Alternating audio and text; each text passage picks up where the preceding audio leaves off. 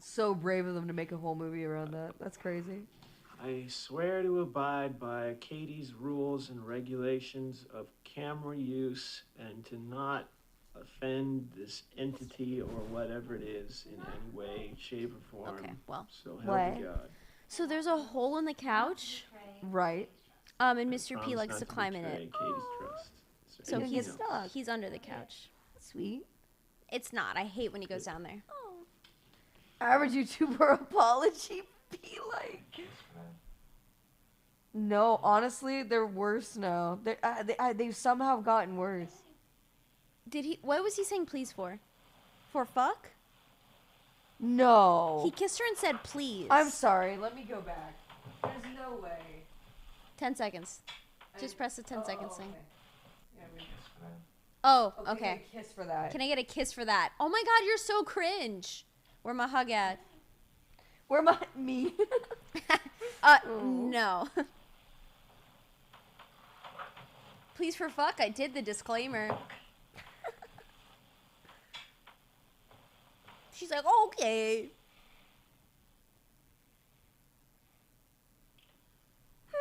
Okay, do you wanna... Don't you fucking dare! Oh, never mind.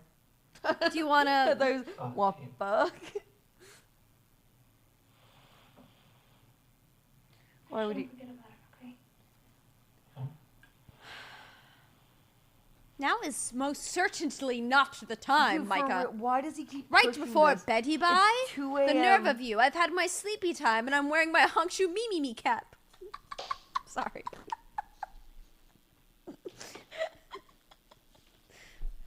Why are you recording yourself doing this? Now he thinks he's a vlogger. That's pretty cool, Yeah. and I'd like you to help He me. records one thing one time. He goes viral One time. Or stand up. I caught on camera everything that happened after we left. And the cursor was moving by itself. Okay. I'm trying to figure out what it said.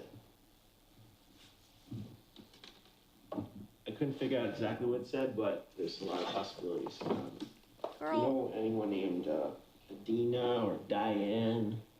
Could be Nadine without two N. No. No.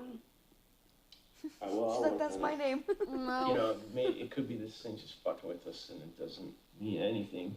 Or it could be so many possibilities. I mean, I could be wrong. I don't know. I don't really care what it means. You're done playing with it. I want it out of the house. Dude, Katie for 50% of this movie has been like, I don't care, I don't want it, I don't want to do, and he's just pressing it. I'm at my, just everything. Come stay with me. Amber, it's not the house. It's me. He's just like, You know, wherever I go, it goes. So what am I going to do? Go to your house and mess things up for you? Yeah, I got a plan. No worry. What? Nika, what's your plan? I got a plan. What? What are you gonna do?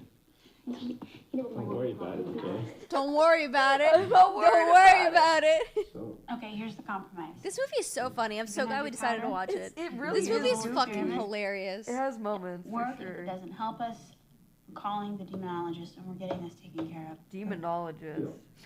Micah's plan, so I got 2 cameras. deal. All right, so. Okay. Yeah? Yeah. Deal. All right. Is that thing on? Dutch Yes. has a plan.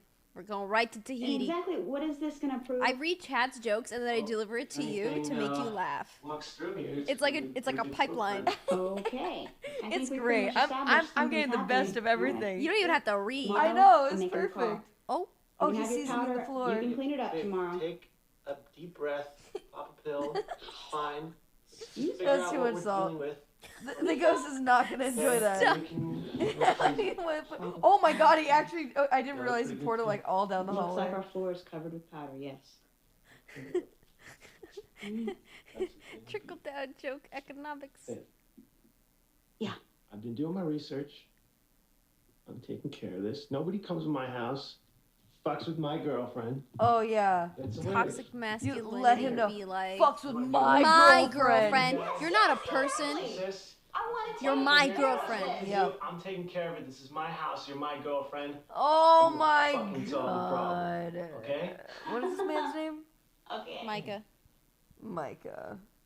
Just have a little faith, huh? Dude. You're not inspiring a lot of faith. I'm not gonna lie to you, Bessie. What's it? Powder is the last thing. I'm gonna make the phone call. They're treating the ghost like it's termites. I Put got some powder on, this. it'll be good. Why would they put it specifically around the bed? You know that episode of SpongeBob where they draw the line in the sand to keep away from the bears? If you say you've never seen SpongeBob, I'm literally leaving the house. I'm gonna leave the house. What's a bear? Like a sea bear. Okay, that was a joke. Yes, I have seen that. Okay. Why do they just do that around the bed? To prevent it. I don't fucking know. I just have questions. Tabasco! Uh-oh. Fuck, salt. Shit. Turns around. It's like, I can't go there.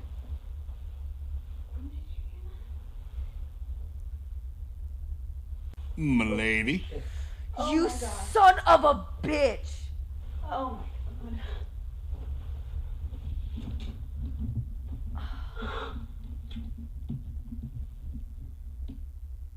You know what? What? You know what? What? You know what? There's footsteps in, but there's no footsteps out. Oh god. Turn on the light, baby. Is that a hoof? Look, Is that It looks like it. Or not a hoof, but like 3-pronged toes. It's a goat. It's a fucking dinosaur. I There's a don't- dinosaur ghost. It's a chicken. They probably built this house over fossils. It's a chicken. This is be a trap. Please, let's go. Chicken ghost. Oh my god. What? Did you do that? Oh, It's like it's another fucking spider. Okay, what's the ghost doing around fucking about in the attic? Tell me you opened that. of course not. The hell is that? Oh, stop. I don't want to see like a fucking face in the cracks, I swear to I'm God. not going. you think they would? You think they would do that to you? I don't know, but I don't want to You think they would do that to you? I hate that kind of shit, You bro. think they'd do that to you? That, like I know that like movies are movies, but it's like the imagery that sticks with me, and then I can't get it out of my head. That's why I can't stand watching. Okay. Oh God, even thinking about it, Hereditary. I really don't want you to go That movie fucked me up, Please. and I didn't even watch it. I just saw bits and pieces again. Oh my God! Stop. That's so funny. That was You have no enough. idea what's up It there. fucked me You up. have no idea. I know. That's so crazy that he's literally doing this right now. Addicts just shouldn't exist. Why do they? Give me the camera. Be careful. Like, just make the house taller. If something goes wrong, I'm gonna throw you the camera and jump out, okay? Camera first, though. I fucking Babe, don't- camera I don't first. fucking like this shit. It's Don't a- breathe oh, that in. That's good, asbestos. good news. It's a raccoon. Aw. It's just a wily gang of raccoons. Be right back. He's so fucked up. He really is. What is that? Stop. I actually remember this movie very well. Stuck in the. Oh my god, Mika, come back down. Come on. What do you? Please, come What's on. wrong? Can you calm down? I'm jittery. I couldn't Hold see on. what it was. You're freaking me out more than the movie. Sorry. Take the camera. Oh my God. Okay, this is like literally just not a part of the couch. Here, hold the ladder. Come down. Something up there. I gotta. Arm of the Mika. couch is just.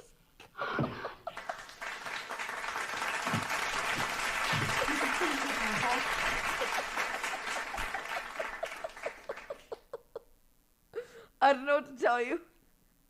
The arm of the couch, it's not part. It's like not one part. What did you do to the couch? Okay, so you know how like an arm, if you pop out of the socket, like the arm is still there, just you can't really do anything with it.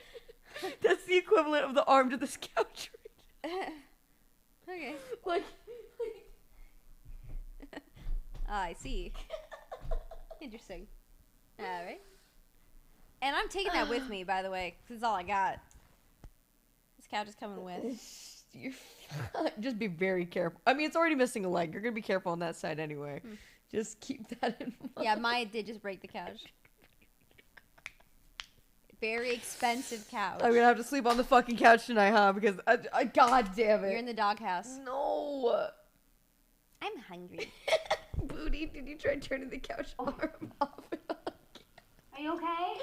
Oh my god. Mika, answer me. You sliding. Oh yeah, Mika. sorry. Mika. Oh, Mika. I thought you said Monka. I was like, what? Monka. Oh. Found this up there. Poor Look Maya. at this photograph. Whoa. Is it her? What are you talking about? This is our old house. Of course. What in the hell is this doing in the attic? How'd all that stuff burn down? There's no way. There is no way you found that in our attic. There is no Looking way at the that even burnt exists. picture. I thought everything burnt down. I haven't seen that picture in 15 years. That makes no sense. That makes no sense at all. Ghost is like, tee what if I told you everything?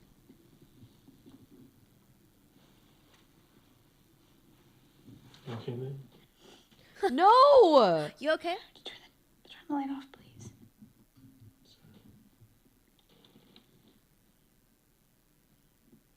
Where was it when you found it? It was in a bunch of cotton candy. Super weird.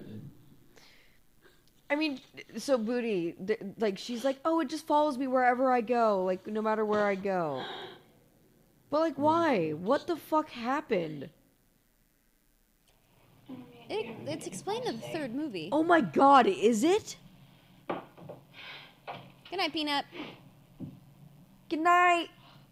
I won't tell you how the movie ends. Thanks for hanging out. No spoilies.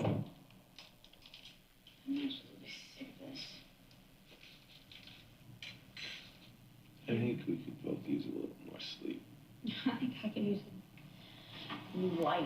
Damn. Trying this. She's so real for that. Take a look at this. Hey, a little more. And the ghost took Lighten that up. personally. Oh. Footage.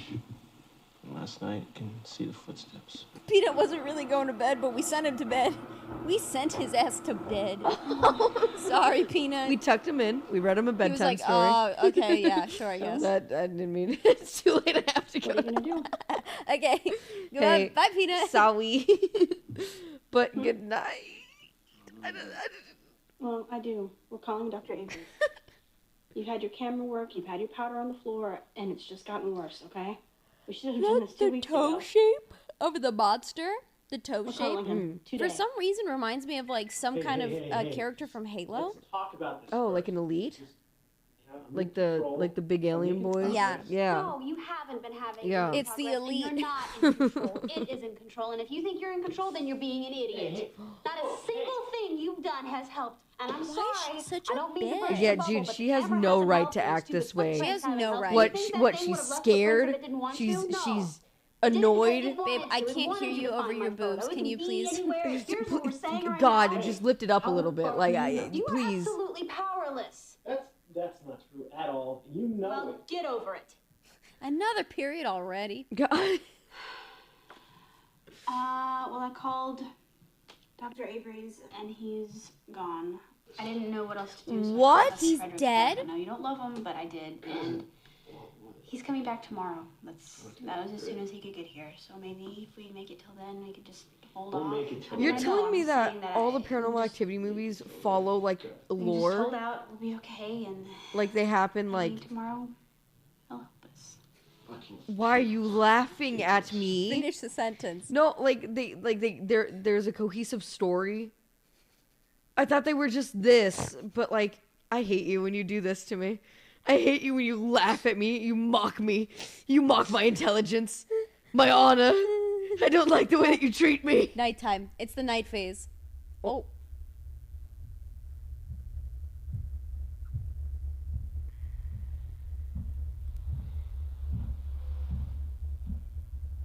That's like not even. M'lady. Dog, if you don't. What are you doing? Okay, the milady actually weirdly enough helped me. Okay, good. It did. God damn it.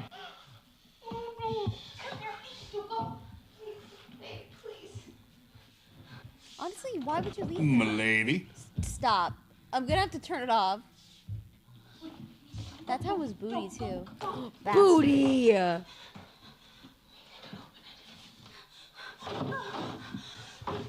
Baby, come on. Come on. Right now. Come on. M'lady. Chat. Behave. Who's that?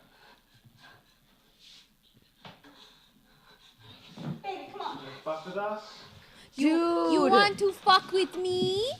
You want to fuck with me? I fuck with you! You not fuck me, I fuck you! Show yourself! Oh my The god. Bostonian, show yourself. My dude's playing Phasmophobia right now. Got a problem? He's like, I got ghost Why orbs. would you do that?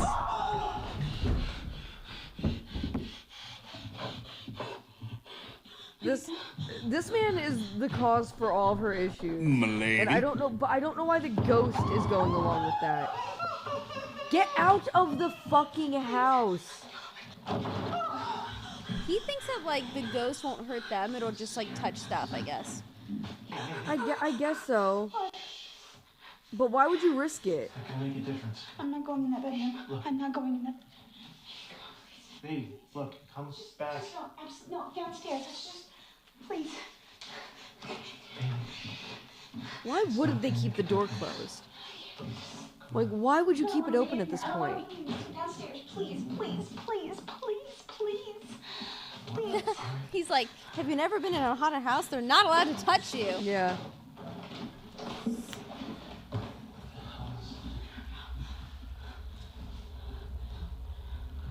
Down here's gonna be much better.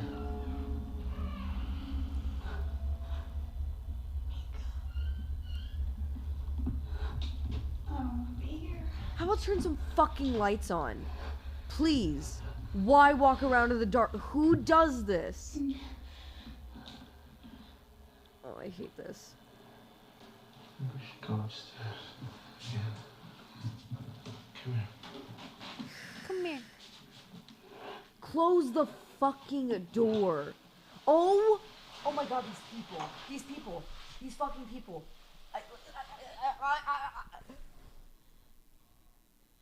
Are you saying they deserve it? Yeah, a little bit. He specifically, but like she's not much better. She doesn't want to be alone. She'll be without him. If you're really worried about being haunted, just go to a place that always has like a shit ton of people. Cause like, what's it gonna do?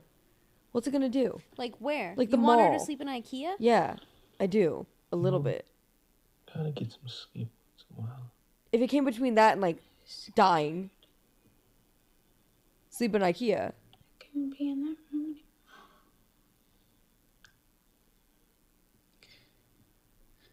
I understand. What about her just gives me toddler vibes? Is it the open mouth no. breathing? She's wrapped up in. She's swaddled currently. She has her blankie. I think it's also the way she speaks. Yeah, she's very soft spoken. I'm gonna go to bed. I'm tired. I'm tired.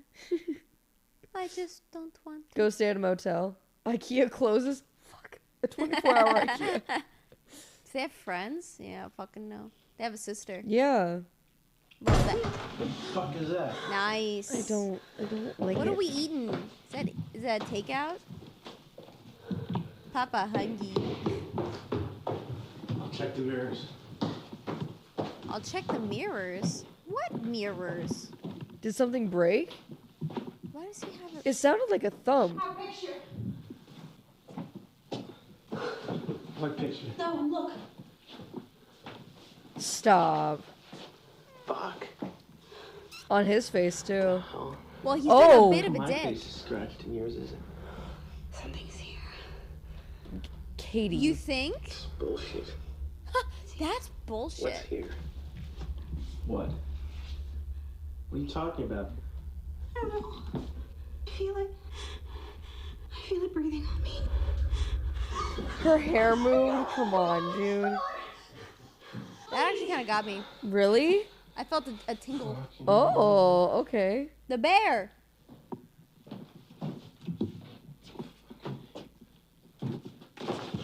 Huh? What are you looking Ghost for? is in there like scrubbing up. Like, He was like, hey. Come on. go Close the curtain.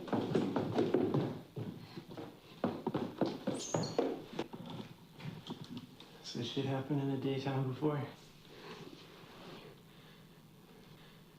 It's getting worse. Oh, you do.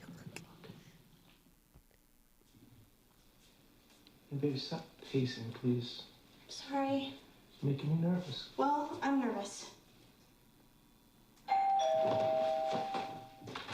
Katie, hi. Hi, come in, please. Thank you so much for coming back. Oh, no problem, no problem. Tika, hi. We called Dr. Avery. Mika. He's gone.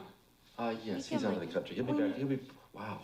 We need your help. This is overpowering. It's getting worse. Yes, it certainly doesn't like that I'm here, and I cannot help you.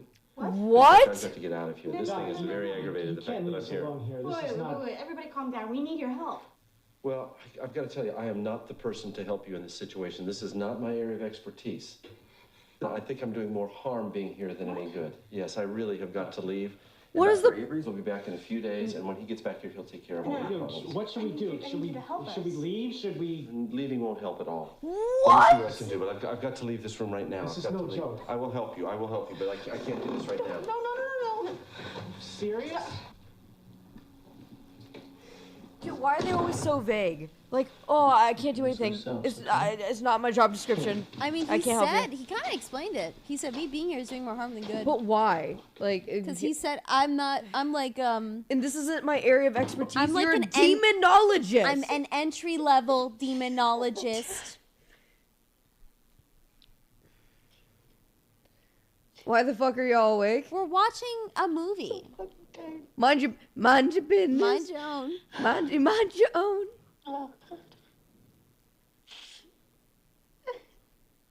Learn to be like. Oh.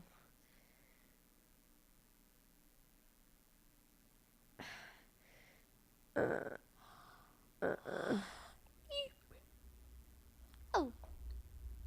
There's my phone. I'm level 5. This is like 100.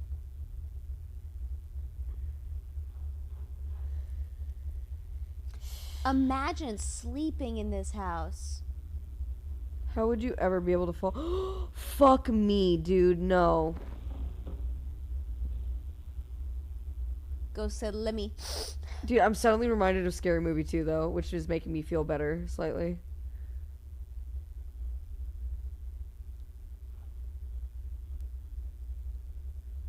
It's not the house that's haunted. Oh, that's it? Okay. Literally just wanted a whiff. Well, I guess for now.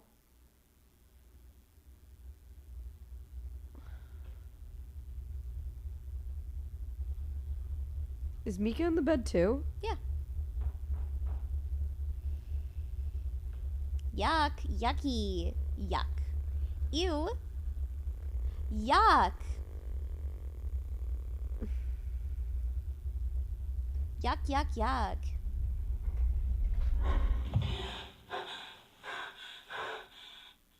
Mika.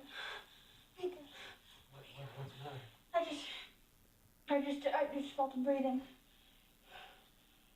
Right there. He was right there. I felt him breathing. Y'all.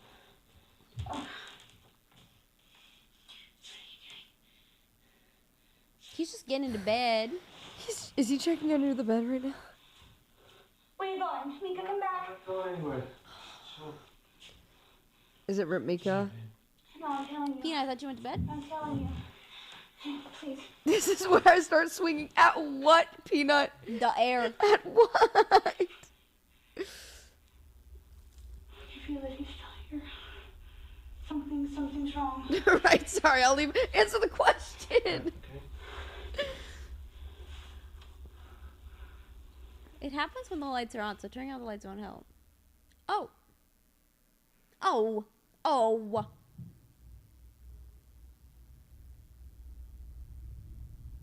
I can feel it watching me. Right now. Fuck, it freaked me out, babe. We have to do something. Now he's freaking out? I don't know.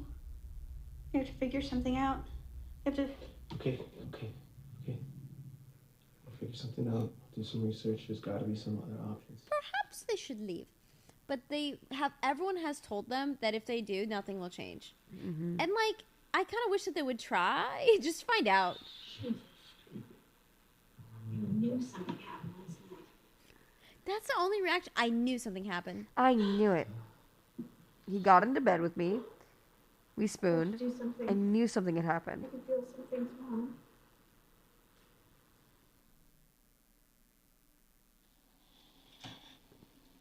So I was doing some research, just trying to figure out our options. I found this website. This chick, Diane, one of the possibilities from the board. What? Yeah. She has all the same things happen to her in the 60s as happened to you. Wait. What do you mean she Like has all the same everything, things? like her 8 years old and like house burning down and like seeing shadows and whatever. God knows. All the other And shit she you said. called I wasn't Exorcist. listening. Just whatever you said, that happened to Is her. that her? You're telling me there's some girl from the 60s who had the exact same things happen to her? Yeah, down to a T. Maybe this thing is the same thing, and he just jumped to you instead, and that's his MO or whatever. And he's trying to warn us Or whatever. with this Ouija board, trying to tell us to find this woman so we know. So what happened to her? Is she okay? They tried to get rid of it, and sometimes that just pisses it off more. Before the exorcist got there, she wasn't like this. She was just hearing voices and having bad dreams. I'm trying to find some kind of reason this thing would pick you after haunting her. I can't find anything. From what I've been reading, these things are totally random. There's just no reason. Like, How did she die? She's pretty. I know she is. I think this thing's trying to warn us not to fuck with it. I don't want to take a chance. That's goofy. Oh, no. I can't even tell what's going on with her. There's no way that we're doing this. It's gone away on its own before. This is not worth the risk. I'm gonna go lay down. That made you tired. That made you tired? That made you... Okay, I got a Nope, she idea reading. about what we can do. Some more stuff. Would you please just get away from me with that camera? I'm trying to study. I kind of Nice. want to talk to you about this thing. Mika, please, will you give me 5 minutes? Go, please. What are we studying? Hey, chill out, right? I'm trying to help the situation here. I have some ideas I want to talk to you Okay, about. Mika, you and your stupid camera are the problem. The fuck? Just leave me alone. Would you stop following me with the camera? I'm trying to solve the problem here. He's not abiding by those rules for the camera that she laid out. Oh. Thank you, Mika. Thank you so much. Oh, hang out with your friend upstairs. I'll be down here. Dude, fuck this guy. Whatever. Let me grab my camera to console my crying girlfriend.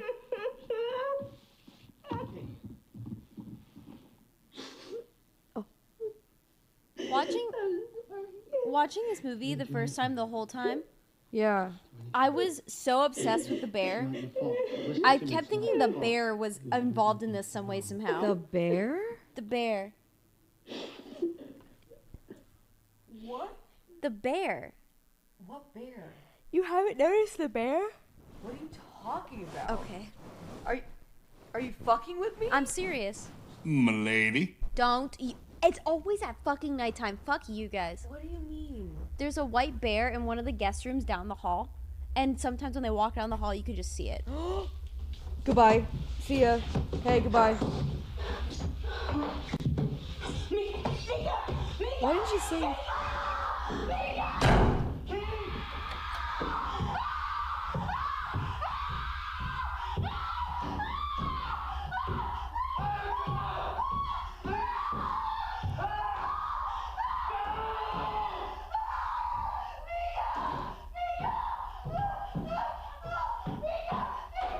M'lady. Oh, fuck. What? I just wasn't expecting them to run back into the room.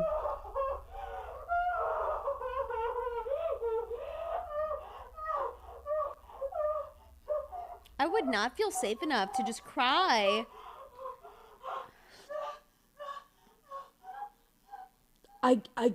the fact that they never close the door behind them.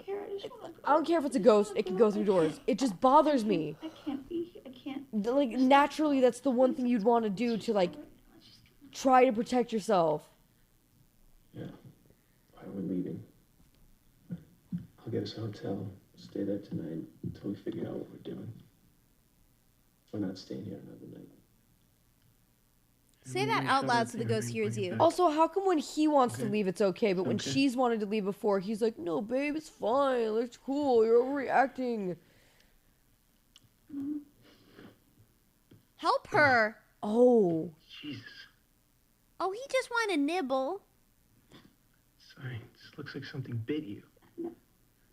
God, it would be a little spooky if that didn't look so bad. It looked like chicken pox. Hey, you ready to go? Car's packed. Let's go. Hey, babe? Oh, no.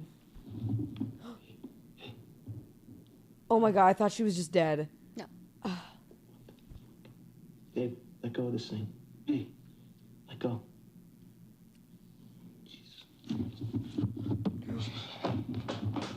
Ace ketchup. Ace ketchup. Yeah. Right after I, make a hot dog for myself, I like to grip a She cross. fell and asleep. sometimes... She had like a diabetic thing, and she fell asleep holding her hot dog. Hey. Come on, let's go. Let's get you up. Come on. Hey. Come on. Come on. Let's get to the couch. Come on. Come on. Like, get her to a hospital. She's clearly not doing well. Oh, really? What are you gonna do? I'm gonna light a fire, warm myself. Oh my god, he's so stupid. Well, ghosts can't exist when it's not cold. So.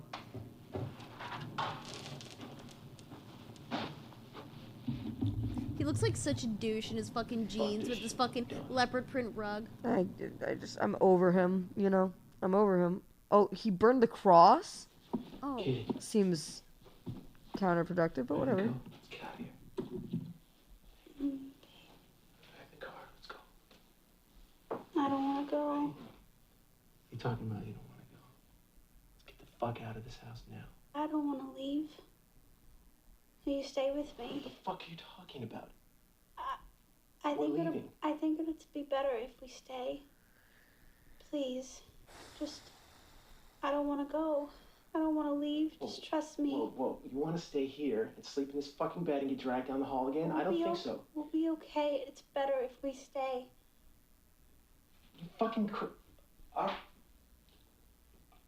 don't know what the hell's going on, but this is insane. He should go stay at the hotel. Yeah, I know. For real. Honestly, if it is following her, cut your losses, bro. Get the fuck out of there. I think we'll be okay now.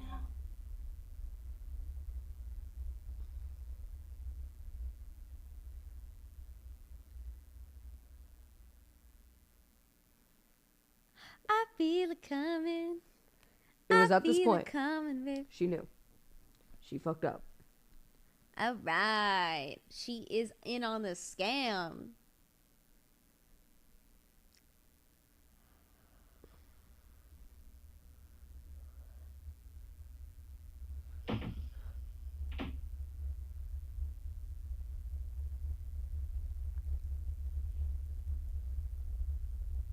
Oh, she's like not herself. What do you mean? If he could do this always to her, why the fuck drag her out of bed? He had to build up his power. Okay. It's her Oh, she's gonna stand and stare for a little bit. she's doing her sleeper agent thing. See, but like if he's wait, is she not? If Oh. no blanket for you. Cold. Oh, she's not.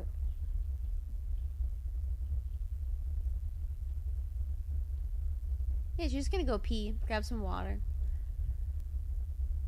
I hope she just fucking T-poses. She just planks on him. Oh, don't. Oh my god. What was that? Oh, he turned over.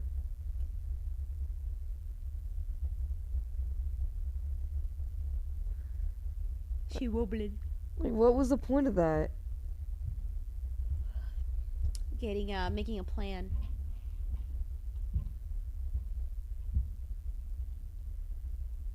Ghost jiggling.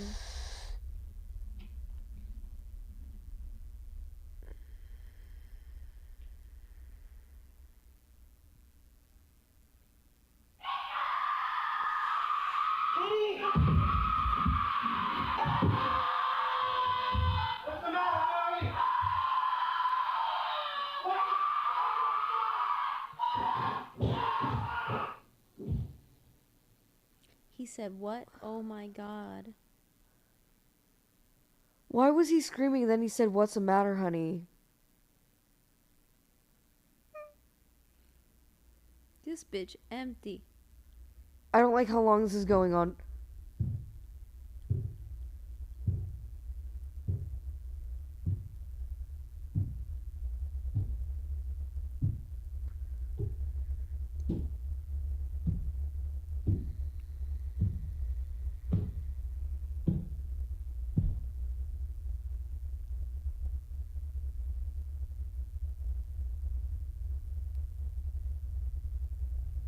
Milady.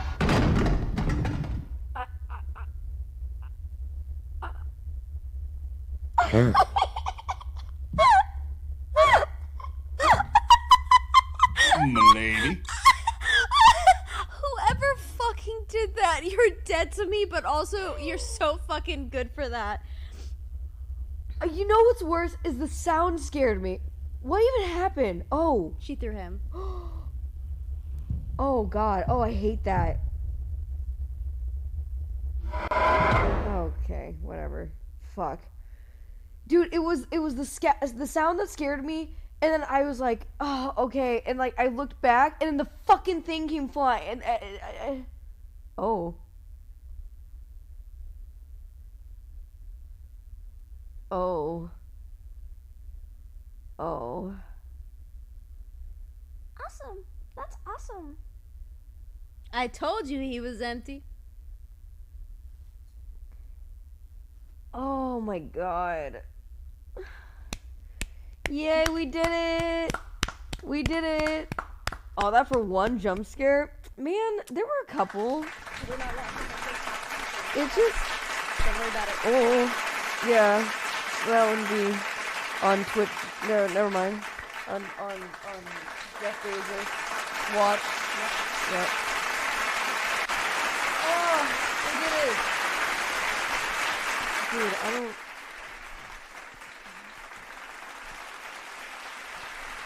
You know what I want? You know what I'm curious about? I want to see what a good horror movie is. Like, this is like... It's... Thank you. Thank you. God. Supportive. Milady. It's not necessarily that I want to watch a horror movie.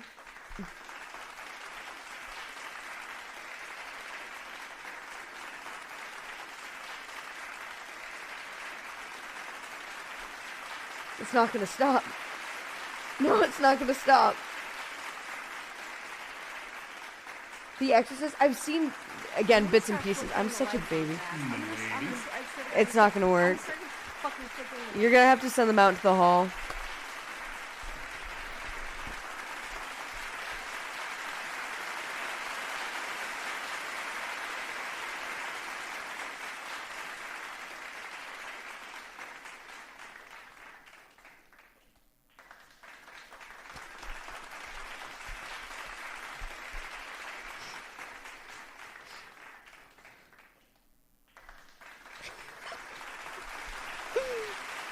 I like that they wait till it's done. When a comedian is switching like between bits and like he's drinking water and then like goes to tell a joke or something.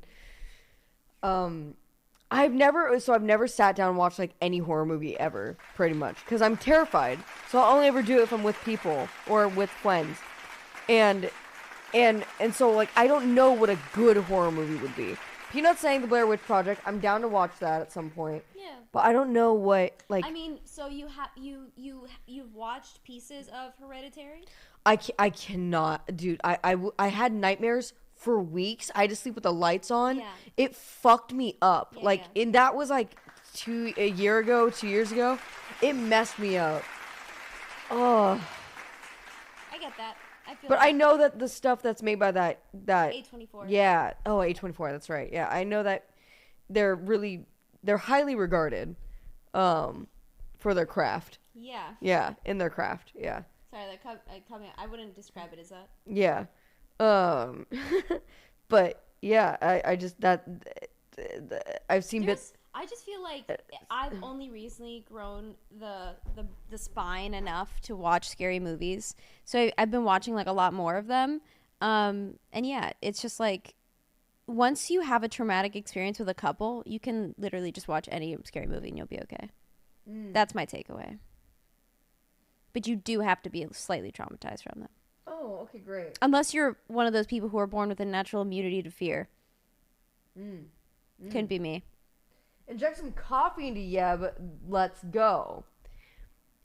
Yeah, you need some coffee, and then we're good to What go the again. fuck? Listen, I don't know if you're from goddamn Europe, but it is 5 a.m. over here. You can suck my ass and my balls. We haven't got to bed yet. Yeah, we haven't got to bed. Yeah, just get some coffee. Just keep it going. Why not? I've seen Paranormal Activity before, and that shit still give me chills. Like there were parts that I knew about, and like I've seen bits and pieces, but it doesn't make it like when you see it doesn't make it like less scary knowing it's gonna happen. The imagery is still there. It still sucks watching a body get thrown at a camera or someone dragged out of a bed. You know what's going on. You know that it's like whatever, but it's still slightly spooky. Yeah, for sure. It sucks. The thing I didn't know about was like the standing at the edge of the bed stuff. That's fucking wild. I didn't like that shit at all. We're gonna be like clutching each other like baby monkeys while we sleep. Oh no! Ah, damn it! Clutching. The Lego movie is really scary. Oh fuck! Word. All right. It's tough because I feel like the movies that I've really enjoyed that are horror movies are not really quite horror. Like Peanut said, like The Thing is so fucking good. Yeah, someone else mentioned The Thing too. I don't know if it definitely is a horror movie now that I say old, that. Right? The Thing. Yeah, it's from the 80s, but it's really good. Okay. Like you don't understand. I wish we could watch it on stream. I'd be down to watch it at some point. Is it like I assume TOS as fuck? All right, awesome, love that. It's a big no. Love that for us. But very cool and very good practical effects, like the best. Well, now we're done talking about scary movies. Bed. It is time? so late. It's I so can't late. believe you all did this. This is your fault, chat. Yep. 30 more hours. 30:53. 30:53. 30:53. 30:53. Blue 42. Blue 42. Hut. Hike. The Babadook. I've heard things about the Babadook before, but always as like a story. I didn't know they had a movie.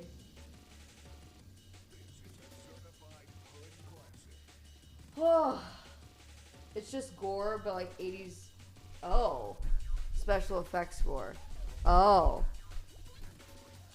yeah. I just rewatched The Fly the other day with Jeff Goldblum because he's a delicacy. Yeah. Dude, Jeff Goldblum back in the day. I'm so sorry. I had to load what you were saying. Understandable. Sorry, now I'm getting distracted. I completely get it. But yeah. Jeff. And like that's kind of when Peanut's saying like, oh, just like straight gore, like 80s special effects. Like that's what I think of. Like, have you seen The Fly? No. Really? Mm-hmm. Oh, it's good. It's not even that gory, but there are parts of it that's just like ah. Explain to me premise. A man is trying to invent teleportation, and while doing this, something goes catastrophically wrong, and as one might assume, it does involve a fly. Yeah. But it's mostly about a man trying to make teleportation like a thing. We're in. Oh, wait, really? Dude, no shot. Oh no, not this. No, not this. When? Friday. Fuck off. Friday. Chat, how would you like to do a spooky experience on Friday? But not spooky in the way you might think. You're such a cock. Yeah. I told you. I told you. I fucking told you. That's if the subathon goes till Friday. That's true. Yeah. Fair point. Mm-hmm. Honestly, I can't believe we're fucking doing this. Yep. I cannot believe we're fucking doing this. Yep.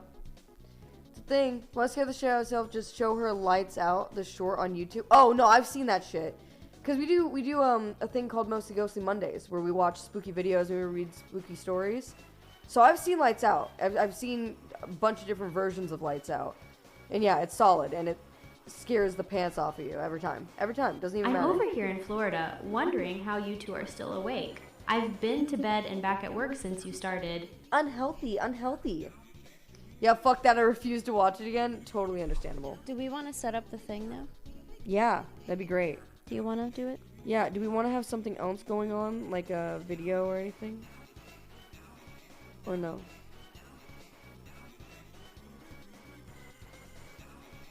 Yeah, of course. Okay. But Great. the next question is what, right? Yeah. Yeah, I don't know. That's why I hesitated. Oh.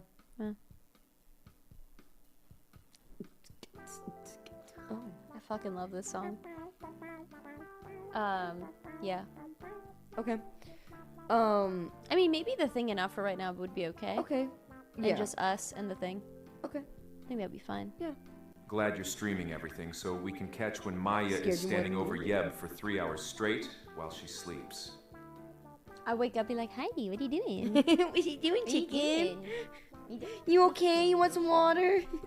You would be so nice. You'd be like, "You need to go to the bathroom?" You gotta go potty. What's wrong? You lost your way to the bathroom? We could open up Media Share, and let the mods take care of it. Sure. That's just normal Maya behavior. Oh Nothing my to see God. here, citizen. Bitch, why is it down? Yeah, we can open up Media Share and let the mods take care of it. And then also have that thing running. Ow, I just stabbed you again. It's okay. I punched Maya, like, in the face right in the beginning of stream. Yeah. It was a scratch. I still feel it. I feel bad, because while we're talking, I keep looking at it. You can see it still? Oh, no. No, it's like I actually cut you. Oh, really? Yeah, it's a cut straight up on your face. Oh, my God. If it scars, then... No, it's just an It's the itty. way I'll It's just an remember you itty bitty forever. cut. Yeah. It's not that bad. I'll have to look in the mirror. So, look in the mirror. Ugh. Oh. Hate that. The demon scratched my chat. We're fucked. That was so earnest. I don't think I've ever heard. Chat, we're fucked. I've never heard Peanuts TTS so earnest. Okay. Sore. Monkey or. Yeah. Can you. Would you mind taking the reins on the thingy? Sure. Okay. Yeah. So, chat. No, like on setting it up. Yeah, it's really easy. Go ahead. Okay. But they're gonna hear it. Let them hear it. Okay, you're okay with this? I'm absolutely okay with this. Okay. Give me a second. Alright, give me a second, Chad. Just give me a minute. I'm doing something. I'm doing it. I'm doing something. Give me just a minute of your time so I can go ahead and do something real quick. Just give me a sec. Why isn't this opening? Oh, now I opened 2 windows. That's not good. Oh, fuck. I don't know where any of the windows were. Okay, there we go. Okay, so it's working. No, I don't want to do this right now. Okay, so now we're gonna go ahead and do this. Yeah, this is my real voice. This is what I sound like. Okay, chat, you're gonna hear something in a second, and that's okay. Any guessers in chat? There might be some guessers in chat. Any guessers? No, they couldn't guess. Guessy Wessies? Honestly, they couldn't guess it. No. A cat couldn't hit the whip. Not if they tried. A cat couldn't hit the whip. Not if they even fucking tried, mate. Not today. Not me. Not Hermione. Yay. Not Professor Dumbledore. Not Professor Quirrell. Not Madam Hooch. Yay. Not Friends. Yay. That's the content. For the next 30 hours, I'm going to be doing that exact same voice, but reciting every single character from Harry Potter. Kind of a bit. Oh? Whoa, what sounds? I don't think they can hear it actually. Oh, they I think can't. I turned the desk Ah, audio off. shit. No, All it's right, fine, it's give me a good. second. They might be able to hear it through the mic. No, they can't hear that. Oh shit. Okay. All right. It should theoretically be working. Yeah? Yes. Okay. As long as we are not. We just need to be in this. Okay. That's fine. Okay. I feel like it's loud. They can hear it. Well, through the mic. Yeah. Oh no, I actually have to capture it. Yeah, like I was trying to explain. I did my audio weird.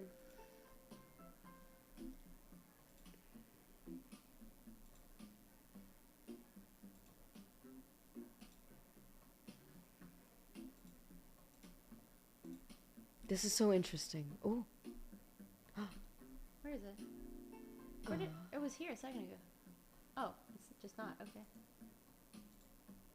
Why you do? Why do what? No, why it do? Oh, because I maybe picked the wrong that might one. be it. Oh right, that's the. Yeah. Volume seems good on that. Oh shit! Could this be something? It might actually be something. Do you want me to explain, or do you just want to let them see? I'll capture. Okay.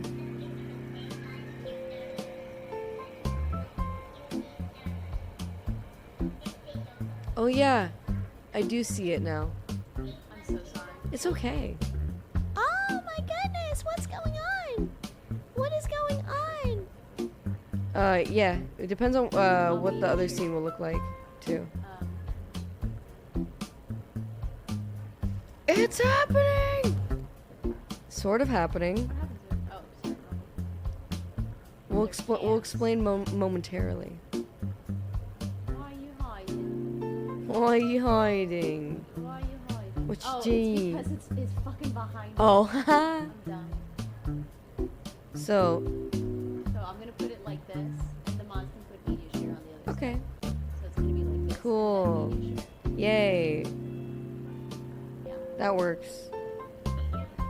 Yeah. Let me get it going.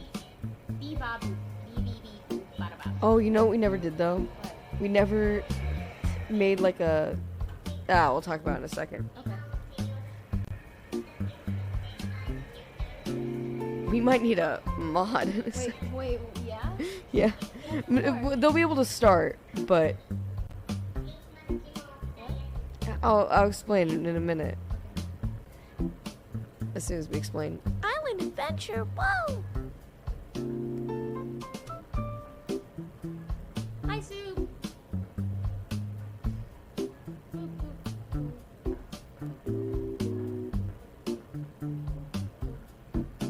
I swear to God, I could reach it. It's just so close, and yet so far.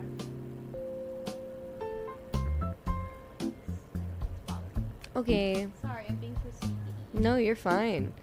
Why, who cares about the aspect ratio? Go ahead.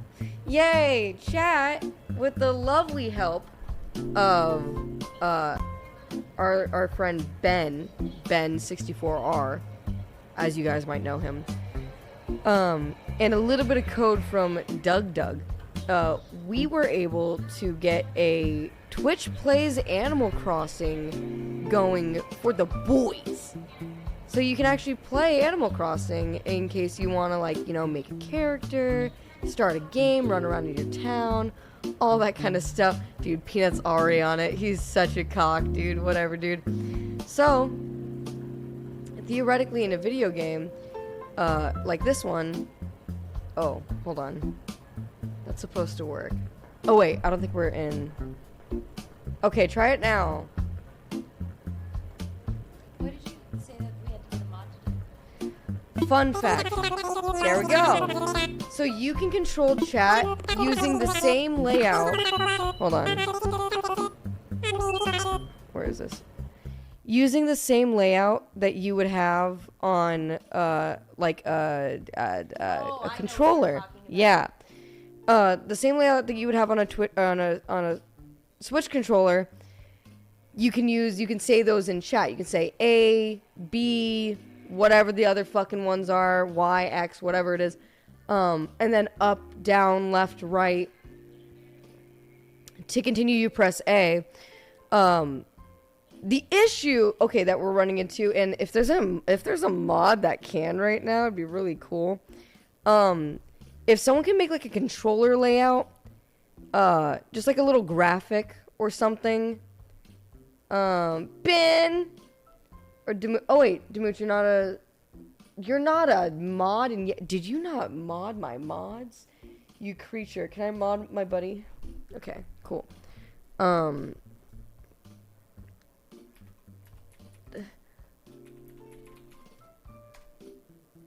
All right, Demuth, I got you. It should work in both chats. Oh, I see. I clicked back out of it. I have to be clicked into it or else it won't work, so I do apologize. It should be working again. There we go. So you guys get to create a character. You guys get to name your character. You guys get to play around in Animal Crossing, and this is what we're gonna be doing. This is how this is what we're gonna do. In both chats, correct? In both chats. People should be able to do this in both chats. Sorry, I fucked up with something again. If I adjust anything in OBS, it can't happen. So we just need to make sure it's clicked into this before we go to bed. But whoa! That's where we're at. Did I miss the marriage? No, that's happening tomorrow. Or when we get up. Whenever we get up. Today. Later today. But yeah. Yeah. Bed? Yeah. Sick. Has Chad figured this out yet? Yeah, sort of. If possible, because I don't know all the controls, we didn't have time to, like, look into all of the things. You guys can just finagle with things, whatever works. I know that you guys are smart enough to figure it out, but if one of the mods does want to make some sort of graphic or anything, anything like that, if you close the game, I don't think that they actually can. They can't. Yeah. I know it seems like, oh, birthday. Okay, I need to see what you guys choose for a birthday. I'm sitting for a minute. I'm letting them play. Yeah, I want to have them. One. Your name's 11. So I believe you can move. You can't type in the letter. You have to. Yeah, you have to say like up, down, left, right. Oh shit, bitch. Yeah. Wait, but go chat. Erase the 11 unless you don't want your name to be 11. Yeah, they have to move all the way over to B, and I think it moves over. Oh my god. Well, you. Oh, somebody did it. Oh, nice job. Oh, this is amazing. This is kind of creepy. This is really creepy. After Paranormal Activity? I don't like this. This is the real Paranormal Activity happening right now. Chat, I'm playing with no hands right now. Nope, the 1-1 again. 1-1. Are they trying to do 9/11? Confirm. Don't hit confirm. Oh, 119. Not quite 9/11. Almost. Not quite. Okay. Okay. Go ahead, give yourself a name. How does the game move if there's no one in chat? It doesn't. It doesn't. The game will stay where it is until somebody... The game is completely controlled by you. Exactly.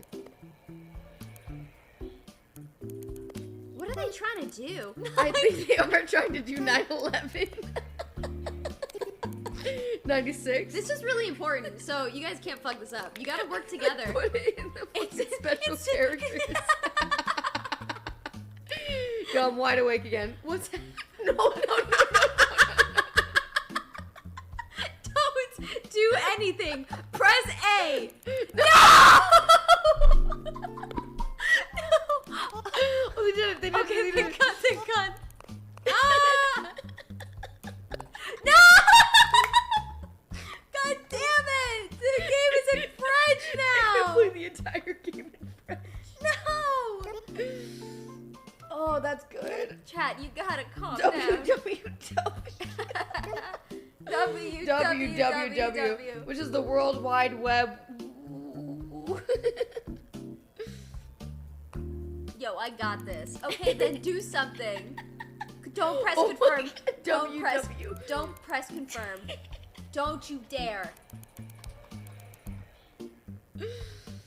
What are we doing, chat? They're speaking Morse code. This is so much more fun than sleeping. What is that? You got this, chat. You can work together. Oh, chat's good. Chat's real good. No. How do you pronounce that? How do you pronounce that? That's your name.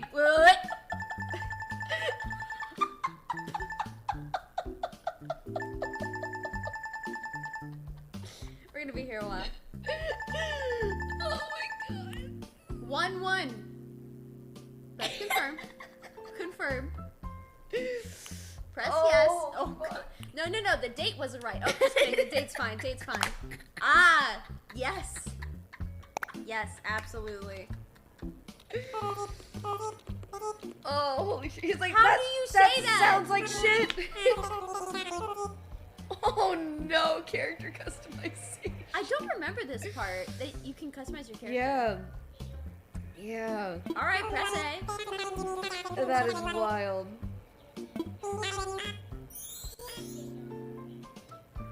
Isn't that what Elon Musk named his kid?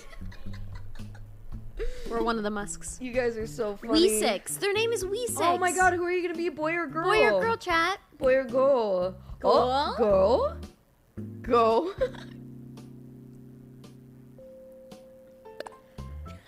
Yeah! Alright. Skin tone. Alright, how are they gonna get to the different... I don't know how they can switch. Hey, it's me. This is where you guys might need to do a little bit of exploring, because I have no idea what left and right trigger would be. Oh, they did. Somebody How did did something. you get there? He spelled out. Oh my right god, good thing? job. Good Wait, fucking job. What did they do? Oh, that. You look interesting. You know what we're in? We're in a battle of people right now who just go with the default every time versus the people who want it. People who spam A. Yeah. They just can't decide if they want no blush or some. I get that. Mood, honestly. Okay. Can we change noses? Oh. Nope. Please do the one tooth smile. Please do the one fucking tooth. Please do the one tooth mouth. I'm begging you. Do the one fucking tooth. I think the issue with the menu is it. Oh. The issue with the menu is that it doesn't just go up or right or left or down by one. It does it in like increments of like 2 or 3 We've or got 4. some blush. Please, we gotta do the one tooth. I don't know if they can. They can. How? Like that. Okay, how? I don't know how they're doing it, and probably neither do they. Gorgeous. If they can land on a decision. I could watch them do this all night. I could too. I'm wide awake suddenly. Okay. You're not making threats in the chat. Oh, thank God. No. You're so mid. Retake. Let's go. Come on. All right. You got this. It's great with the delay. It's so good. Just not sure if I would like that. They might spend all night trying to fucking get through this. And by all night, I mean all day. Oh, oh my god! Weesix, you look great! Weesix! Weesix! If I had to hear that all night, I'd lose my mind. Fuck, come on, chat! That's good. Well, good news, we still have to name the island. Oh, true. We have to pick the island. We have to pick the island and name the island. Oh, fuck.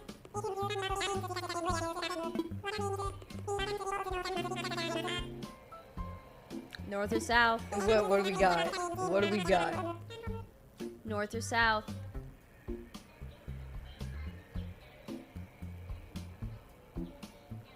A, chat? They decided no longer.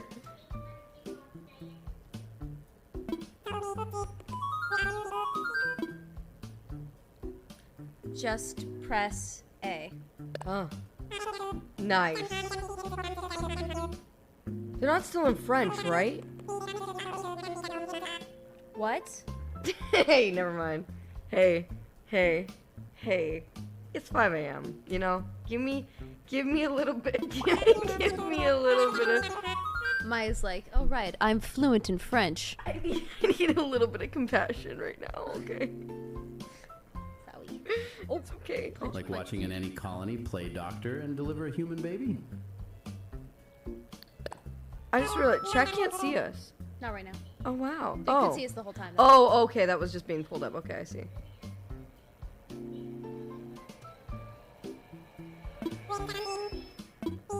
I missed what they said. Oh my god, me too. That's fine.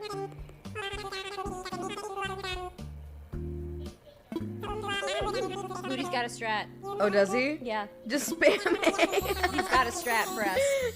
He's like, I'm not reading all that shit. The VIP abuse. Taking advantage. I kind of live for it. Oh. That one's good, actually. Nice. Good choice. A. I will join the cause. Peanut's pissed. Fuck!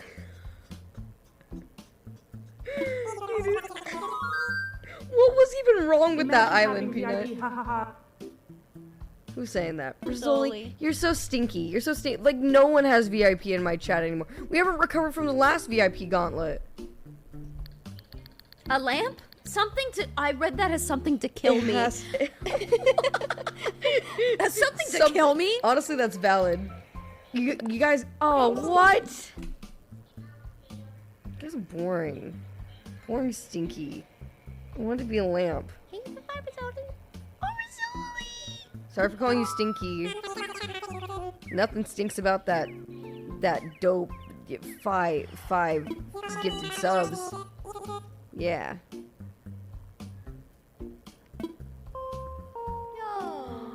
Thanks. We 6. They sound different. Quinn, thank you for the 4 months. It's the women. We're going together? Yeah. They can't leave you unattended because you're a child. I think. I don't know. Time to see our house for the first time. Wow.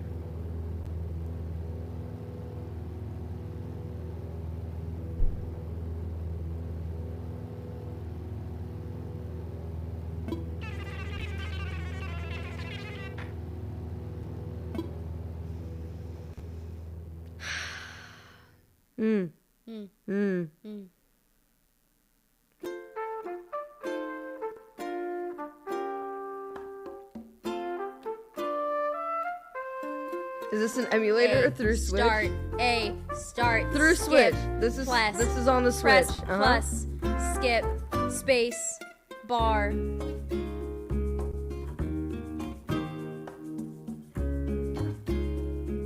Escape. Enter. Home. Plus. Start. Alt F4. No, this is good. This is good. This will take us some time, but it's good. This is giving me COVID flashbacks too. Oh yeah, man, what a good awful time in the world. That's what you said. What a good time. I'm like, the Animal Crossing was like the light in the darkness, though. yeah, that was smart. Yeah. Because they planned that. Honestly, Nintendo. What can they did possibly do?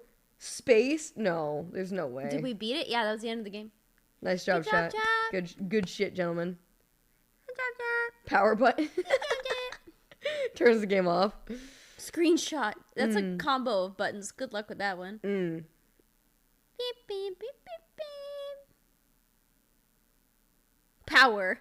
Dude, can you imagine if that fucking I worked? don't know what's going on with it right now anyway. It's loading. Oh, wait, the game? Or no, they're still in the... Wait. Is it still the starting screen? Where did they get in? This is us landing on our private island. I think somebody got them in. Thanks, chat.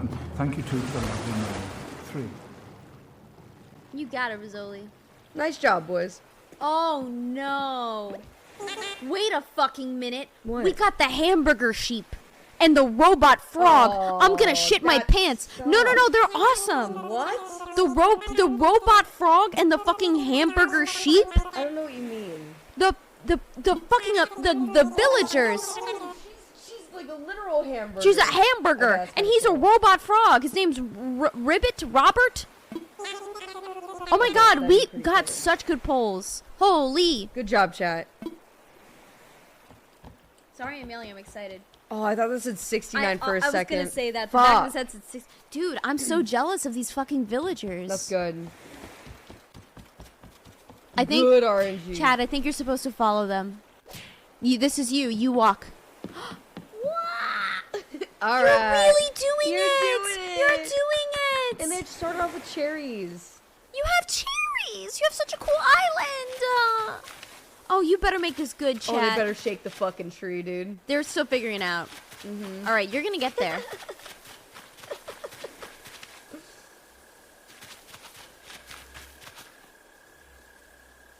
You're gonna get there. Oh, so close. Oh, you're so close. Oh my god, you're so close. I'm on the edge of my fucking seat. Oh. Now, boys, okay, this is where the mods come in, okay?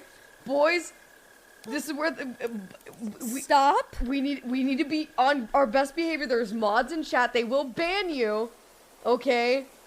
We're trusting you to be good.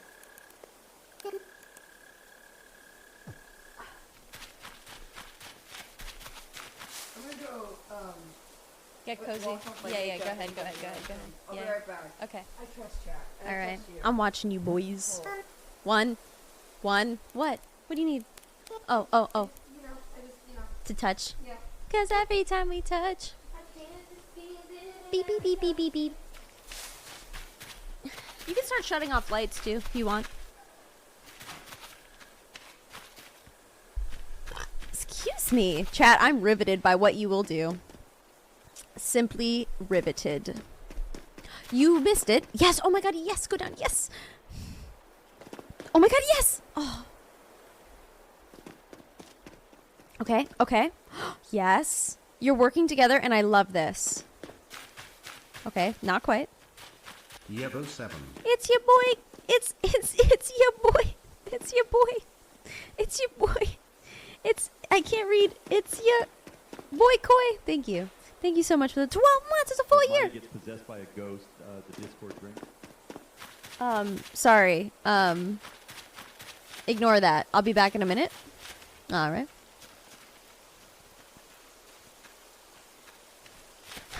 Imagine you sleep for a couple hours and come back to a fully built village. I'm hoping, I'm banking on it that just one person, one human is going to stay in chat and make it happen. One fucking person.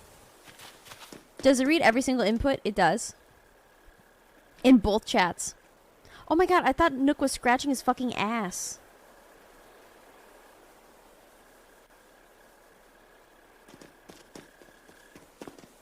You're so close.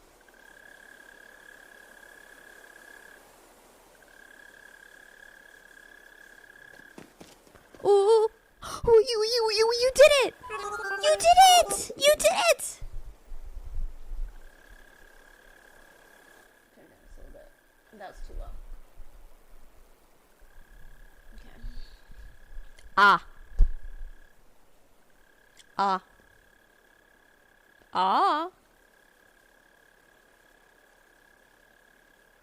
Well, we just peeked. What's going on? Hello? B? Try B? Oh, it's because chat. It's my fault. I clicked away. It was me. That was me. It's because I clicked away. So sorry. Frida. Her name's Frida. Ribbot and Frida. I'm gonna poop my pants. Dayman.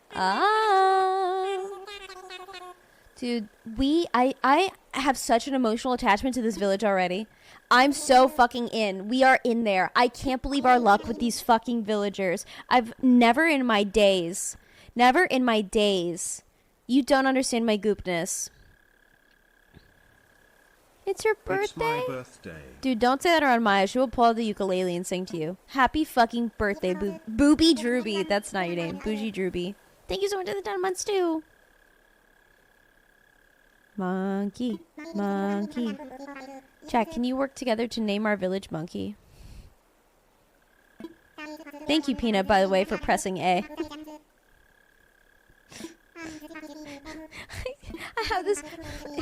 I imagine Peanut in bed. He's trying to go to sleep, but he's just like these fucking idiots. And he's just A, enter, A, enter, A, enter on mobile with just the phone lighting up his face. A, enter, A, enter. These fucking A, enter. They're just like, If I don't, who will? That's what I am saying.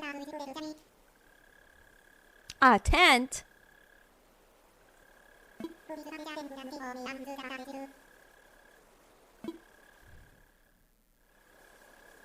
When do you get to name it? I'm confused.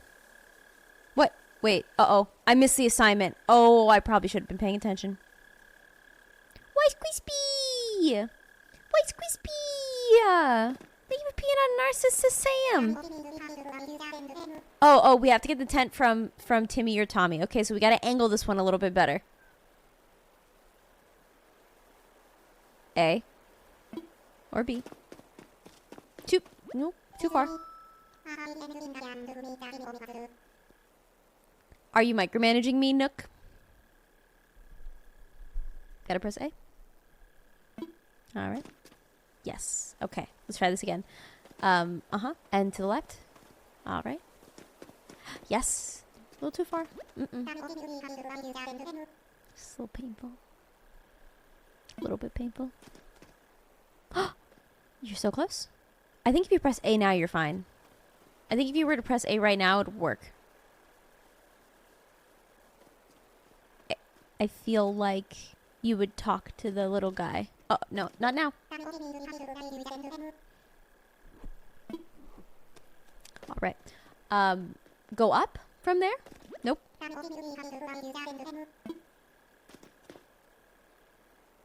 I don't think subs are adding to the time left either. What do you mean? What are you talking about? So thank you for peeing on A button. Is that true? I don't think that... I mean, what? No, we've had people gifting and it's been working. Guys, focus up. Dude, what can you imagine? Bro, I'm so sorry. And respectfully, I understand that you were just trying to help, but adding me and being like, timer's not working. The stress. The stress before bedtime. Crazy. All right, just go forward. M'lady. Just woke up and I don't have work today. I'm playing Animal Crossing with stream all day. If you could make this town beautiful and special, I'm already so attached. I will not touch this game. This is y'all's save file. This is for you guys. I'm not touching.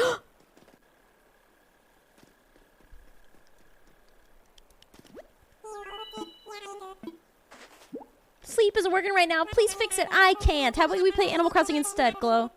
Sigh, you're peeing on... I am catching on to a theme here.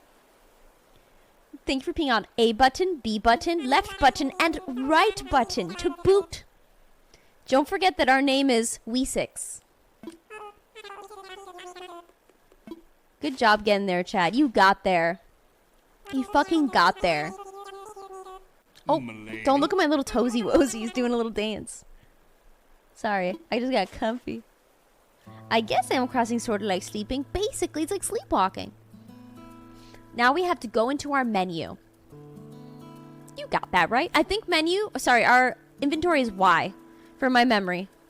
Inventory, I believe, is Y. Am I crazy? Or what is that on a controller? Right? You got it. Bruh, easy, simple as... Oh. Not like the word why. Nope. Peanut, that was all you. Just want you to know. Oh, but we're placing our house down. Okay, so actually, let's go for a bit of a walk, yeah? Bit of a walk in it. Oh my god, what did I knock over? Oh my god. Let's go for a bit of a walk. Alright, chat, go for walkies. Okay. Sigh, thank you for Peanut Glow! Cyril gifted a tier Wherever we place our tent down is where our house is. This is a huge day for me. Same. Okay, you're doing great. Yes, let's walk around our island. Let's see what we're working with, chat. Good fucking job. We're looking for a spot to set down our tent. So if you see a spot that you really like, just whip out the menu really quick and press A. And that should do it. If someone wants to be selfish and just throw wherever the fuck they want, just fucking do it. Why not? Looking for a perfect spot. You're the judge of what's perfect. You know? Oh, we can't get to even, like, most of the island is the issue, too, because we don't have fucking tools, so we're kind of trapped on this side. How do I switch to Pikmin 4? Are you not entertained?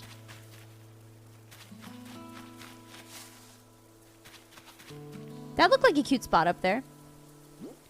Oh. We're going for it? Are we going for it? I'ma leave holes everywhere. Oh. So close, but no cigar, chat. Can't go there. Go up, maybe.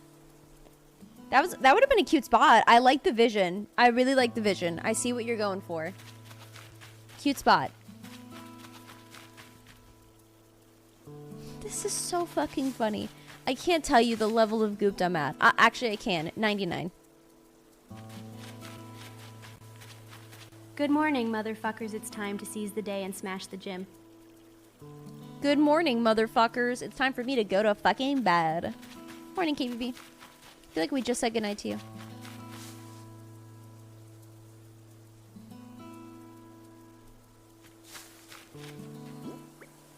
Rock. Glass. Glass. Bowl. Metal. It's not gonna work. It's not gonna work. It's not gonna work. It's not gonna work. Nope, told you. Get away from the lake. Go down like an inch. And it should be fine. Yeah, you could drop it right there even. Just like not on the lake.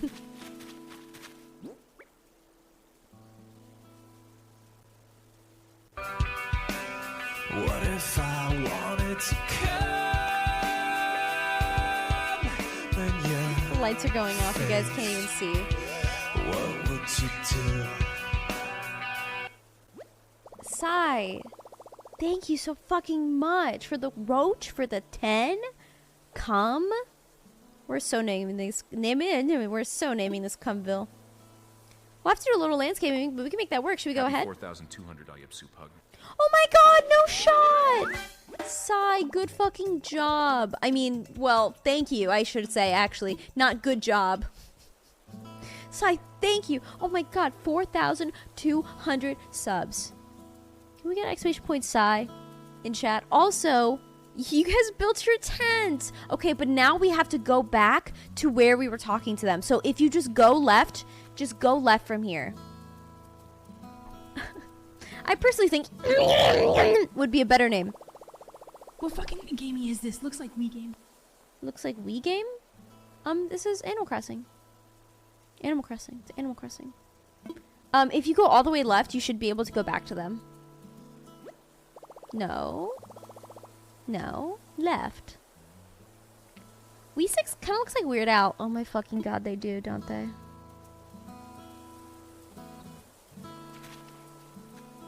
Okay, good night, Peanut. Thank you for your help.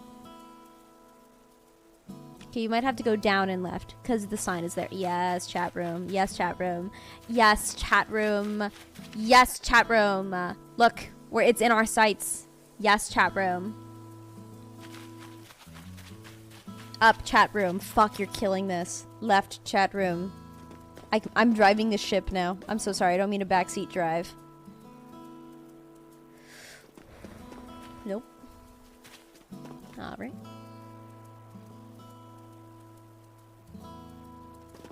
Yeah, uh-huh. Close.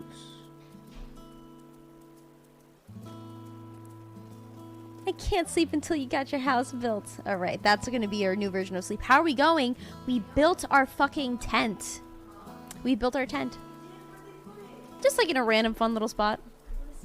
Well, unfortunately, we have to wait till they walk. Well, what we're trying to do is let them know that we put the tent down, but we just having a hard time echolocating where they are at. Okay. Yeah. That's valid. Yeah. Look, I'm so proud of them. Oh. Doing great. Are the trigger buttons an option? I'm not 1000%. We're gonna get a graphic for you guys, so in future nights we're gonna have this. So we're not just playing this tonight. This is for the duration of the Party-A-Thon. Obviously, it wouldn't be a party without Animal Crossing. So we're gonna have a graphic for you guys for tomorrow night. Glass, so you'll know what buttons you can use. Glass. But as of right now, you're just gonna have to thug it out. It's more fun when it's guesswork, right? Where are we going? How did you do that? My cousin hogging the GameCube at sleepover, so this tracks. That's so funny. I never got to play Animal Crossing in the GameCube, but I always searched for it. I worked really hard to find it. I just didn't know what the internet was yet, so I just went to GameStops all the time. Like, do you have it? They're like, the fuck? We haven't sold that game in years. Twitch plays Legend, Tears of the Kingdom, and Subathon goes on until chat can beat it. I see some issues. I love your color scheme right now. Thank you. I really do. I love it. You're right. You're so right. I just like you.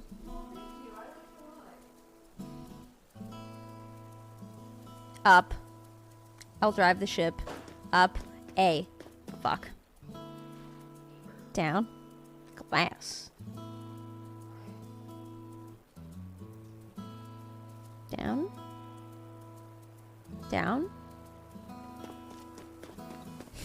Steady on. Steady on. Alright. You know, you move a little. Ooh, you.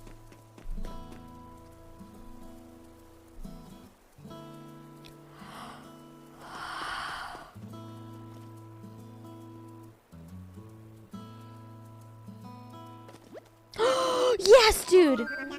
They finally made it. Ah, we W comma colon apostrophe 6.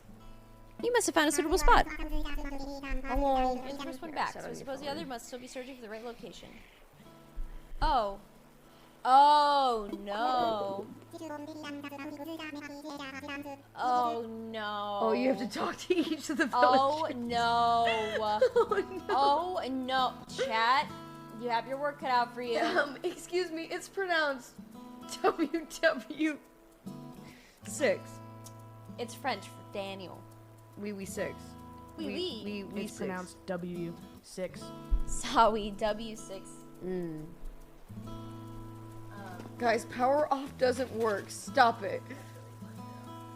I'm gonna take over for just a second here to fix something, so you guys, your inputs won't work. So why don't you develop a plan of attack while I do that, okay? Yeah, it's a good idea. Oh, you're still in the game, okay. Yeah.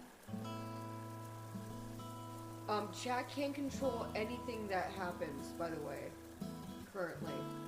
Oh, that's not good. Yeah, if you want them to stop, then close that program up. Well, hold on. I might be able to do it without that. Okay. Nope. I'm scared. Okay. Wait, no, I got this. Okay. Maybe. They're gonna end stream.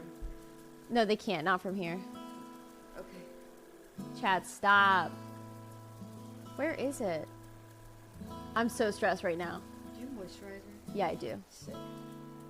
Oh no, they did something. Oh no, they're fine. Where the fuck is it? Oh, I'm gonna pee. I'm gonna pee. There it is.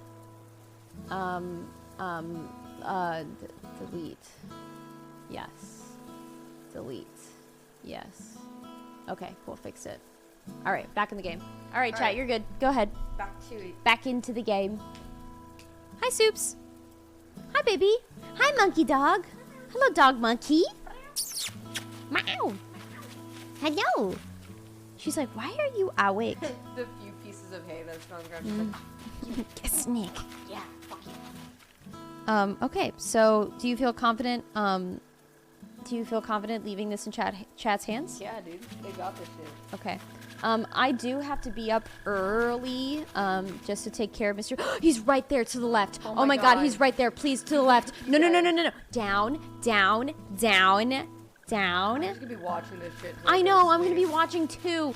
I'm gonna literally be playing in bed. Yeah. Yes. No. Oh my God, the mobile delay is gonna be even worse. It's gonna be so bad. Yes. Oh, no. oh, so close. Oh, you got. No. Where are you going? Okay, Down. if they really want to, they can pick some weeds, which is nice. Oh, tree. Have they shaken a tree yet? No. God damn it. We're trying to get the objectives down. That's totally fair. I want them to get the objectives down because I want to be here when they fucking name it. Because we can't even save the game until we get to the point. She's right there. She's right there. She's right there. She's right there. She's right there. She's right there. No. He's right there. No. Yeah. I feel like there's some people who are purposely fucking it up. Oh, 100%. And the party don't stop. The party don't start till I come in. Oh. I really love these villagers and I'm so salty. Yes. A. Oh my God. Oh. It's gonna be. Who did that? It was Nova. It was your turn, my turn. Seduce. No one's tried to seduce them yet. It's not right.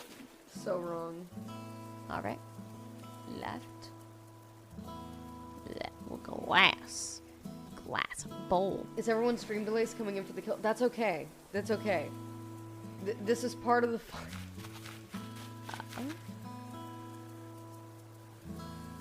Up. And all right. The moment they get it, I'm gonna scream. I'm literally just gonna spam A in chat. So no matter what happens, if eventually they'll walk by a person, A will happen. So do you think we should still set up videos, or do you think chat is content to just play this for tonight? I think for tonight, chat will be fine. Then we can figure out what videos we want to do tomorrow. Okay, cool. So tomorrow night, chat, we'll give you Animal Crossing and videos. But for tonight, we just want you to get the basics down, okay? Yeah. We just want you to focus on the game a little bit. Because Maya and Ben worked really hard. Booty also helped to get this set up. We had a lot of hands in this. All right? DJ too. DJ also helped. He did take a look at it. It was mostly He Ben. at least looked at it. You know what happened was I was telling Ben, I worked on this emulator for like 4 hours yesterday. I couldn't get anywhere with it. And then I messaged Ben and I was like, Ben, I can't get this to work. Hey. And then when like... Oh! She's a hot dog hamburger. Oh my God. Or maybe just She's hot got dogs. fries in the bottom. Her name's Frida. Aww. She's fast food. That's really cute. Found a good spot, huh? Sure did, Frida. Good job, chat. Dude, nice work, boys. Yeah, I'd eat Frida. There's a YouTube video that I watched, or I don't know how I found this channel, but it's like all of the villagers ranked by how delicious they would taste if you ate them. Ah. I don't think she won, but I think she was high up. Ah. And then there's another one that was like, which villagers could kill you or would kill you. Ah. You don't like that? You don't find that interesting? No, I love that. We should watch some. Oh, okay. We will. Fine, we will. Fine. Fine. Good. Fine. I'm really happy about that. Me too. I'm enjoying my stay here with you. Oh, I am too. I'm really glad that you asked me because This couldn't be going better. I really agree with everything that you're saying. And thank you. You know, when you talk to me like that, I want to get down on one fucking knee, okay? Yeah? When you fucking talk to me like that, Yeah? it really makes me want to kiss you square on the mouth. Yeah, when you talk to me like that, it makes me want to get down on both knees. Okay? And then what? And then like anything could happen. Sorry. Yeah, me too. Looks nice, don't it? Looks great. Chat, you're doing it. You're really doing it. They're doing it. They're doing it. ripping. Soup's playing. Rip and Soup's bad. playing Beyblade. They should make so a proud cat. of Chat right I now. am too. They should make a cat scratcher that is Beyblade. That's a great idea. I wonder how that ribbit guy is doing. Oh. Did you fucking hear that? Yep, a little It said, bit. That's fine. Did it break? No one's pressing A. Oh, okay. They really wanted to read that one. They were struggling. What are you doing, Soup?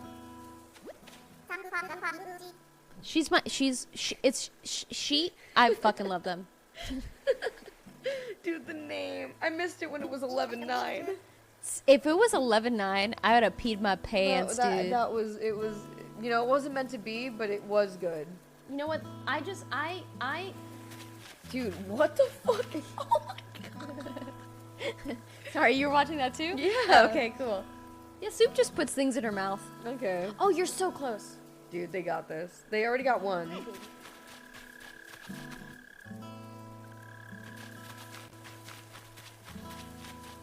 You got this, chat. You don't even need our help. I bet they're like, we need to complete this as fast as possible so these bitches go to bed. True. Chat just feels bad for us. Except right now they're on the beach, so I actually don't think that's true. Joke's on chat. I'm gonna go to bed anyway. You wanna go to bed now? I'm gonna probably lay down and then probably watch in bed. Same. I'm gonna do the very fucking same. Will they be able to hear us at all? No. Okay. We'll be in the other room. Cool. Did you want them to hear us? No, I was just Because asking. then we might as well just like lay down here. That's so valid. That's so true. How do we want to do alerts? We'll be sleeping. So we don't want to do alerts? That's fine. If you want to do scare alerts, we can probably save that for another night because we Okay. haven't set them up at all. Well, I was just thinking we Look could at your leave on- socks. I was thinking we could leave on just regular alerts because if any No, big yeah, thing comes in. they're gonna be on here. Okay. So we'll just probably hear it from the other room. Yeah. Okay. So what about like Milady, or any of those ones? Do you TTS. want me to? Well, the mods can turn off any of the sound alerts like clapping. TTS will be on. TTS will be on for $1 at night. They're just gonna spam it. That's fine. Let them. Okay. What? Do you want me to not do that? No, I can sleep through anything. Yeah, same. Also, you have just been a headless body. Yeah, I'm okay with it. I took off my makeup, so I kind of look like Shrek. Okay. Shrek. Shrek. Where are you going?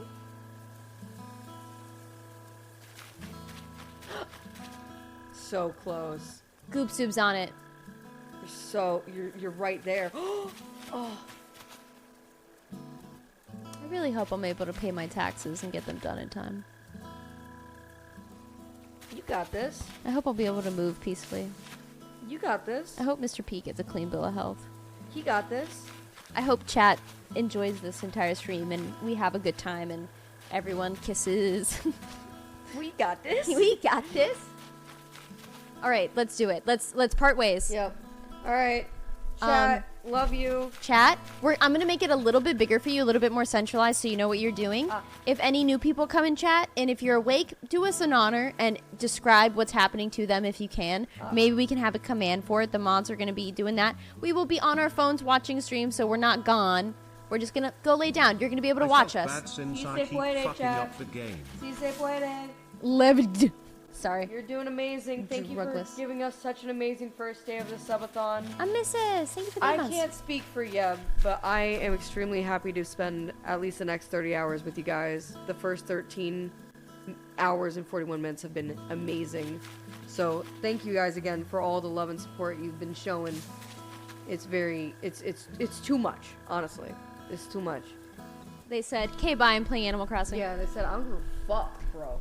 I hope you guys love it. Mooch says he'll have a graphic in a minute in the Discord. Oh, perfect. In that case, we'll wait then. Yeah. Okay, I'll pee. Never mind, chat. Just I kidding. Take back all the nice things that I said. None of them were true. And, oh, your drink though. Your. Okay, I have an idea. So I have this thing, about me. Hi. I have this thing about me that's kind of quirky, kind of stupid. Where I don't know if it's OCD. I haven't been officially diagnosed or anything, but I can't touch bottles. If I touch like any bottle, plastic bottle, if it's not a metal or glass bottle, if I touch it and it's holding a liquid that I don't like, I immediately have to like wash my hands.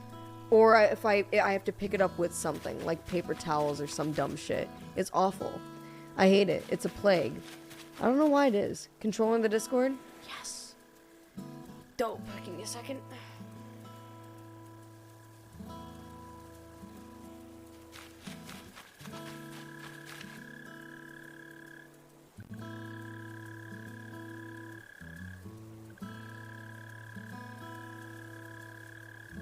Do we not have triggers?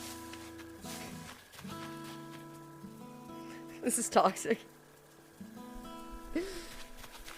Some thoughts are inside thoughts. No, I like being honest. Is it all liquids and No, not all liquids. Just liquids I don't like. So for example, this gamer subs that's down here that Yeb has in like her plastic gamer subs cup, I can't pick it up. Like if I do, I can pick it up, but it bothers me and I won't be able to like focus on anything else until I wash my hands. Or I can pick it up, but I need to have something in between us, like a paper towel. A paper towel? Paper towel. I don't know if we do or not. Okay, no worries. If we do have triggers, it's no big deal. I think we can play most of the game without it. In worst case scenario, if you guys figure out it for triggers, just update, like make a new image, and we'll update it as soon as we can. I'm gonna send this to Yeb to make this easier for me.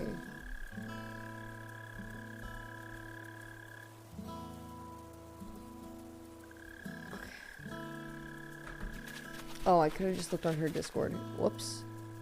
Chat, you're gonna lose control for a second, okay? Sorry. I'm sorry. Give me just a second. I think that's the tism. It definitely could be. I've never been diagnosed officially with anything, but it's a possibility for sure. I brought it up to a psychiatrist at one point, and she kind of brushed over it, so I kind of just assumed everything was fine. Alright, boys. Let's do this.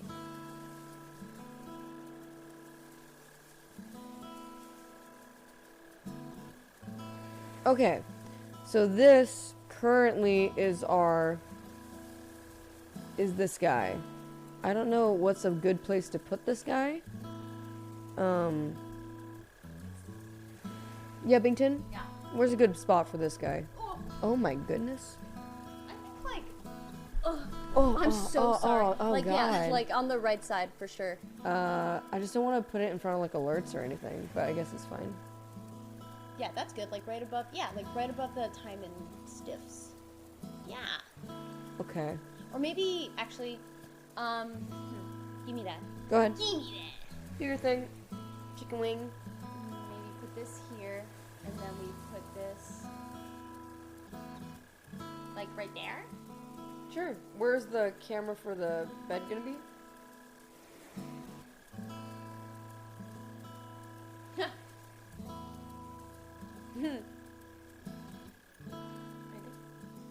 That'd be fine, I think. It doesn't get in the way of any of our alerts or anything, so that works. It's just kind of floating. Dope. We did it. Chat's doing it. Good morning. Wait, wake up. Hello. We haven't gone to bed yet. We're about to go to bed. But hello. Oh shit, I should get back into the game for you guys. I'm so sorry. Here I am, relaxing all cool, shooting some b-ball. What was I thinking? All right, now you're good. You're good to go again, boys. That should be good for the night, I think. Yep. We should be golden. So you guys are allowed to play the games. All the controls are right here. Right here. And Spooky! Yeah! Spooky! Spooky! Yep. Yep. Okay. Yep. It's about that time. We're gonna be in chat. We're gonna be yelling at you guys if you do anything silly. But yeah. So We're probably gonna. I'm gonna be up probably by like 9 or 10. I'm gonna sleep the fuck in. If I can. We'll see what happens. Get out of that window. Who you typing to? No one.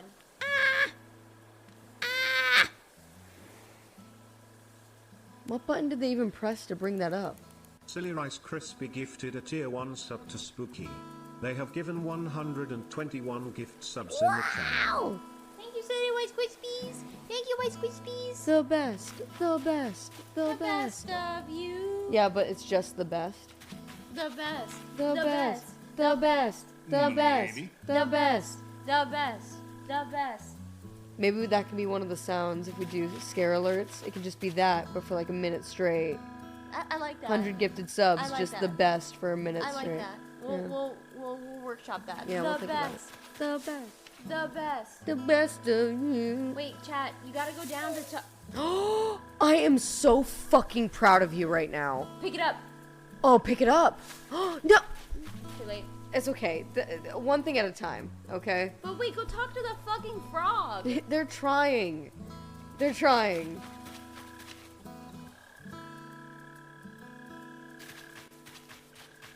I think it's B to pick weeds, by the way. I don't know if anybody cares.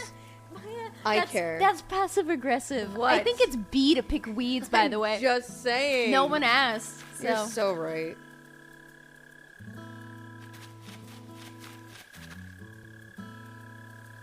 B, there's no weeds. It might be X, actually. I don't actually. We should play Animal Crossing.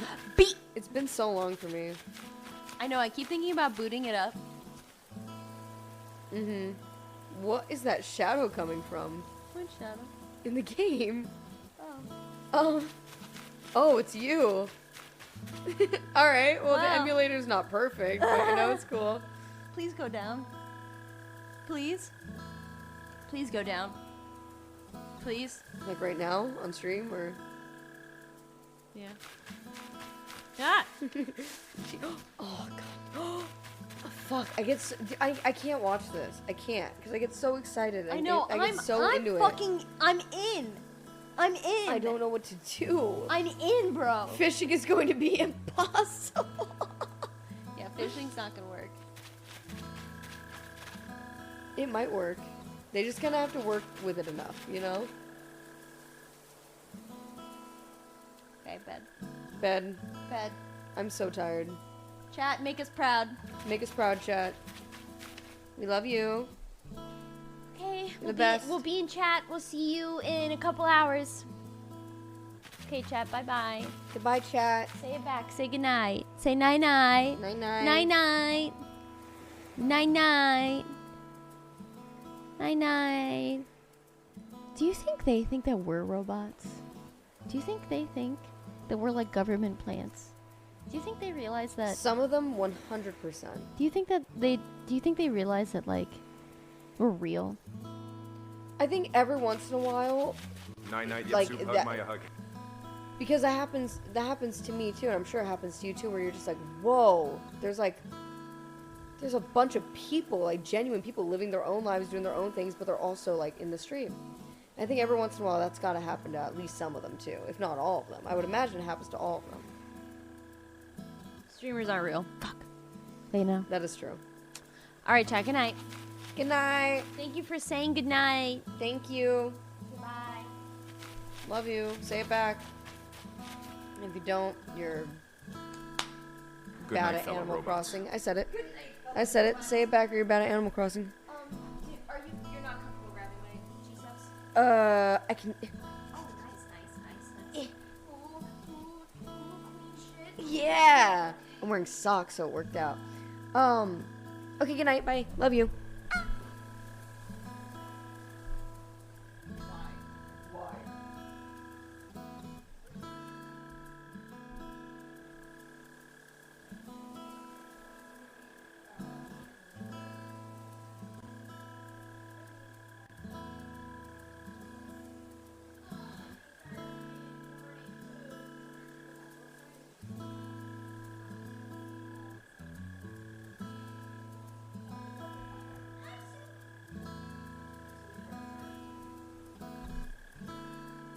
Yo, night vision on this thing is freaky.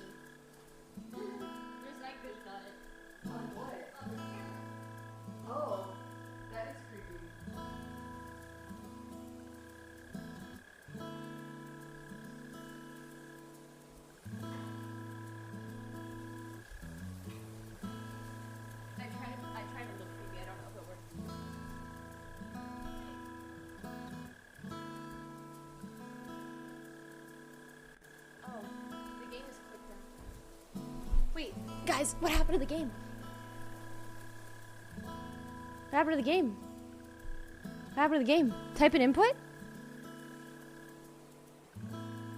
What happened to the game?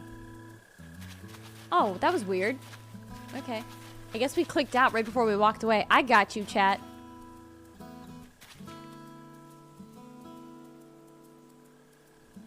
We're taking a break? Oh, I thought it broke. It's not in focus? What's not in focus?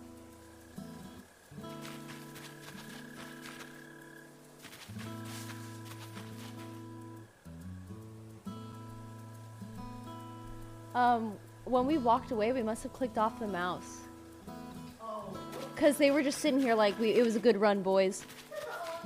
Yeah. They were so sweet, they weren't even going to tell us. They're like, streamers need to rest. Here, let me put this right here. Up, look at you. Where'd you hop to? Where you going?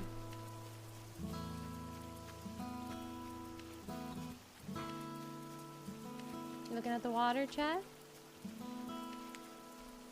Careful, brother man. Okay. Oh, that is a very short cord. Oh, you're gonna need extension. Okay. Yes, sir. Yes, sir. Yes, sir. Is there something in the room flashing? My phone? Oh, it was flashing. What's going on? What the fuck is going? Chat, are you just walking to the? Which way? What are you doing? Literally, just go any other direction. Oh my goodness.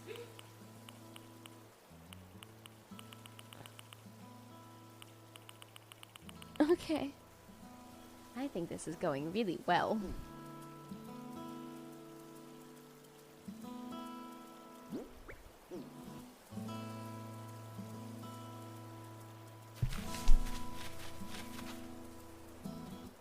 Did we talk to the frog?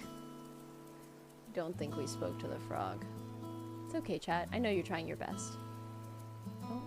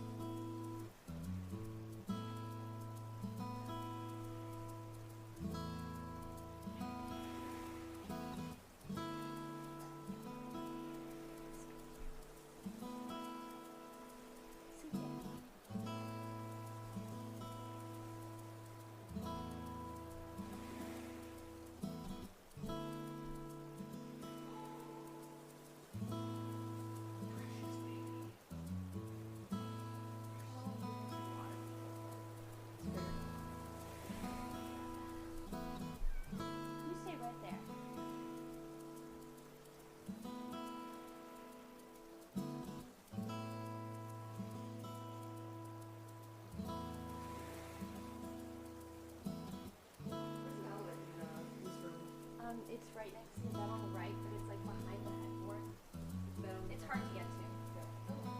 You'll have to unplug something as well.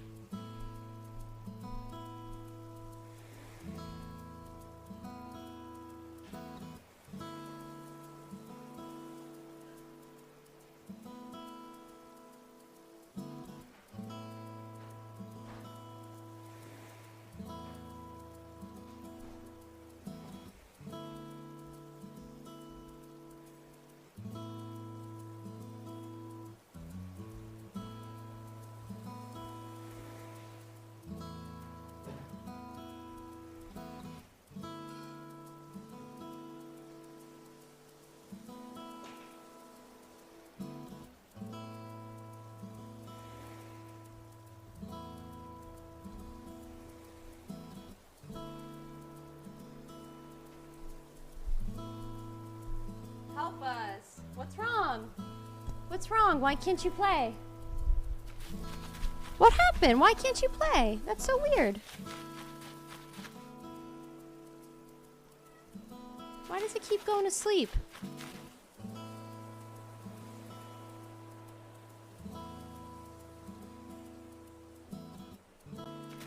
That's so strange. Why does it keep going to sleep?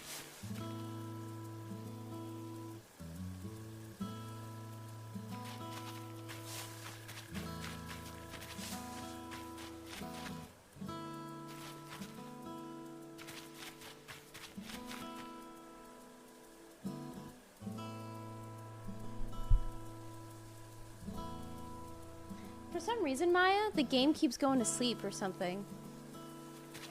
Like, the game just stops working randomly. And it only works if I click in. I want to see it happen. Let's see. Laughed.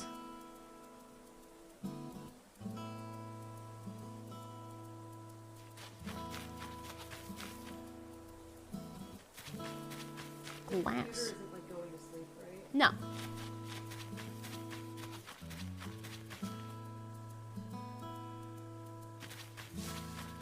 know, baby. It's just Wawa. Just drink your Wawa for me. Sorry, I'm feeding Mr. President, not Maya. Is Demooch in chat? Glass. Yeah, he's right there. Game also wants veg. Huh? Nothing. Yeah, Oh. Dimitri's there.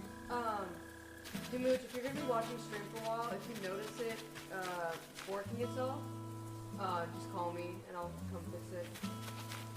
And maybe it was me because I was messing with the little controller. So Maybe. hopefully it was that. It probably was. But Animal Crossing fans, does the music ever change? It does. You just need to get out of the fucking tutorial. Yeah. Oh, I should Don't. Why are you sat on that? Oh, I'm gonna kill it's you. having fun. I don't know if Demooch heard me. Oh, good, okay. sounds good. Okay. Thank Thank you. you. Thank you, Dimich. So close. It's not a bunny, it's a frog. Okay. There's a delay. A little bit, so. Yeah, but that's part of the fun. It's part of the challenge. Oh, look, it stopped again. Yeah. Look, it stopped again. Yeah. Why? Why? I don't know. It was fine before. Yeah, we were watching it the whole time. What's going on? It's not like when a donut or something comes in like a sub or something, right? No. I'm gonna click in and it's gonna start working again. There was a follow just a second ago. Okay. Alright, so I clicked in and it worked. So if someone follows, it stops working? Let's test that theory. Yeah, someone else follow. Someone right now. else follow right now. It's like, it's or not even a bait. If somebody wants to like gift a single bit or anything, that would trigger one of our other. That would be really strange if follows were turning it off. The only I think it's making those update, which is like focusing it on that. I could be wrong though. Making those update. Okay, so someone. Oh nope, it's still working. So someone just donated a bit. Well, maybe it's follows then? No, that wouldn't make any sense.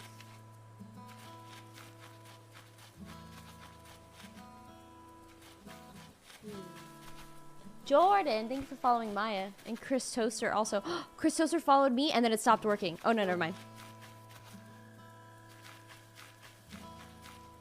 So it's not that. What would make it lose focus? We need Ben. I know we need Ben.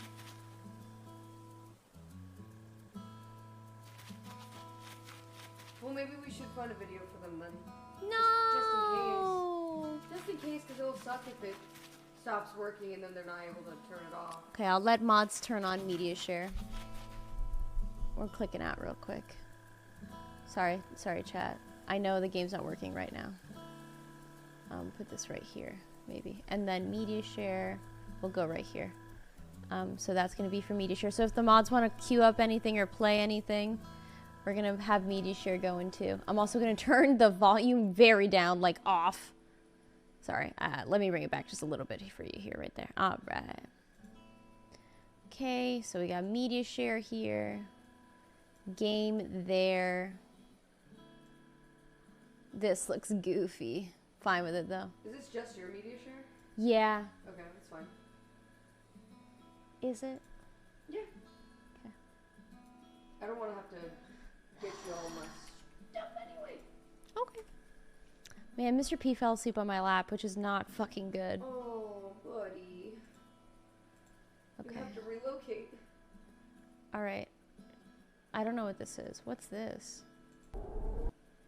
The quest returns. Sorry. Hey, what's going on, everybody? Welcome back. Showing on stream. No, the fuck you're not. Liar. Glass. Glass. There it is. Soup's playing with the ball. Yeah, put this like, I don't know where to fucking put this. Like right here, I guess is fine.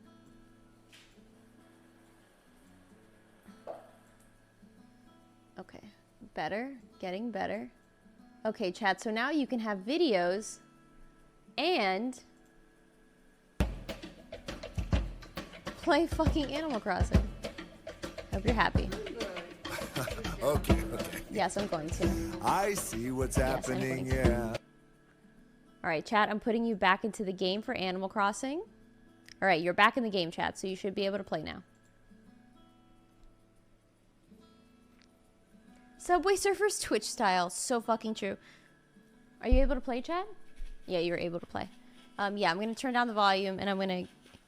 Hi, babes. What are you doing? Mods of mine, can you, like, skip videos or control these videos at all?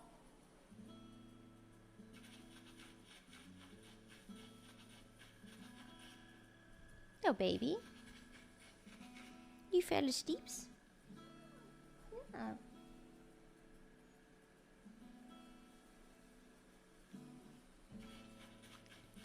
Hello, mods.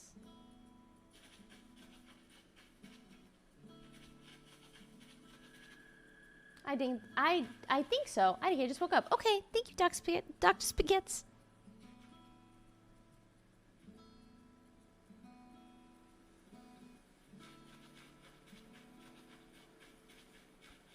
There we go. Just wanted to give you some water. There you go, Mr. Petersons. I'm gonna wait to see if a mod can play like remotely. And then I'll go to bed. You can go lay down, Maya, if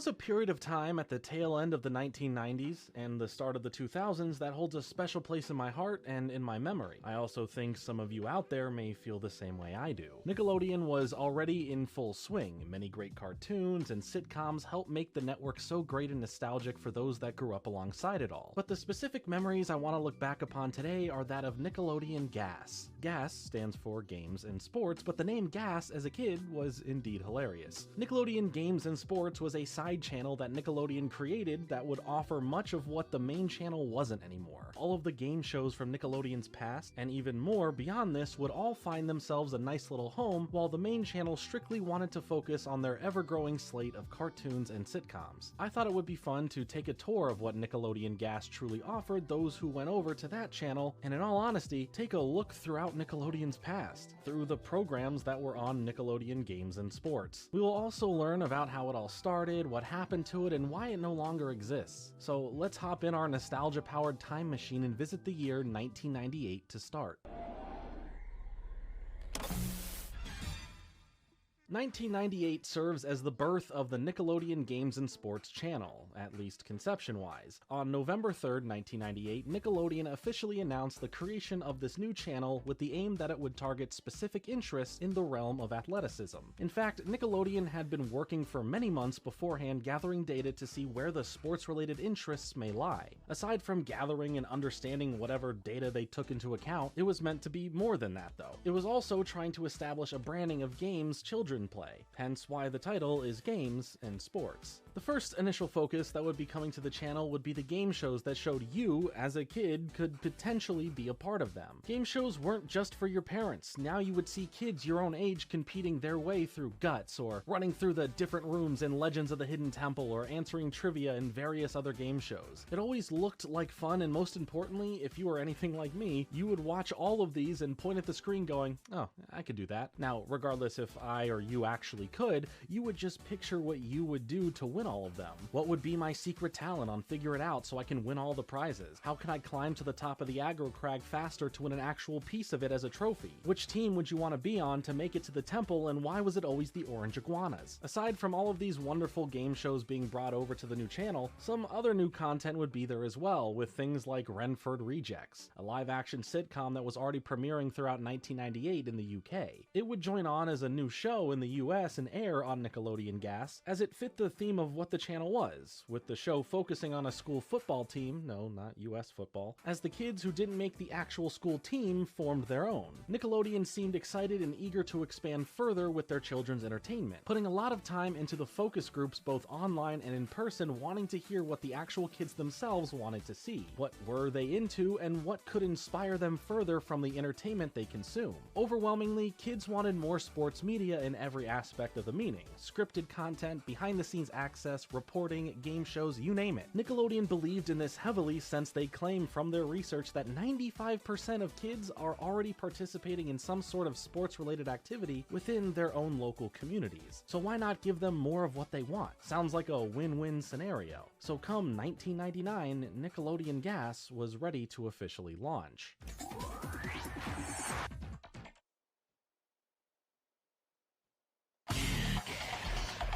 March 1st, 1999, Nickelodeon Games and Sports flipped its activation switch on, but only premiered to somewhere under 1 million available watchers thanks to the different degrees of cable and satellite packages out there with differing amounts of channels available. We truly are in such a different age with how we can access content, I'll tell you what. This less than 1 million number was only a small fraction of the 70 million households with cable and satellite at the time. But this wasn't a bad thing in the eyes of Nickelodeon. Since Gas was a part of the digital channels labeled under the suite, only the initial limited amount of households could access the channel. But the at the time executive VP and GM of Nickelodeon, Seema Zargami, followed the trend, seeing how quick the expansion of channel capacity for the different providers was going, and having the forward thinking that this will bring more success for Gas's chances to grow over time. On the business side of things, Nickelodeon wasted no time in trying to make deals to secure some sports broadcasts to their system of networks, selling their namesake to back up the enticement factor of the deal, but making sure that Nickelodeon Gas was the channel that would be benefiting the most. They went after Major League Baseball, Major League Soccer, and the NBA to get the ball rolling, no pun intended. The main pieces of content that Nickelodeon and Nickelodeon Gas would receive were stuff like shorts that would feature getting up close with the players and some exciting game footage, more specifically when it came to baseball, and exclusive Play of the Week highlight bits when it came to soccer. For basketball, the NBA would share access to their special NBA 2-ball series, a version of the sport that would feature kids from the ages of 9 to 11, where the teams would only be 2 players each, where it was all about skills, what you can show off, whether it was shooting, rebounding, passing, dribbling, or anything else. Throughout the early days of Nickelodeon Gas, as well on Nickelodeon itself, they would show special bits of 2-ball over the course of 6 weeks that led to a special full half-hour coverage called NBA 2-ball at the finals. This, again, was still shared with the main Nickelodeon channel, but it became a good way to help advertise that there was another channel that could be accessed, or hopefully be accessed soon, for those interested in more content similar to this. One thing that they did do right off the bat was cast Tara Lipinski, an Olympic champion figure skater who would now commentate, break down, and report on sports as the channel's special sports news correspondent. So far, so good. The planning here for this network was looking to pay off, with the channel becoming a much sought-after choice for cable providers to want to add to their list of provided channels. The programming from the start was already a really great lineup of shows, so let's stroll through some of these memories together. Let's start off with Double Dare. I mean, come on, this show, and by extension the various other versions that we will mention later on, were just classic. Originally, the game show hosted by Mark Summers first aired on Nickelodeon all the way back in late 1986. The setup was simple. There were 2 teams with 2 players on each side. The show itself would end up being syndicated around, growing a larger audience and helping aid in bringing new versions of Double Dare to the masses, like Super Sloppy Double Dare, which was just a messier version of the same game, and Family Double Dare, which is a pretty self-explanatory version, but we shall get into those in a bit. Double Dare would start right away, having the teams compete in a physical challenge where the winning team would lead the start of the game and gain control of the first official round. We then jump to a bit of trivia, as the contestants of the winning team would earn points for getting answers correct, but if they got the answer wrong or ran out of time to respond with an answer, the other team would get asked the questions instead. Now, and here's the part where the name of the game kicks in, you could take the question given to you and dare the other team to answer it, making the points double. But on top of that, that team can then double dare them back, making the points 4 times greater, and then that team is forced to either come up with a response, or they can make things fun and take the physical challenge option instead. If they were to attempt to answer the question and got it wrong or not answer it in the time given, all the points as well as control of the game would go to the opposite team. So most times, the physical challenge was the better way out of this sticky situation, and you'd put yourself in a different sticky situation because these challenges were iconic for being messy. Whatever the episode's physical challenges were would always involve some sort of mess that was most likely made thanks to stuff like food, or would be with catching certain items in a weird way, all in a short burst of time, trying to complete it to earn points. This would all go back and forth until the first round would end, with the second starting off with another face-off to see who will take control of the second round, and then we get more trivia questions as all of the point values are now automatically doubled from the previous round. And wherever the points end up by the end of this round dictate who the winning team is, and with that comes their shot at the obstacle course. The points won would equate to $, and the total was split between the 2 contestants, so at least there's an initial cash prize earned after making it through both rounds. Even the team that lost gets to keep and split their earnings, and usually gets some random extra prizes like popular toys and gadgets from the time. For the end of an episode, the obstacle course was the perfect grand finale. It was a multiple-part course with flags that represent checkpoints to earn more and more exciting prizes, with the goal of completing all of them to truly become the ultimate winners of the game. With each part of the course, the 2 players would trade off completing the obstacles, handing off the collected flag to their partner between each one, while having a time limit of 1 minute to finish the whole course. While all of the toys were pretty cool, even more so for the time in history when those toys were really popular, the real exciting part was the toy store gift cards and the vacation getaways that made you really want to work for it. And you really had to. I mean, you got messy, you got wet, you have to stick your hand up a giant nose. It was glorious, and I've always wanted to compete on this show. Now, along with Double Dare, there was also episodes of Family Double Dare and Super Sloppy Double Dare, and like I mentioned, Super Sloppy Double Dare was just regular Double Dare, just even messier than before, and Family Double Dare brought the player total to 4 on each team, 2 adults, 2 kids, a nice happy or secretly dysfunctional family, family ready to play. Once again, it was the same game, it was messy, and I think the kids just like torturing their parents by getting them as dirty as possible. The obstacle course also works the same. Each member of the family rotates between the obstacles, earning prizes along the way. The prizes at least were more family-oriented, and things that parents can enjoy as well. I love Double Dare. It made me feel like I could be on a game show as a kid.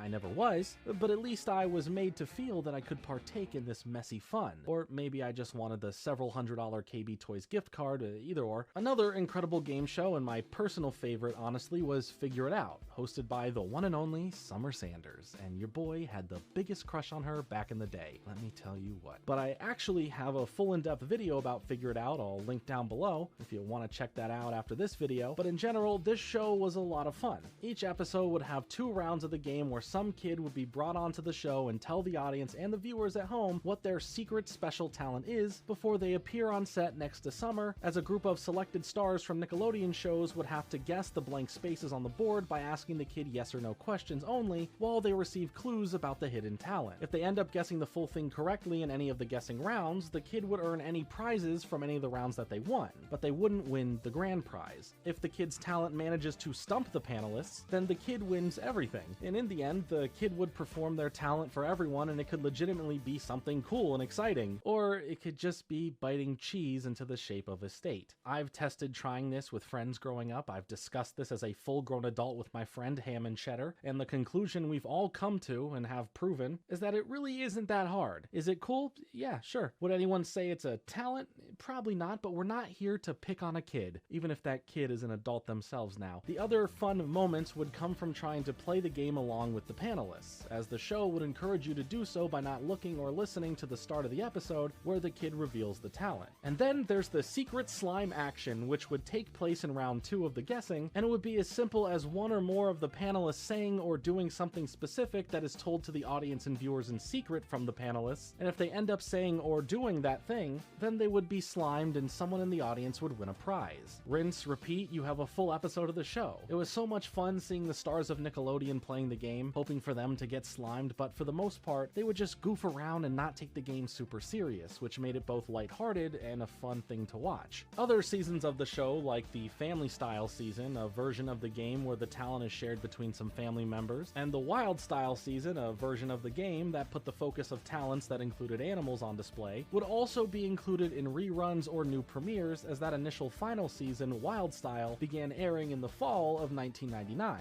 Again, if you want to learn more about the show, the other versions, the reboot, I have a separate video all about that. I just really love Figure It Out, and it's definitely a go-to comfort show for me. Another program that was a bit older was Finders Keepers. It was another game show that was on Nickelodeon back in 1987.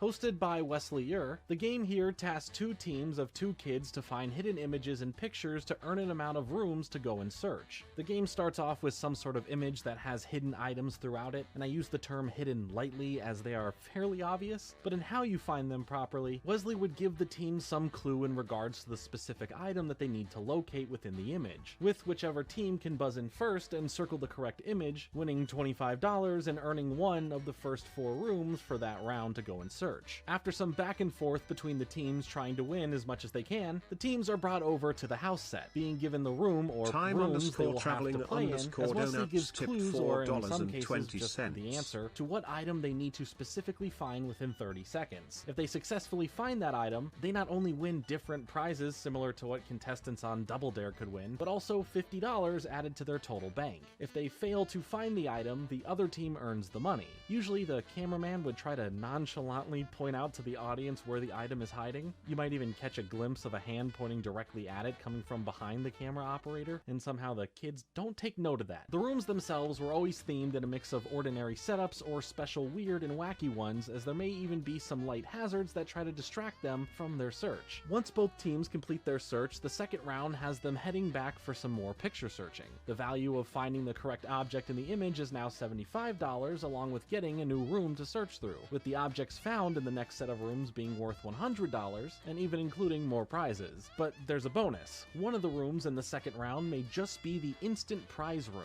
which offers a massive bonus reward prize that they get a chance at claiming if they are able to find the object in addition to the $100 that they will earn. After the second round is complete, both teams get to keep whatever earnings that they won, but the team with the higher amount ends up winning and getting to take part in the room-to-room romp. Here, the team gets 90 seconds to make their way through 6 rooms, trying to find the hidden items in each of them as fast as they can, as each item found is another prize that they will win. Collect all 6 of the items within the given time limit and you would win the grand prize. And become legends as you celebrate with your teammate over the total earnings. It really plays to this rambunctious fantasy of just tearing up and completely destroying a house, which should sound pretty fun on its own since it's not a real house, but mix that in with money, toys, and other incentives. I mean, come on, that sounds incredible. It's a cool idea, perfectly suited for kids to play, and I feel that I would have had the time of my life participating in it. I would have peaked in my life right then and there. Now, let's switch gears to one of the channel's other types of programming with Nickelodeon Sports Theater with Shaquille O'Neal. To be fair, this originally was a Nickelodeon segment starting back in 1996. There were a total of 5 different specials made here, with the first 2 premiering before Nickelodeon Gas even existed, and then the final 3 after were all perfect to be shown on Nickelodeon Gas. This was mainly a way for Shaq to have a vessel that was directed at kids to inspire, uplift, and motivate them to accomplish their goals, having a focus on telling stories that relate personally to him and can resonate with so many out there. Aside from Shaq being in it, this special miniseries is probably most remembered for its premiere episode, which serves as a shorter TV movie called 4 Points, which showcased a roughly 5-foot high school freshman being bullied and led astray from following his passion and dreams of playing on the school basketball team,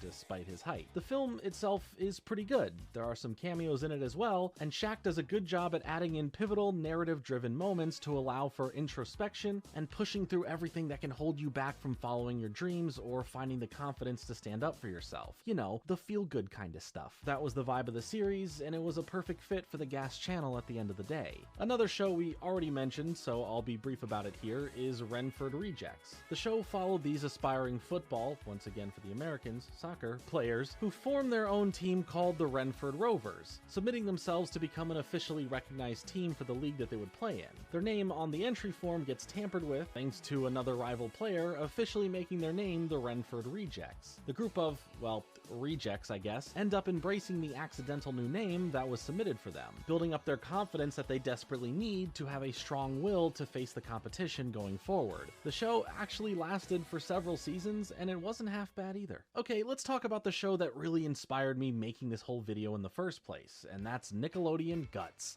I love Guts. I think it was such a cool show, and I've always wanted to own an official piece of the Aggro Crag. Not one of the replica remakes of it, an official winning piece. So thanks for watching this video while I hope to eventually earn one myself. Yes, by that I mean just buy one of the official pieces that are floating out there. See, Mom, I am responsible with money. Guts was one of the coolest shows around. It had already completely aired on Nickelodeon between 1992 and 1995, but who doesn't love a good rerun, huh? You had 3 different competitors for the game on either the red, purple, or blue team as they went through different rounds of sports-based challenges that were turned up to the max. Each round they would face off in different events that could strap them into a bungee harness or have them in some sort of water-based setup with other core setups beyond those mixed in throughout the series. It could be some basketball-related challenges, it could be soccer-related challenges, it could literally be anything as long as it relates to a sport, no matter if it was on the more standard side of options or the more extreme side of sports options. Whatever the challenge would be, the twist of how to play it or what the objective would be would add in the entertainment value, and for the competitors, the fun factor of the competition in general. In between the different rounds, we would get to have a moment with the individual competitors, as they would add in some personal anecdotes in these interview-style moments called Spill Your Guts. The show was hosted by Mike O'Malley and Moira Quirk, as they helped keep the energy flowing high and add in commentary over the different rounds. Once the rounds were completed, there was one final challenge left. Yep, you guessed it,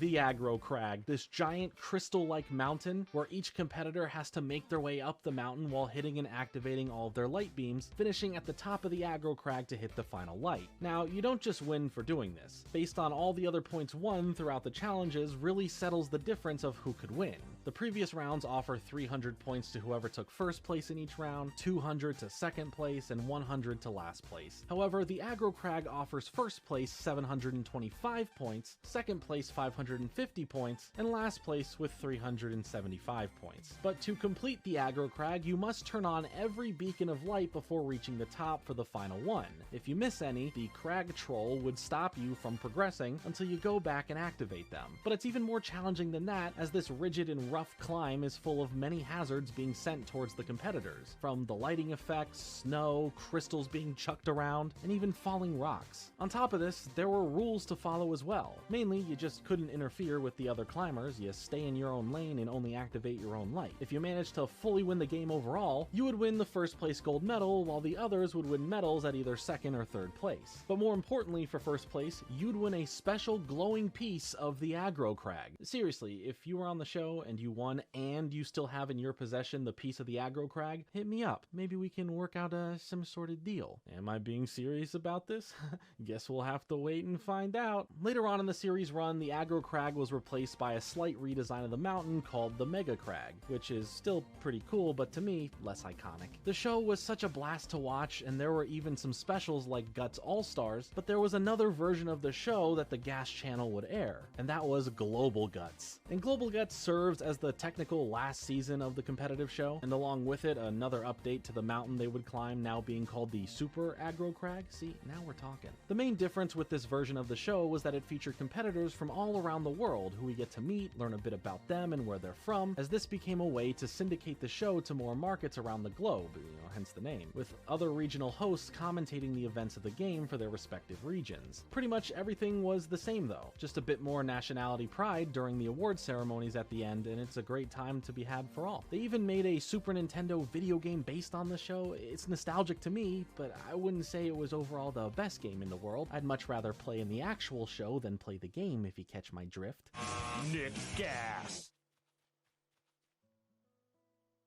Your games, your sports. Now, this next one is another highly well-known show that many people may even claim as their favorite, and that's Legends of the Hidden Temple. I mean, do I even need to elaborate? Well, yeah, I still will, but I feel like we all know what's going on here. Hosted by Kirk Fogg, this competitive game show wanted to bring the thrilling action of adventure right to your very oversized television sets of the 90s. Much like Guts, the whole series started and ended before the Gas Channel was around, airing between 1993 and 1995. The show was split up into 4 rounds with 6 teams starting off facing each other. The teams were the Red Jaguars, the Green Monkeys, the Purple Parrots, the Blue Barracudas, the Silver Snakes, and of course, the People's Champ, the Orange Iguanas, as they each consisted of 2 contestants, 1 boy and 1 girl. The first round was known as the Moat, as each team would try and cross this body of water by swinging, climbing, and swimming their way to the other side of it to then go and hit a gong representing that your team, both of you, made it across and were one of the first 4 teams to do so, as the 2 teams that didn't make it in time get eliminated from the game. The teams that pass get to enter into the second round, where they would be greeted by Olmec, this giant stone head voiced by D. Baker, who also serves as the announcer on the show. Olmec welcomes the remaining teams to the Steps of Knowledge, where he would go into the specific artifact that resides within the temple, setting up more of the themes for the rest of the episode. He would also clue the players into where within the temple this artifact could be found, and begins grilling them on their memory, giving out questions as the teams could buzz in to answer by stepping on the button and giving it a shot. If you got the question right, your team advances down the steps. Get 3 questions right, and your team makes it to the next round.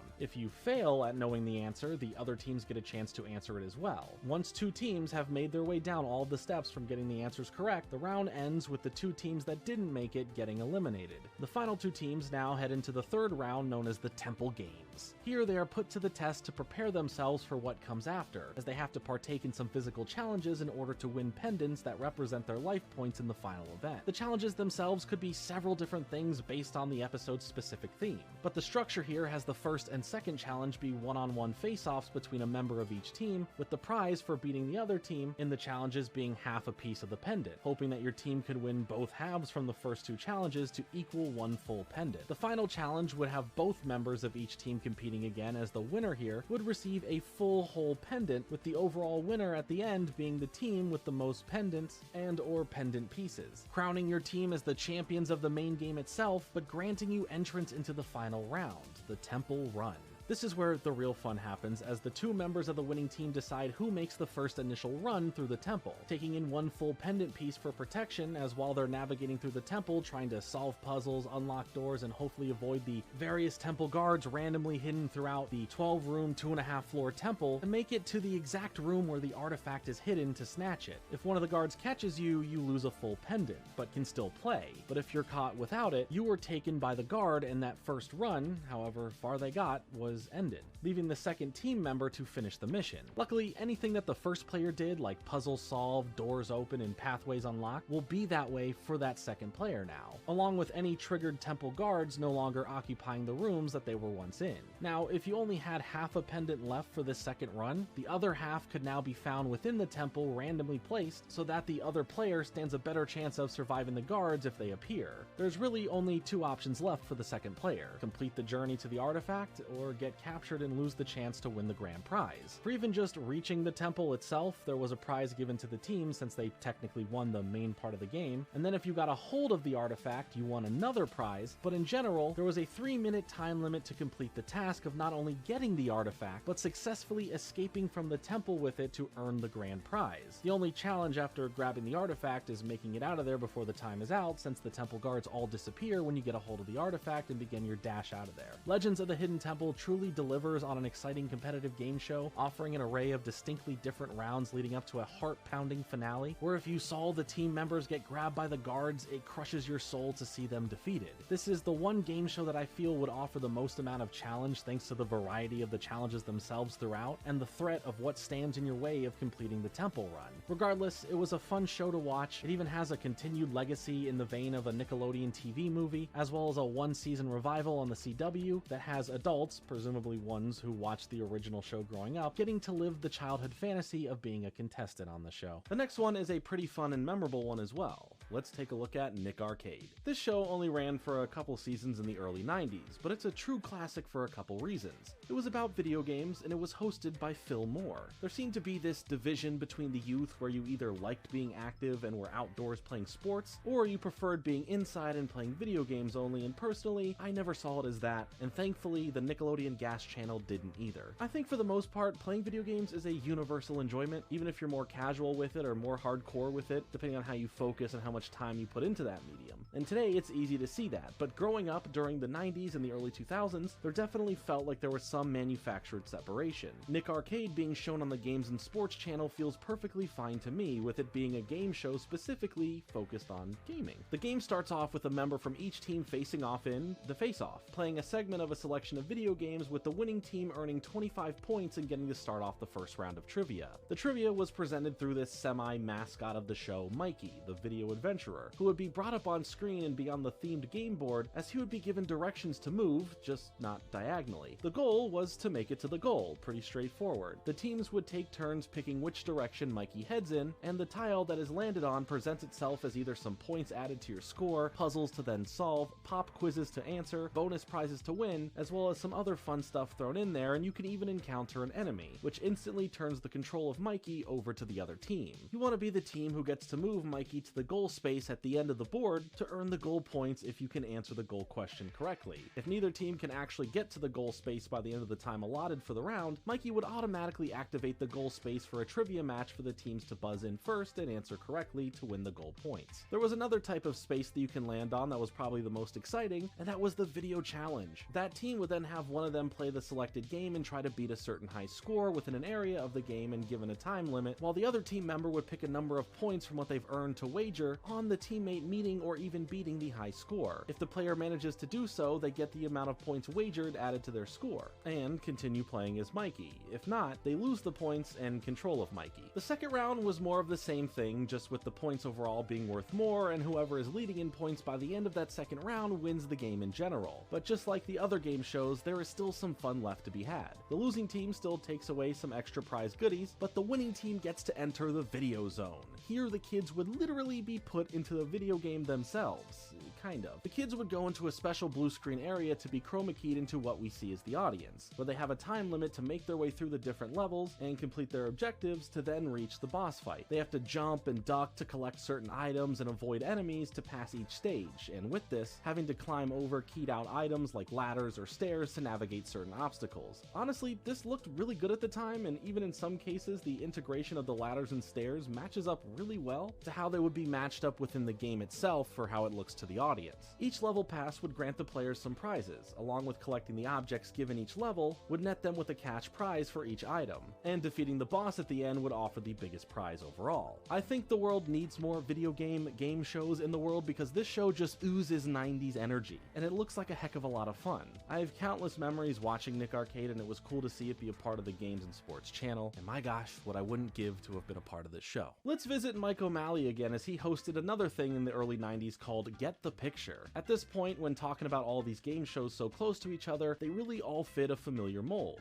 in how they're structured. The only real thing that changes are the challenges and the theme of the whole show itself. Two teams of two kids each get asked trivia questions, and if you get the answer correct, you win $20, and you get to pick a square from the video board. The video board itself is divided into a bunch of squares with a dotted outline of an image that you're trying to uncover. After you get a correct answer, you can choose which square you'd like revealed, and you can try and take a guess at what that image is, earning $50 if you actually guess it right, but you'd lose $20 if you got it wrong. You could also choose to not guess at all and hold on to the points that you've earned from the question. If the round runs out of time before either team guesses it, the image would start to reveal itself slowly as the teams would try and guess it first with no money lost for multiple guesses or wrong answers, just who can get it first. Whoever does still gets $50.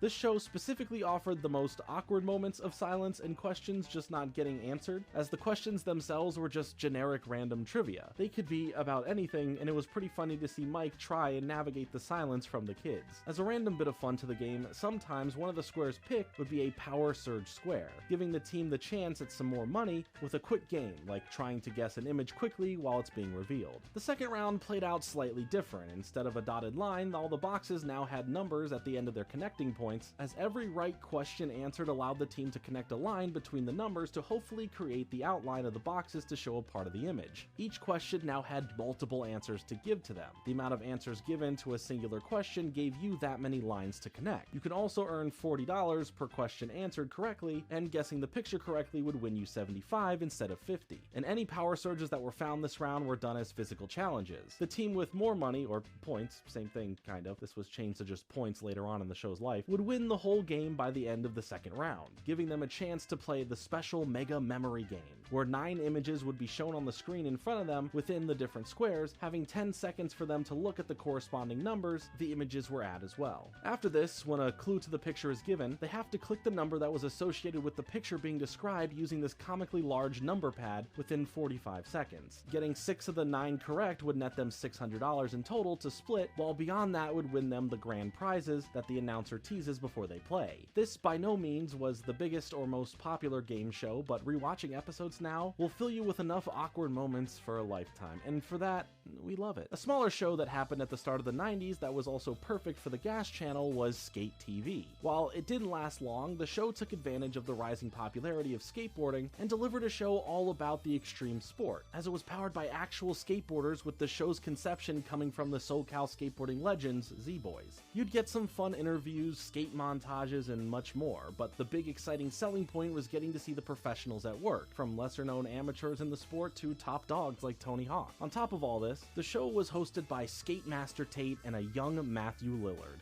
It was a really fun time to be had. If you were into skateboarding, this show really was for you, as you even get informational segments about different types of boards and any sort of general knowledge that you need if you already have or are wanting to get into skateboarding. Really anything that helps you get better acquainted with or more into the sport and hobby as a whole. The next game show had an interesting little resurgence. Wild and Crazy Kids was a show that originally ran in the early 90s, with the reruns heading to Nickelodeon Gas at launch, but the show itself came back in 2002 with new episodes for a single season. The show was hosted by a few teenagers as they would put other kid contestants through random challenges that took whatever the mundane based concept was and added some weird and crazy twists to them. This felt so homegrown thanks to the show having the competitions outside at parks, sidewalks, swimming pools, just random places you'd see in a standard neighborhood. Sometimes the show would take you to more places like a beach, or even have theme park related special episodes to spice up the games being played. Another reason the show felt so homegrown was thanks to the players and even the winners winning Meaning nothing. Nothing but bragging rights, that is. The show did have fun with what they produced. The kids got to partake in some cool activities, and they even raised some money for the Cystic Fibrosis Foundation in an episode. It was a lighthearted and good-spirited time, and celebrities even made some cameos in episodes as well, with Tobey Maguire even swinging by, nearly a decade before he was even Spider-Man. Hi, I'm Luis Gonzalez of the Arizona Diamondbacks. You're watching Nickelodeon Gas.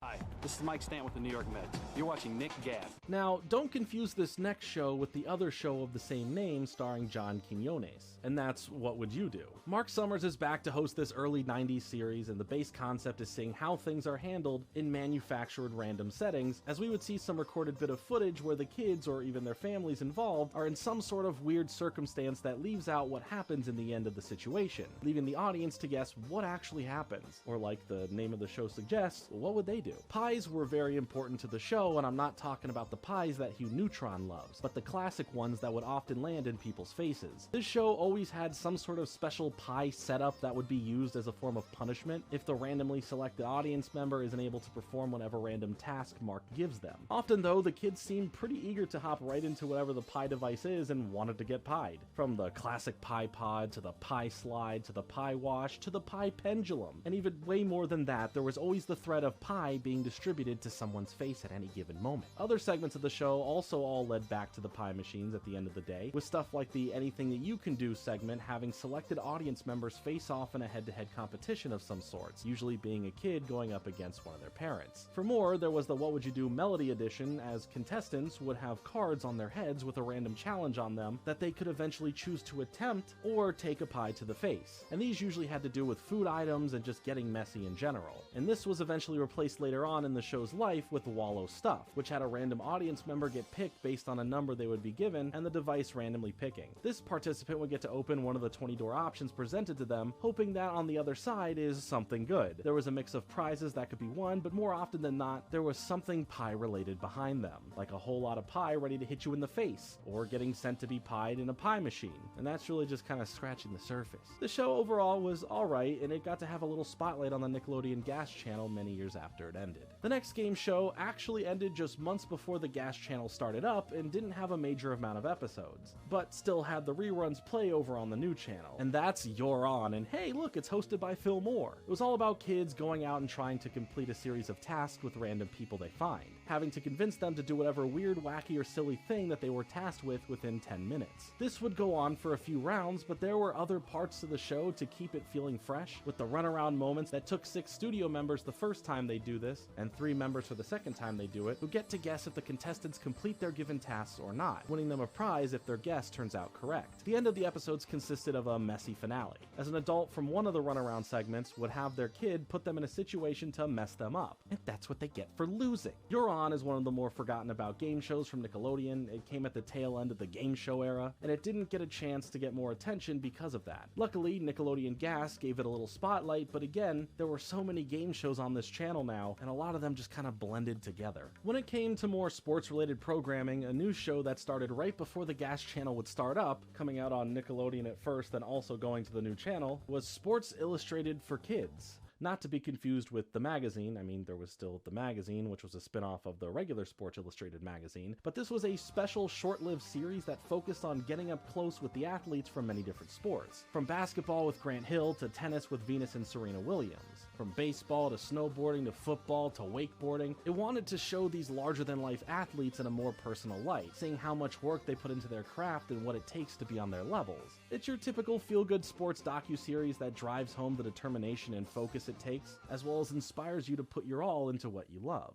Think Fast was originally a late 80s, early 90s game show that was brought over to Nickelodeon Gas with Michael Carrington hosting the first season and Skip Lackey filling in to host the second. The name Think Fast refers to the contestants having to think fast when playing through the game, which had 2 teams of 2 playing through different games that could be like Simon Says, figuring out quickly what a word spelled backwards actually is, balancing weight on a seesaw, and the list goes on. No, seriously, there are so many different types of events, with some even having slight variations within the event event in general. It would take a whole video in equal length to this one to run through them all. And I think that's pretty cool, honestly. It always would make the episodes feel fresh, offering many new things for the participants to do. There were 2 rounds like usual, with all the events that they've played having a value of $50 for the first round and $100 for the second. And in between the events themselves, there would be an image hidden by puzzle pieces, with the winning team getting a chance to see a piece of the puzzle removed and take a guess at the image. This was called the Brain Bender, and if you were able to solve it, it was worth $200, and it could last the entirety of both rounds to solve, but sometimes it would be solved before the second round even started, giving the players another Brain Bender to try and guess throughout the second round. In the end, there was of course a bonus stage for the overall winner of the game, from having the most money earned from winning the events or guessing the Brain Benders, and that was the locker room.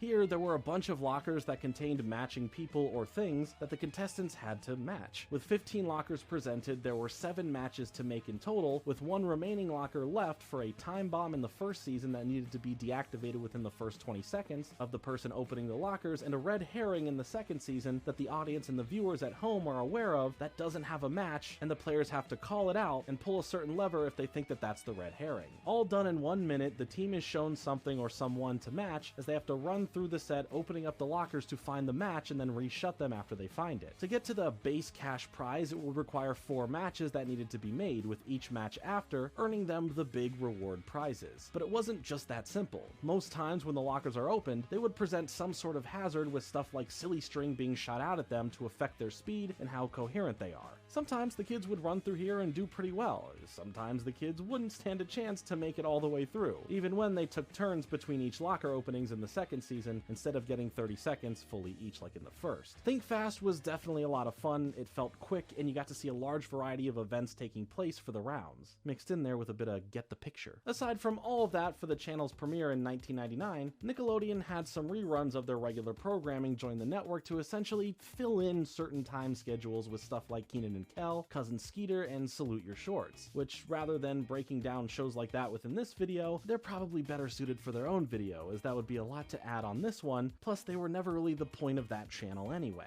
Think of them as good filler between what the channel was actually really focused on. After 1999, more shows would join the network, but definitely not to the same extent as what 1999 offered. In the great year of 2000, the Nickelodeon Gas Channel first added on another game show that ran at the end of the 80s and the start of the 90s called Make the Grade. Originally, the first 2 seasons of the show were recorded with Lou Schneider as the host, and also not in front of a live studio audience. In fact, it was a fake audience track that played to pretend like there was one. But then the show moved locations for its 3rd season, this time with a studio audience along with a new host, Rob Edward Morris. The show had a central color theme of red, green, and blue, from the logo to the set, and there would be 3 desks, 1 of each color, with 1 contestant sitting at each. As the name of the show hints at, it's related to educational grade levels, as the players answer questions pertaining to different school classes. There would be a board that had 7 random categories that would change out each time between history, music, science, home ec, geography, PE, mathematics, English, arts, social studies, current events, and even special electives, which could be anything. And across the top, there were 7 grade levels that ran all the way up to 12th grade. The higher the grade level category question, the tougher they would be. It makes sense. Each player had their own board to represent how they're doing in the game, as the goal was to earn the different tiles to reach a total of owning 14 of them by the end of 2 rounds, or just having the most by the end. Doing so won you $500 and access to the honors round. The 14 tiles, though, needed to be won specifically by acquiring a correct answer in each subject and 1 question from each grade level. If you get the question wrong, the others get a chance to answer if they think they know it. If no one gets the answer right, that tile was lost for the rest of the round. It would go dark and couldn't be collected later. That would change in the 2nd and 3rd season, where the tiles would stay in play, just with a new question when it comes back around. It also isn't just as straightforward as that. There were a few ways they made the game spicier, as some tiles would include 4 other possible game changers, like the take option, allowing whoever got it to take another contestant's tile that they get to choose. Another similar one would be hitting a tile with the lose option, making you give up a tile that you get to choose, but it goes back on the board and is given a new question attached to it so it can be won again. Free option can be found, just giving you the tile without answering the question, but the most exciting would be the fire drill option, which put the players into a physical challenge. Whatever the challenge may be, messy or not, whoever completes it first gets to choose which desk they now want to sit at, which could easily be the biggest come up or the worst downfall depending on how you've done in the game so far, and or how you play the challenge. Second place gets to choose from the last 2 desks, with third place just getting what's left. In the end, the two players who didn't win still get some prizes and $50, while the winner got that $500 and a shot at an additional $1,000 from the Honors Round, or a trip to Universal Studios Florida in the second and third seasons. The Honors Round was taking 3 categories from the main game itself and offering 7 questions in total, all having to be answered in 45 seconds. The first 6 questions would be worth $100, but that 7th question, meaning they've completed them all, jumps the winnings up to $1,000, or like I just said for the later seasons, the trip to Universal Studios, but still getting $100 to $600 from the first 6 questions. Sometimes during the second season, there would be a bonus university round that had the winner answer 5 even harder questions that each were worth money, starting at $50 for the first and $1,000 for the 5th. The player could pull out if they didn't think that they could answer the questions further, netting them any extra money won from the questions. I honestly really enjoyed this game show, and watching reruns of it on Nickelodeon Gas introduced me to it, so I think that's pretty cool. As a bonus, some episodes featured an extra segment, if there was still time to fill, that would feature Lou going around in public and asking questions to random people for a chance to win some prizes or merch. In the third season, this transferred to just using the studio audience getting a chance to be selected to play and win, since they finally had one. Overall, really fun show. It easily blends into the other ones because of the structure, but I think it deserves a bit more love, or at least have given it some sort of revival on the Gas channel, but that's just me. Another show that was brought to the channel was Nick News with Linda Ellerby, a program that started its run on Nickelodeon in 1992 and went on to play for a few years simultaneously on their other Nickelodeon sister channel, Noggin, in 1999.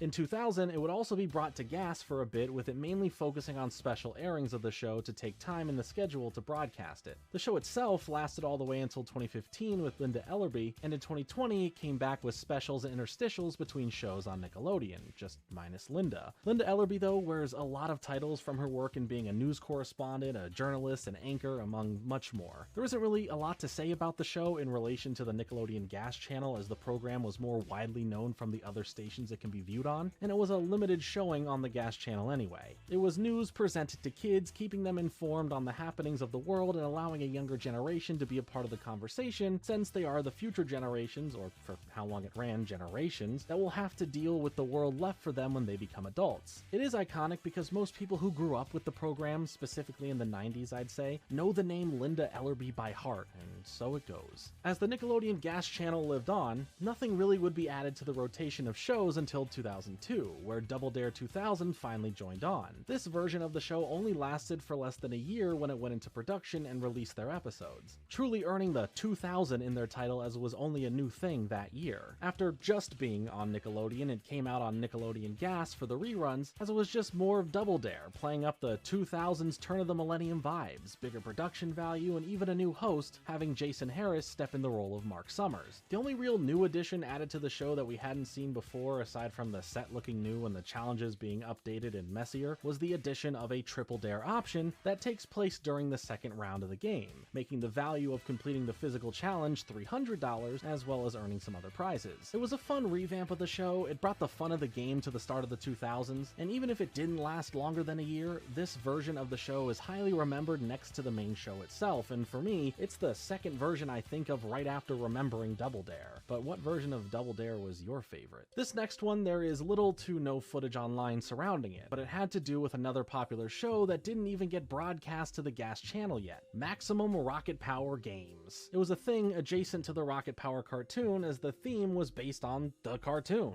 It had 3 teams with 4 kids and 2 sports athletes compete in a few extreme sporting events. The teams would be themed after the kids from the show, with Team Otto, Team Reggie, and Team Twister, but no Team Squid. This seemed to have been a one-off thing for the specific showing of it, and the teams here duked it out over 3 rounds, starting off with a recreation of the Zorb to mountain bike relay race in the Rocket Power TV movie special, with the second round being a 3-man tube to snowboarding race, finishing off with a skate park relay where Team Twister won the whole thing. Regardless of what it fully was, it clearly made sense to be on the Gas channel, or so we thought, but it was odd to be on there without the main show itself broadcasting alongside it regardless. But nevertheless, this was also a way to help sell a live event, turning this into Maximum Rocket Power Live: The Battle for Madtown Park, a live show that would be toured around the state showing cool stunts and competitions with some extreme sports, all done by performers along with mascot outfits of the characters in the show. This didn't end up doing well in ticket sales. Again, not much is known out there when it comes to what this fully entailed, but it looks like the planned 40-stop tour ended after about a month of touring.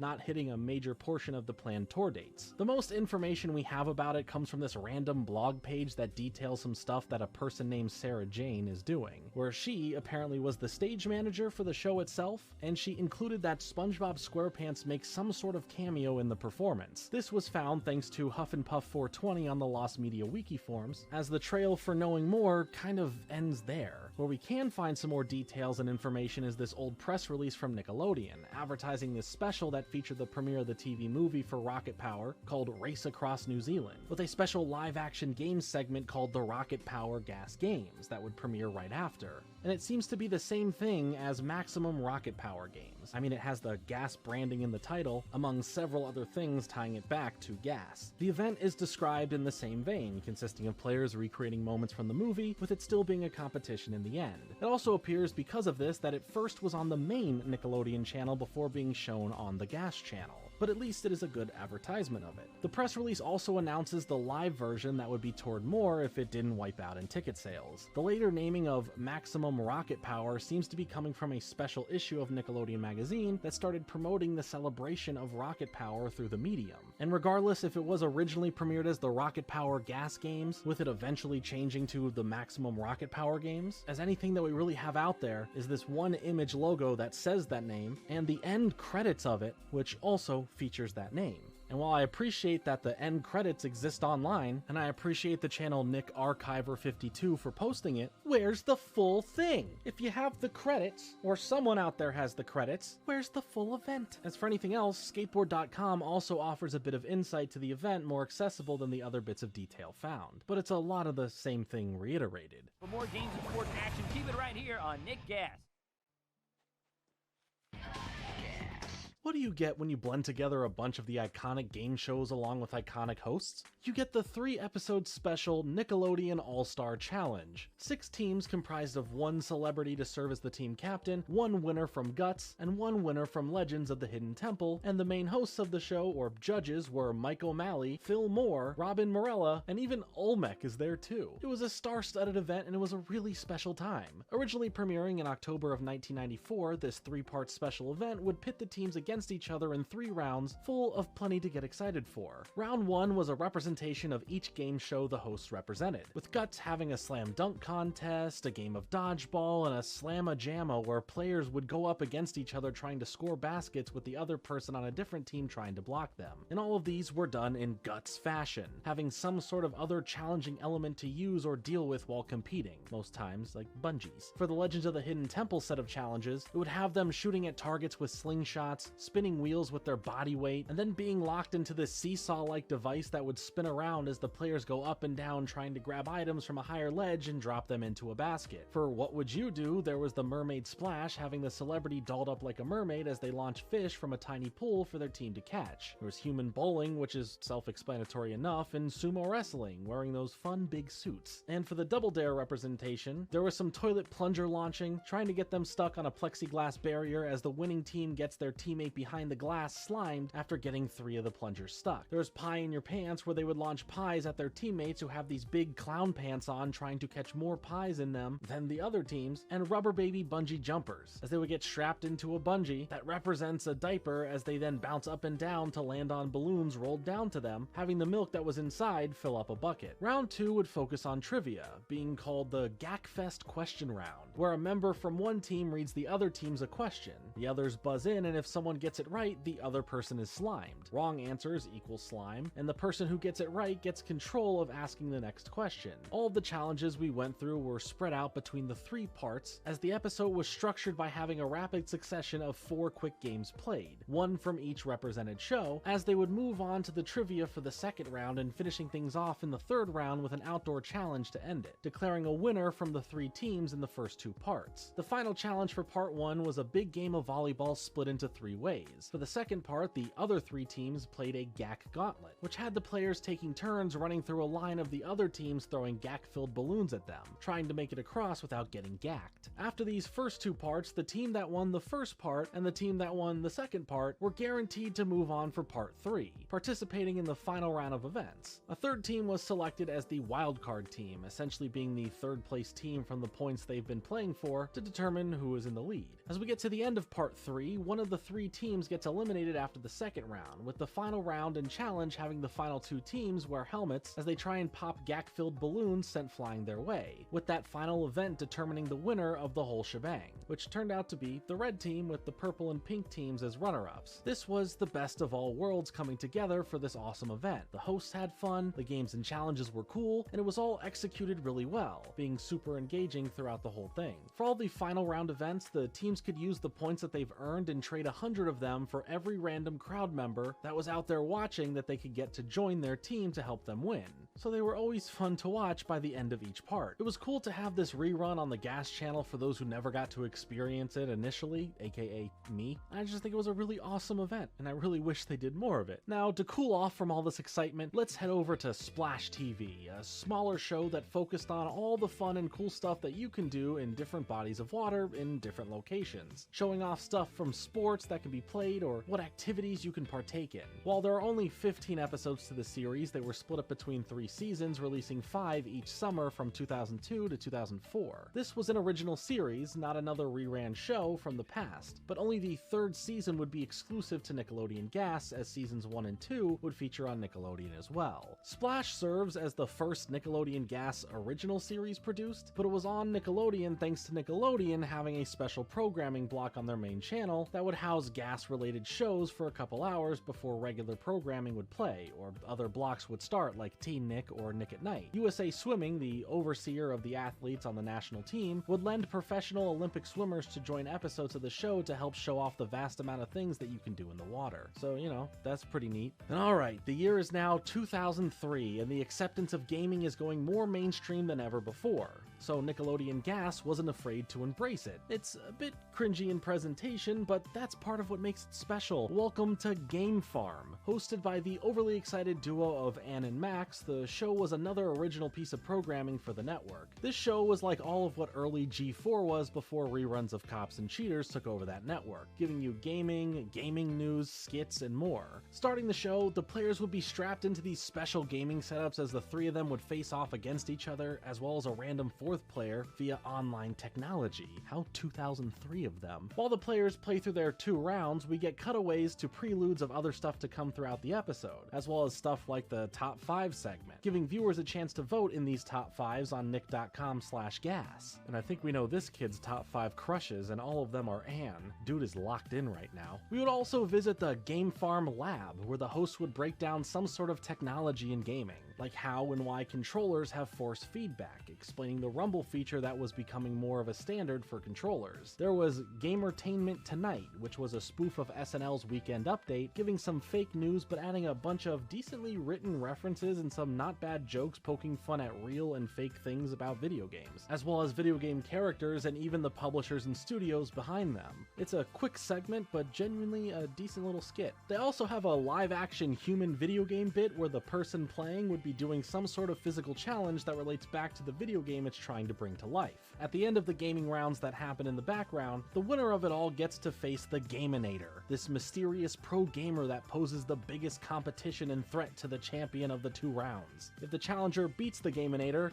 that's it. High fives and celebration all around. Unless you're the winner, who is the online player from a remote location, then you just get to cheer in your bedroom alone before the credits roll. And it literally feels like a show from the time period it came out in. It's just hard to explain, but it's really just a feeling that comes from viewing it. And you should, with what limited episodes are out there able to be watched. I mean, the fact that there was a random dude skateboarding on a small half pipe in the background the whole time should be enough to sell you on why this show was rad or cheesy, but both options work and they're both awesome. They also had Junie from Spy Kids in an episode, and that says everything you need to know. Most of the series is unfortunately lost today, but hopefully the full series can be brought forth to the internet soon enough. Another big obsession of the time was 2 robots being built and made to do battle. A harmless way to watch things fight each other that doesn't hurt humans or animals. But when the robot uprising eventually happens, this is a core memory that they will have and they aren't going to be happy about it. Nickelodeon Robot Wars officially premiered on the main Nickelodeon channel and only lasted for a handful of episodes, with all of them premiering as reruns on the Gas channel in 2003. It was just robots built to fight one another, being Nickelodeon's version of Robot Wars, a longer running series that was on in the UK. Nickelodeon gets the rights to make their own version, except having a focus on the US builders and battlers going to the UK to face the British in Metal Combat, and if you like watching that and seeing the builders and battlers behind it all, then hey, here's more robot fighting for you. And also, here's this kid's iconic bowl to mullet haircut. You're welcome. There was another gaming related show that was really similar to Game Farm, and that was Play-2Z, a show that is mostly lost to time, aside from this one video posted from JGO NASCAR that showed a bumper for Play-2Z as it advertised gameplay and challenges, behind the scenes access to the people behind the games, top fives, news, and more. I personally don't have any memory of it. All I remember is Game Farm, and maybe any memories of this I mistake for Game Farm. But right now, Play-2Z lives on as this advertisement of it. All we do know is that it was a show made for the Nickelodeon Gas channel, and it focused on video games. For something a little spooky, there was Scaredy Camp, a 5-part series that premiered on the main Nickelodeon channel with reruns of it found on the Gas channel. It was labeled as a Survivor-like competition,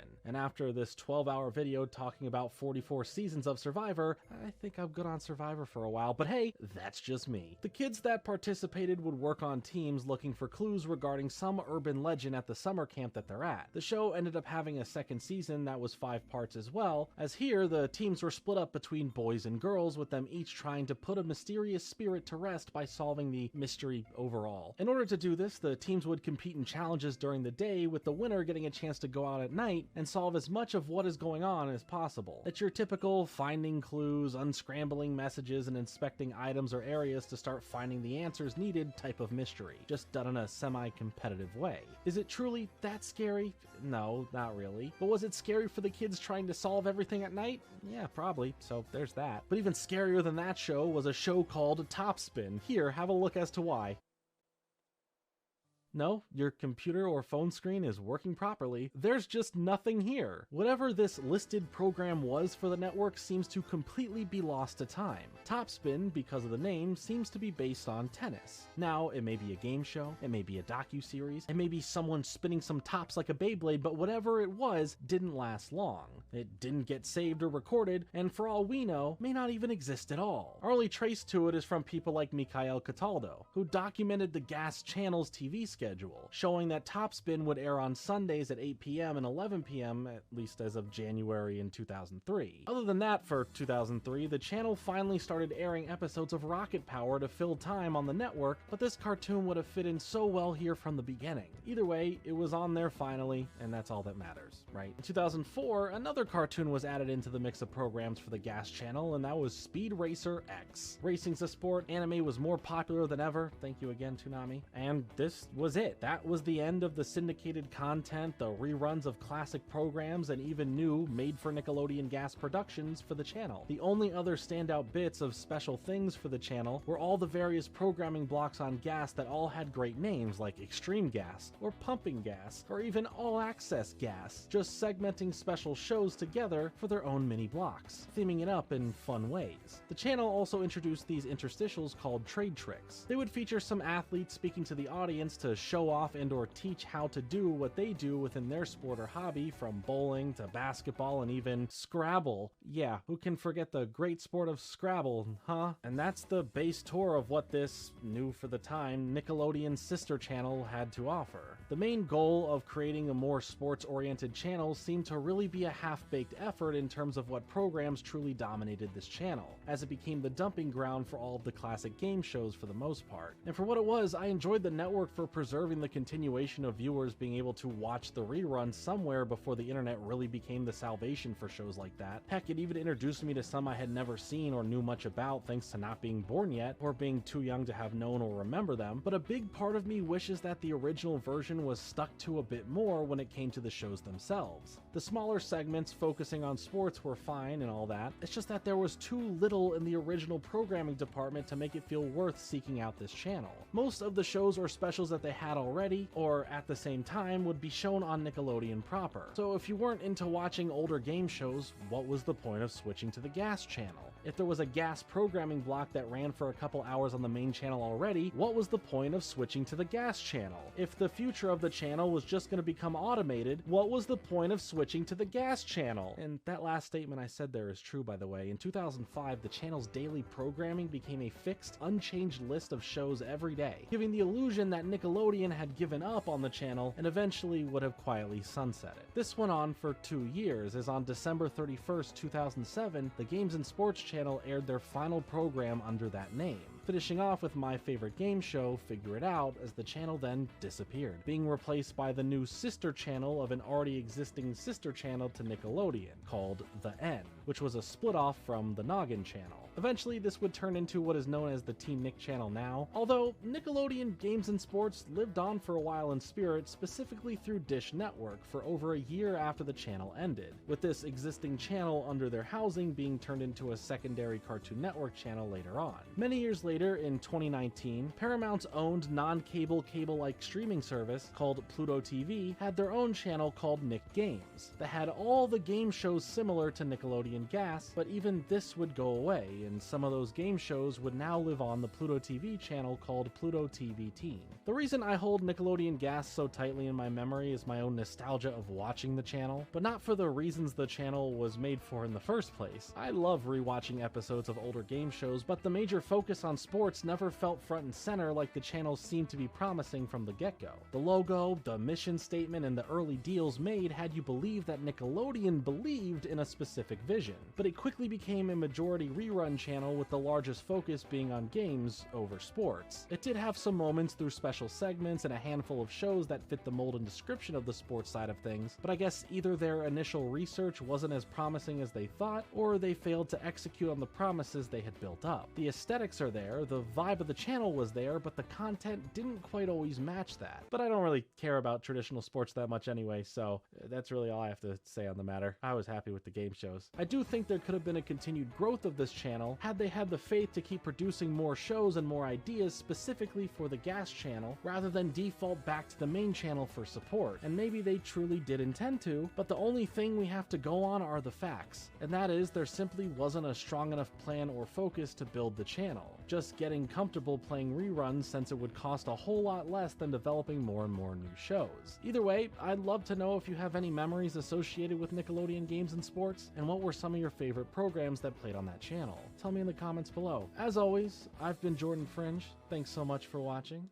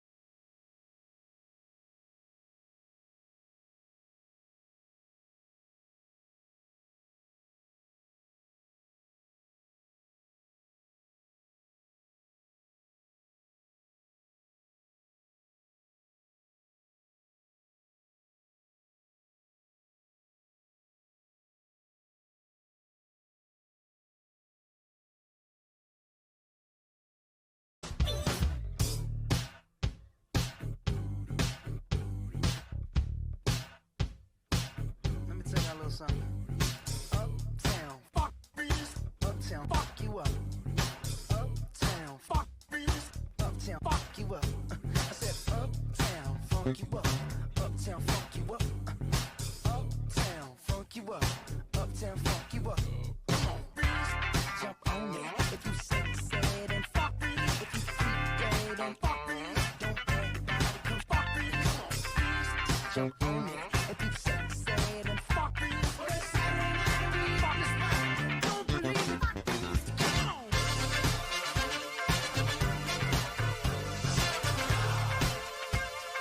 Don't believe it. Don't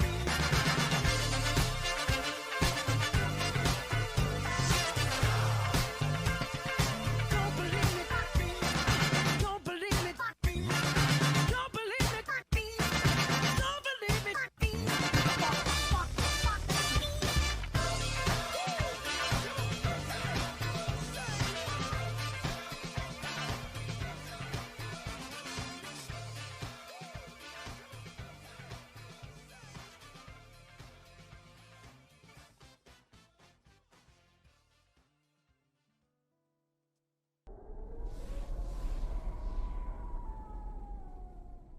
Suppose nature gave a war, and everybody came. The snakes, the birds, the lizards and frogs. And suppose that the polluters, the species on Earth called man, were the enemy in that war. I still believe man is master of the world. And then, suppose that the human race lost.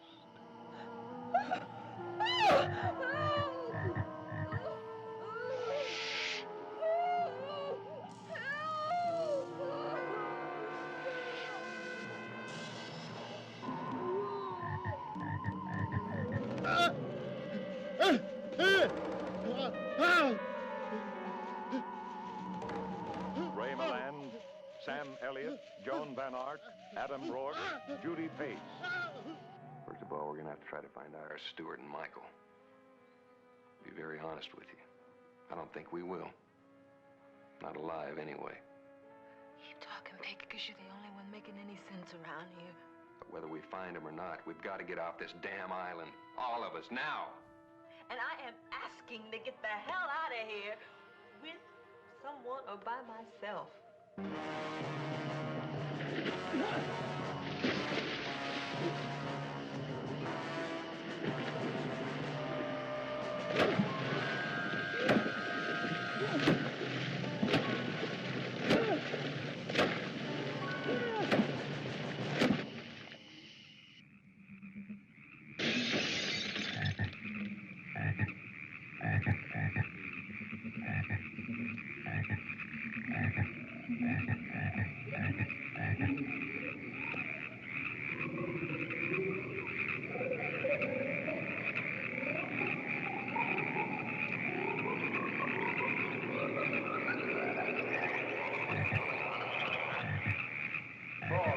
Is coming.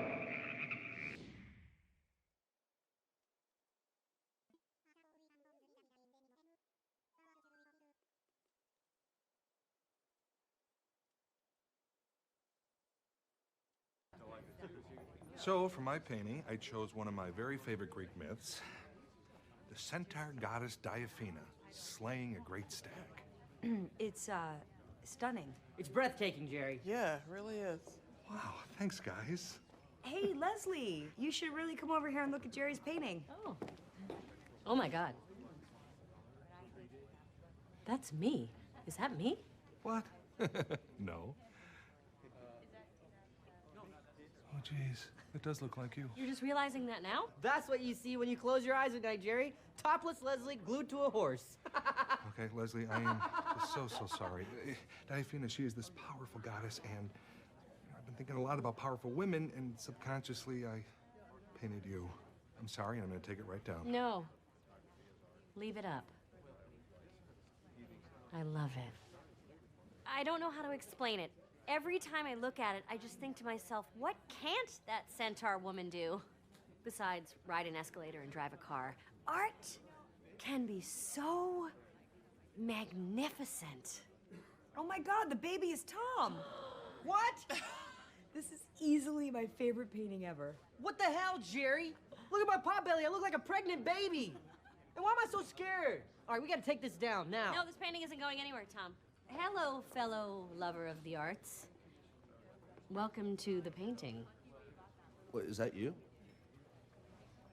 Well, it's hot. Thank you. This guy's in it too. He's the little fat baby.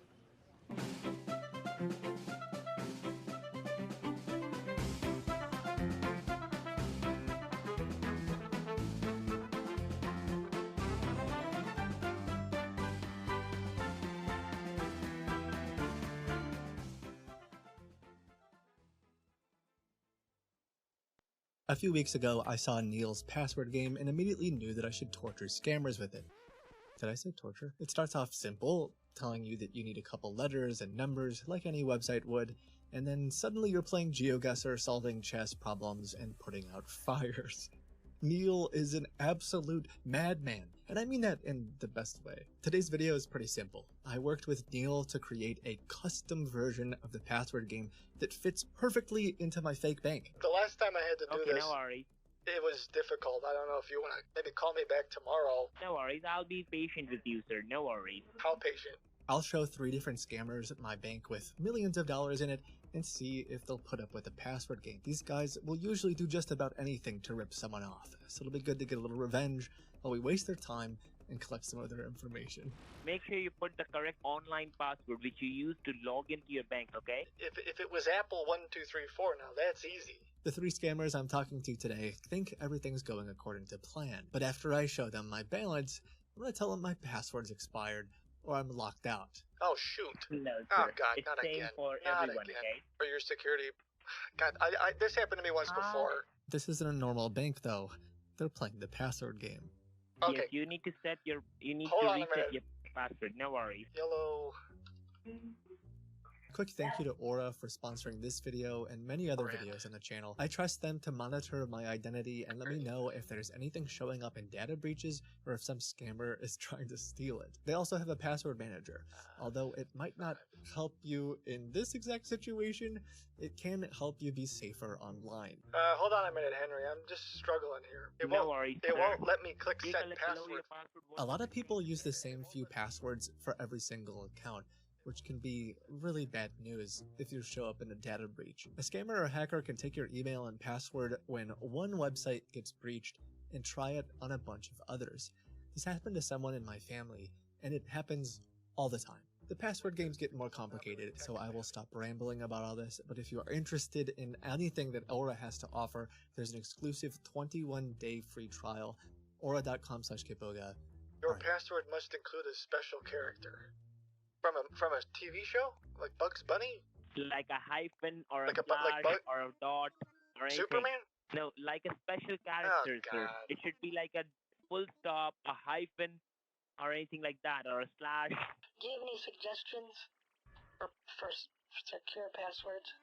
You can make anything, ma'am. Like, it should be contain one uppercase letter, one lowercase letter, one number, and one symbol.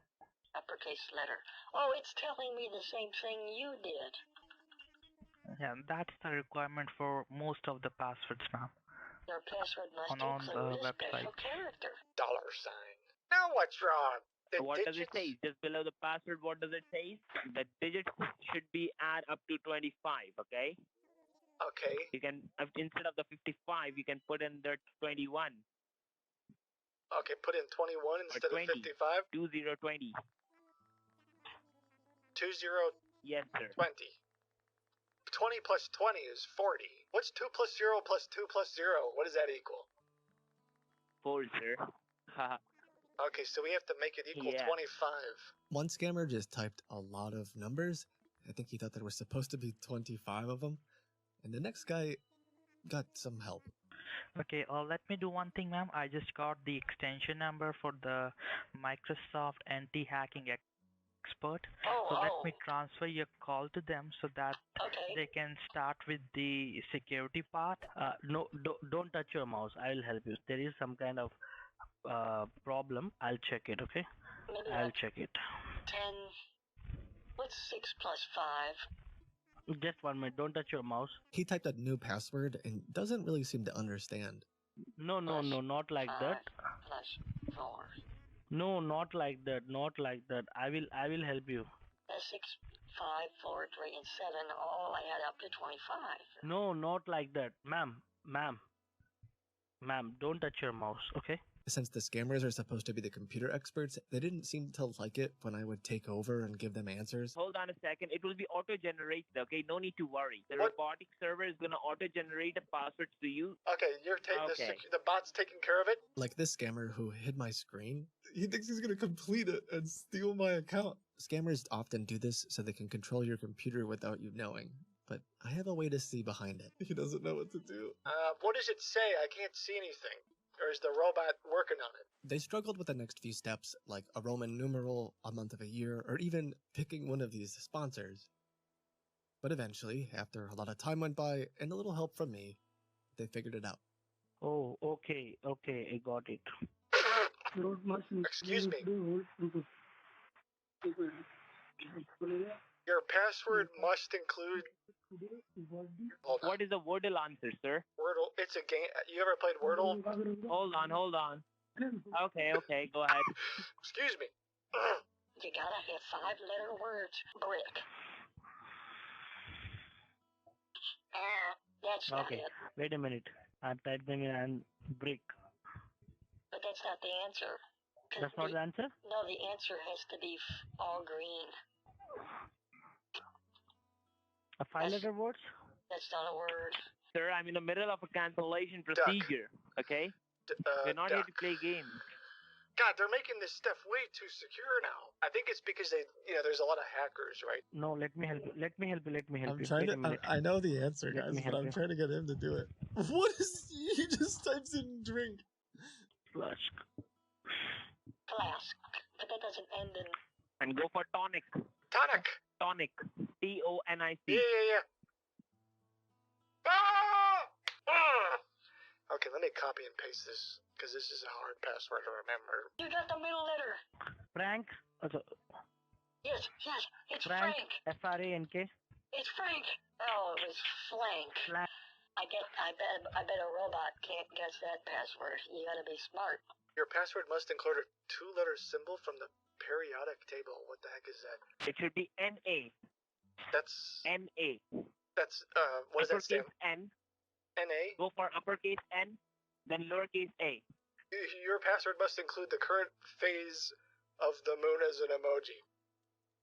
Moon as an emoji. Where I can get the emoji, man? That is a good question. Your guess is as good as mine. Oh, look.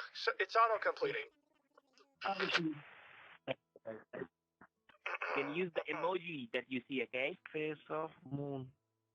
I think it's as that. an emoji.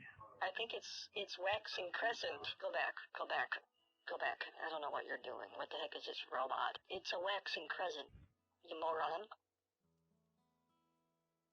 I'm sorry, excuse my... Bro, I literally had the answer for you. And copy that emoji. Putting the moon in your password isn't exactly normal, but I had no idea what was coming next. Okay. Your password must include the name of this country. Scroll it down. Excuse me. Which country is it? God, my allergies. What are we playing GeoGuessr now? Do you know this place? I have no clue what this is. Iceland? It's got ice. The scammers have to look at Google Maps to figure out the location. I'm trying to check the country name. Thank you, sweetheart. I wouldn't be able to do this without you. This technology is just... It's getting too advanced for me. Surprisingly, they just think it's real. Are you... Did they train you on this type of stuff in school? Yes, ma'am. I could tell. I think this is Ohio. Ohio. Try to type Ohio. Or maybe Epcot? It's not Ohio. That's, they're like, they're glyphs. Is it Canada? God, help from this situation. Help us in this situation, God. I didn't know you knew that one. Maybe it's a clue. Oh, Coca-Cola. That's the country. Or wait, no, never mind. It has the flowers. Okay, what countries have flowers in it? Can we look that up? Back. 1 minute. We need to find out what countries have flowers. Do all countries have flowers? No, man. It's a vegetable garden. It has some name over here. I'm checking that name. Just keep playing as if this is real life. It's China, sir. It's not China. No, tell the robot. This guy's got his whole office helping. Are you sure it's not like Australia or something? I haven't seen any people here yet. Do you think that maybe this is the moon? And flowers. There Or it maybe is. Mars? Fruits and fruits. God, sorry, I had a hairball. He's reading fruits and flowers. Sometimes I have to lick my cat because he doesn't lick himself. San Francisco. No, that's just where my United VPN States is. of No, America. bro, no. Type in BUAH. No. They spent so much time on this. I actually started rooting for them. Please open your email, please. Don't cry. We'll sort this out, you know? Don't cry. I'm not crying, sir. It sounds like you're crying. Did you visit this place? Yeah, I've been here. Ma'am, it's London. No, It's UK, United Kingdom. try Singapore. Awesome, ma'am. Awesome. Yeah, I've been there. Why didn't you ask that before? How? Include a leap year. It must include a leap year, sir. What does that you mean? can see that? What is a leap year? It must include a leap year. The brilliant thing about Neil's password game is that each level builds on each other. So when the scammer copy and pastes a leap year, now the digits don't add up. The digits must add up to Oh my god. Hold on, oh, sir. Come on, please. Oh, sweet baby Jesus. Let's see. Oh, man, this is a lot of work to keep. But it's worth it, though, because when you got the kind of money I have, you got to keep it secure, right? 5 plus 5 plus 1 plus 9 plus 4 plus 1. Plus 2 plus 0 25. plus 2 plus 4. I understand now what we need to do. He actually doesn't understand, but by sheer luck, he gets to the next level. Chess. Your password must include the best move in algebraic chess notation. You need to go ahead and take chess on the computer. Haha. I know, ma'am. Let me help you. Best move then. It's gotten to the point where he has locked my mouse and keyboard because he's gonna do it for me. 7? No. Why is he still going? Because he wants to help me. Like, the guy wants to secure my $2 million in his bank account. You know how to play chess? Time, go ahead and call up to your bank. No, I don't know how to play chess, sir. We are wasting time over here. Now go ahead and I'm not trying to waste time. I'm trying to set a password. It isn't working, and that is the reason. Well, I'm it's telling because you I have to have a secure password. Bank, okay? God forbid they care about my security. An hour or so in, and this scammer is angry. He wants to steal my money, not play chess.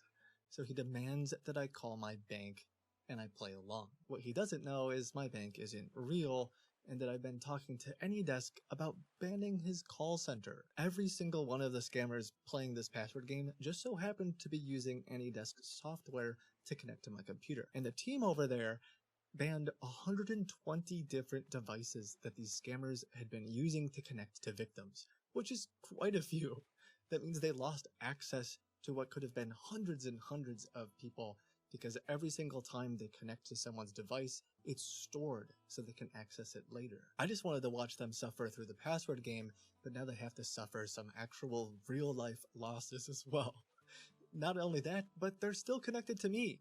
Actually, the only person they're connected to is me, and the password game. Hold on. Let the robotic server work, sir. You're touching your computer. Okay, I'll let the robotic server server hold work. on, okay? I'm like watching Please chat hold on, let for it you guys work. to solve it for me. It is gonna fix your But problem. I You think don't he have to wants worry, to okay? solve it now. Like a team of scammers just sitting here all afternoon trying to solve nonsense. Ma'am, we got it. D5 illegal move.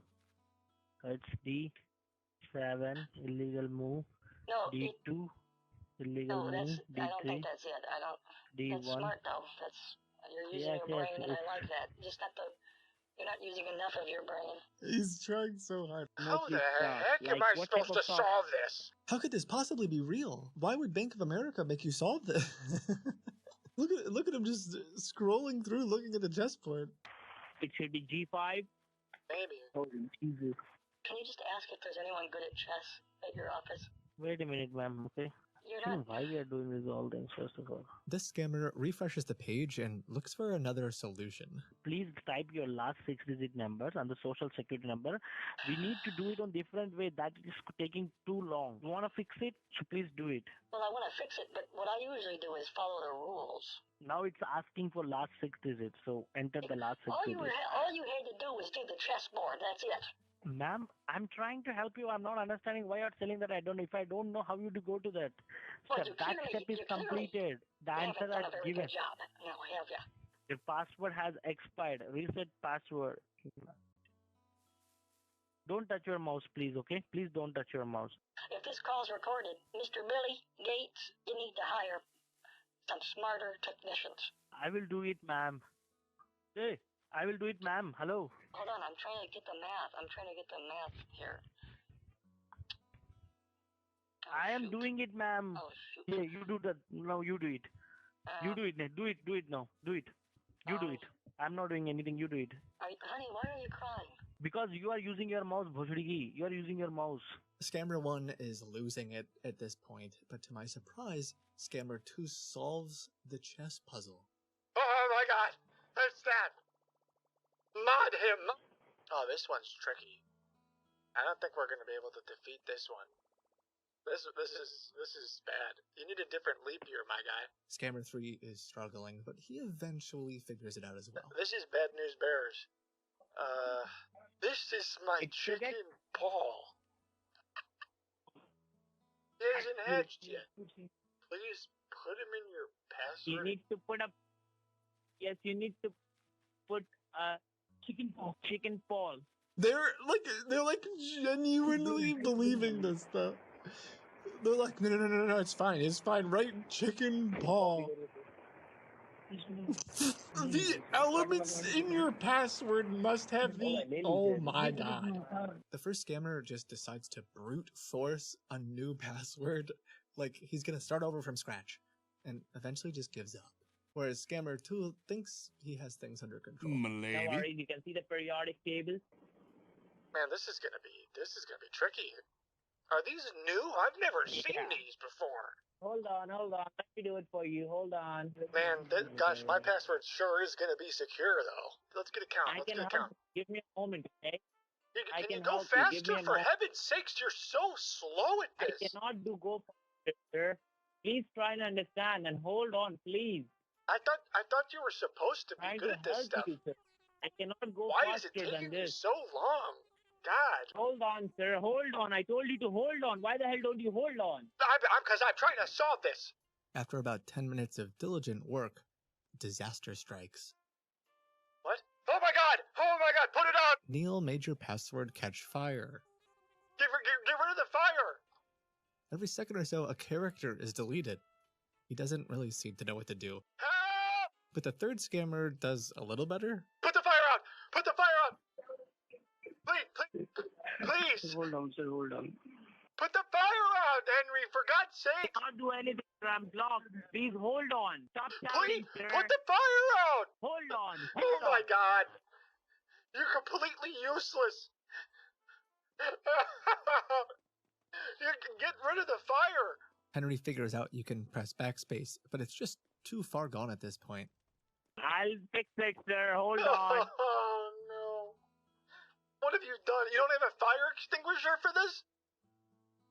That is the reason I was telling you to quiet. See, you messed it up on your own, and now you'll be Put blaming the me. fire out, for heaven's sakes! I told you to keep quiet. Shut down your mouth and just look at what I'm doing. God, I can't believe that you were assigned to my case. You're one of the Hold on, I'm telling you to hold on, but you're not keeping quiet. You gotta put the fire out. Please put the fire out. Keep quiet and let me work, sir.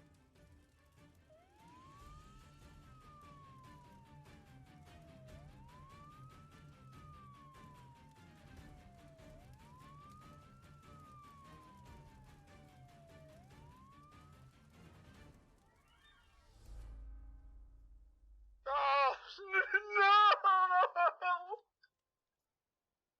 Paul! Just keep your mouth shut, sir. Since Henry didn't put the fire out, Paul the chicken died. chicken. You let the chicken die, and now I have to redo it. I told you to shut your mouth, but you're not shutting your mouth. You just keep on talking and talking and talking and talking.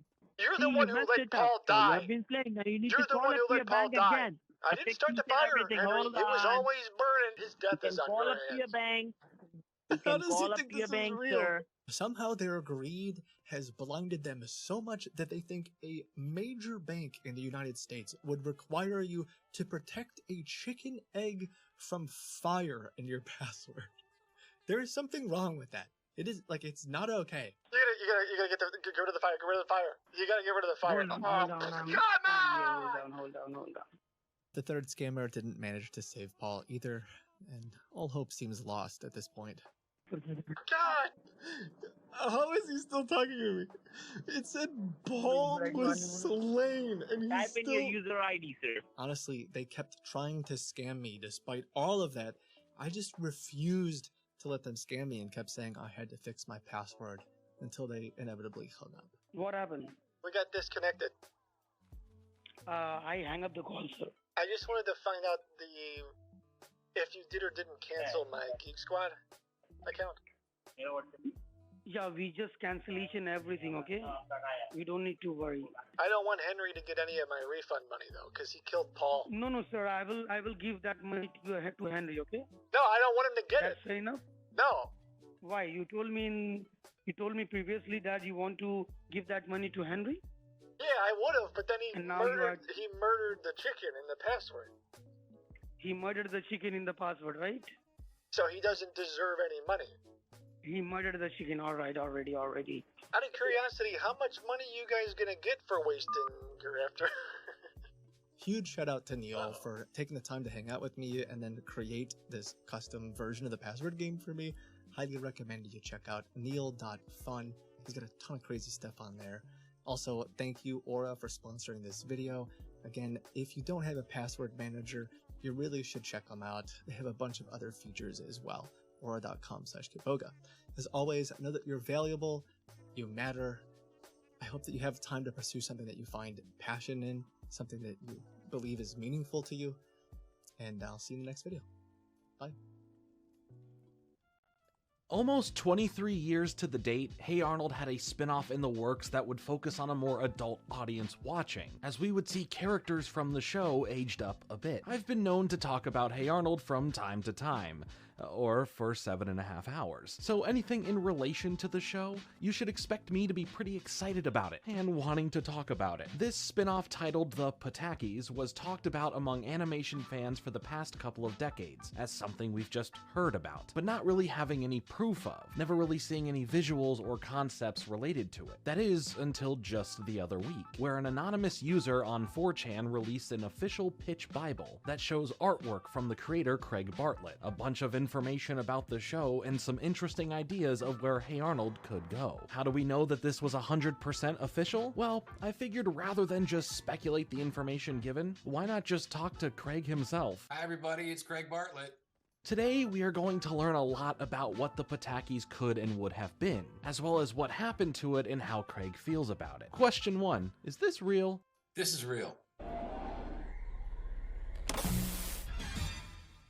So no need to go over all of Hey Arnold. You can later on go check out my deep dive into Hey Arnold that also features Craig. For now, we need to define one thing first. What was the Patakis? Well, aside from it being Helga from Hey Arnold's family, the Patakis would have been a half-hour animated comedy drama about the ultimate dysfunctional family. 15-year-old Helga G. Pataki, her blowhard dad Big Bob, her zoned-out mom Miriam, and annoyingly perfect big sister Olga. So right away, we learn enough to understand that there is a decent time jump here, aging up Helga to 15 years old, and the show is all about her point of view, something Hey Arnold would spend a lot of time on as the show went on, continuing that the Patakis spin off the world of beloved role model Helga, from the hit kid show Hey Arnold into the late night arena. So a show that focuses on something for a different audience rather than under the restrictions of what you can and can't do on kids programming. While Hey Arnold definitely dealt with some heavier topics both as open as they could and some extremely metaphorically or alluded to, this show wouldn't have to hold back, being more open about the darker and more true-to-life personal family drama situations that the Patakis were already known for. The Patakis was the spin-off I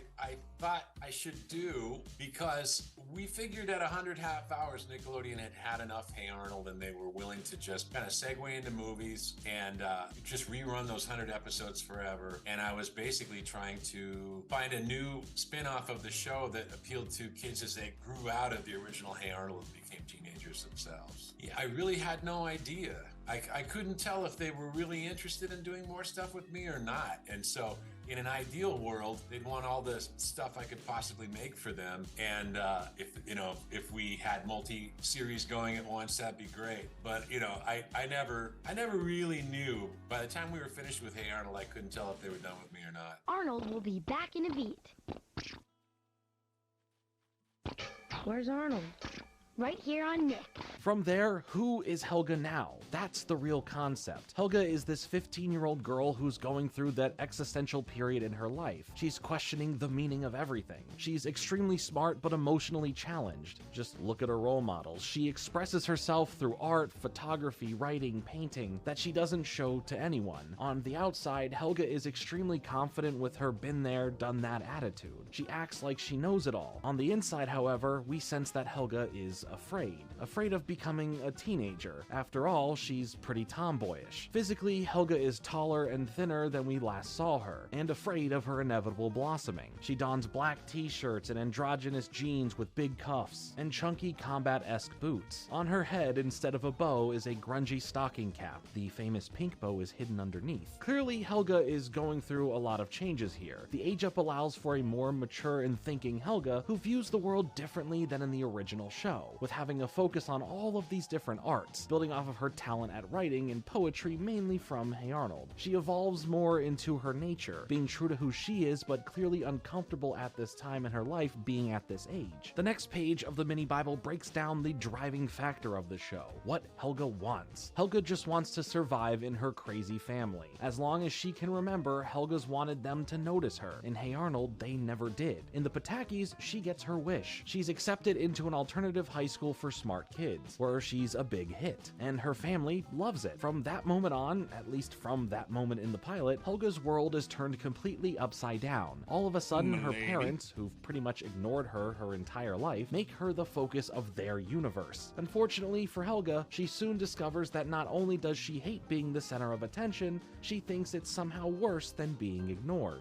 The four actors who played the Patakis, Francesca, who played Helga, Nika, who played Olga, Cass Soucy, who played Miriam, and Maurice LaMarche, who played Big Bob, they were magic. When the four of them were in the room, it was always just the most fun and the greatest. And so, starting with the obvious, Franny being such a genius, I thought I would love to just have a reason to have these four come in and kind of workshop together, workshop their characters, and grow them into the next thing.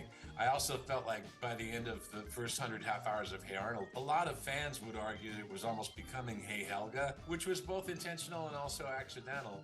Arnold is a different kind of character than Helga, and Helga was really, truly the definition of a breakout character. As we saw in the original show, her family life is all over the place, constantly struggling with her relationship to each of her parents, having moments with them separately, both good and bad, and how she views her sister and how her parents treat and idolize her. Evolving these characters further, the next thing you would do would be fleshing them out in a realistic way from what we've already known before. For Miriam, we touch on what a lot of people speculated and to what Craig has stated, where she was struggling with drinking. Now we would learn what has happened and where she currently is. During the 6 years we were away, Miriam hit rock bottom. The good news is that she's on the road to recovery, but the bad news is it's a long road. One of her sponsors from the program got her an internship at the local TV station. The only problem is she's a real screw-up. Hopefully Helga's newfound success will inspire her own potential. That is, if she can survive the world of on-air talent and a moronic boss who's constantly firing and rehiring her. I think as far as giving Miriam a real deeper focus here, this seems like a solid direction to take the character. In Hey Arnold, Helga has been an inspiration for Miriam to do better for herself at a couple of points, and we even see her at one point helping run Big Bob's beepers while he's out of commission and doing a great job at it. So I think it would be a nice self self-forgiveness and redemption story on her end. Speaking of Big Bob is the character that changes the least in the series. He's still a hard-driven salesman, but instead of the Beeper Emporium, he now runs Big Bob's Beyond Beepers digital dynasty, selling everything from DVDs to digital phones to satellite dishes for digital TV. He's more of a blowhard than ever. After all, his demanding demeanor is what's made him so financially successful. However, judging by his new Tony Soprano suburban house, the yacht in his driveway, and his sassy velour jumpsuits, we get the sense that he's living beyond his means. Yeah,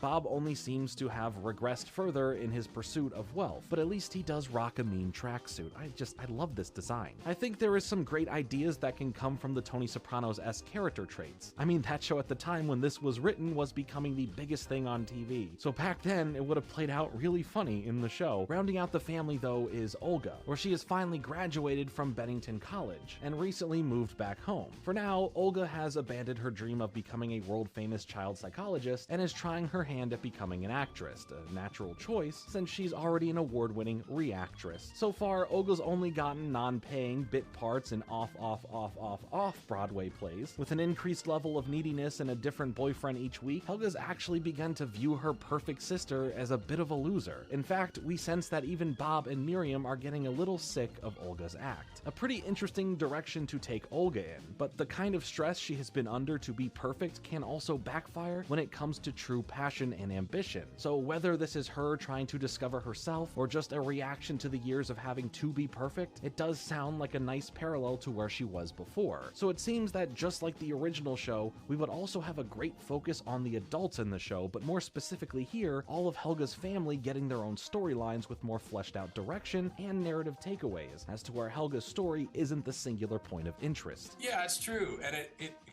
it's a fun way to write, you know, just like the series. We enjoyed writing for all these different characters, and you could everybody could pick their avatar and concentrate on that. And I wanted to give opportunities to these actors. They're so fun. Seriously, I thought it would be, everybody would love to see, you know, Olga go somewhere and develop as a character and not just be the Little Miss Perfect that she was at the start. And the same thing goes for Bob and Miriam. In Miriam's recovery from alcoholism and becoming the self-actualized person she always deserved to be. And Big Bob too. He's like Tony Soprano. He's fun to watch. Sopranos was in full boom at that moment, and yeah, I did want to acknowledge that. You know, Bob, his association with Nick Vermicelli and sort of a little bit of a mob influence on his life. It seemed right, almost as if Bob had been watching The Sopranos also. Stay tuned. Hey Arnold will be right back after this. And now back to Hey Arnold, only on Nick. Let's break down how the series would have worked. Helga would open each episode by writing a letter to her soulmate Arnold. Then we'd flash back in time and tell the story. We end each episode with Helga finishing her letter to Arnold and then filing it away with a million other letters we see that she has never mailed.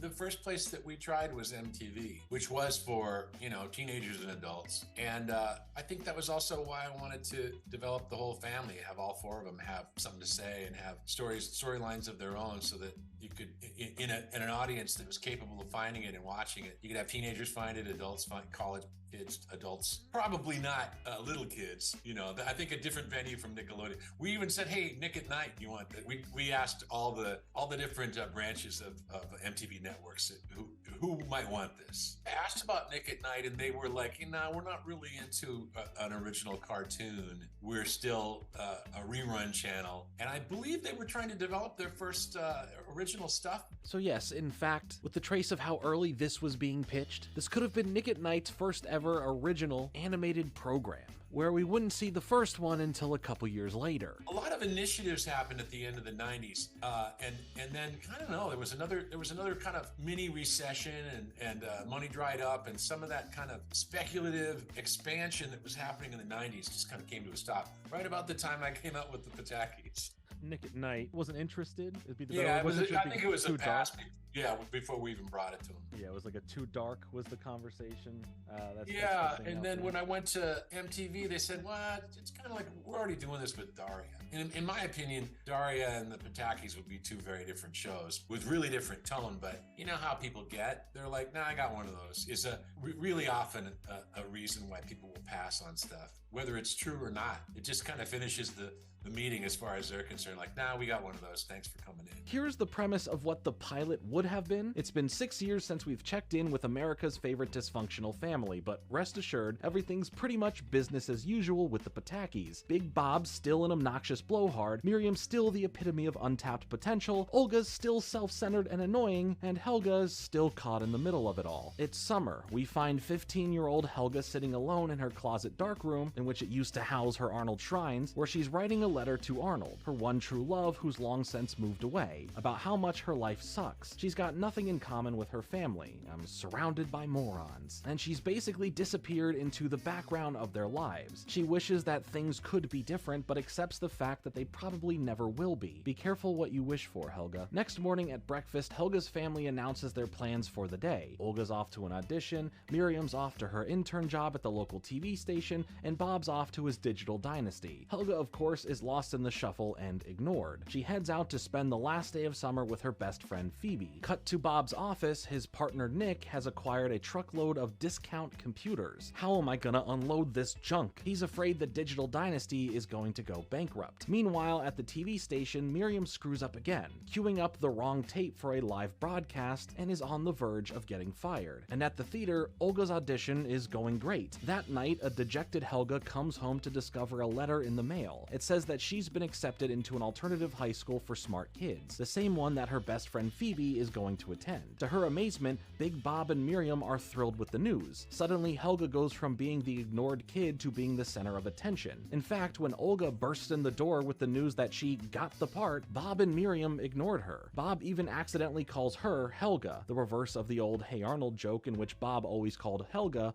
Olga. Olga runs upstairs in tears. Act 1 ends with Helga's world completely turned upside down. Act 2 finds Big Bob proudly dropping his new favorite daughter, Helga, off at her new school. He schmoozes her principal, giving him his business card. At school, Helga is happier than she's ever been in her entire life. Not only is she a huge hit with her teacher and the other students, she's regarded as an artistic, individualistic genius, one who truly thinks outside of the box. In fact, by the end of the day, she gets elected freshman class rep and is to give a speech to the whole school on back-to-school night the following week. Helga comes home to dinner utterly triumphant. She learns that her success has begun to positively affect her parents as well. Miriam, feeling inspired, saved the day at the TV station and got a promotion to segment director. Bob solved his financial dilemma by selling off his truckload of computers to Helga's new principal, and everyone is happy. Everyone, that is, except Olga, who has gotten fired from her play. Her new role in the family as second best daughter has thrown her completely off her game. Over the next week, Helga's happiness begins to fade as she realizes that her parents' enthusiasm for her success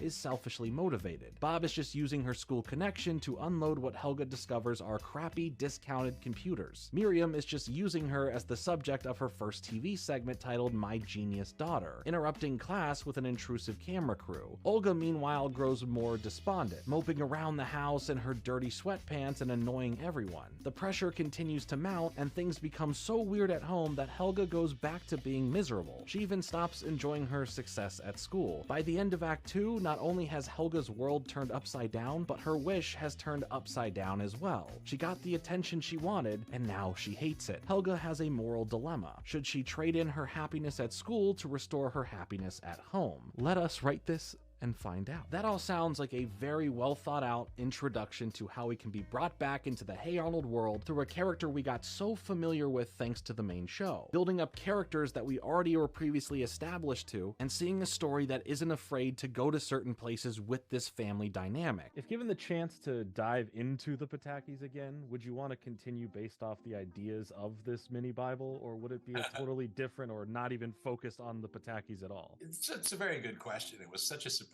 to see that Bible show up 23 years after I made it. I really opened it up. I downloaded the PDF and opened it up, not even knowing what I was going to find. I remember the big strokes were Helga's 15. You know, they're still in the same neighborhood. So all the kids that you loved from Hey Arnold are all 15 or 16. I thought of having Arnold move away would be two things. It would kind of create a kind of a tragic element for Helga. Like, she's heartbroken.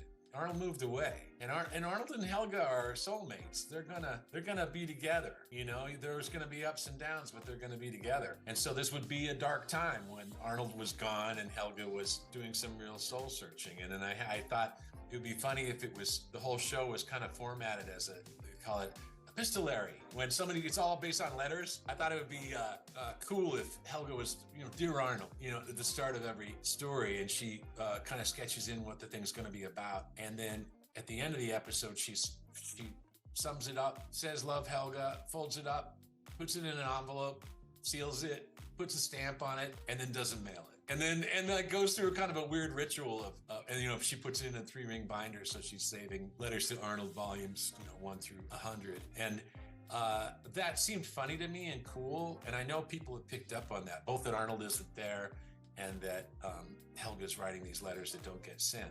There's something very cool about that. It seemed like it was kind of poetic and very Helga-like. But on the other hand, it's just like the Jungle movie. I had a chance to come back after really about 15 years in the case of the Jungle movie.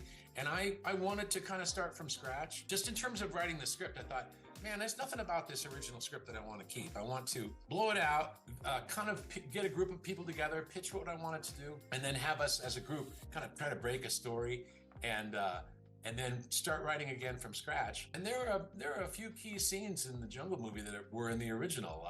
Brainy doing that business, Helga tearing up the locket and throwing it overboard, and when they're on the river, and Brainy going overboard and finding the bits, and then at the key moment when she's at her absolute bottom, hand her the restored locket and have Helga kiss him, and then Brainy dance around. I mean, also the scene up on top of the mast, up in the crow's nest, where Helga comes and finds Arnold and confronts him. That also, and those two sequences are kind of back to back. Almost everything else, the way that we got there and the way that we got out, went through profound changes because I just had an opportunity to do it again. In the case of the Pataki's Bible, I mean, that's an ancient antique to me now, and almost embarrassing in its crudeness. And when I look at it, I go, wow, man, those were the days. I used to draw analog, put it on a Xerox machine, type up some, it really has that like busted out vibe to it that makes me think I would, things are so different now, development is so different now that there's no way it would evolve in the same way. And I would treat it in the exact same way, like that was an interesting inspiration from long ago. Now what do we do? And start from scratch again. I mean, there's things about it, but those are really good questions. Would I still have Arnold gone? I don't know. Would she, that whole idea of her writing letters to him, would that go away? I don't know. It's those are really good questions, but I do think of that as an incredibly ancient relic from so far in the past I can barely remember it. That's very fair. That's kind of one of the angles I have with like the writing. It's like, where would we even be at this same thing, 20 plus years later? Like times have changed, your ideals have changed. Yes, exactly. And the marketplace itself has changed. There's some things about Hey Arnold that we couldn't even do now.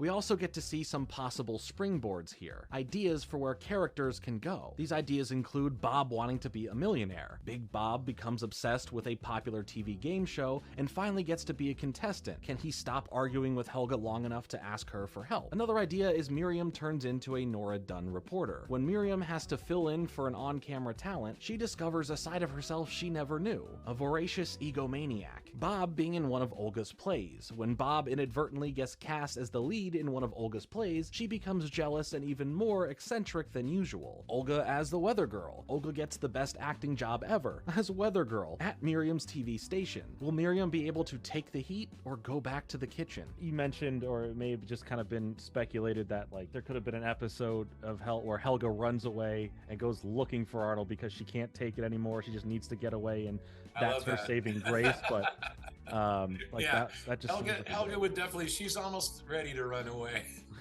When she's 15, well, I just remember 15 being a particularly rough year where you're really getting hit hard by adulthood coming, and it's coming for you. And Helga is very grown up styled, and so she would be she'd be ready to hit the road. Seemed like there would be a possibility of them returning, and I think it would have been a cool aspect to kind of explore. Based off I think one of the best episodes of Hey Arnold is her relationship with her therapist, Dr. Bliss, right? Seeing as how that was really her beginning of finding out how to like be open with herself and kind of really understanding her emotions and what she's Start to going accept through. herself, yeah. Now at 15 and being possibly this being the one character still around that she can really open up and talk to aside from Phoebe, and obviously not her family, and just some sort of mentor figure in her life that would still be there even at 15 now, I think could have been. Yeah, I love that. Isn't that great? I think that would be really true. I think that I picture Dr. Bliss being such a kind of an exceptional human being that the door's always open to Helga to pop in, and they can kind of they have a kind of a professional relationship and a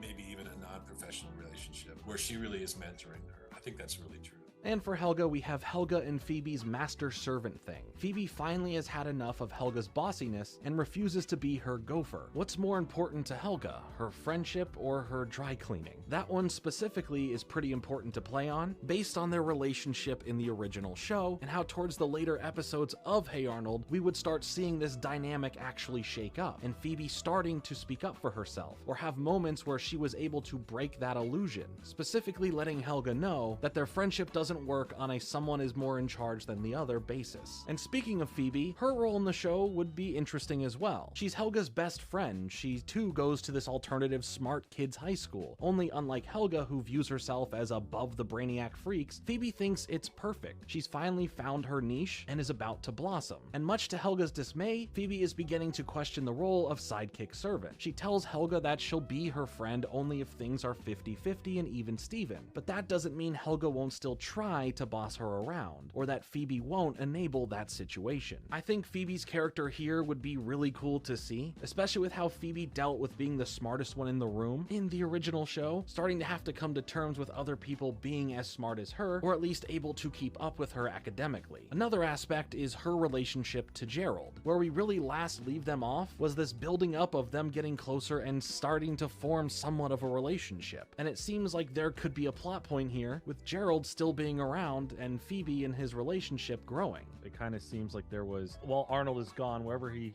had to go, that Gerald was still there, and his relationship with Phoebe has developed past where it was in, the movies. Right. That they're some sort of potential couple now when we deal with when we deal with Phoebe-centric stories. So maybe to where instead of Arnold, it's an episode of Hey Arnold, but it's a Helga episode. It's an episode of the Patakis, but it's a Phoebe episode where Phoebe has a whole day and deals with her relationship with Gerald and her family. And was that like a potential like fleshing out of these characters? Yeah, that certainly would have been the very next thing we would have had to figure out. And I love, of all the characters with somewhere to go, I particularly love Gerald and Phoebe, but I Gerald and Phoebe as a couple, and Gerald as he's an entrepreneur. He's gonna have a bunch of schemes, and he's gonna start businesses and stuff, and so he's one to watch. As I mentioned, Bob's partner Nick would be back as well. He runs a towing company and dabbles in waste management. His deals are a little questionable. He's always stumbling across truckloads of 36-inch televisions at discount prices. Nick has been this interesting character that pops up here and there, and it's weird to still see him around, as him and Bob have had quite the amount of back and forth and disagreements. But at the end of the day, they're still business partners. When this was being pitched, clearly here in the mini Bible we can see that this was directed at Nick at Night. Now, whether this was pitched to Nick at Night first or to MTV first, it was still in the family under Viacom at that time. But here we can see it says it was pitched like The Wonder Years and Malcolm in the Middle. The Patakis is family first, kid friendly, and like The Simpsons, or All in the Family, it combines classic humor with moments of real heart. As far as the rest of this mini Bible for the Patakis goes, the last few pages are just full of some cool sketches showing off the characters in various poses with different emotions, and it just kind of gives you a sense of these characters and who they are. While this is for us pretty cool to see, this is really just a visual aid for who they were pitching this to. In the end, the Patakis was an idea that at one time seemed like a possible avenue to take the series, while the original show was coming to an end for its production and the movies was where the IP was heading. Craig notes that while there was an initial amount of trepidation here for him with this randomly finding its way online, it's mainly due to this being a 23-year-old product, an idea that is long gone from what he would even do today with the property, and a feeling from him where he's just not as proud of what it was back then. And all it was an idea, something that had some thought put into it, and something filled with endless possible ideas of where to take the series. But it's all just what ifs, as the show was never made, and the Hey Arnold property was last touched upon with the Jungle Movie, which there was a potential opening for a 6th season of the show, with the Jungle Movie being a reintroduction and soft reboot of the property that still respected the show that came before, but not being afraid to chart a new path. If there were to be anything potentially coming for Arnold in the future, would it be something that you'd want to have a continuation from the new look and new designs of the Arnold characters, if you were gonna just kind of make it a continuation from there, just a soft reboot, but not really a reboot? It's still everyone's around, but they just have their new look. Yeah, that's another great question, because a soft reboot is really right. When we rebooted the Jungle Movie, I said, how about, look, we know we're coming back from being away for 15 years. There's got to be something, and it's all digital now. We're not painting stuff like that. We're not drawing stuff like we used to. Everything's so different. How can we make you feel the vibe of being in Arnold City, but subtly reboot everything so people can take one look and go, oh, okay, I'm now watching them. And I said, make them 1 to 2 years older and heading into 6th grade, so they're still in grade school at the end of the Jungle Movie. Because I would have loved to have done a season 6 where they're 6th graders, and therefore kind of the kings of PS 118, you know, and the upperclassmen, and you know, give them that little bit more empowerment, and yet they're not even teenagers yet. You know, they're 11 and 12. They're even the normal tropes of like dating and all that romance and stuff is still a little bit beyond them. And so that was what I would have most liked to do next, pre even ideas like the Patakis. But at this point, you know, if somebody at Nickelodeon finally said they wanted to do some more stuff, that would be the beginning of a discussion. You know, like, do we spin it off? Do we, you know, there's so many different things you could do.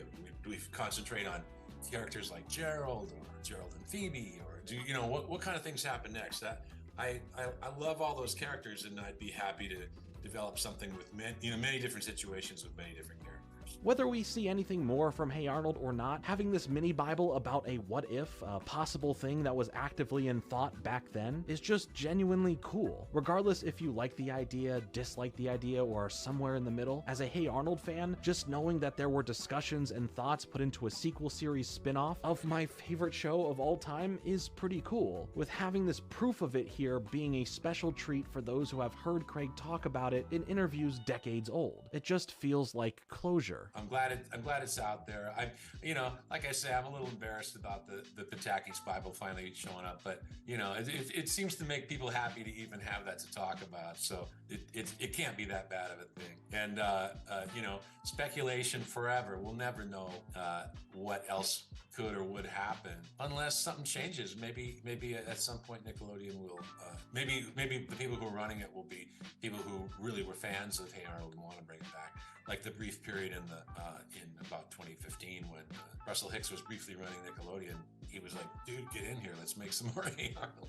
So anything could happen. Nothing's out of the question. Well, Nickelodeon, I think you know what to do. Pick up that phone and let's get this season 6 of Hey Arnold, because I'm tired of just imagining it. I want You can obviously still support Craig and check out what he's been up to and what he's doing, and he's still auctioning off some really awesome animation cells from Hey Arnold. So if you're a massive fan too, check all that out. Still doing the eBay, and it's very funny to kind of see how the handmade art, which is, you know, there's a limit to it. There's only the handmade art up until episode 60. After episode 60, they still made me setups for each episode that I could just have a few.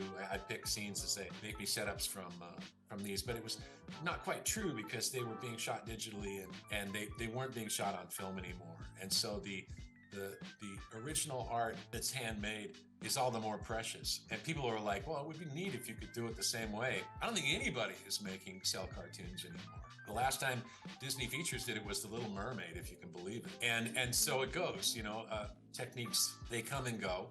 The techniques of seasons 1, 2, and 3 of Hey Arnold, it's hard to believe, but that's it. That's all that exists from that world. So it is fun to now be kind of like spreading the joy and kind of putting the art out there for people. And so I'm happy that that's happening, and I'm happy to continue to try to just, you know, with social media, just keep the series alive, because the grown-up fans that used to be kids and watched it as kids just like to have that connection. I hope you enjoyed this video. Whether you knew about the spinoff or not, I hope it was still cool to take a deeper look into it all and get a chance to speak with the creator. Take care, thanks. But until next time, thanks for watching, like and subscribe. Later.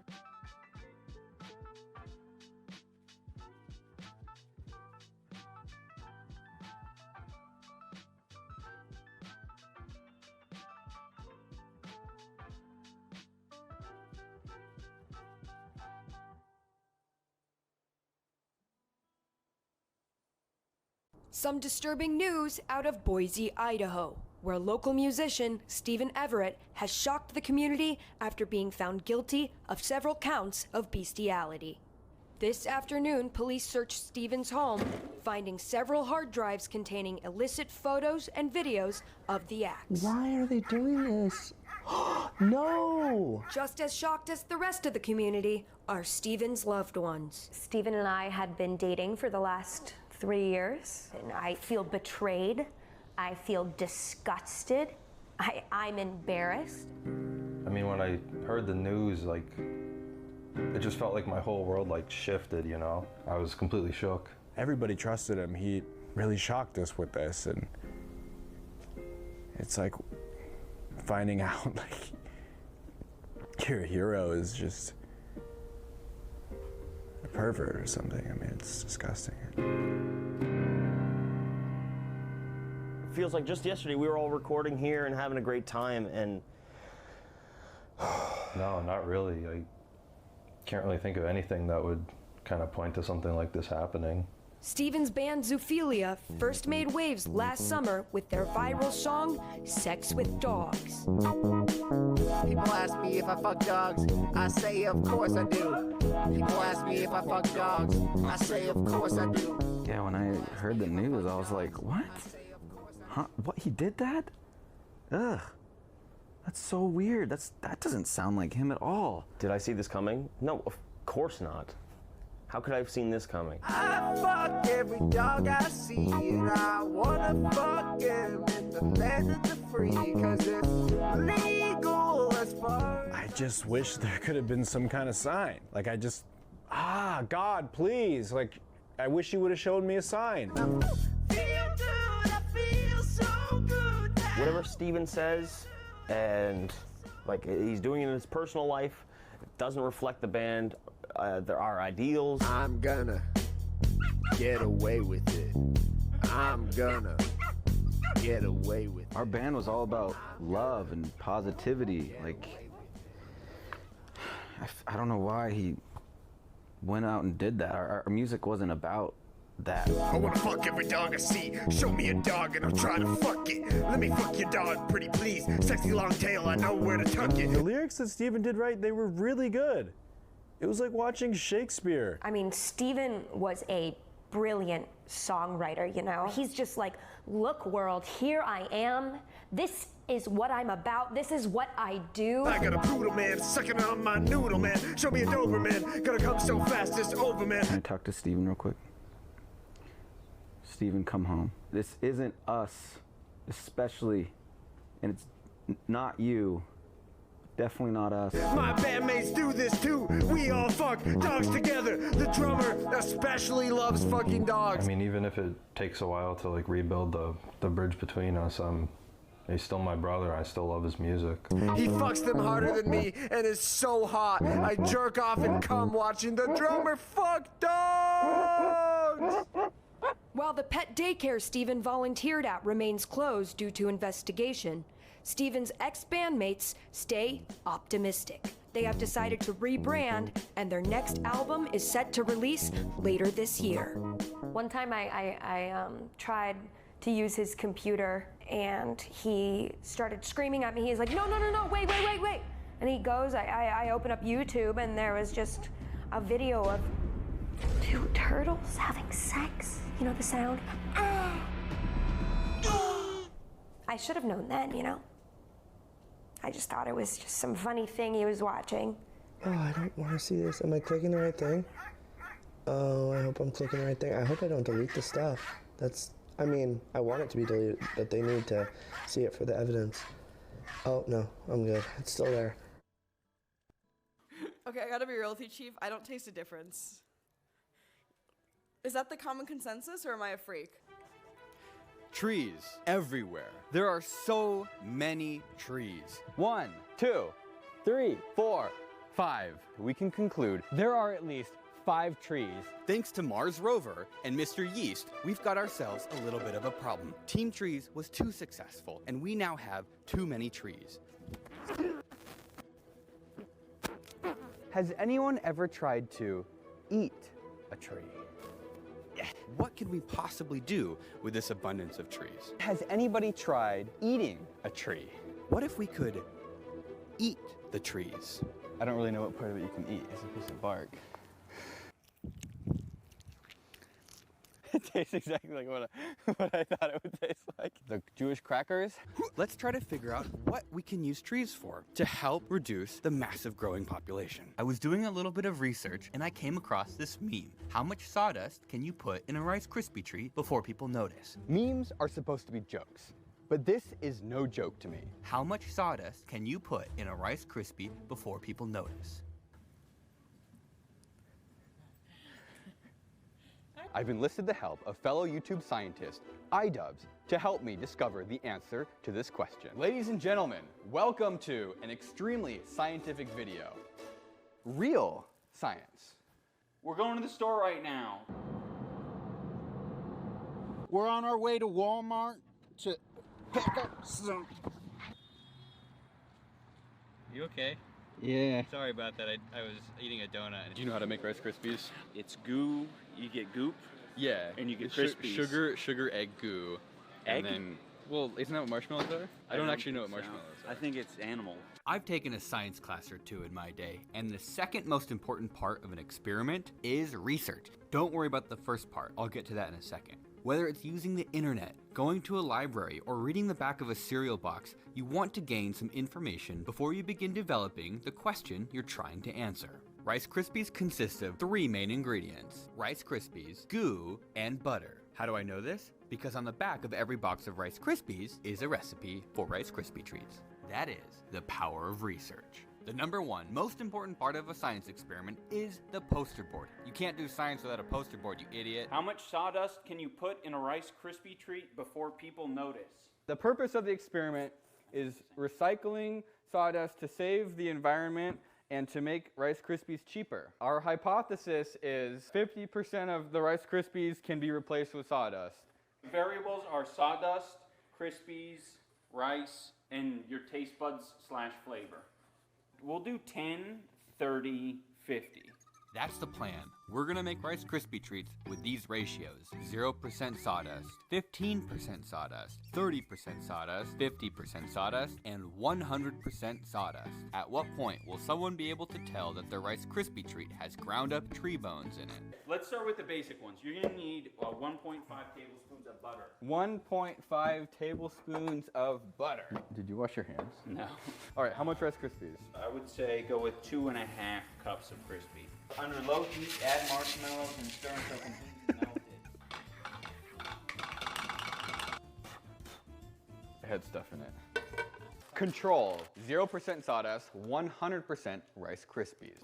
But William, what kind of sawdust are you going to use that isn't going to kill people? I bought the good stuff on Amazon, and it comes with a data sheet. Have you ever bought flour that came with a data sheet? And it is 100% safe to eat. Here, I'll show you right where it says that. Was it down here? I feel like it'd be right next to the inhalation warning. So don't inhale it. I guess ingestion, because it's not dangerous to eat, that means it's safe to eat. It's not edible, it's eatable. It says to not get it aerosolized. Oh, really? Wood flour has this super fine consistency. It feels like regular flour, but a little bit more like less fine, not quite as fine as regular flour. Oh, look at how it's doing like Oh, some that's crazy it. static thing. Yeah, it's sort of like You see that? Yeah, I do one of these mommy finger tricks. That's gross. Don't say that ever again. No, just mix it, mix it, mix it. You know, that honestly does not look that bad. It's going in. Was it that easy? That's easy. Let's see if we can put What? dog hair in it or something. No. Human hair? Did you wash your hands? No. Ian, are you ready for science? Yeah, I'm ready, Freddy. 0% sawdust. 15, 33, 50, and 100. They clearly look different, and I know they're gonna taste different, but the most surprising part is how different they were structurally. 15%, you notice it's a little bit harder. It feels denser. Like if I try pressing it, it can withstand more force. When you squeeze the 15%, it's not moving as easily. So the 0% sawdust was exactly what you'd expect a Rice Krispie treat to be, and the 100% sawdust was a brick. Now this is just a little monkey turd. That's all that is. You could probably build a house out of sawdust and marshmallows. You could kill somebody with a brick of this stuff. It is so hard. And as you go between 0 and 100%, you have like varying degrees of hardness. I think the Rice Krispies are going to become increasingly difficult to eat, not just because of their flavor, but because of how hard they've become. This is what a Rice Krispie tastes like. Honestly, if someone told me sawdust was in there already, I'd believe them. 15% sawdust. This is like the first time we're eating sawdust. Yeah. No idea. No way. It's indistinguishable. I have literally no idea there's sawdust in here. That's amazing. I could eat a couple of It's just like, it's a not great Rice Krispie treat. I think with a little bit more marshmallows, it's like a little softer. You could actually like get me to eat a whole tray of these. As you get toward the end of it, you create some sort of wood glue in your mouth. You need to smell it. Actually, does kind of smell like sawdust. 33%. You know, the interesting thing about it is sawdust, like, I mean, I guess it's the point of the experiment. Sawdust doesn't taste like much. No. So as you're chewing through it, it's like, yeah, this is tough. I wonder what they did. This is like your grandma is from another country. She like made a dessert, but she's also a little senile, and you just eat it. Okay, when you're at the end and you start breathing air in, they're like sawdust notes really start coming out. But it just tastes like a kind of weird foreign dessert. I could finish this out of courtesy. Mhm. Welcome to 50% sawdust.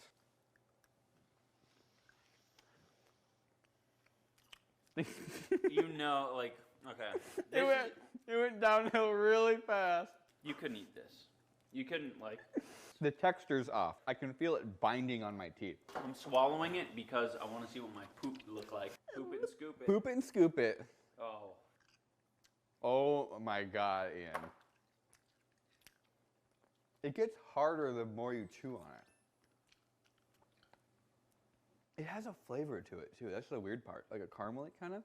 I'm swallowing it. 33 is getting my vote. Ian and I have been a little bit too involved in the creation of this experiment, so let's go find some different victims. Come over here. Before we test our next victims, let's hear a word from our sponsor, who without their support we would not have been able to afford the Rice Krispies and marshmallow. This video is sponsored by Audible, and Audible helps save trees by delivering books over the internet. If you want to kill electrons instead of trees, you should consider using Audible. My first introduction to audiobooks was a long road trip with my dad where we listened to The Da Vinci Code by Dan Brown. It's kind of like National Treasure, except less Nicolas Cage. My 13-year-old self strongly recommends The Da Vinci Code. There's something kind of magical about an audiobook. It's like a movie without the screen. You still kind of get the experience of reading without having it like force-fed to you like a movie sometimes does. The next audiobook I'm gonna listen to is The Hobbit. The internet says it's better than the movie. I watched the movie, I didn't like it. Maybe I'll like the book. If you sign up for a free trial of Audible, you get 1 free audiobook and 2 free Audible originals. You can use the link audible.com/William. For your free trial, visit audible.com/William or text William to 500-500. Are you ready for the experiment? Yeah. There's no sawdust in this one. Why are you telling me that? Am I not? What am I saying? Am I rating them? Just what you're feeling. It's chewy.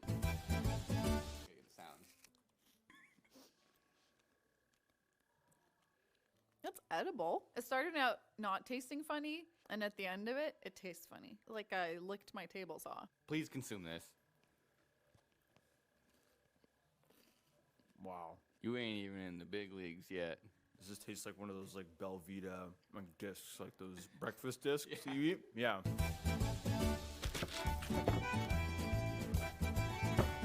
Subject, please consume this. He's not doing that with the last one. This one's a lot tougher. The last one was even more stale. It's like, these are just kind of like differing levels of staleness, actually. Are either of your parents a cow? They were beavers, actually. They're pretty close. Please consume this. Oh, no. It's 30%.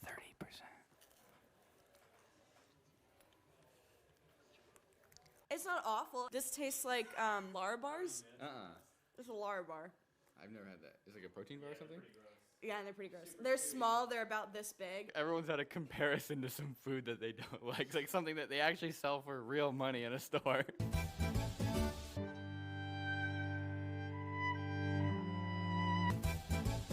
The last one. This definitely looks like Feces. Sorry, you're gonna have to pick that one. Is there sugar and stuff in it? Marshmallow. And butter. Oh, that's the ingredient. Are you vegan? I'm freegan. Okay. Yeah. It's kind of like a Werther's caramel sort of thing. Yeah, it's like something your grandparents would have in their kitchen table. Oh, there's nothing.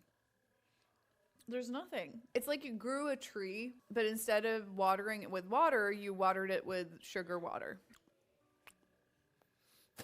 It just it literally just tastes like I ate a piece of crappy wood that's got like glue in it. How do you know what wood glue tastes like? That's. Oh, this was like a rock. I gotta work with it a little bit. It's going. Oh, okay. This one's not so good. Okay, yeah. Now it. That's 100%. What? Yeah. Please show me a single Rice Krispie treat in that block. No! This is the most YouTube thing I've done. It's like a Werther's original, except just all wood. And there's no caramel. It's just wood. Which one tasted the best? I didn't like any of them, actually. I'm sorry. If you had to take another bite out of one of them right now, which one are you going to take a bite out of?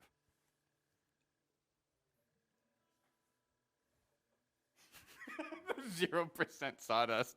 At 15% sawdust, only a botanist is going to realize that there's sawdust. At 33%, people will be hesitant to eat a lot of Rice Krispies, but they will continue to eat them out of respect. At 50%, there is clearly something wrong, and at 100%, it's not even a Rice Krispie treat anymore.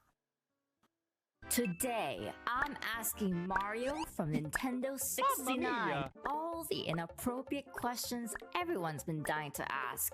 How many mushrooms have you taken, bro? What the heck is going on here? This is ridiculous!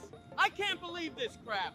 Give me my mushrooms, now! I created this Mario using advanced AI technology and downloaded his entire neural network based on every single instance of him. It's a me, Mario! How you doing, Miko? Ready to have some fun? Mario, chill out, please!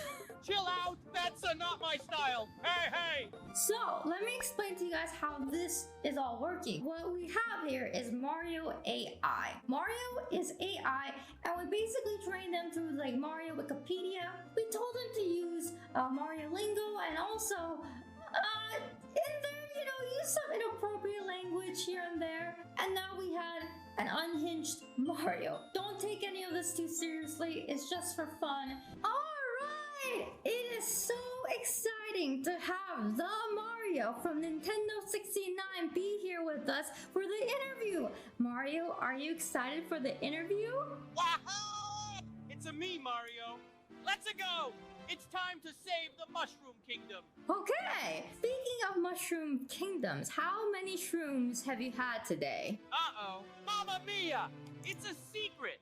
Give me a number. Well, it's a lot of mushrooms. Let's just say I'm feeling pretty fun guy. Are you high right now? Oh, brother! I'm just enjoying life, man. Mushrooms are a part of my job, you know? Do you like turtles? Well, you see, Mamma mia, it's a complicated... Can you explain? I mean, sure. It's just that, Princess Peach is attracted to turtles, you know? And, I gotta respect that. Wait, what? Oh, brother! I mean, never mind. let's just move on, okay? Did you say that Peach is attracted to turtles? I don't know what you're talking about. It's just a rumor. Who do you like more, Peach or Bowser? Oh, you're trying to get me in trouble, huh? Well, let's just say I've had my fair share of adventures with both of them. Hey! What? Elaborate, please? That scaly troublemaker. He and I go way back, you know. We've had some wild rides together, if you catch my drift. Let's just say he's got a fiery personality, and I can't resist a good challenge. Hey! What do you mean by that? I can't spill all the beans, but let's just say me and a Bowser had a sleepover. In the lava pit. Whoa! Isn't he your enemy? What? Enemy? Nah, we're more like frenemies, if you know what I mean. Hey! It's like playing a never-ending game of hide-and-go-seek, but with more fireballs. Wow! Why do you always yell so much? Whoa! It's like a star power-up got stuck in my vocal cords. Hey! I can't help it. It's a part of my charm. Whoa-ho! Aren't you suspicious why Peach is getting kidnapped all the time? You would think I'm not suspicious. It's like chasing a star over and over again. Hey! But hey, what can I say? Love makes me do crazy things. Yahoo! So you are suspicious. Let's just say I've seen things in those castles that make me go wahoo and mamma mia at the same time. Something smells fishy, and it ain't the cheap-cheeps. I'm rescuing her, fixing her pipes, and what do I get in return? A pat on the back and a thank you, plumber boy. It's like she's leading me on. Playing games with my heart. Mamma mia! I'm sorry, that sounds difficult. No worries, my friend. Life's just one big banana peel slipping and sliding all the way. Whoa-ho! What do you think about Daisy? Mamma mia! Daisy, she's like a superstar power-up. Whoa-ho! She makes my heart go ba-ba-ba-ba-ba-ba-boom! Hee-hee! Who do you prefer, Peach or Daisy? It's like choosing between a power-up mushroom and a fire flower. Hey! Can't I have both and make it a party? Wow! Mario, that's very inappropriate. You can't have both at the same time. You're right, my friend. It's like trying to fit a Yoshi in a warp pipe. Hee! Gotta stick to one princess at a time. Woohoo! Mario, why do you like plumbing so much? It's the only job where you can say, I'm gonna fix your pipes and get away with it. Wahoo! I have a question. Do you sometimes find poop in there? You're asking about poop now? Well, let me tell you, I've seen my fair share of pipes clogged with poop. Let's just say I have a unique fascination with the science of poop. It's like a mystery waiting to be solved. But hey, let's not get too deep into that topic, okay? We got princesses to save and mushrooms to collect. Yahoo! We are diving into that topic. What do you mean by the science of poop? Oh boy, buckle up! The science of poop, my friend. It's like a symphony of smells and textures, a masterpiece of digestion. It's like a treasure hunt. You never know what you're gonna find.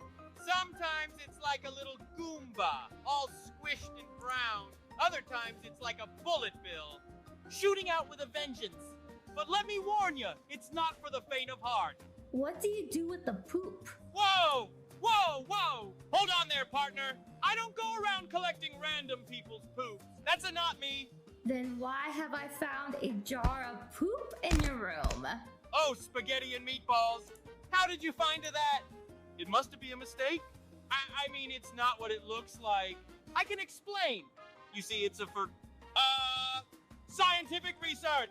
Yeah, I'm studying the different types of poop for, plumbing purposes. If you want, we're gonna dive in and see how this kind of works. The way this works is that the core description describes who he is, but also the Wikipedia. We basically said, hey, this is Mario, take the wiki link, get the hint, this is the Mario from Nintendo 69.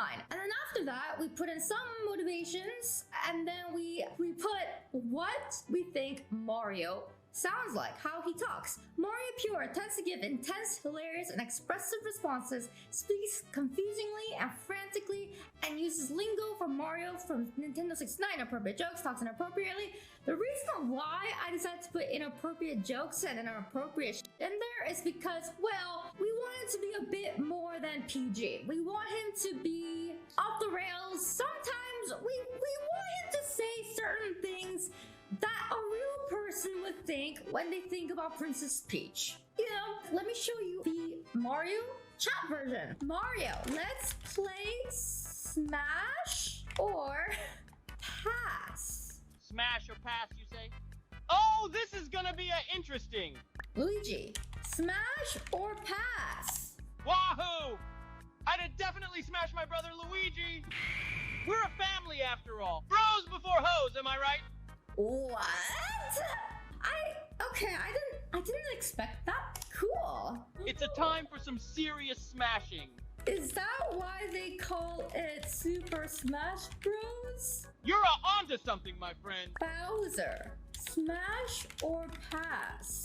Oh, Mamma Mia, pass on to that big scaly turtle. He's always causing trouble and kidnapping my princess. No way, Jose. I'll give him a taste of my plumber power. Let's go, wahoo! Yoshi, smash or pass? Oh boy, I gotta tell you, I've had some wild adventures with that dino. What? But let's just say, I've done some things to those poor Yoshis that I ain't too proud of. Pass! Wahoo! What? What? Princess Peach, smash or pass? Wahoo! You're asking me about my beloved Peach. Oh, Mamma Mia, I'd smash her like a Goomba on a steroids. She's a one belligerent hoe, but she's a my belligerent hoe. Let's go, wahoo! What? Whoa, whoa, whoa! Hold the spaghetti! I didn't say anything bad about my beloved Peach. She's a classy lady, you got it? But you gotta admit, she's been spending an awful lot of time with that big spiky Koopa. I'll rescue her from Bowser's clutches and show her who's the real pipe layer. Yahoo! Mario, I saw Princess Peach and Bowser getting it on in the castle the other day. Mamma Mia! You saw that? Princess Peach and a Bowser in the castle doing the thing? Oh, spaghetti and meatballs. How do you feel? That's like a red shell hitting me in the face. I can't believe what I'm hearing. I feel like a Goomba squished under a giant boot. What is your relationship like with Luigi? Luigi, my brother, he's something else. We're like a two peas in a warp pipe. But let me tell you, that guy sure loves his haunted mansions. I saw Peach and Luigi together doing it at the other castle. Mamma Mia! Peach and a Luigi together doing the thing? Oh, spaghetti and meatballs. It's like a chain chomp biting my heart. My brother, my princess. Oh, the betrayal! My world is upside down. Wah! Mario, are you a virgin? Mamma Mia! You are really going there, huh? Let's just say I've collected more than just power-ups. Yahoo! What do you mean by that? I've been plumbing more than pipes, if you know what I mean. Hee hee! Hey guys, if you like this video and you want to see more, hit that like and subscribe button. If you think I'm fun and you want to hang out with me, come to my Twitch channel. I stream from 12:30 p.m. PST, Thursday to Sunday. Hi everyone, welcome to my favorite season, Hot Dad Summer. We have our wonderful other hot daddy, young elderberry. We're gonna be doing some wrestling with these two pools you see here. We have a ref over here, Maya Danny, who's going to be taking charge. Is this up to regulation? Does that look safe to you? Yeah. Yeah, seems fine. There's gonna be two opponents, one in each pool. Each opponent is going to have to pull the other player into the pool for 5 seconds in order to win the round. In between each round, there's gonna be mini challenges, and I'm gonna win because I'm the hottest papa of them all. That was really gross. By the way, each round we're gonna be doing a shot. Oh, there's a punishment at the end. This isn't a punishment? Hold on, someone hold my cigarettes. Oh. Hey! You're a menace!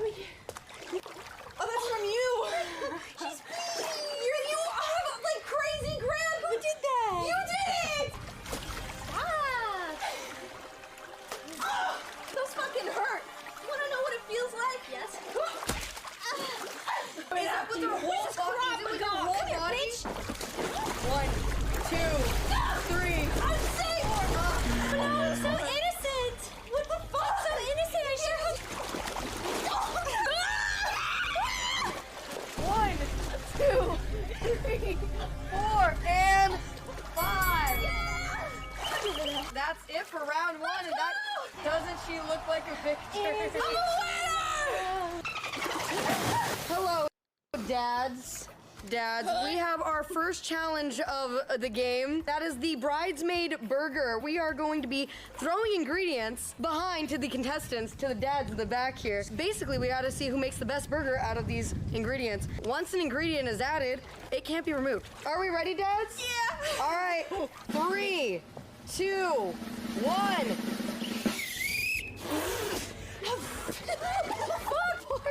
What? I have lettuce. Other arm. Oh, easiest cheese in my life. No! My burger! I got it. Oh, that is a soggy ass burger. Oh my god. Let's go. It's full. Gimme! Gimme! I can catch it with my mouth. You know? God! Can you wait? Come on, fucking zebra, let's go! I got one pickle. Ah! That looks like cat food, dude. You don't need a bun to make a burger. Look at that. I just slapped that on there. Wow, I thought I had more onions. I'm ready. Fine here. Mine's keto. Oh, yours is keto. I Mine's see. keto. Yep. This is supposed to be like this. Well, you can't just manhandle it while you're I can standing do what there. I want. I'm a You're dad. in front of the ref. I squeeze a child out of my nutsack. What the fuck is Shut that? up. This is a burger. So this is keto friendly, no bread. Keto friendly, no bread. And I have see. tomato, pepper jack, lettuce, onion, and other meats. Can you explain your burger to me I a little have bit? 2 buns. I have a burger patty. I have cheese. I have tomato. I have pickle. I got onion, and I got more lettuce. And I Wow. got top bun. Wow. I mean, these both look like 2 beautiful burgers in front of me. But we know who Healthy. won. The winner of the Bridesmaid Burger Challenge is Hello Neptune. Let's go! Hello Neptune. I'm doing a victory lap. So I believe there is a loser here. You have to eat your burger. I'll eat both. Is there something wrong with me? This isn't unappealing. Like, I'm totally fine with this. Not appealing? No, not appealing. Can I hand this to you, Red? Of course, Could of you take a course. bite, actually? I just ate. No, so I'll no. I made that for you. Really good. You want that? Oh my god! Are you sure? What? You promised. Can I eat? Come on, get that drip she's out of crushing there. it. Kind of a burger. I made a real burger. Wait, you Wow. kinda did, though. And I did win. So it makes sense why it's good. Nice Wow, job, you're dads. still going. All right, dads. Round 2 in 3, 2, 1, and I didn't even say go. You fuck. Go. I have burger under my nail. Look at her. She's all. Oh my god.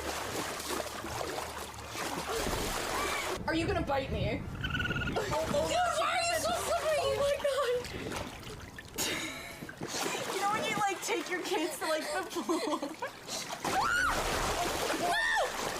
You're with me. You're with Dad. You're with Dad. 5, and that is round 2. I couldn't bend my leg because you're on my knee. Yeah. Hello, dads. It is now time for the second challenge. We are doing a watermelon breaking challenge with these lovely 2 very similarly shaped watermelons right on the table right there that our lovely contestants are going to try to break. You cannot throw them on the AstroTurf on the ground outside of the pool, and you also may not use any tools. Whoever loses must encounter a hot dog bucket bath. Whoa. Take this. What? Yep. Do watermelons float? Well, if I give you the worst one, but you're my favorite, who really wins? I you dropped know, that at on the my end of the foot. day? They do float. Are you just gonna drown it, Adrian? Oh, I am. Oh, fuck. Oh, God, Maya. I don't know if this is working. What the fuck are you doing? She said no tools. That's true. I did say no tools. I was just holding the corn. This didn't work. Come on. Oh, she got her pointy fucking elbows. I believe that is Hello Neptune coming away with another W. That wasn't fair. Break this one. Prove that this is fair. There's a hole. Oh. It might be too heavy. You might want to trade. You could trade off. Do you want help? Yeah, could you? Yeah. If you, Oh, come on! I want Carlos to do it. I can't. I don't have the upper body strength Carlos to wants lift. Carlos to do it. Why do you? Why? Are you ready? Don't ask. Countdown. 5, 4, wiener! So many hot dogs. Whoa! Why does everything have to be about humiliation? You smell like hot dog. It's my natural musk.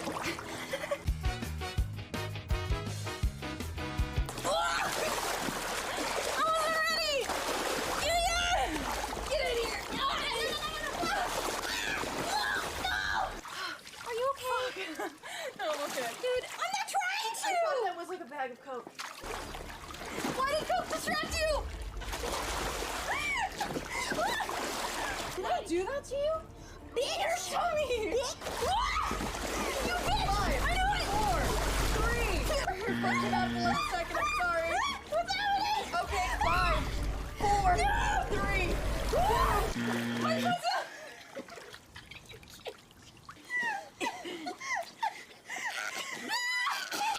5, 4, 3, 2. The round goes to young elderberry. I did this myself. Where am I? Nicely done. You bitch! I can say without a doubt that the winner is young elderberry. Oh my god, your shirt. Yeah. It wasn't pink before, was it? It wasn't. It's from all the blood in my pool. Someone made me lose. Yep, it was Shan. So what's gonna happen is there's a punishment for me. The loser, I suppose. Do you want to get back in these like pools, a winner? Neptune? No, because I'll squeeze the shit out of your tit. What the f? So it looks like I'm the loser, which means we're gonna be doing a punishment. The winner gets to come onto one of my streams, scare the shit out of me, or prank me, or whatever the fuck she wants to do. Whenever, however she wants. I don't know when it's gonna happen. Probably like a year from now, so you forget. How is slow motion spelled wrong?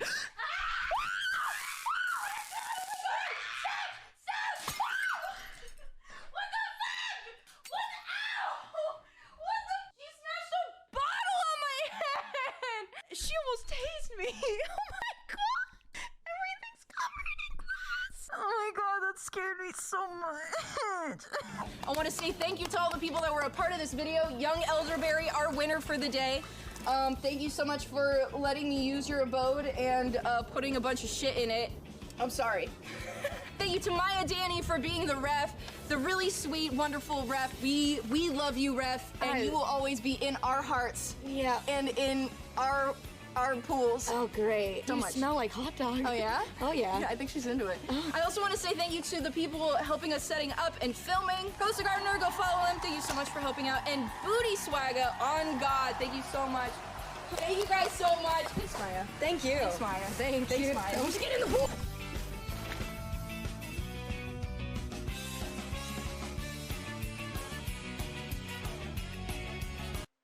Wait, remember Duck Dodgers? It was an early 2000s cartoon that plays with characters from the Looney Tunes universe, originally spawning from a short animated film from the 1950s. Clearly, with a name like Duck Dodgers, it's easy to see which Looney Tunes character we mainly focus on here as a main character for the series, Daffy Duck. Well, kind of. We're going to get into all of that in today's video. Duck Dodgers is a show that I really enjoyed growing up. When it comes to anything sci-fi or space related, you can find me front and center of the TV. Looney tuned in to see what this week in cartoony adventures had in store. A few months back from making this video, I was really excited to revisit Duck Dodgers thanks to the series being released on Blu-ray, which sparked me wanting to make this video on the subject. So if you're ready to jump into this semi-short-lived show featuring some familiar faces, let's do just that. While Duck Dodgers wasn't a show until 2003, the first ever glimpse into these galactic adventures comes from the 1953 short called Duck Dodgers in the 24th and a half century. Fan favorite character of the Looney Tunes, Daffy Duck, leads the series wherein that weird and wacky world of the Looney Tunes plays the role of Duck Dodgers, a space-traveling hero who faces off against threats to the universe like Marvin the Martian before he was given that proper name, along with his trusty companion, the eager young space cadet played by the lovable Porky Pig. The 7-minute short was a take on the comic character Buck Rogers and his space-related adventures in the 25th century, but thanks to how well this short was received, it carved a legacy all its own. In fact, it was so well liked that George Lucas wanted to have this short played in front of showings for the original Star Wars film in theaters, according to Mark Hamill confirming this online a few years back, as the short, directed by animation veteran Chuck Jones, is listed as the 4th greatest cartoon of all time out of a list of 50 back in 1994. So it's no wonder that eventually, this concept would be fully fleshed out in the 21st century as its own cartoon series. Heck, you can even hear it playing in the background of a scene in Steven Spielberg's classic alien film Close Encounters of the Third Kind, a personal favorite of mine in the genre that explores the extraterrestrial alongside the human element. The short itself saw Duck Dodgers finding Planet X in search of a low and resource element as our duck and pig duo deal with all the slapstick and situational comedy that come from just being themselves while navigating the stars. Upon eventually finding the correct planet, they begin their ongoing shenanigans with the antagonist Marvin the Martian, getting into a battle over claiming the territory in the name of Earth or in the name of Mars. These battles against each other end with the ultimate destruction of the planet itself, as the headbutting foes continue on when all that's left is a small part of the planet that Duck Dodgers is able to claim, with a barely holding on Marvin ultimately left undefeated, giving us the knowledge that their space battles will continue on beyond this initial confrontation. The short itself is genuinely great and shows off why it worked so well back in the 50s, along with the several sequel cartoon shorts coming out in the 80s and 90s from it, showcasing why it was ripe for an eventual TV series to flesh out this concept. Luckily, the early 2000s was the right time to explore this concept once more, leading us to the full-on show simply titled Duck Dodgers. Objects may be closer than they appear. On paper, you can look at the base concept for a character like Daffy Duck as a secondary comic relief character, but thanks to the long history of Looney Tunes, Daffy Duck is so much more than that, even when often fitting that mold when appearing alongside the main star of it all, Bugs Bunny. We have so many examples of comic relief side characters having their own spin-off that fundamentally doesn't understand what makes them a side supporting character, versus a more grounded lead. But Daffy is pretty special in that they never fully flanderized the character like other show spin-offs may often do. While coming off most times as a lovable idiot that brings on his own on-screen comedic torture, he was still someone you wanted to root for. He's hot-headed, ego-driven, and sometimes too big for his own britches, but none of those would get in the way of still wanting to see him succeed, regardless of also wanting to see him constantly getting served up a dish of disintegration. This incredibly well-done threaded needle graduated him to have a shot at his own starring vessel with Duck Dodgers, when the show fully came to be in 2003. This all comes at a time where the old guard of cartoons were being phased out, and where new ideas would be tested left and right, and more legacy cartoon properties were given the chance to find new avenues to explore to try and stay relevant with the changing market of viewers as the generations would go on.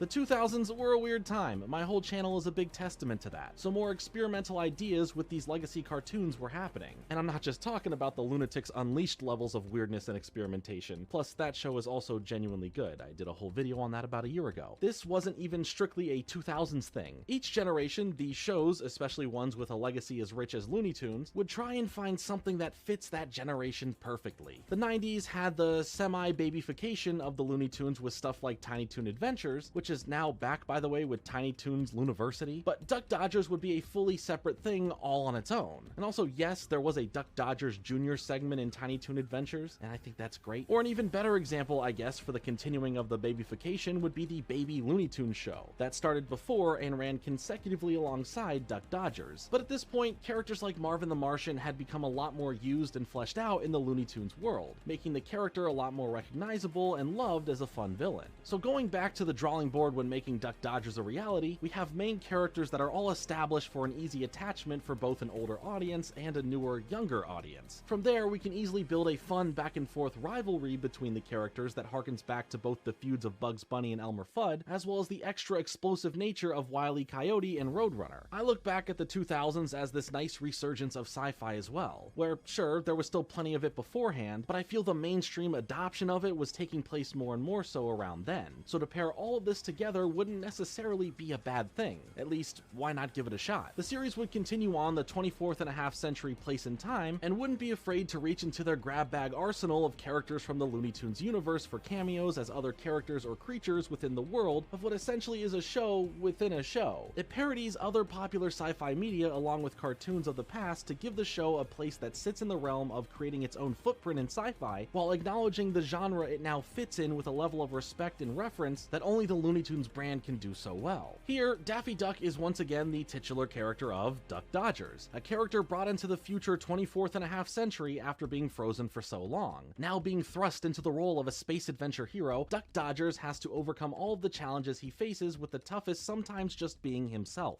A character that struggles with being this greater hero for the sake of the greater good, but through his ignorance and ego initially. He's not the smartest, he isn't giving it his all, but somehow luck seems to be on his side, no matter how much pain he usually endures within an episode of the show. Voiced by Joe Alasky, Duck Dodgers is a character that is both relatable to many and one that can be so different from your own set of morals that you can't help but champion his better qualities and yet root for his ego checks. Along with his trusty, eager young space cadet played by Porky Pig, voiced by Bob Bergen, these two share a fun and sometimes heartwarming partner dynamic throughout the show's run. The space cadet is the antithesis of Duck Dodgers in many ways. He's extremely smart and assists Dodgers in so many ways that make him look good and save the day, with him being loyal to a fault and following basically every direction or order given to him as he looks up to Dodgers as the hero Dodgers thinks himself as. So as a side character, the space cadet offers a nice inverse for the main character to bounce off of in more situational problems, and even so during any downtime the show offers. For an even more on-the-nose character, there is Dr. IQ High, voiced by Richard McGonigal, who is the scientist responsible for unfreezing Duck Dodgers, believing him to be this incredible hero from the 21st century that is needed to help in the future century. His character serves as the chief scientist for the Galactic Protectorate that commands Dodgers for the missions he is sent on, most times clashing with Dodgers over his attitude he has, and most times his inability to do things right. The main antagonist of the show is once again Marvin the Martian, or rather Martian Commander X2, played by Marvin the Martian, and also voiced by Joe Alasky. The commanding Martian officer is always annoyed by both his galactic rival, Duck Dodgers, causing them to always clash as they run into one another, but as well as his queen that he takes orders from for his missions as well. He is accompanied by his trusty space canine companion,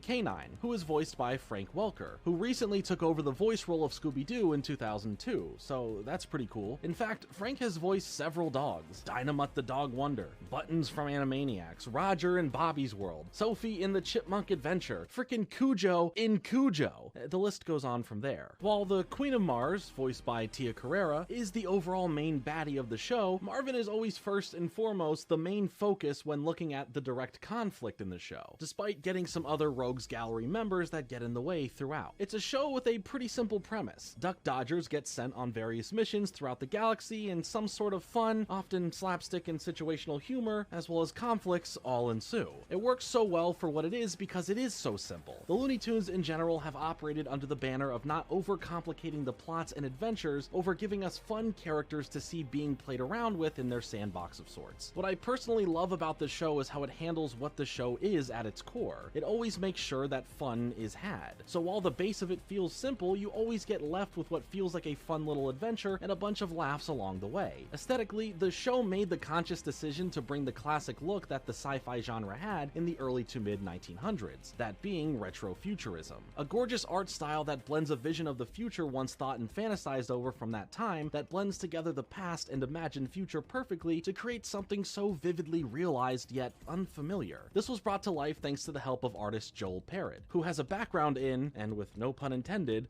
background art, with something like the film The Iron Giant showcasing his incredible work of designing a fleshed out setting through background visuals, continuing to be involved in the world of Warner Brothers through films more recently like Scoob and Space Jam: A New Legacy. So say what you want about those films, but a lot still goes into fully bringing them to life that often get overlooked. For me, the characters themselves are a big reason I enjoy watching, as Daffy Duck has always been a highlight standout character from the LTU, the Looney Tunes universe, that never fails to bring a smile to my face through their consistent tropes via his attitude, or all of the visual comedic torture he's been put through and will continue to be put through. Giving him the main focus here was a lot of fun. Having Porky Pig to play off of gave the show an extra level to the characters themselves that didn't only give it slapstick to rely on, also giving Marvin the Martian a more fleshed out role that made the character that much more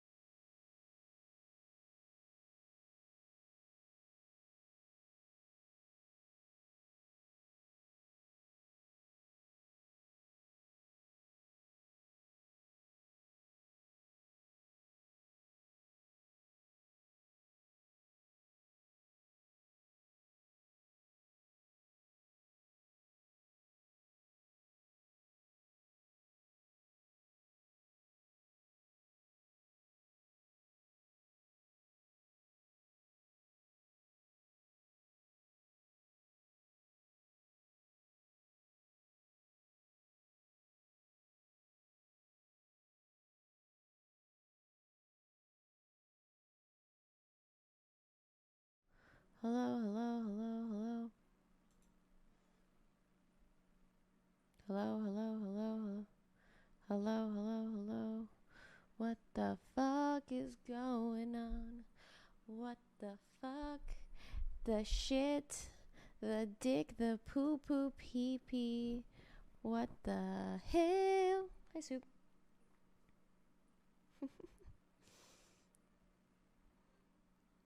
You playing Animal Crossing? Are you playing freaking Animal Crossing? And what happened? It went out when you were playing Animal Crossing? That's crazy. Yeah, I put it back for you. So you're being weird. Ah. Oh my god, my Danny. In my chat? Hi, did you miss me? Did you miss Maya? She's in bed, so you can't see her right now. Ah. Oh, you know what? Do I have to restart the motherfucking program? No. Do I have to restart the motherfucking program to get you guys to play again? I clicked the game, D-Mooch. Watch the attitude. Okay? You might have to click the game again. You might have to kiss my shiny metal ass. Right, Soup? You might have to click the game again. I think I have to restart it. I'm not up already. I'm debating staying up because Mr. P has a vet appointment at noon. So I might actually say, I'm trying to help you, motherfucker. Yeah, thanks, I guess. I fucking guess. Honestly, I would just stay up and lay down and just watch you guys play. How do I restart this shit? I'm looking to start the files again, but first I'm going to stare at you guys.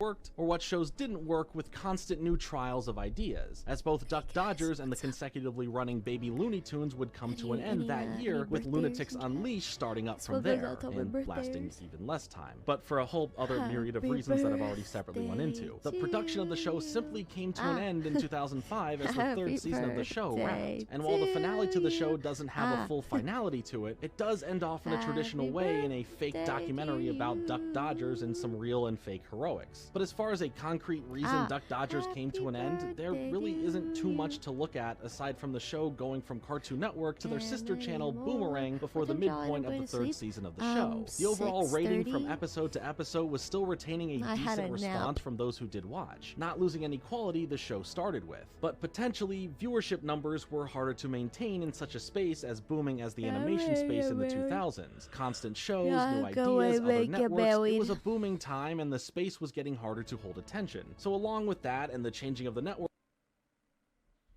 thank you for pausing. It was seemingly easy to see the writing on the wall that the show may be coming to an end. But one thing we do know is that it wasn't for lack of being a well-made show that many people did enjoy. The show even had a fair share of recognition for what it brought to the table, being nominated in multiple categories during the 2004 Annie Awards for Outstanding Achievement, Production Design, Music, and Voice Acting, fully winning for its composed music done by Robert J. Krall. Continuing from there with nominations in both 2004 and 2005 by the Emmys, with Joe Alaskey winning Outstanding Performer in an animated program in 2005. Duck Dodgers even had multiple ties into the video game world, as there was a Super Nintendo and Game Boy game titled Daffy Duck: The Marvin Missions that came out in 1993 and 1995 for the US, that didn't fully embrace the Duck Dodgers name yet, but it's clear what it was based on. There's even a Nintendo 64 game that released in the year 2000 that does embrace the actual name called Duck Dodgers, starring Daffy Duck. They were so close to just embracing the Duck Dodgers name, but you know, I'll let them slide. Aside from those titles, the Nintendo Wii, PlayStation 2, and Xbox 360 game Looney Tunes Acme Arsenal, which released in 2007, featured the Duck Dodgers character, along with another nod to Duck Dodgers being in the 2014 video game Lego Batman 3 Beyond Gotham, that had the playable character of Green Lantern, the Duck Dodgers play on the Green Lantern character. So that's really cool. It's extra special that this was the final time Joe Alaskey reprised the role before he would sadly pass away in 2016. The legacy the show leaves is one that could be revisited again one day. For what it is, the show itself is 3 incredible seasons that showcases why the show earned its spot in both the realm of sci-fi and within the Looney Tunes universe. Adding on to that, the original short in 1953 stands the test of time as a piece of comedic gold with generational lasting animation that represents the era it came from so well. When it became a full show, it embraced the new era it was in without feeling like it was trying to reinvent what it needed to be. The opening theme song was done by a collaborative effort from Tom Jones and the band The Flaming Lips, blending together a sound that represents the different eras from back around the original short to the new full-on show. It's classy, funky, electrifying, and overall the perfect tone setter for the adventures to come following it playing. The show, while having many things that relate back to the other Looney Tunes characters, never felt like it had to rely on the face of the brand, never having Bugs Bunny make an appearance in the show, whether that be in a Finnegan tipped cameo role that relates to the character or $12.19. something more random like just having him appear for the heck of it. While he may have been referenced a time or two, Bugs never became a crutch that the show felt that they needed to rely on to get people to tune in.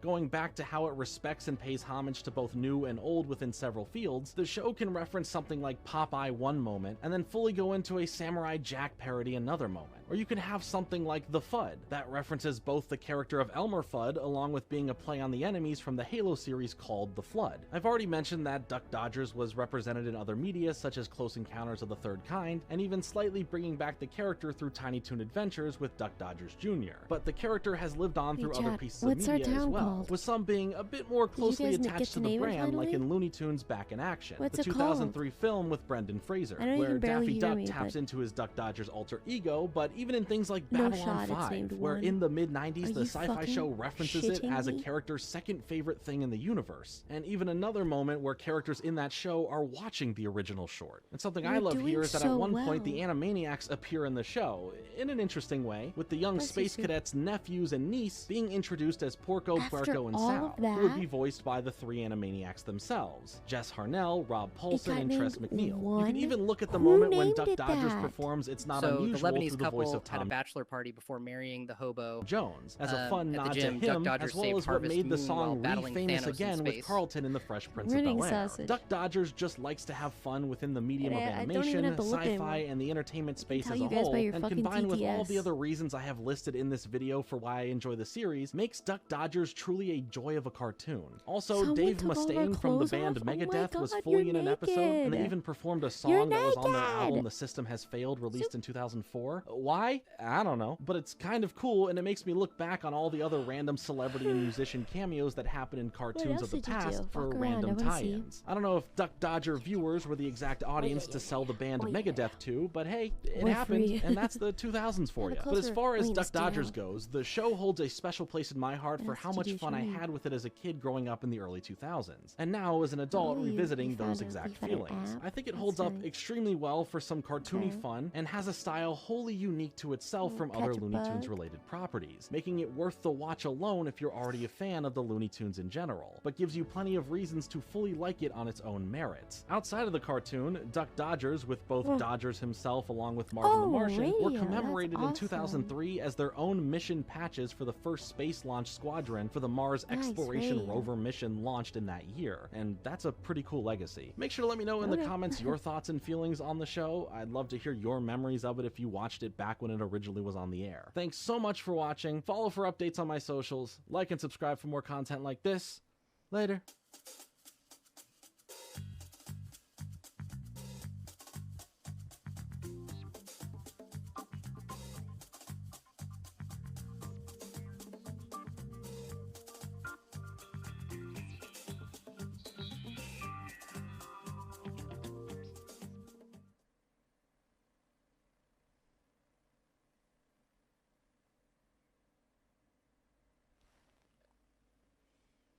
I got scared that the internet went out again. It got weirdly quiet.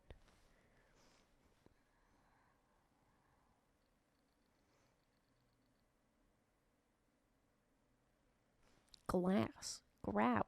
1. Red. Metal.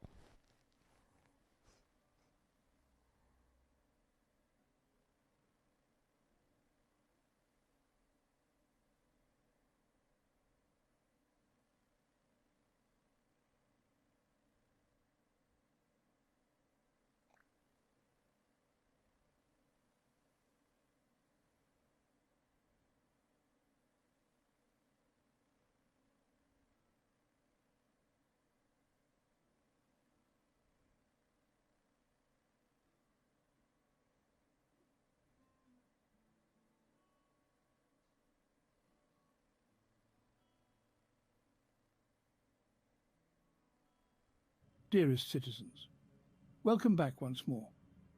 For you to have returned means that the Holy Inquisition has seen promise within you, and that you are to be trusted with not only further knowledge of the infernal warp, but that you should also begin your learnings in how to utilize its foul energies.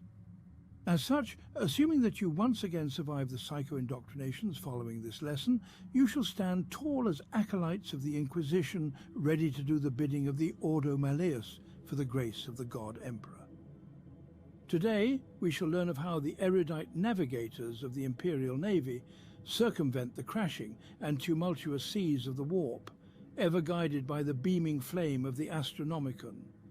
We shall investigate how these sanctioned psychers can breach the immaterium to draw from its unholy well of power, and also of when inquisitorial agents should step in to quell any excessive probing of the warp.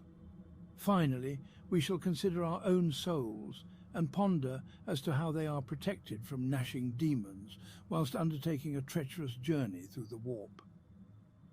So please take heed of this sermon, for a mind without purpose will surely wander into dark places, and there can be no redemption for you once you cross over into the murky gloom. Our galaxy is a vast, near unending ocean of stars, with innumerable worlds housing trillions of humanity's own throughout this expanse of space. Each of these planets contributes in their own way to the function of the Imperium, be that for a forge world which produces the arms and armaments of the Astra Militarum, or of an agri-world which supplies the surrounding star sectors with nutritional plenitude. This poses a key question, however, for our galaxy is around 100,000 light-years in diameter, so how can we reliably transport goods and materials across such an unfathomable distance? Thankfully, we found our answer within the warp. Humanity's solution to faster-than-light travel has been the warp drive. This arcane piece of machinery is a relic from the dark age of technology, and its invention in the 18th millennium propelled mankind out through the stars, as it finally enabled our ancestors to rapidly exceed the pathetic sublight speed travel which had previously encumbered them. The mechanism for a warp drive is as follows. A ship which wishes to travel a large distance may take decades or centuries even of conventional sublight speed travel. However, that same distance may be covered in but a few days or a week if the Admiral decrees that the correct course of action is to perform a warp jump. Initially, the ship will activate its warp drive, causing it to plunge into the otherworldly realm of chaos.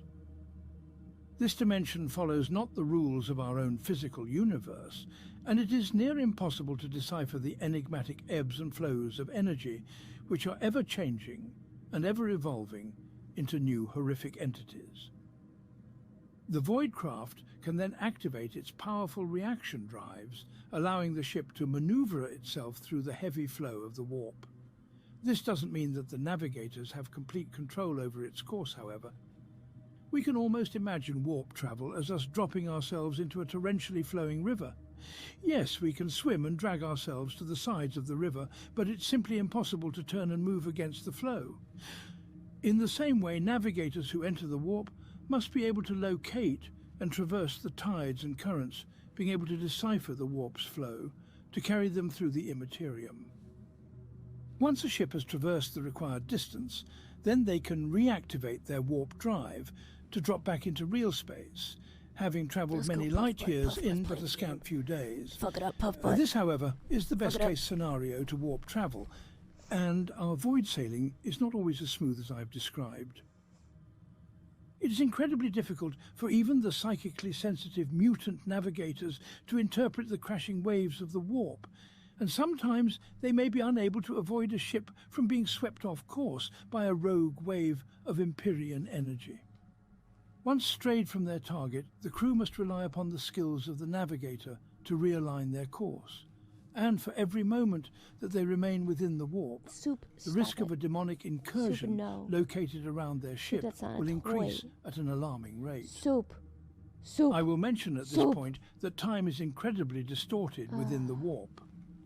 It is impossible to give a clear I'm charging your conversion between phone. time spent in the It's warp dangling. and time spent in real space, Like- for it simply depends on how the Empyrean currents of the like a immaterium toy. are flowing in that exact moment. And she's batting Ships at have it. entered into the warp Like it's a toy. and travelled for mere days from the crew's perspective, but upon re-entering real space have discovered that they were gone for years, with their ship being written off as lost and their crew falsely declared as dead. From this we can begin to understand how if a ship does lose its course within the warp, then there is a chance that it will never reach its destination in the expected time frame. There are still recorded cases of ships reappearing hundreds of years after they entered into the warp, with their crews re-emerging rather shaken, but still loyal to the Imperium. Rest assured, those crew members would be interrogated by the Inquisition, for who knows what damage could have been inflicted to their minds after spending 100 years in that swirling madness. Now, the astute amongst you will be asking yourselves, if a ship spends years within the warp, how is it that demons have not assailed and devoured its crew? Well, the answer to this is that along with the warp drive, one of the treasures from the dark age of technology was the Geller field. The true workings of this device have been lost to time. However, we still hold a conceptual understanding of how it protects us. The Geller field emits an invisible, enclosed bubble of real space around the vessel once it enters the warp. It is rather difficult for demons to breach the barrier between the warp and reality, which means that any prying, meddlesome forces will find it nearly impossible to reach the void ship. Without this field, there would be nothing standing between those demonic entities and the brave crews within those ships. If a Geller field becomes defective whilst a ship traverses the warp, then it almost certainly seals the horrific fates of those crew members as being consumed by demonic forces. The most common cause of ship disappearances is in fact due to Geller field failures, and the Administratum plans its logistical calculations with the expectation that a small percentage of ships will forever be lost to the screeching abyss. Now, we understand the concept of travelling through the warp and how ships are kept safe while doing so. But we must ask, how do they reach their needed destination? There are two main points which make up this answer. Firstly, it is due to the skill and psychic prowess of the Imperial navigators, and secondly, it is thanks to the light of the Astronomicon. To start, let us explore the navigators. These are mutant humans whose existence has been sanctioned by the Ordo Malleus, as their extrasensory capabilities are deemed as being of the utmost importance towards maintaining a functioning Imperium. The navigators are seen as being so physiologically different from ourselves that they are considered by Imperial phylogeny adepts as belonging to their own species, namely Homo navigo. These individuals are born with the navigator gene, which allows them to peer into the warp, seeing its crashing undulations and hellish tidal forces. Now, just being able to see the warp would drive many to madness. However, the gene also gives them the ability to understand and interpret their dark visions without losing their mind to insanity. The most striking change caused by this gene, however, is their third eye. This feature, commonly referred to as their warp eye, is embedded in their forehead, and as a navigator ages and delves into the warp more and more, its colour slowly shifts from appearing generally normal to being a dark black orb, an inky abyssal portal to the warp itself, and it is through this eye that they can see the Immaterium for what it truly is. This ability to view the shifting warp obviously makes them prime candidates for piloting the void ships of the Imperium. They can see the optimal spots for submerging their ships into the Immaterium and can also traverse the Empyrean currents without becoming lost. It does not mean, however, that they are well liked by the rest of their crew. It is a bad omen for a shipmate to look into the third eye of a navigator, and some claim that what gazes back from that mutated dark orb cannot possibly be of human origin. This is simply a myth, however. If one were to actually pull back a navigator's veil and meet the maddening black gaze of the warp eye, then they would almost certainly be killed in an instant. Just as their eye can look through into the warp, so too can the warp gaze back through them, and so to look into a navigator's third eye is to stare directly into the blazing, baleful half-light of the warp. This will result in certain death for all but the most psychically strong of individuals, and they will die in agony, with their minds utterly shattered by that which they have seen. The actual gene which grants them this ability is recessive, and will be lost if a navigator is to breed with a standard human. So to avoid this, they are ordered to intermarry with each other, purely to conserve their valuable genetic material. The navigators are born within incredibly strict families, with their lineage being linked to that of a navigator house. These houses are all a part of an organization known as the Navis Nobilitae, which is a guild that was formed before the Imperium ever existed, and its purpose has always been to foster and protect the unique mutants who possess the navigator gene. This group will oversee marriage agreements and breeding plans, just to ensure that any offspring will also be cut from the cloth of a navigator. Newborns will then be tutored and trained within their noble houses, before they are finally ready to be assigned to an Imperial voidcraft and to delve their souls into that baleful dirge. I shall quickly mention that members of the Navis Nobilitae are exempt from most Imperial laws, and even the Inquisition lacks some authority when it comes to handling them. Their families and houses are so ancient and have endured for so long that they have become incredibly wealthy and influential across the entire Imperium. It is almost impossible to truly fathom the resources at their disposal. They reside within the most luxurious palaces across the galaxy, with their estates holding vast ornate shipyards, rivaling many Imperial naval bases. Do not let this sense of arrogant flair distract you, however. If they are suspected of heresy, then the Inquisition can still descend with righteous fury to seal their third eye forever. Now, as with any mutant, navigators must be kept on a short leash. Yes, the navigator gene provides us with a great boon for warp travel, but it also causes a distinct instability with the rest of their genome. As a navigator grows older, they become more and more susceptible to further mutations, which is made all the worse by their constant warp exposure. To rectify this, the navigator houses utilize huge genome scanning tools and will use gene scryers to determine whether or not the offspring of two navigators will produce a stable child, or if they will carry an increased risk of possessing malformed abnormalities. These tools can still fail, however. Some navigators will be born with hideous mutations, their bodies bristling with gaping eyes, with each sobbing tears of foul warp energy bleeding into real space like a burgeoning portal. These abominations are mostly destroyed, and they act as a stark reminder that each navigator is the product of several millennia worth of inbreeding and genetic manipulation. Some who are born without the gift of warp sight, or those who are simply broken and botched, will often be stolen away to the deepest and darkest dungeons of the Navis Nobilis estates.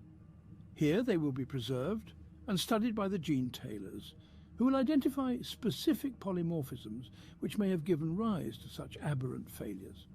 Down in those abominable chambers we would find nothing but disgusting monstrosities mutated beyond all recognition. We would see mindless vomiting dregs of flesh, which we could never assume to have been cultivated within a human womb. Occasionally, these failed mutants will vomit forth or simply burst themselves into a small warp portal, inviting demons to pour through and investigate the maleficent dungeons beneath those houses. For this reason, the chambers are incredibly well guarded and are warded off with innumerable protective runes, known only to the navigators and kept as a forbidden secret to all but the highest ranking of nobles. The Inquisition is well aware of these risks, and as such, they keep a close eye on the navigator houses. If they decide to begin a genetic audit on a family and decide that their genome is simply too ravaged and too unstable, then it is not above them to destroy entire clans or families, with every member being carted off into the dreaded black ships for their final extermination. So, you now know of the navigators, but how do they find their location within the warp? If it is a swirling ocean of ever-changing forces, then how can you truly know where you are? Well, the answer is that, thanks to the God Emperor of mankind, they can see the ever-beaming light of the Astronomicon. This is a psychic beacon emitted from the Golden Throne on Holy Terra, which can be seen as something akin to a lighthouse, shining out across the galaxy, pointing all towards the cradle of humanity. This blazing projection has a range of around 70,000 light-years, covering most but not all of the Milky Way. Navigators who can see this light will use it as a reference point, being able to locate Terra through the inky gloom of space, and will use it to reorient their ships to their correct course. Because this is a psychic projection, it shines brightly within the warp, and it exists as perhaps the only reliable landmark within that ever-changing ocean of impossibility. The sheer power of the Astronomicon is astounding. It is powered by not only the will of the God Emperor, but also by 10,000 psychers known as the Chosen. These are individuals taken from across the galaxy by the black ships of the Inquisition, where they will be forcibly taken from their homes and transported back to Holy Terra. Around 1,000 of these psychers die every day, with their souls fueling the blazing psychic flames of the Astronomicon, ensuring that its light never ceases to shine. There are some areas of the galaxy where the Astronomicon cannot reach. Deep within Segmentum Ultima, we will find the Ghoul stars, which are so far from Terra that the light of the Astronomicon cannot reach it.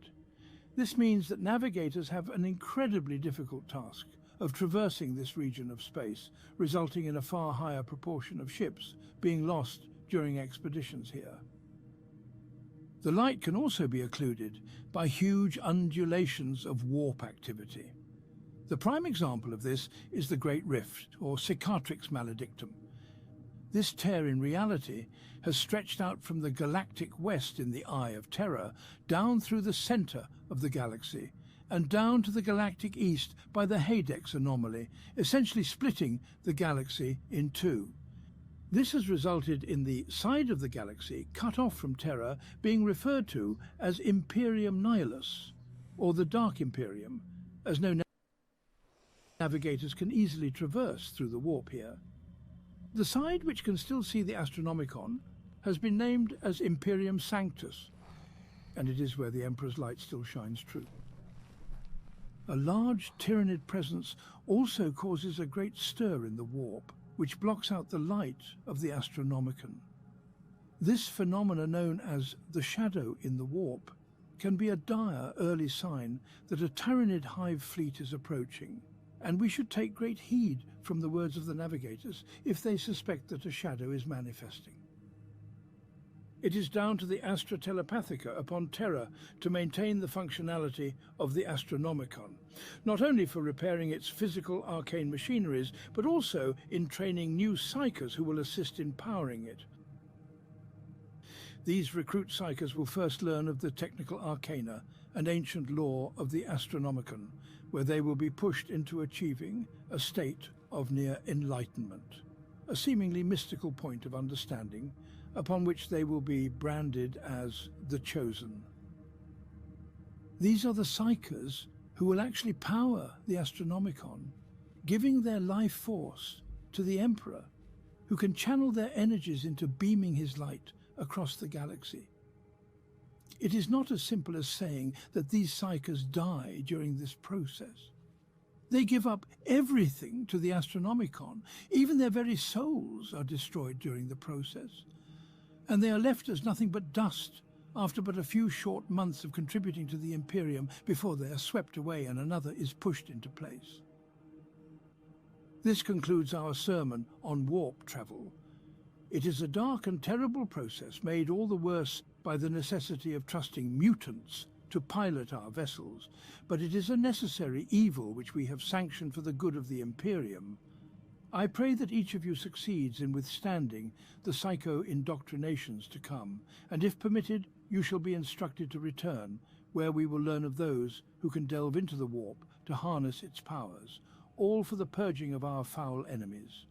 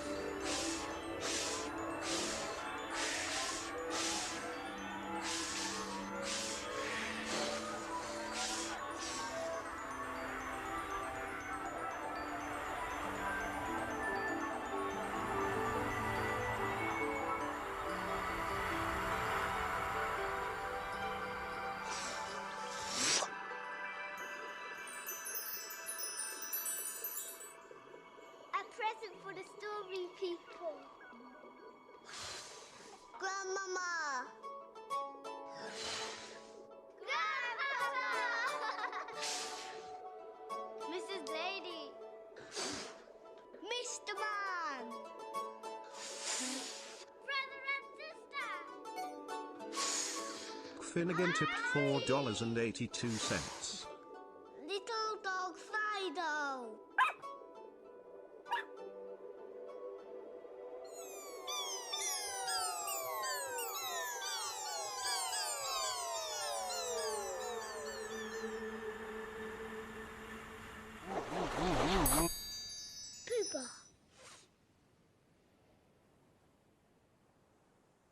It's a ball.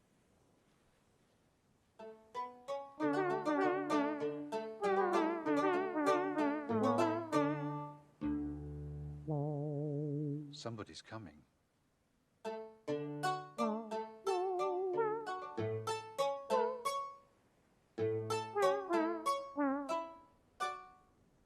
It's Grandpapa.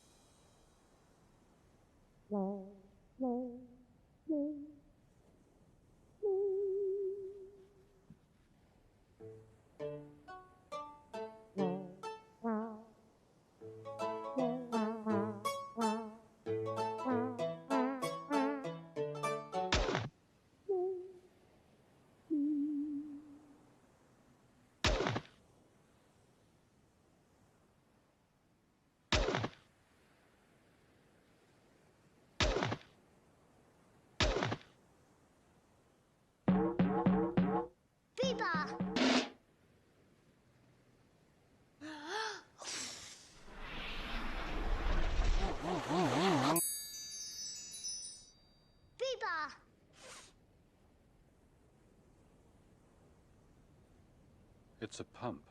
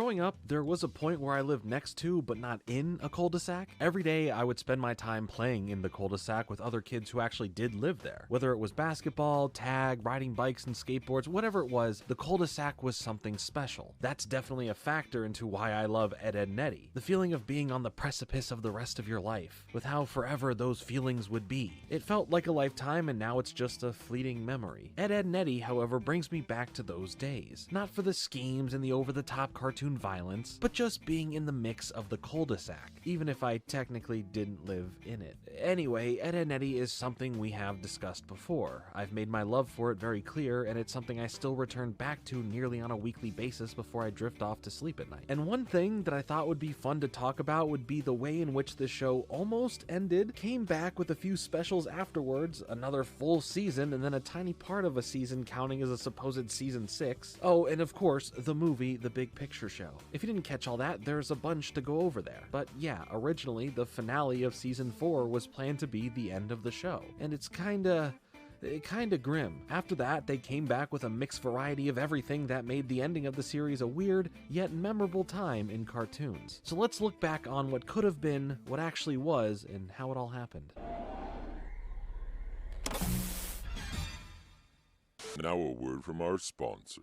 Thanks so much to today's sponsor, Albert. Managing our finances can be extremely stressful, but with Albert's team of financial experts, they take a look at your personal situation and help make a plan and are there to help you with any questions along the way. I mean, they are literally called geniuses. Traditional banks can be annoying. Overdraft fees, long wait times, on the phone to speak with someone other than a robot, and no benefits like cash back on debit card purchases. It makes you feel like you're not in control of your life sometimes. Albert, however, is completely different from any bank account you've ever used. First up, it's completely free to sign up and very easy to use. Literally, Albert helps you start saving automatically. Instead of having a regular savings account and hoping you remember to toss some money in there, Albert looks at your income and expenses to see what money you can save and automatically move money into your savings account, even if it's only a few dollars at a time. Albert works within your budget to help you get ahead. Before you know it, you'll be surprised how much that can add up to in your savings. It's like magic. Cashback? Yeah, of course. 5 to 20% cashback instantly in your account when shopping at places like McDonald's, Starbucks,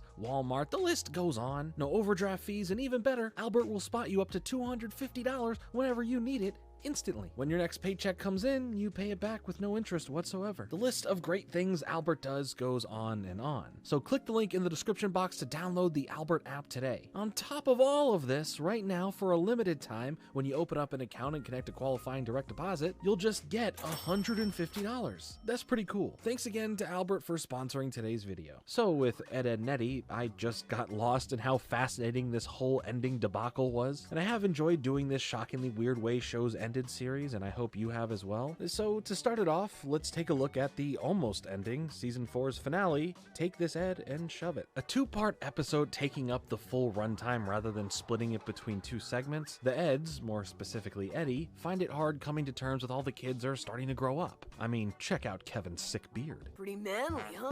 So naturally, rather than dwell on more childish schemes, they all put on a scam career aptitude test of sorts, putting in motion career paths for the other kids. For a fee, of course. And a small fee? This, funny enough, works, and the Ed boys quickly spend that money that they earned on some jawbreakers. A nice rare win for them. Is what I would say if they didn't run into Dr. Naz, who knows the jawbreakers would be bad for their teeth and locks them away in her desk. See, I always knew career aptitude tests would lead to trouble. This then results in them stealing the desk and trying to safely take it back to Eddie's place and somehow get the jawbreakers out. We now enter into the second half of the episode where they're all still struggling to get inside the desk, and Double D ponders the excitement of his future and wants Eddie and Ed to think of theirs. But Eddie doesn't want to grow up. He doesn't want anything more than the life that he has now, and maybe a few jawbreakers to boot. But thanks to a freak golfer Johnny incident, Eddie falls into a pit where a bunch of heavy objects fall on him, causing the screen to morph into something else as we hear Eddie's echoes of saying,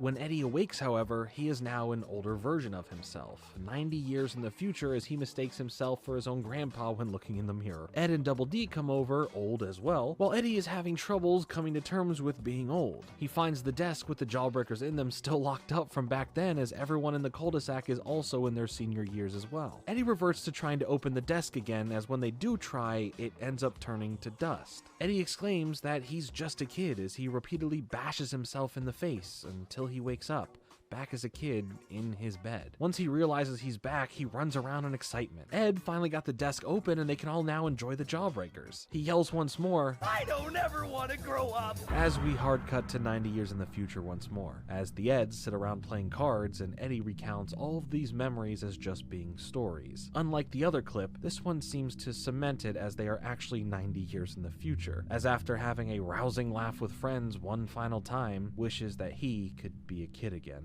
I still wish I was a kid! Kind of grim, yet still a funny way to end the show on as originally intended. Trust me, I understand the fears of mortality and aging as well as letting life pass you by. It's a place that can get dark and something that causes nothing but anxiety when trying to understand that in which you are not yet, but still knowing it is coming. Having Eddie be our vessel into this existentialism is a smart choice because of his kid-like nature and dependence on his adolescence. All in all, it works in the spirit of what Ed and Eddie was as a show to end something like this. With this. It also could have been slightly different too. Danny Antonucci, the creator of the show, showed off 2 deleted scenes a few years later at San Diego Comic-Con. One of the deleted scenes is an alternate take on when Eddie wakes up old for the first time and mistakes his mirror reflection for his grandpa, saying, After acknowledging Antonucci directly and offering him money to wake up from this nightmare, he reaches for his wallet only to find a jar of prunes. The second deleted scene gets a little bit more crazy. Now going to the scene when the desk turns to dust, Eddie this time starts to break down and cry over it. Lee Kanker then comes running to see what is going on, and then it's revealed that Eddie and Lee Kanker at some point got married and had a bunch of babies and spent their honeymoon at the junkyard. But it didn't just end right there, okay? Ed married May Kanker and Double D married Marie Kanker. These 2 scenes are pretty funny and would work fine as an extended cut of this episode. Regardless, I am happy that we were told about them and saw what could have been. It's a rare treat to see that. But once again, as much as this was supposed to be the finale of the show in general, it wasn't.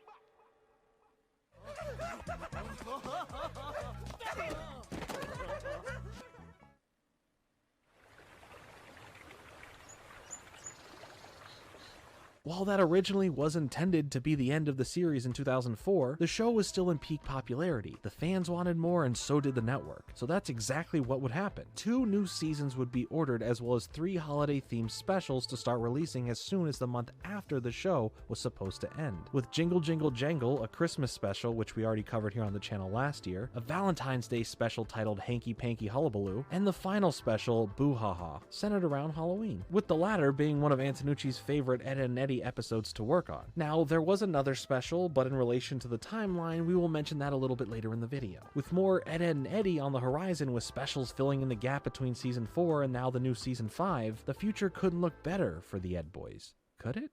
It is now November 2005, and all the specials had recently finished coming out, and season 5 is here. 12 episodes as opposed to the usual 13 would fill the season, but something was different. Something was just a bit off. One thing that made Ed, Ed and Eddie unique was that there were essentially no adults fully seen in the show. It was just the kids at the cul-de-sac with parents having a presence mainly felt off-screen, that do cause certain worries or actions of the kids on-screen. With the show being thought to take place primarily in the summer as quoted by Antonucci himself when speaking about the lack of adults, that's intentional too. Throughout the long days of summer, you simply didn't see anyone else's parents about, and sometimes you didn't even see your own. It simply did just have a specific feeling to it all. But when season 5 comes around and we get to the episode aptly titled, Out with the Old, In with the Ed, we enter upon the cul-de-sac once more where Eddie tries to keep the summer going as he spends his time trying to convince everyone that the summer has not ended yet. Only problem is that it has, and school starts back up tomorrow. And once tomorrow comes, we are at school and the Eds have to deal with being in different homerooms. Another other thing that was out with the old and in with the new was the process of how the show was made itself. The show had originally been done using traditional cell animation, something we covered on the channel in my original Ed, Edd n Eddy video, but now the series would transition from those techniques to digital ink and paint. Throughout season 5, we would follow the Ed boys as they deal with school rather than the scheme of the day in the cul-de-sac. From report cards to football, the focus clearly shifted. While there were still episodes that had nothing to do with school sprinkled in, it definitely gave the show a newer feeling. I'm all for trying new things in fear of something great becoming stale, so even if it was a bit different for this season, I didn't hate it. It's not my favorite season of the show, but I appreciate the effort in at least going for something different. Reception-wise, it did take its toll. That's all subjective though, but there was a noticeable decrease in the love for the season compared to the original 4. Now, as far as season 6 of the show, I'd ask you, what season 6? The random singular episode that makes up all of season 6, or the alien special that we're about to cover that some may count as an episode for season 6? I'm not kidding. Season 6 is literally just the last episode. That technical final regular episode features the segments May I Have This Ed and Look Before You Ed. The first being about the Peach Creek Junior High School dance, and the second part focusing on Jimmy and his safety club. For sure, that would be a pretty lackluster note to go out on, especially compared to how season 4 was about to end, but it wasn't the end. It was the end of the show, sure, but the series had a final card to play before the Ed boys sang farewell. Back in 2006, it was announced that a feature-length 90-minute special was in the works. As the production of that continued to get pushed back as the show was taking precedence, Antonucci and his team had some tough choices to make, ultimately deciding one episode into season 6 that in order to put all of their focus for this 90-minute special, they would need to step away from making season 6. Thus why it ended so abruptly. We'll touch slightly more on that a little bit later. This 90-minute feature-length special would finally come to fruition in 2009 as Ed, Edd n Eddy's Big Picture Show, a television movie event that would serve now as the true finale to the beloved series. Now, before we get into the Big Picture Show, I wanted to talk about the weird alien invasion special I've mentioned a few times here. In 2007, Cartoon Network started a special TV crossover event that would span through many of the popular franchises at the time, throughout the month of May. Right around 15 years ago right now. Wow, time is just flying. I vividly remember when all of this was actually airing on TV. This storyline regarding the aliens weaved its way through Foster's Home for Imaginary Friends, My Gym Partner's a Monkey, Camp Laszlo, The Grim Adventures of Billy and Mandy, and of course, Ed, Edd n Eddy. Now, for the proper order to watch them, technically Ed, Edd n Eddy would be listed as part 2 and titled The Eds Are Coming, and would focus on the kids of the cul-de-sac being weary of potential aliens wreaking havoc, with Rolf being involved, as well as by the end of it, the whole cul-de-sac getting ripped out of the ground and taken to outer space. It's a strange little episode that culminates inside of the Billy and Mandy special, the 5th part and final part of the event, where at the end it's cameo galore after the day is kind of saved. And there's a lot of cheese. In fact, the whole event was full of cheese. Yes, also this cheese, but cheese in general. Apparently the original plan was that Kraft Cheese was sponsoring this big event, but pulled out before the airing, so now there's just a bunch of episodes revolving around cheese randomly. This information coming from the creator of Billy and Mandy, Maxwell Adams. So thanks for that. What a weird concept, but a fun one. There is no cheese here. That's the Cheese Reaper! Where does cheese have to go? Also, the little connections between them were cool, like in My Gym Partner's a Monkey, where the cul-de-sac being abducted makes front page news. And is that Napoleon Dynamite? Trying to use a local ham radio to contact deep space. Cartoon Network really like milking this joke. Either way, this episode would be counted as a random honorary season 6 episode, and this whole invaded 5-part event was pretty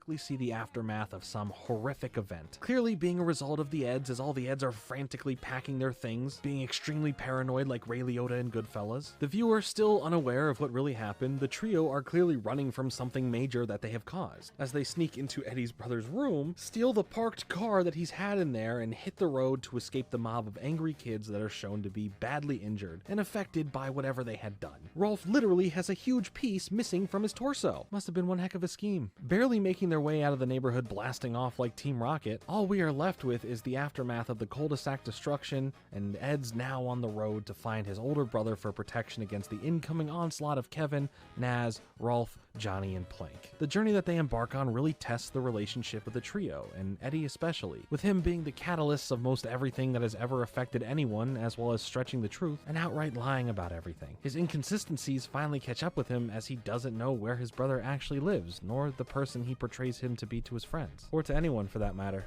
Truly breaking down Eddie as a character, why he is the way he is, and him coming to terms with himself. We do find his brother, even at first being the brother Eddie has always bragged about, but we quickly find out that the relationship between Eddie and his brother is far from those tales. Everyone from the cul-de-sac is left with their jaws agape as Eddie's brother is physically and emotionally abusive towards Eddie. But the revenge that all the kids wanted to get on the Eds, and more specifically Eddie, isn't met with joy at this moment, seeing what his brother has done and is doing to them. Despite all their differences, they stand up to Eddie's brother in an attempt to defend Eddie. But before anything could happen, Ed knocks him out with the trailer door. Eddie here, in his most vulnerable moment, opens up about his sorrow towards what he has done. Not just for the stuff that had happened to cause all of this, but for everything ever. All the schemes, scams, pranks from the past. Going further, he admits his lies that he told about his brother throughout the years as it being a form of social acceptance from his peers. All of the kids forgive Eddie, Double D, and Ed and embrace them now as friends, uniting the cul-de-sac. That is, until Johnny shows up late as Melon Boy, not hearing or seeing anything, and begins to attack the Eds. Luckily, the other kids got their back and attacked Johnny for attacking their friends. Sorry about that.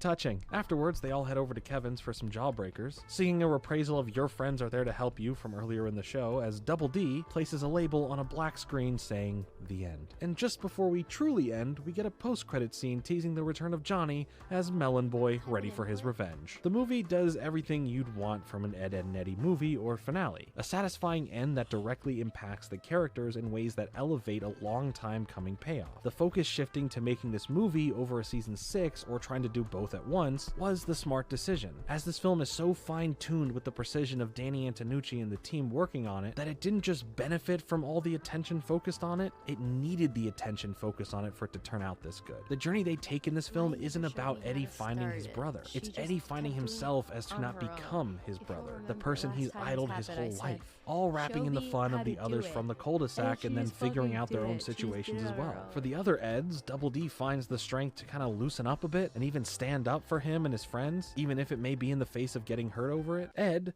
well, he just has a good time. You bet your sweet bippy I did. And does something that actually helps out. Thanks for taking the bullet out of that door. It's a beautiful way to wrap up a series that meant so much to me and so many others. I would also like to add earlier on the scene in which Eddie and Double D get into a boiling point argument, nearly causing them to end their friendship. We finally see Eddie start to break, sharing his emotions and taking the blame for what had happened instead of passing the buck as he usually tends to do. It's a nice character moment, my personal favorite from the movie, as it diverts from the friends break up and get back together by the end trope by having the characters deal with these emotions and problems right then and there. It felt vulnerable and impactful towards who these characters are and how they view each other. I do find the whole ending of the show particularly fascinating. From having an original end that felt kind of bleak to seemingly coming back instantly with a different in style season 5, followed up by a season 6 that contained an episode, to then finally ending with a movie that perfectly wrapped up the series in such a fantastic way. The road to that movie ending may have been a bit rocky, but the journey that it took and that end result made it so memorable. I have gushed about this show so many times on this channel at this point, and I am sure I will gush about it many more times. I closed it, and now I don't know how to get it back.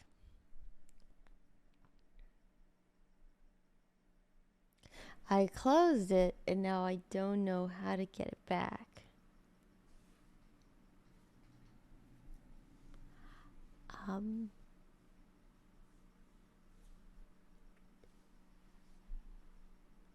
Oh, Ben, help.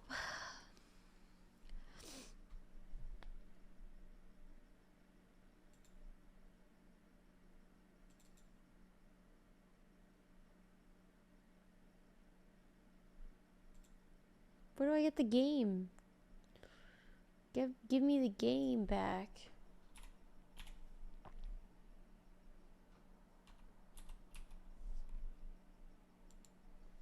Have I figured this out on my own?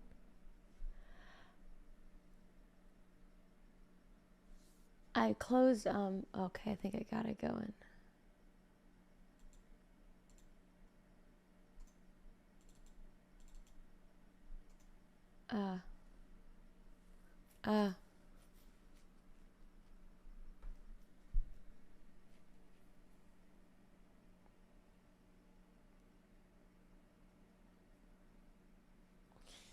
Monkey.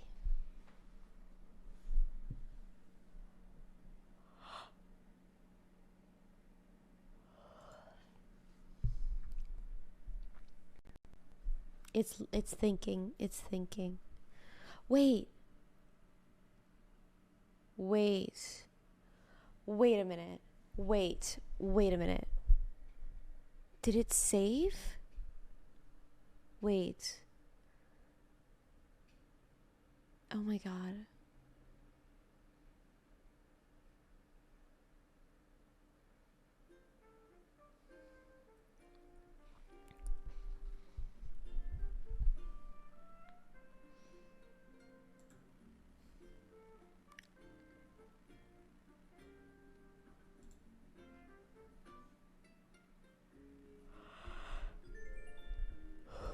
Thank fucking God.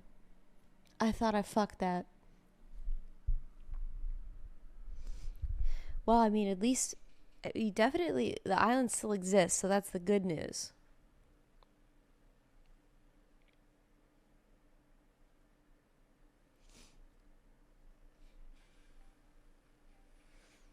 I mean, this looks like where you guys left off to me.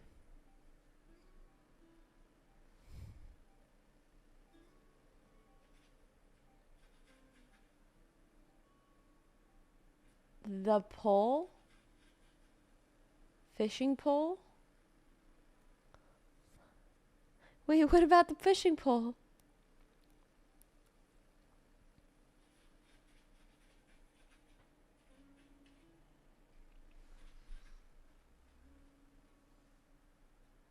What about the fishing pole?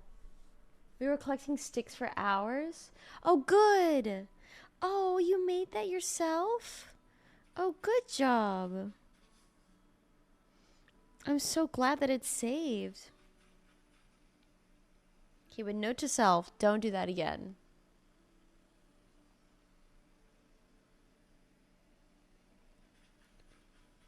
Sometimes I'm afraid that Soup is growing her eye back.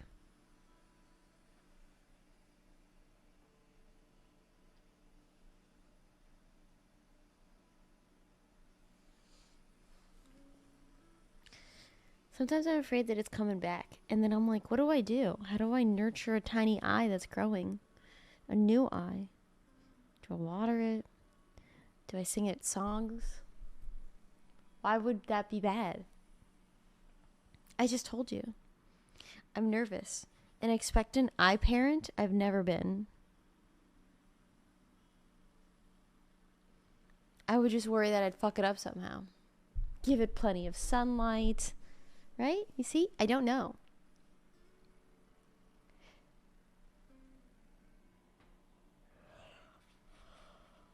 She looks so cute. Treat your girl like a queen every day. Oh my god. That's so fancy, Soup. Wow. So, by the way, the stream keeps going down for some reason. I don't know if you've noticed. But the stream keeps going down for some reason. I don't know why.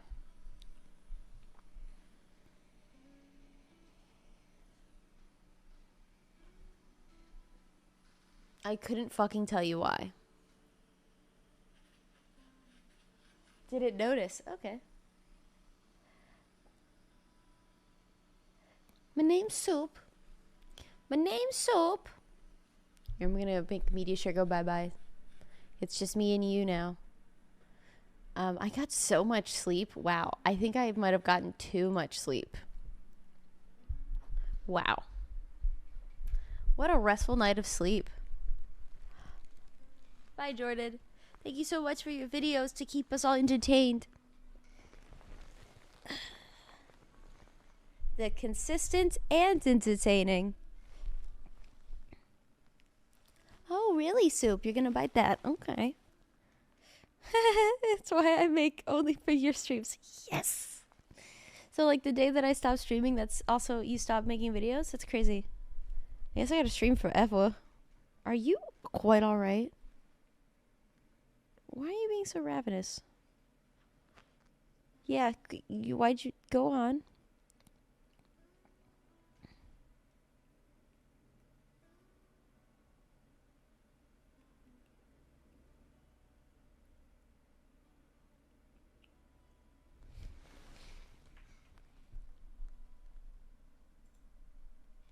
Why did it stop? Why did it stop?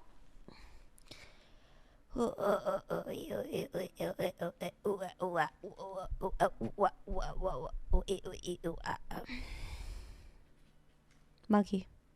Oh my god, I thought Frida was a beehive. Soup, no. Stop it. I thought Frida was a fucking beehive. I love Frida. I love her so much.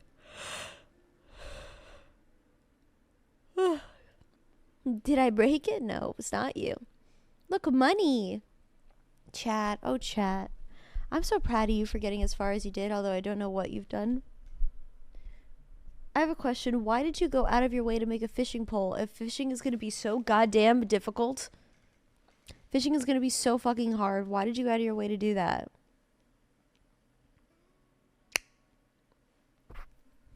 Cast your fucking shit right now. Let's go. Alright, catch one. That would be so... it's not happening, but there's no fish. I'm just saying, maybe try it. I don't know. We find stick and make pull.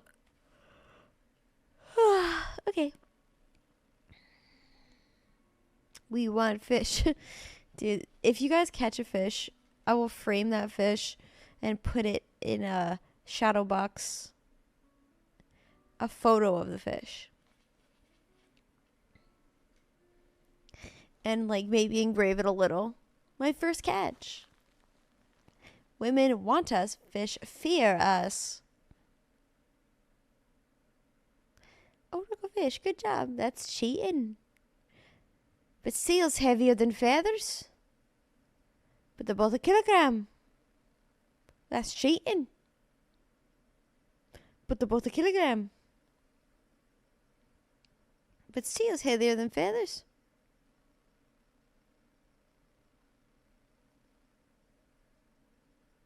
Whoa. I just zoned into the next dimension. That was crazy. R up Gesundheit. So I think I have to stay awake. Because Mr. P has a vet appointment at noon, so I need to wake up so that I can take him. Logically, as that goes. But you guys are going to keep playing this because I'm so entertained by it. Do a dance, monkey. Dance, monkey, dance. I'm gonna make some coffee though. And we're gonna vibe. He's not old enough to drive yet. No, not quite. Oh, chat's playing. Oh, yeah, yes. This is chat controlled. I'm not touching this. You think I'm playing with my toes? No. This is chat. When Mr. President is in the car, is it the motorcade? I did not know that the presidential car was called the motorcade, so yes, obviously.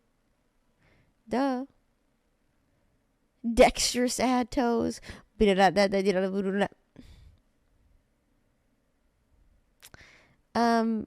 gonna make myself some coffee. go catch a fucking butterfly or some shit. What are you doing? You're old enough. Chat, what's your excuse? Ah, left. Wait, but where are we at in the game? Like, did we finish the tutorial and, like, what? Like, that's it? So we just live here now? Give us another 2 hours for a net. You got this. I'm really confused what your plan is right now. We are in serious fucking debt right now. What?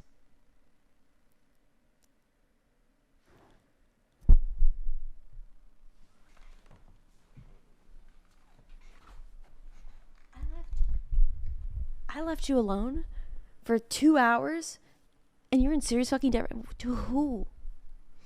For what? Island debt. Because I'm an island debt. Well, listen, you're going to have to work to get your money.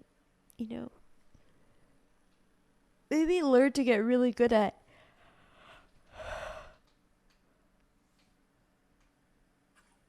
fishing or something. I was going to say Glick Glick 9000, but I changed my mind. Oh, cherries, It seemed like a good idea at the time. A sleepy duck. Hi, Arya. There are only animals on this. You were this fucking close, chat. You. That was Cuntzilla's fault. It's gone. You scared it away. You pressed A. What for, dude?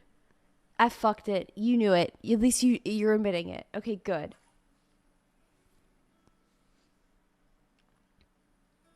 That would have been chat's first fish, dude. Let's try it again. Go on. Let's walk down the length of the river. So down and right. Okay. Well, more down than right. Yeah. That's good. That's good, chat. Let's work together. All right. I'm not the captain that you need, but the captain that you deserve. No, backwards. I'm not the captain you... Oh, captain. What the fuck is that? Oh, it's a weed.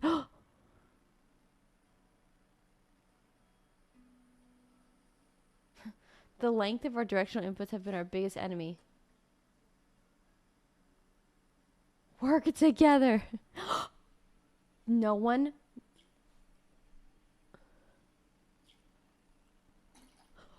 Hey!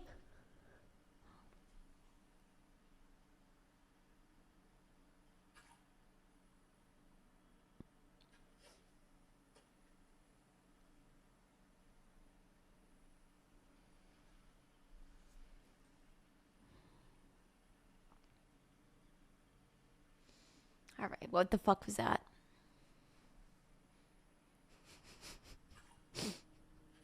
I mean, what the fuck was that?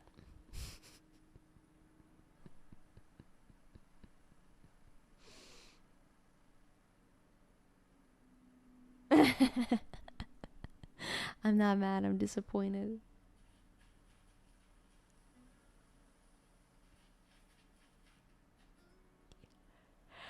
Try the ocean, bigger fish. So sorry, I don't mean to keep yawning. I'm gonna go make a cup of coffee. Oh, I'm clicking out for a second. Although you guys seem very determined. But I'm gonna do it anyway. Okay. Nothing will happen.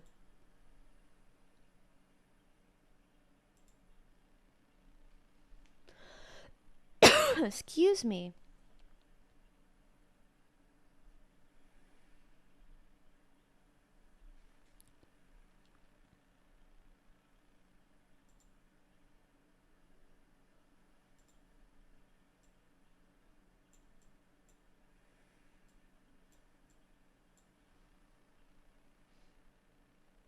Okay. You can play now again. Okay, go ahead. Go catch fish. Go catch fish.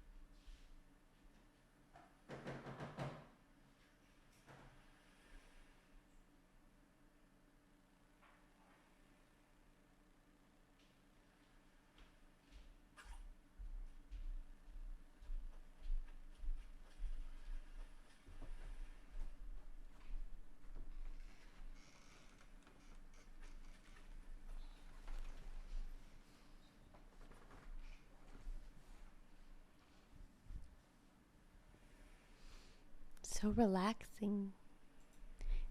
So relaxing. Wow. So relaxing.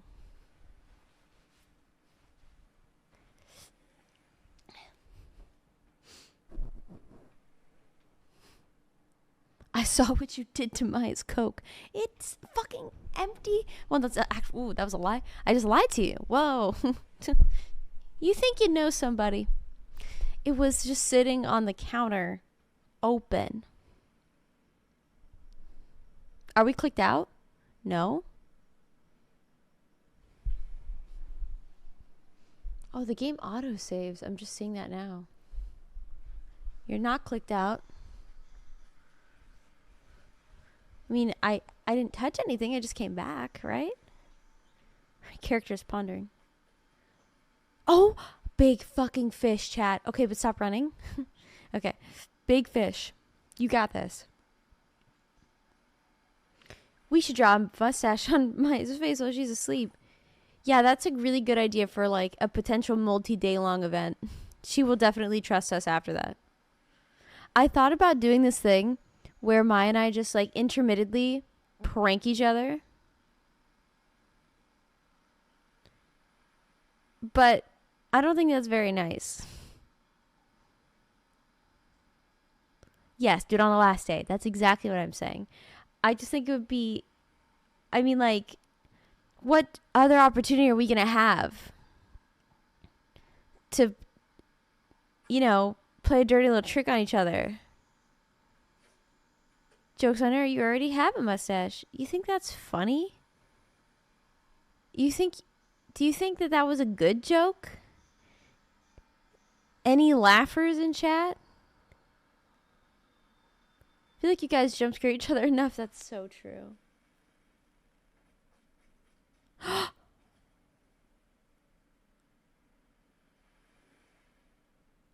It seemed a little bit mean. Yeah, because it was a stupid fucking joke that wasn't funny. You're so close.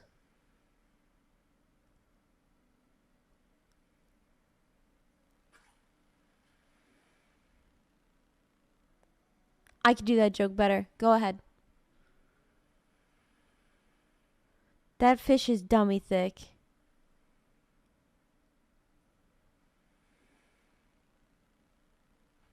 You got this, chat. Okay, so when the fish notices you, I think it's safe to say when you guys notice the fish noticing the bobble, that's when you press A. With the delay, I think that should work. That's my plan.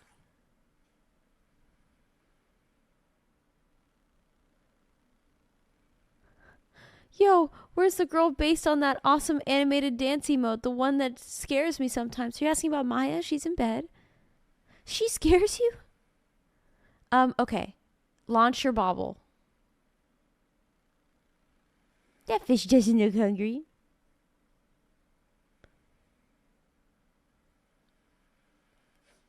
Why are they just walking around outside, Tom and the boys? They must want something. Okay, chat, you're really close to fucking this up. Morning, Yeb. I won a shirt the other day and just noticed him a stinky non-sub. Had to pee on myself real quick. I won a shirt the other day and noticed I'm a stinky non-sub. Thank you so much for the 4 months. Kimmy, you suck. Dude, chat, what are you doing? You're fumbling at the 100-yard line. I don't fucking know baseball. You're fumbling at the 100-yard line. That's a foul. I don't know baseball. Okay? Where did you go back to where you were? Oh God. I don't know how to play. We've been doing this for hours. What do you mean? What do you mean? Yeah, I don't know how to play. Backseating chat. If you didn't have me, you'd be lost. If you didn't have me, you'd be lost as fuck.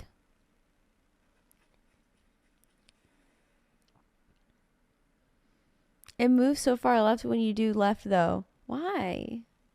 How do I get the flag? What flag? Thank you for following Maya. I guess we're just saying fuck that fish. Fuck that fish. Perfect. Ah, press A. A, A, A, A, A. But not too rapid. Uh-oh. You have to get closer. Okay, thank God. One person presses A. One person goes forward or down, and one person presses A. It's that simple. Oh.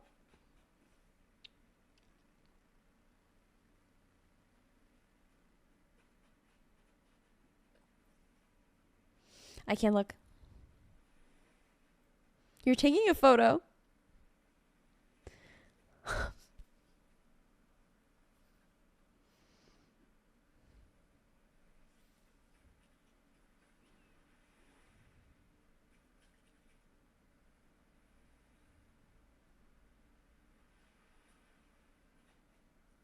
Okay.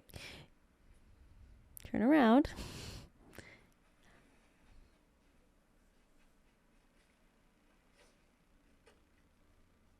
So close, but not really.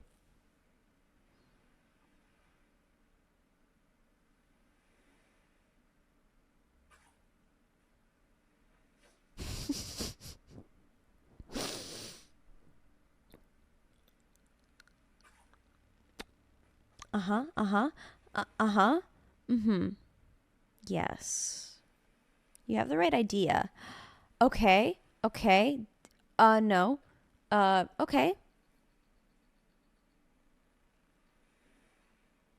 Maybe this is your secret weapon that I don't know about. And then I missed.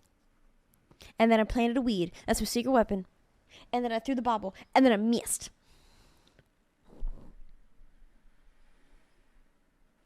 Okay. Ooh, right there, right there, right there, right there, right there.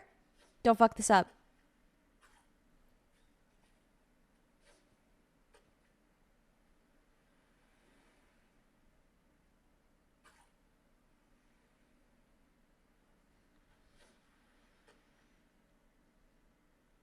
Root beer! Root beer, no! Root beer! How many of you motherfuckers pressed A? I told you, one person presses A. I can't live on this way.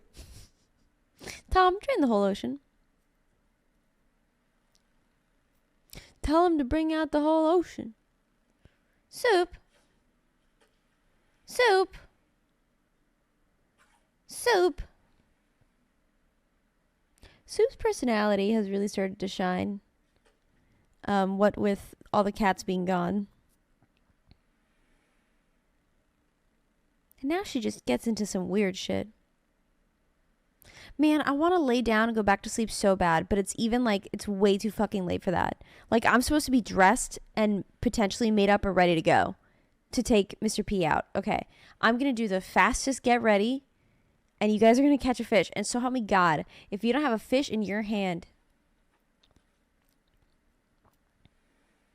P is stored in the pod, in the pod. Message in a bottle. Go pick it up. Getting ready montage scene activate. Here's that prepared scene we made. Bottle. Okay, okay. Ah. Nope. B. Nope. Ah. Oh. Nope. Ah. Right? B. Right? Okay, that's the opposite. All right. Okay. Oh. Okay. Wait. Okay. And oh. Okay. I'm worried that when I'm taking Mr. P to the vet, that the internet will go down again, because that would really fucking suck. Yes.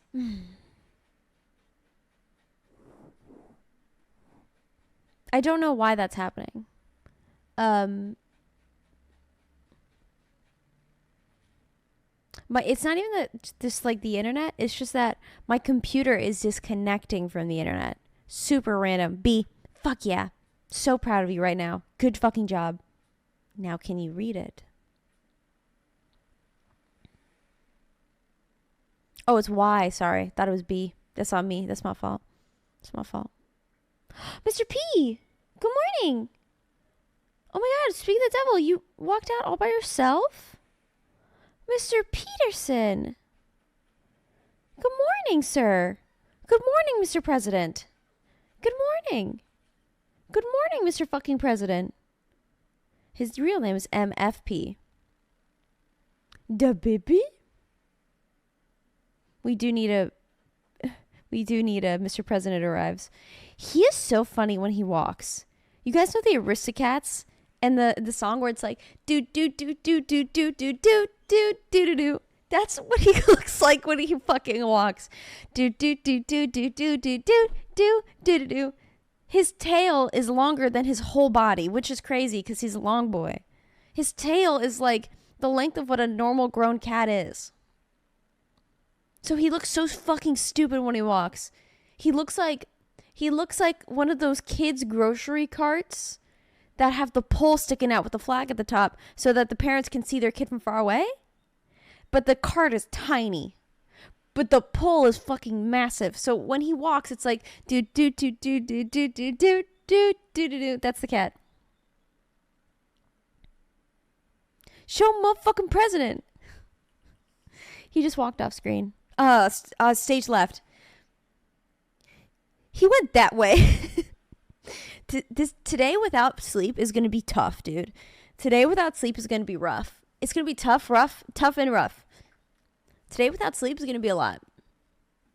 Sending out an SOS. You're so close. Who took your clothes off?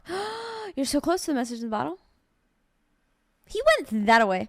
My left or your left? He went that way. My left.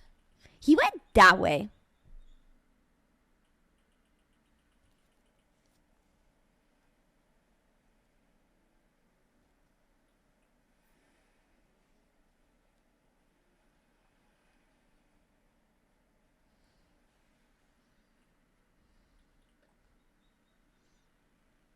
Big day today, getting married and all. Yeah, true.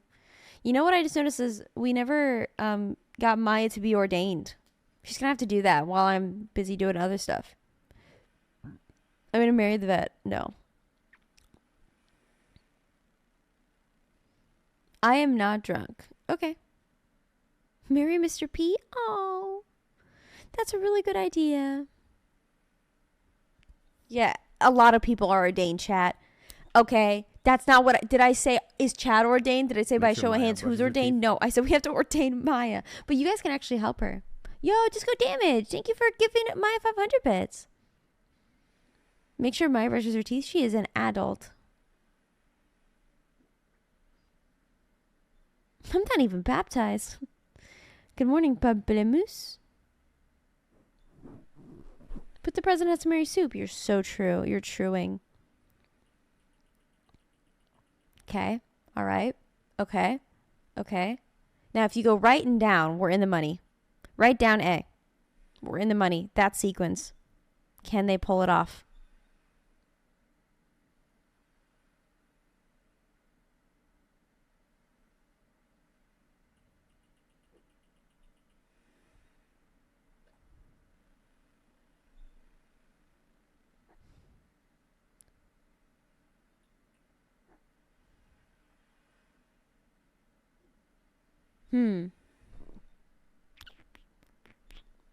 See how long just one right is? Hey, man.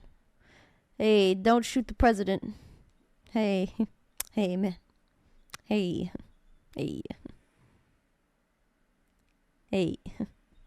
Ah. Mr. P, get down! He's hanging out in the sun. He's really been liking a sunspot. He's solar powered. Why do I love cow print stuff so much? I couldn't tell you, but I'm also a fan. Whoa, big stretch, Mr. P. Whoa. Get in that sun, boy. Get your error back in the house, boy. I'd love a cow print-based living room. No, you wouldn't get nauseated. It's good, like, in splotches, you know? Mr. P hates big oil? Now, hold on. Unless they pay him. I'd rather see Mr. President and Soup get married. When he's older, when he's feeling better. He's sick right now. He's not feeling too good. I don't know, like, I'm actually shocked by how well you guys could see with the night vision. You could, like, see everything. You could probably see, like, when he has his coughing fits. Maya and I were having an absolute giggle right before bed, watching clips from the stream. Of course, forgetting that you guys can see us. So that was that. Yeah, so when he's feeling better. No child brides on this stream. B chat? B select A?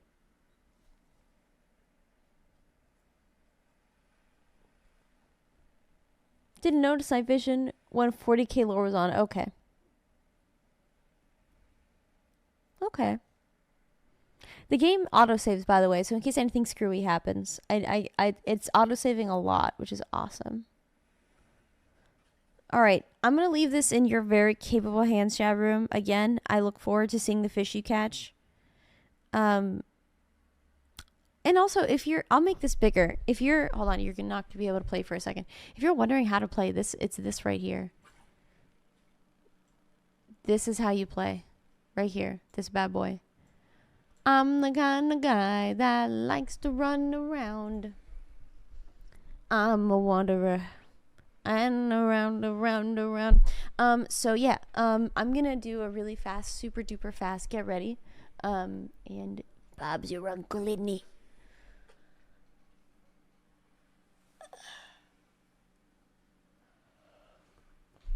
You got this.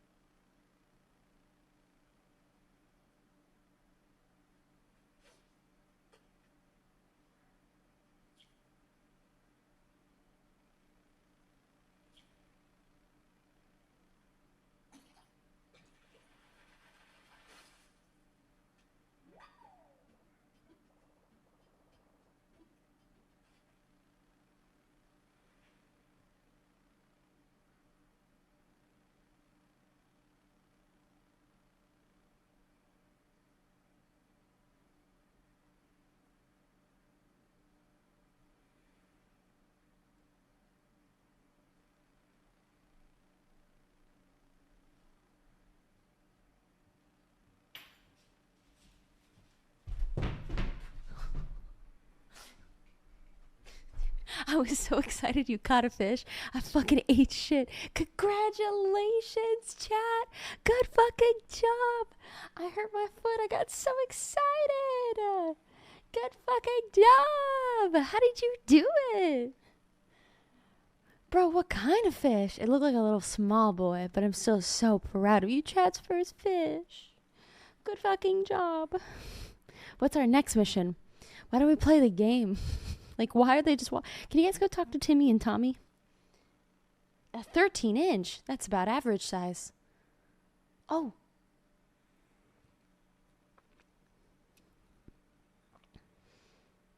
Oh, okay. It's a loach. Just like roach. Oh my god. Oh my god. That's crazy. 11 to 14. Exactly. So 13 inches. We have to bring the fish to Tom Nook. Oh, that's why we were trying to catch a fish. Oh. Oh, you guys, I can't tell you how proud I am of you. Okay, I'm not done getting ready. I'll be right back.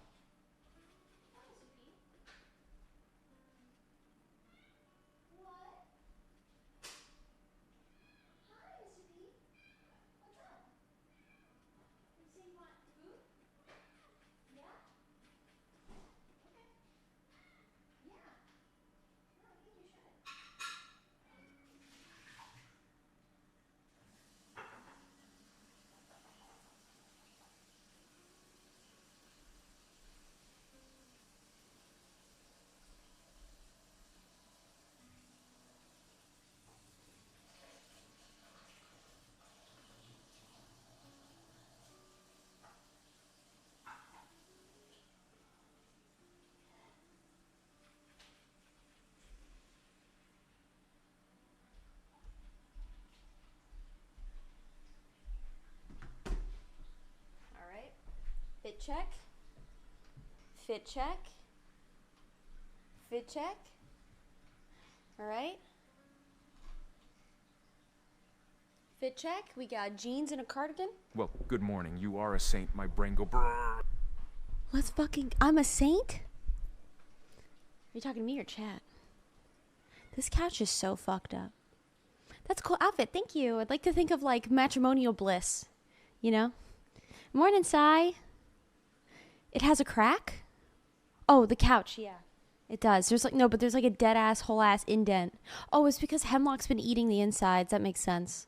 Did you guys take your fish over to them? Hi, Mr. Petersons. He woke up with so much energy today. Let's fucking go. Good morning, Mr. Petersons. You want to come over here? Mr. Petersons. I need to stop calling him that because y'all are going to start calling him that, and that's not his fucking name. Mr. President. Mr. President. Mr. President. Mr. President, over here. Mr. President. Mr. President, over here. Mr. President. Mr. President. He's so loud. I was really confused for 5 seconds. Yeah, obviously it's Mr. President, but we don't obviously, we don't call him by his legal name ever. Soups! I mean, what? Come here, baby. Okay, I'm de-thawing some food for him, so let's see if we can get him to eat, chat. Right before we give him an enema. Kind of BM, but...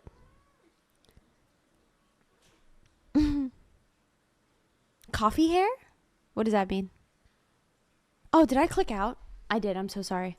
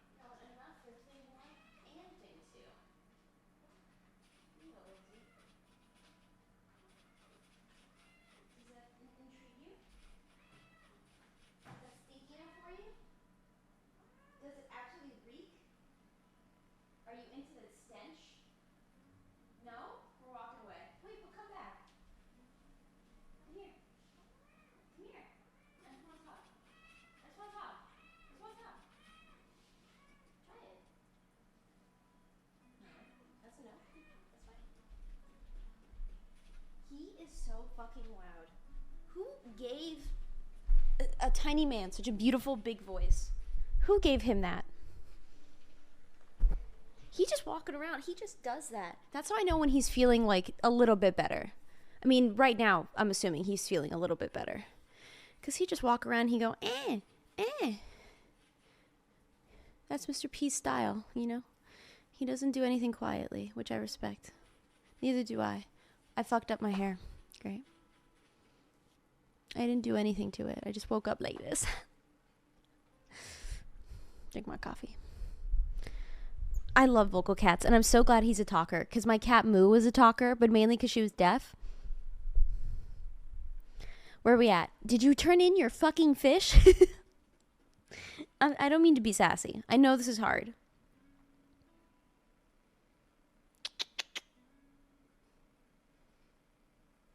Mr. Pete. Mr. President. All right. I'm just gonna take a load off. They won't let us inside. Wait a minute. Our fish. Your cat screaming. You know there's a subreddit for that? Cats that scream. Our cats that scream. He doesn't scream quite yet. He does yell though. Do you know there's like a difference? Okay, so also recently, for no reason whatsoever, okay, so I have the Reddit app. And like, you know how sometimes apps will suggest that you open them by sending you like a random notification for something you don't care about. Tell me why I'm just chilling on my phone and I go to like, someone texts me, so I go to press on it. But before I can press the text message, I get a notification from Reddit, and it's Am I Ugly?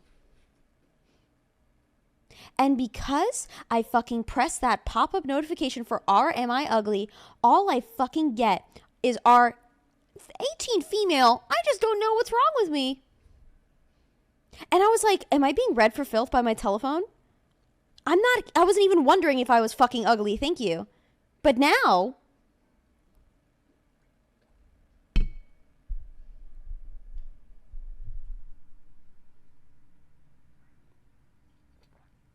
Okay, so I'm assuming the issue is that you have to speak to one of them and they are outside. You can't turn that shit off? You can, but I just haven't because I'm lazy. I don't even have, like, most contacts saved in my phone because I got it stolen last year after TwitchCon at a club, and I've just been bitter about it ever since.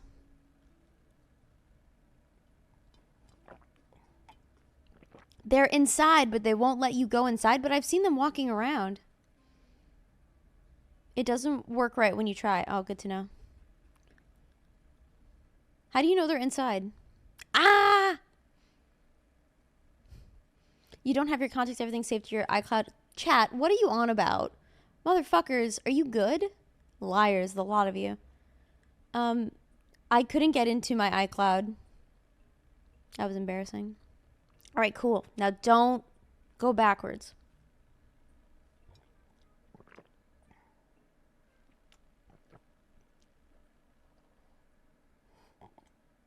You don't know that Tom Nook has his nephews here? Those aren't his kids. He would never waste his time with something as unprofitable as children. Those are his nephews. They're orphans. Wait, does that mean his brother died? Oh, shit. I know there's a YouTube video somewhere that's like, this is the story of Tom Nook's dark past. What happened? Where are you going? Okay.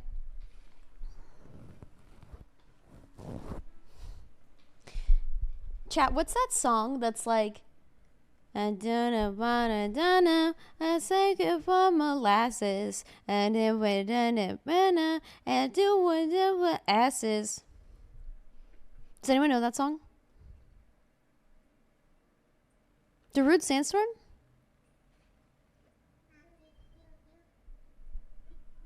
What? Anonymous? Thank you for peeing on someone random. Oh no, I think it was a hair. We couldn't save her from it in time. A hair? A hair? What are you talking about? You know the song I'm talking. We6. Oh, about my moving fees. Press A. Fuck you. Sorry, that came out. Go to about my moving fees. There was a hair in the coffee? No, there isn't. Did I drink it? Chat, there isn't a hair in the coffee. The mug is cracked a little. There's no hair in the coffee. Harness your hopes by pavement. You are a saint and a scholar. Perfect. Good job. Write that down. Harness your hopes by pavement. We need to tell him about our creature. Please, RP harder. It only tickles me. We don't have money. He's going to tell you all about it. That's your favorite molasses-related song? There's got to be a better one. I don't have any money. But you are old man. Yes, yes, yes, girl. No money. Suck a cock. How many subs you got? All right, I'll show you mine if you show me yours. Flock Dugan. How many subs you got? The fuck? Coming in a little stronger, do you think there, bud? Foot off the gas. Good morning to you, too. Yeah, I'm going to call you Flock. I really don't care how you tell me to pronounce it. Nice to meet you, bitch. Sorry, I have to finish my coffee. Let me finish. Sorry. You can catch all kinds of insects and bugs. Interesting, chat. Are you reading? You said my name wrong.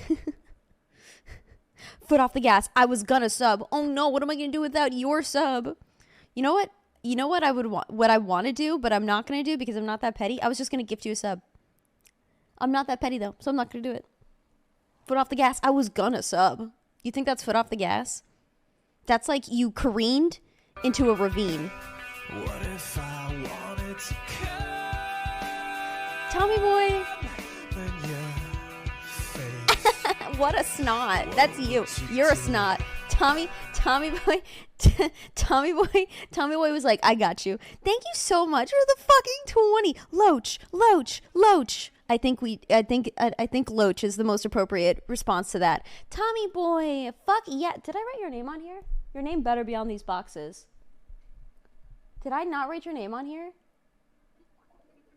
Am I a goddamn idiot? Yeah, every cowboy. Am I a goddamn fool? Am I a goddamn fool? Scuttles, thank you so much for the 3 months. Tommy, wait, thank you so much for the 20. I'm going to write your name on these boxes. If you guys didn't know, if you give 20 subs, we rewrite your name on these boxes. Okay, sorry, I'm pausing your game. But it's for a good cause. Oh my god. Well, we've done it. We've peaked. Go ahead, keep playing your game. Excuse me. The creature chat. Tell him about your creature. I found a creature. I was gonna sub. I was gonna sub. Stupid. Huh. Foot off the gas. I was gonna do it. All right, my friend, I put your name on the box. Gift subs are now 25% off. We did it, Reddit. We are in this chat. Congratulations. Welcome to Tuesday. Tuesday being the day that gifted subs are all 25% off. That's what we're here for, baby. It's all about the Mets.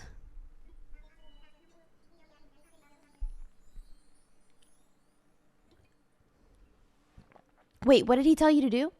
I'm so sorry, I missed it. What did he tell you to do? Oh. This island's a diverse habitat for many interesting creatures, you know? Other than us.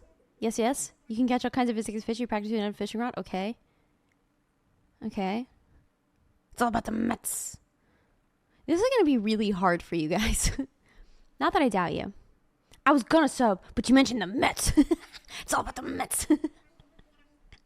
What are you, a Red Sox fan? I don't know anything about sports, dude. I'm fumbling, bumbling. Guys, now that you've found Tom Nook, I think you can walk away. That's not Maya. What's happening? Let's go Mets. Dude, Roaming Roven got over it so quick. Doesn't see Maya, isn't panicked anymore. Because we mentioned the Mets. Let's go. We got one, Chad. We got one. If you're watching Maya's stream, I'm Yeb. We're doing a dual subathon, a dubathon, if you will. We're celebrating my move, which is coming up October 1st. That's the cap on this. And Maya's here to help. So that's basically what we're doing right now. So if you want to support, you can do it for free by watching both of our streams at the same time. Support us, be an extra pair of eyes, or use your Prime, or gift a sub. It's 25% off. We split everything, just so you know. It's all about the Mets. Oh,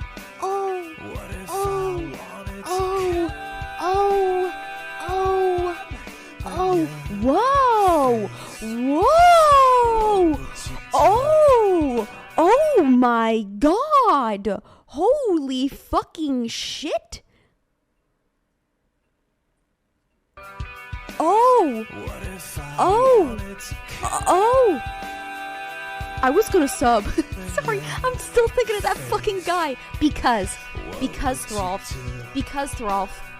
Throlf, you're playing Animal Crossing, okay? Because you're playing Animal Crossing, and today is the second day of the Party-A-Thon, and because Throlf, you are a very generous human. Thank you so much for the fucking 50! Jesus, I was gonna sub. Yes, I need to stop. And Cindy Weiss Crispy for the fucking 20. I feel like both your names are going on the boxes, so I'm just saying. Let me show you as I do.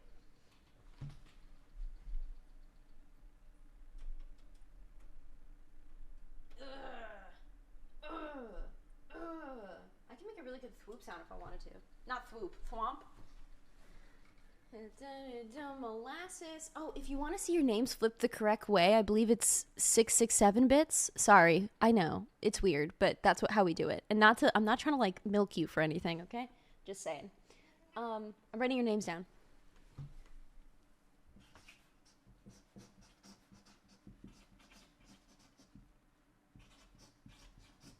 I got City Wise Crispies. City Wise Crispies, and let me get your name, Throlf. These are my moving boxes. Ah, shit. Fuck. Hold on.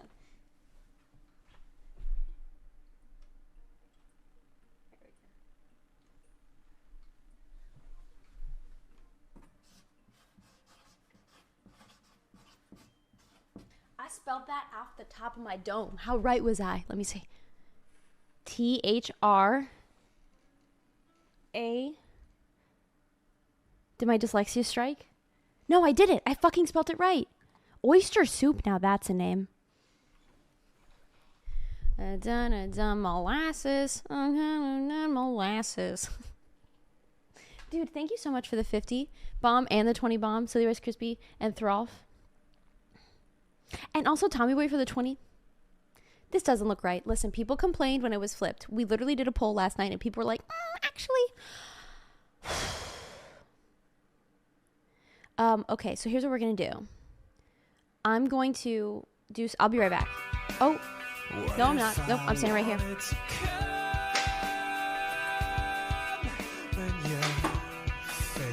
Did you see that? Can you see that? Yeah, so 25 subs shoots ping pong balls and they're just angled in a really awkward position. So they just fucking whoop right over the fucking monitors. Sigh! Let's fucking go! 50% off. It's 25% off subs right now. Get into it. Mr. Soup, thank you for gifting to Maya. Thank you, Mr. Soup, for gifting 5 to Maya. I was gonna sub, but I overshot. I was gonna sub. I mean this in the gayest way possible. I fucking love you guys. Okay. Let me do something real quick. Go do what Tom I was gonna tells sub, you. but I overshot a bit. Yep, soup. I'm gonna go do something really quick. I'll take 2 seconds. I'll be right back.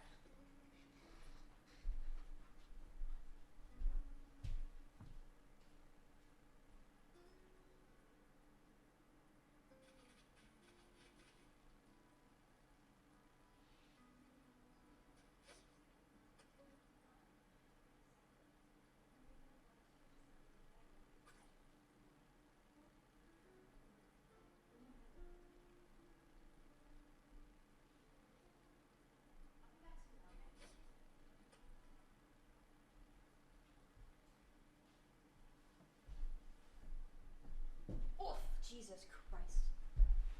Okay, here's what's gonna happen. I'm gonna take Mr. P to the vet. It's not far. I'm gonna have stream up on my phone and you're gonna play Animal Crossing and I'm gonna watch you. Okay, guys? I will be back. Make me proud. TTS was silent? That's weird. Thank you for letting me know.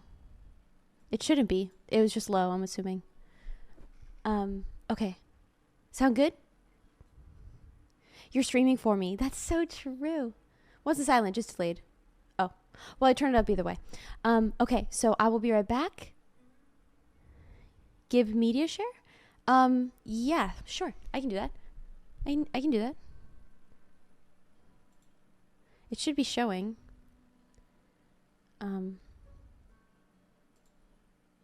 Hey, Jordan. Okay, media share's up, and you guys can play. You guys can play whatever you'd like. Okay. You're back in the game. I gotta go. Kisses. I'll see you later. Is Maya sleeping forever? No, she went to bed at 6:30 in the morning. She needs sleep. I got like 3 hours. Okay, she should be more well rested than me. Let me chug my coffee really quick. I'm taking Mr. P to get a checkup. Fish. You were so close. He's going to get an enema, and then we're going to come back home. Well, rather, I get to leave him there. So Mr. P is going to stay at the vet for a little bit, okay? So I'm not coming back with Mr. P, okay? But don't panic. He's just getting an enema. Okay? So I will be back. Lucky boy.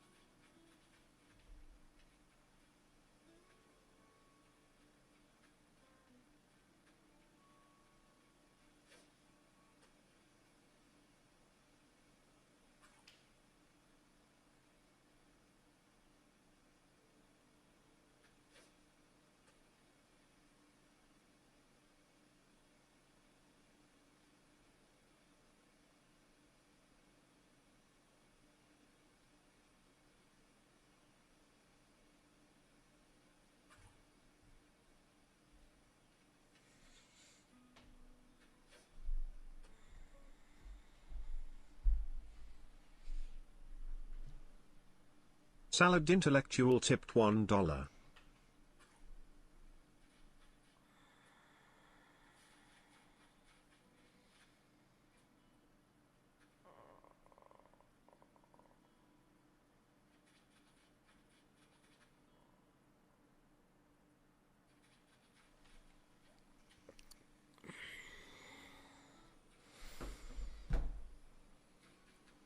I could just kiss you, Chad. I could just give you lots of love. I could just eat you all up. I could just gobble you all up. Oh, I could do it. Ooh. Hi. Good afternoon. How we doing?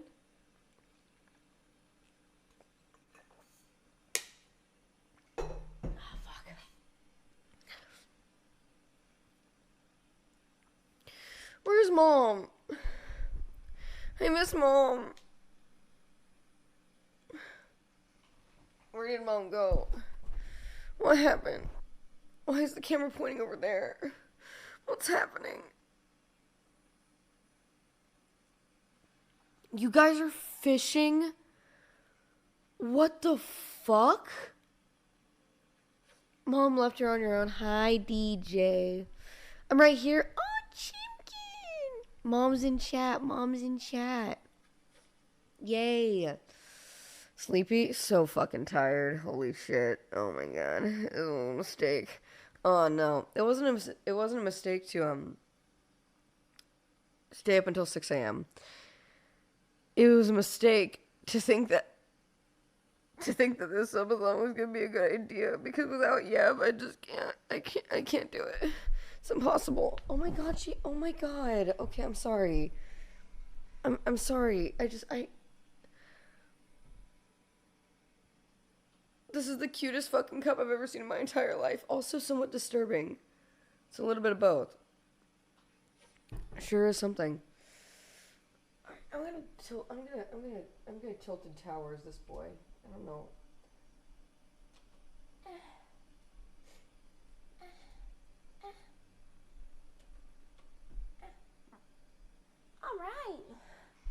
All right. How we feeling? Okay, I know I'm fucking sleepy because you're saying down in chat, and all I'm thinking is, like, oh, they're talking to, like, they're telling me how, like, to move the camera, like, move it down. Not a thing.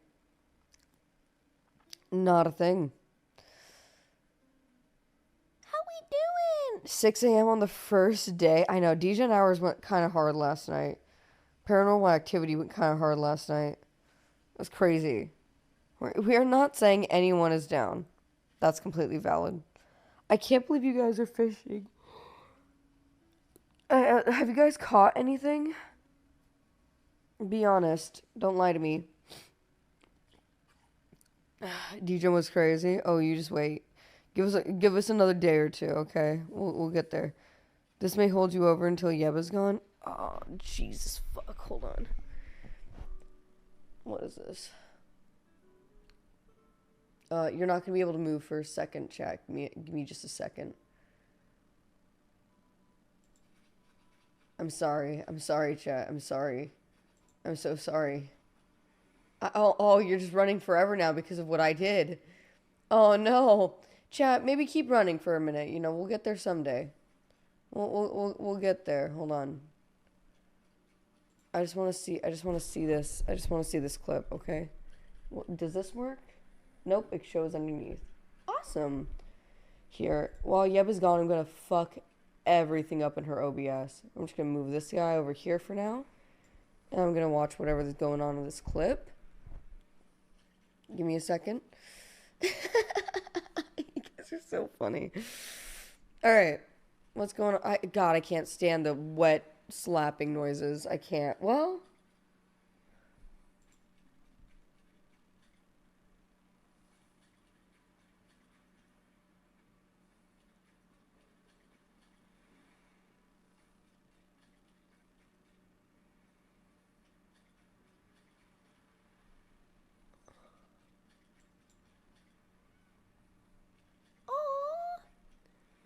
Small meows.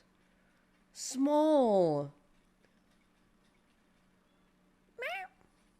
Oh. Tiny little, sick little sweet baby. Sweet little tiny little sick baby boy. Sorry, chat. I fucked you up. I'm sorry. Okay, here we go. I'm gonna give you control back in just a second, okay? You won't have to run forever. Fucking Forrest Gumping it over here. You know, I just kept running. Alright, boys, you're back in the game. Alright. Left, right.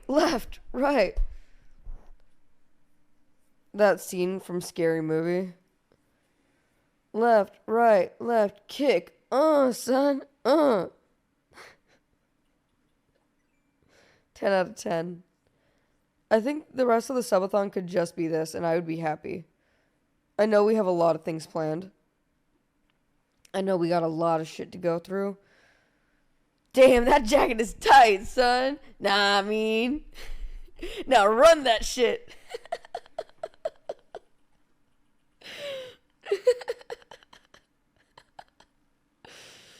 Oh, God.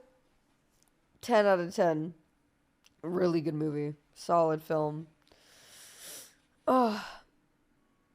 But I know we have a lot of shit to do. Oh my God, look at your little tent. Oh my God. I know we have a lot of shit to do. I am looking forward to the things that we have planned, but this child, okay, that me, Yeb, Ben, DJ, and Booty created together. I'm so proud. I'm so proud of this. I am really sorry. Sorry, let me move the mouse off the screen. That must be driving you crazy. I'm so sorry. Did you notice that chat took off our clothes?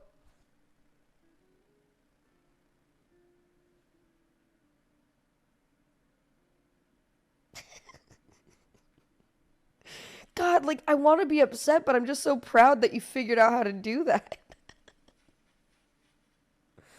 I'm just really impressed. God. That's incredible. I missed it if somebody said, I'm trying to fish, guys. Aw, DJ. I missed if somebody said, but do you guys actually manage to catch any fish yet?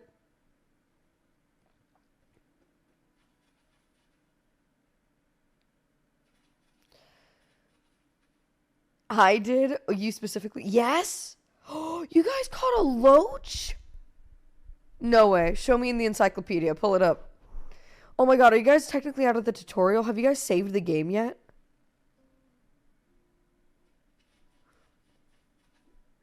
Oh my God.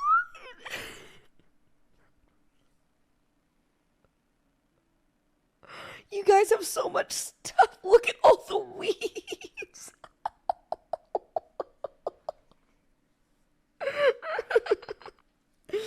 No, that's good. No, that's really good. That is amazing. We made the fishing pole too. Oh my God. Oh my God. I think given enough time, you guys are going to make this very special. You already have, but this is incredible. Oh man, sorry that the stream kept going down last night too. That's so weird. So fun, or I should say this morning. That's so weird, so funky. So weird, funky monkey, don't know why. Strange. But we here. We living. We surviving, we thriving. I just want to see you guys pull a weed or walk away. I wanted to see that too. So it's good. Don't even worry about it. Yep. What did you call me? A funky monkey. And I'll do it again. Give me a second, boys. For a second, you're not going to be able to control anything. Sorry. When internet died, something else died. It was my heart. It was my soul. Give me 2 seconds. I'm so sorry.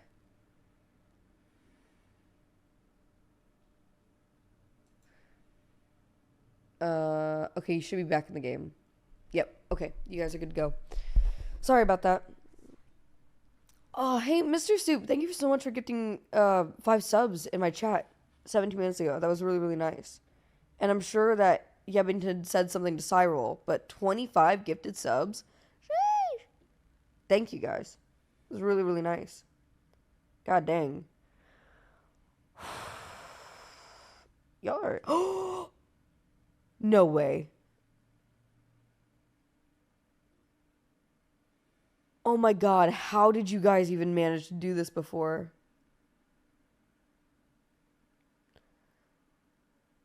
There's not even a fish. You might be stuck here forever. There's no fish.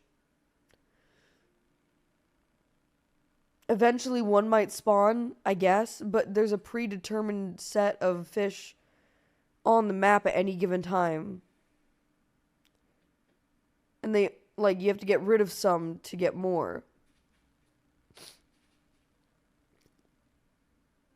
Oh, man.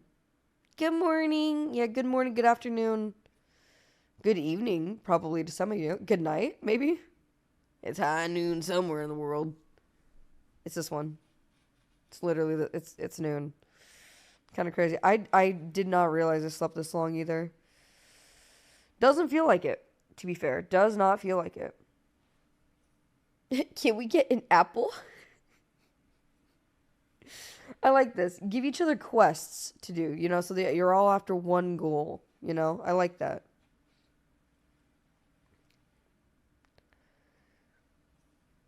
If chat can get an apple, I mean, I'll gift a sub. Just for fun, you know? Oh. Oh my god, chat, you need to get that. Chat, no. Chat. No, go down and to the right. For fuck's sake.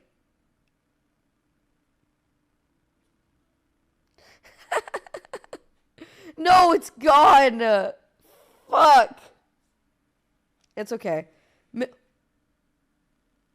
Missed opportunity, but that's okay. These things happen.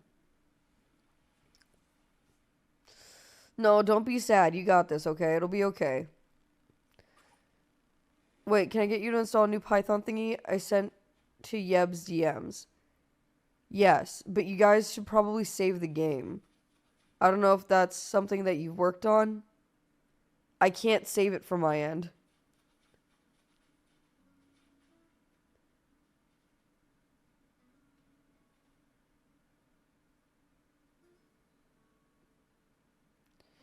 You want me to restart the game? Okay, perfect. Then chat, you're losing control for a second. I know that you're afraid of that. That's your biggest fear, of losing control, but believe me, it'll all be okay. Okay, I'm right here. You're gonna be okay.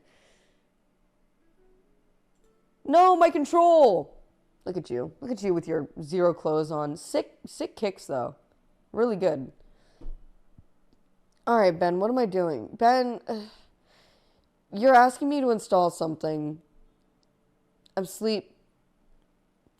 And I'm dumb. And I'm going to do my best. But I'm probably going to fuck it up. So, what am I doing? Replace the current thingy with that new thingy. Okay, I don't know what any of... Are you talking about the Python file?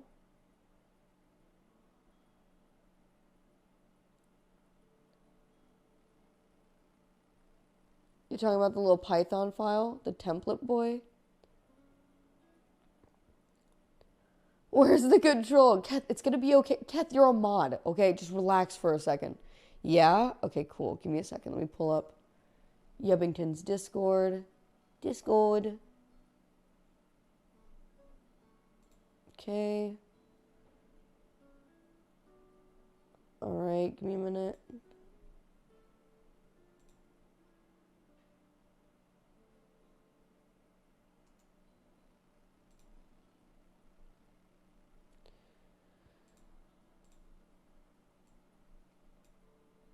Alright, let me close out of the game. Or not out of the game, fuck. Let me close out of the prompt thing.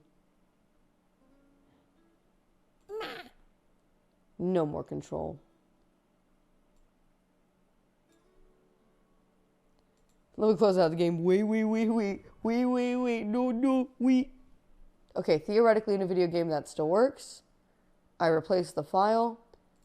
I'm running the thing. Okay. Should be good to go again, I think. So if I pull up the game... Alright, you should be back. Theoretically.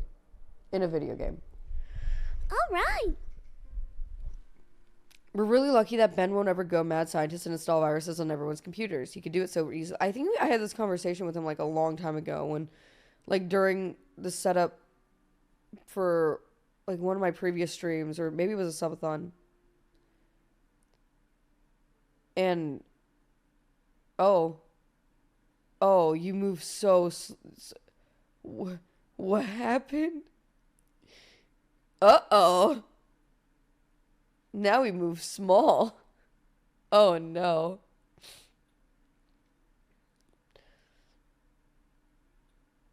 We can select things in menus. Oh, that's smart. Oh my god, upgrade just happened.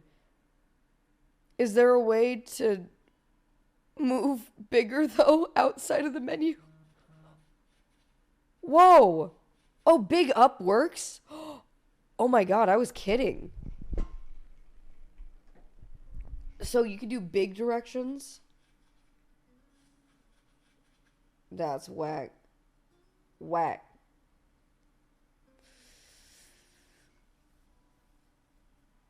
You dare doubt Ben? I should know better. But no, I had that conversation with him where I was like, I have to give you my stream key. No. No, they say not to give it to anyone. And Ben's sitting there like, just give me the fucking stream key. Maya, I'm helping you. Maya.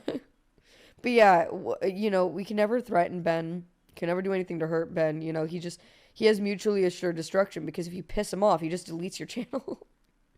You're just gone. He wipes you from the platform. Probably wipes you from this earth, honestly. Oh, you guys are so impressive. Nope. Oh my god, guys. I'm so fucking proud right now.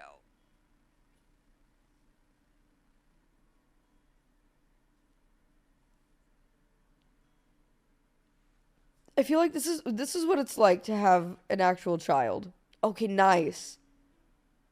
This is what I imagine I would feel. My child comes home from their first day of school. This is what I feel. This is real good. You shook a tree? Okay, that's good. Looks like you've actually shaken a couple trees. That's exciting. Shake that shit. Yeah, keep doing it. Keep doing it until potentially maybe an item falls out. The scooting around is really stupid. You guys are so good. Who keeps trying to fish? Hi, yeah, we're doing good. Ben changed the program and made it so that you can walk a little bit better, sort of. It's still a little janky, but I think it's better. They picked up 2 cherries and a weed. 2 cherries and 2 weeds.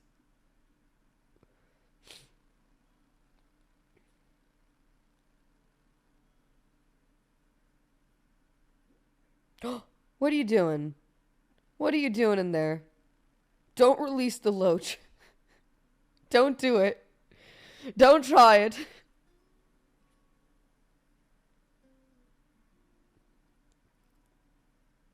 Now we can get fish. Give it to Tom. Give it to the museum. They don't have it yet. I don't even know if you guys have unlocked a museum yet. I know at some point you unlock saving in the game, but I do not know when the rest of the game actually opens up. Unfortunately, Animal Crossing games suffered the same fate of Nintendo just a little bit, where they're pretty handholdy. Or not Nintendo, Pokemon games. I guess one and the same. Spoiler? Shut your damn mouth. We don't even have the main hall yet. That's okay. That's okay. In time, it will happen, okay? I believe in you guys. Oh, what are you doing? Oh, nothing. You just had to check the time real quick? I understand. Pulling out your phone, checking the time, making sure everything's good. That's really good. That's really good. Good to do that. No, who did it?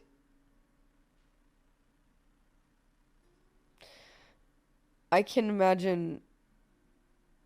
Listen, this is a lot of work for very little payoff, but it's, God, does it not feel good? Oh my God, guys, there's money. Guys, get the money, oh my God, I'm so sorry. I have the cursor on the screen again. Okay, that was good, but like other side of the tree. Oh, you are all going for the fucking doubloons, dude. Who? Oh, okay, perfect. To the right now, y'all. Oh, wait. No, not the tree branch. No, no. Who? Put the fucking fishing rod away. What is down on the D-pad?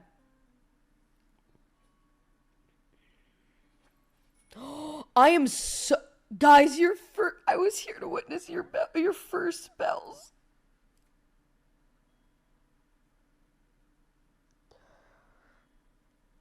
This is what I'm talking about. So much effort, very little payoff, but oh my god, I feel fulfilled in my soul. We're rich now. That's right. You're a rich girl, and you are rich. Yeah. Hell's bells, we're rich. We're so fucking rich. What's up, you zerd? Great to see you. Good morning to everybody. Good afternoon to everybody. I want to play whatever version of Animal Crossing Booty's got. Booty's got his own Animal Crossing? We could theoretically make that a possibility, but it would probably be something for Ben. Yeah, it would be. Can you imagine running into, like, a tarantula right now? That sure would be something. Hey, Maya, just got off work. I hope you had a nice day at work, and I hope you have a relaxing day at home. That sounds great. Booty's version has drugs and guns. Okay, that's pretty sick. That's a pretty sick version of the game. That's pretty dope.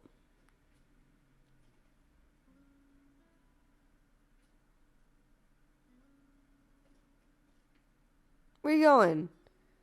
There's a bug! Oh, you guys don't have a net yet, though, do you?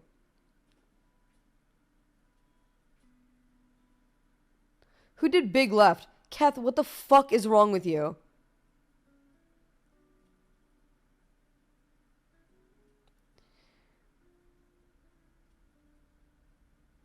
Animal Crossing is just legal GTA. I've done that before. I've tried to play Grand Theft Auto, but following all of the, like, traffic laws and, like, I called it a good citizen run. You can't. I mean, other than this, yes, I wanted to see what was inside. Thank you. God, you guys are the best.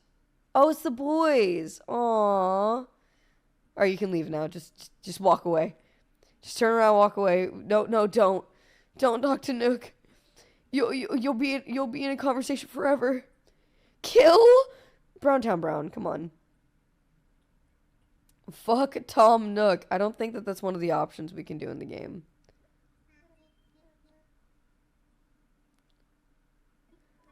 Oh, that's right. How did we ever decide on an actual pronunciation for your name? Is it just W6? Is it Woo6? Our name? Dude, that slayed me. I was telling young Shannington last night. I was telling her that probably is the hardest that I've ever laughed, I think. Not only during this entire subathon, but probably this entire year. The name thing fucking killed me. Oh my god, chat, no way. Chat, no way. Oh my god, chat. Our friend! Yeah, but money. What do you care about, friendship or money? Dude, pressing B is toxic. That's toxic as shit.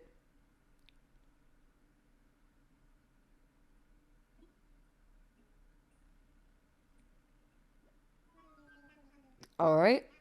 Round 2. Let's try it again.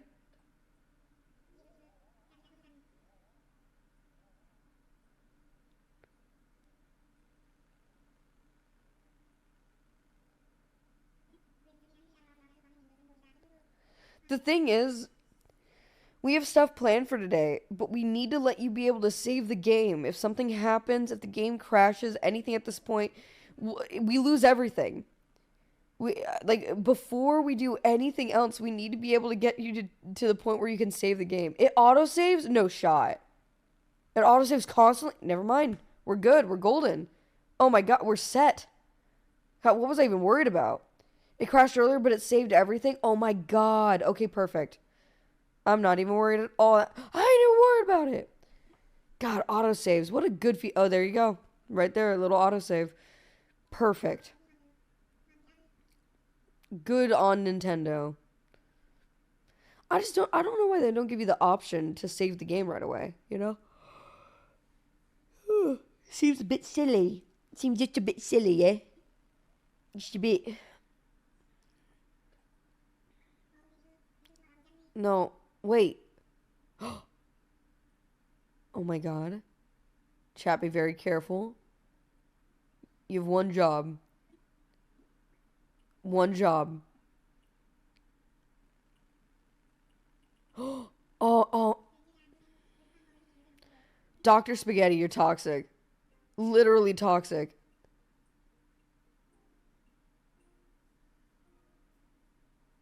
People worked hard for this.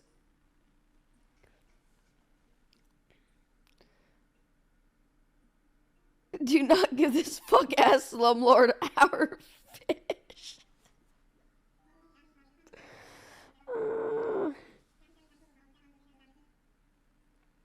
I wonder if Yebbington, I know she's had coffee. I wonder if she wants breakfast. I know we talked about making eggs. But if Yeb's in chat, Yeb, if you can see the light, if you can hear me. Do you want Bucky? We can get like McDowell's. You can get some cookies from McDowell's. Oh shit, it's not breakfast time for McDonald's anymore. Shit. But still, we get McDonald's. Yep. Anyone else feel like trash when they woke up today? Hey yo, I feel like dog water. Hey yo. But that's okay. Breakfast? Yeah, breakfast. Rip all day breakfast. Dude, for real though, when are they gonna bring it back? Oh, we stopped it because of COVID. Bring it back. What happened? People need their breakfast. They need their brekkie. I am people. Was that Yeb? I heard a car door slam. Is that Mom? Mommy? Mommy, is that you? Mommy. McGriddle at 3 p.m. is a human right. Dude, okay. God, You're just so right. What? Oh, I think it was an Amazon delivery, maybe.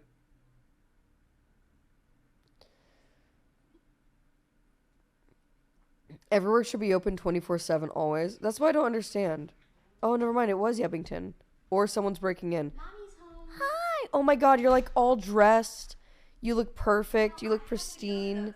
I know, but you're so cute and put together. And you always have like the cutest little outfits. Do you want to like go into the other room? Yeah, I do. So I can change into a better outfit because right now I look like a little slump. I thought you were gonna say a little slut. I look like a little slut. A little slut. But before you do, I'm gonna make more coffee. That's totally fine. I would love some coffee. But wait, I don't know how you make your coffee. Do you have creamer and sugar? Yeah. 10 out of 10. We're golden then. I don't know how people drink black coffee. I don't get it. I'm a little baby. She makes it with her feet. I want 2 cups of coffee. Stat.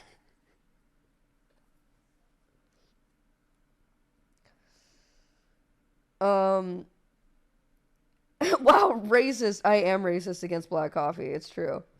I do not like it even a little bit. I don't know. I feel like people condition themselves into liking things that they shouldn't like. What? Yeah. No, Maya. Why would anybody enjoy black coffee? Because it has a complex flavor profile.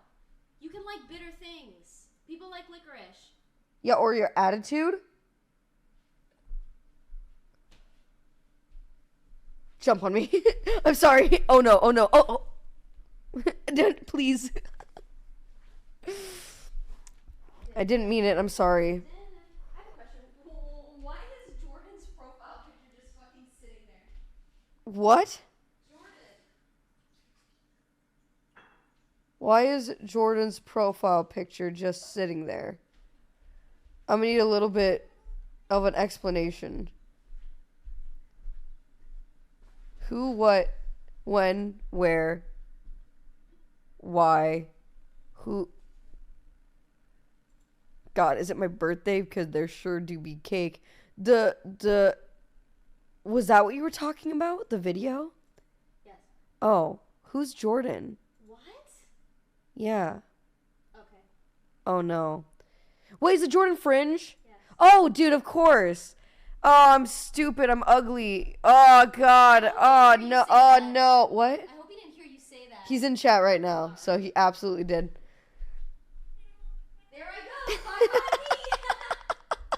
So sorry. But I knew. I did know. I was just being stupid. Okay, you have to understand, when I hear Jordan, I only think of one thing, because that's what DJ's name is. He's in my chat now, crying, shaking, dying. I'm so sorry. She said, why is his profile picture just there? And I'm sitting there going, where the fuck is DJ's profile picture?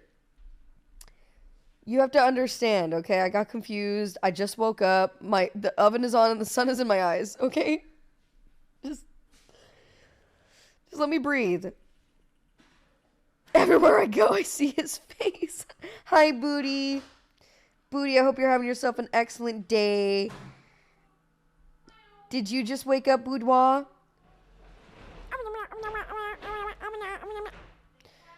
My favorite form of friendship is going up to my friends and going, and then them doing it back. Yep. And it's great. It's really good. It's okay, I understand, Maya. Okay, thank you. I'm not trying to make excuses, but I am, because I don't want you to hate me. I get nervous. How do we fight the little one? Timmy? Only slightly, it's fine. Oh, damn it. Okay. I will watch every single one of your videos to make up for it. I will write you an extensive report. That's gonna be a lot of time, Maya. Have you seen the fucking Survivor video? Have I seen the Survivor video? Yes. I don't think so. How long is it? Muted, yep. She's just in the kitchen. Someone's in the kitchen with, yep. 12 hours, you're full of beans.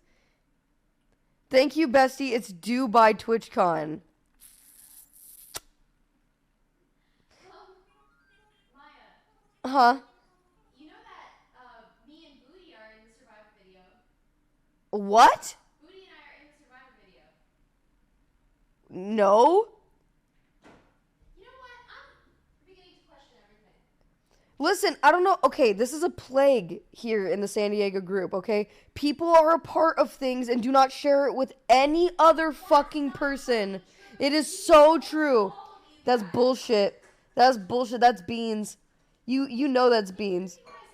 It's so toxic. Huh? Okay, so she was saying that herself and Boudoir are in Jordan's Survivor video.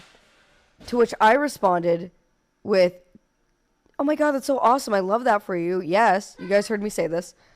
And then I also blamed them for not sharing this with the rest of their friends. So, where's sub badge? Oh, hi, Booty.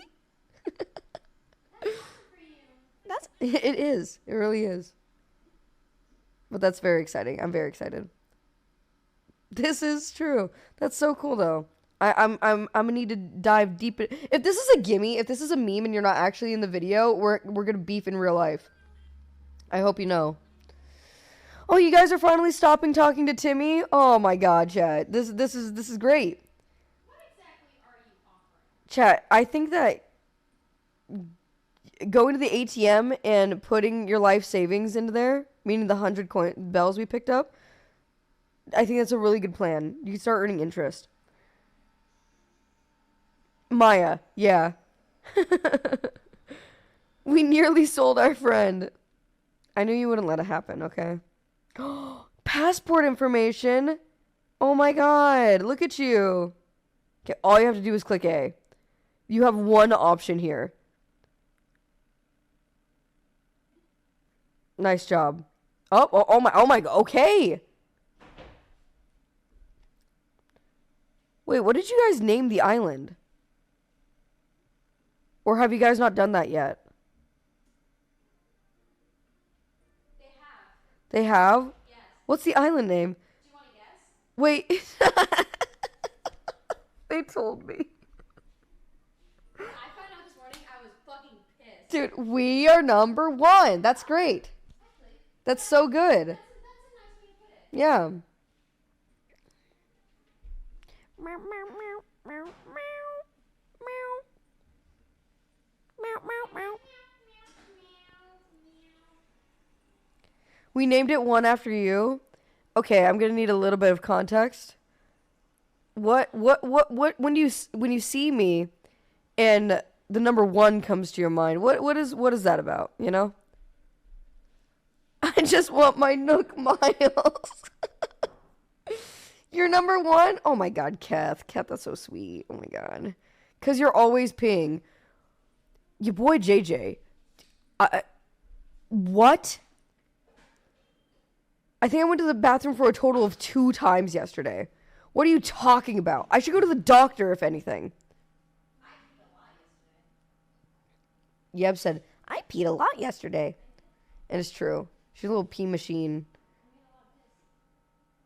Never mind, that was supposed to be a work message. You're not getting out of this. Alright? I don't like it. I swear to God. 2 is number 1, is a number 2. What? 2 number 1 is a number 2. Then explain yourself, Liam. Liam. Can't talk, I'm making piss. That's a really good excuse. Guys, you need it. No, you can't use a fishing rod to catch a bug. Nope, that's not how that works. So if you want coffee, you're gonna have to wait till it's done cooking. Okay, that's fine. Then you can go. It's not done yet, though. I know, I was just making room for you. Yes. Yeah. You're gonna go get up and get dressed. Yeah, I'm gonna get dressed and then I probably should do my makeup. Yeah, Probably. go ahead. I could do it here. I just don't have like a mirror or anything. I mean, I have this little mirror, but I don't know if that's good for you. Actually, that should be fine. If as long as you don't mind, Yeah, I'll of course just be right here doing stuff. Did we give Nook our fish? Wait, did you guys sell No. the fish? No, they came very close. but they're Fucking good. sellouts.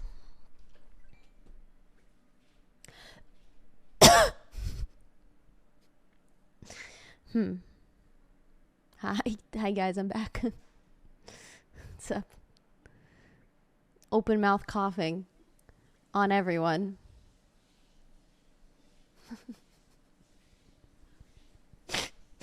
I do always cough like that, just in case you were wondering. Like, always. I love looking up at chat and just saying, ah. Ah.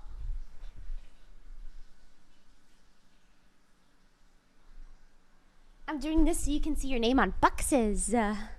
Because you are boxes, you see. You are boxes. Oh. Hey, what are you doing right now? Like, out of curiosity. What are we doing? What are we doing? That makes me miss Tamale Lady. Tamale! Tamale! I'm hot now. I can't see shit. Huh? Oh, your name is... Oh, I put your name very high up. I put you and Throlf high up. I can fix that.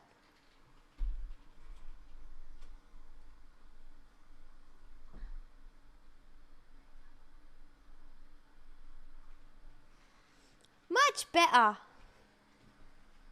There we go. Fix that for you. Dude, this mushroom is so sick. I'm kind of a triple threat. All right. Game broke? Oh. I clicked something. I'm so sorry. I've just been staring at this like, what are you guys doing? I clicked away. That's on me. That's on God. Nuke it.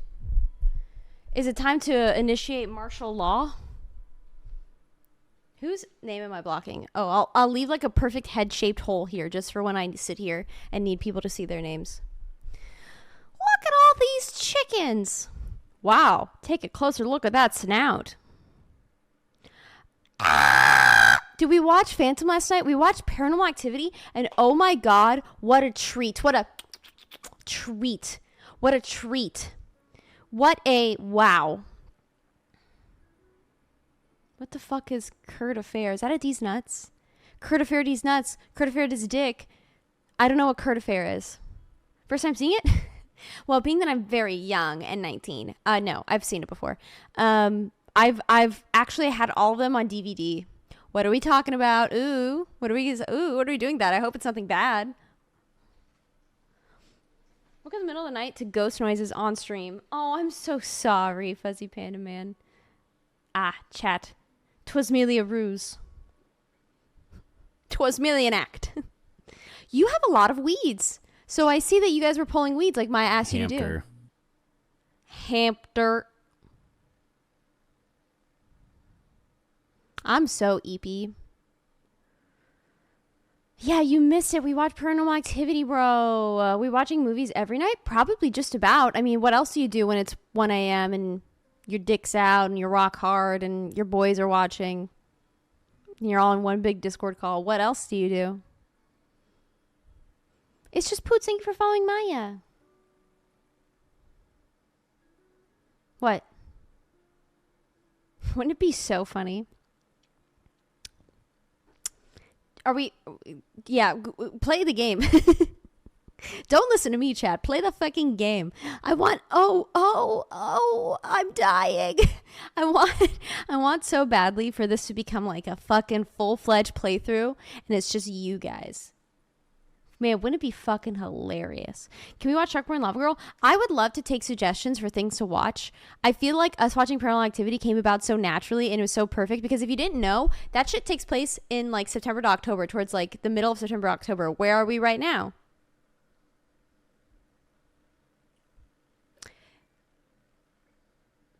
That's right. So it's Paranormal Activity season.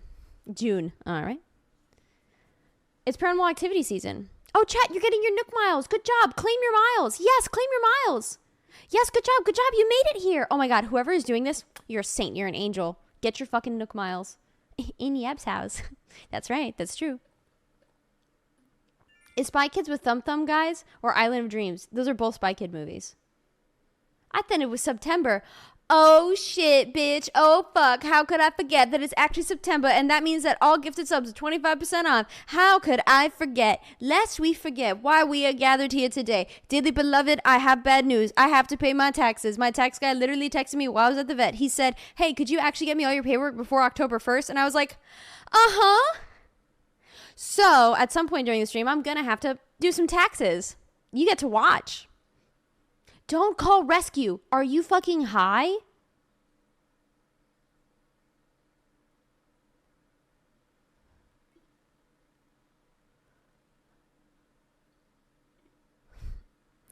Good.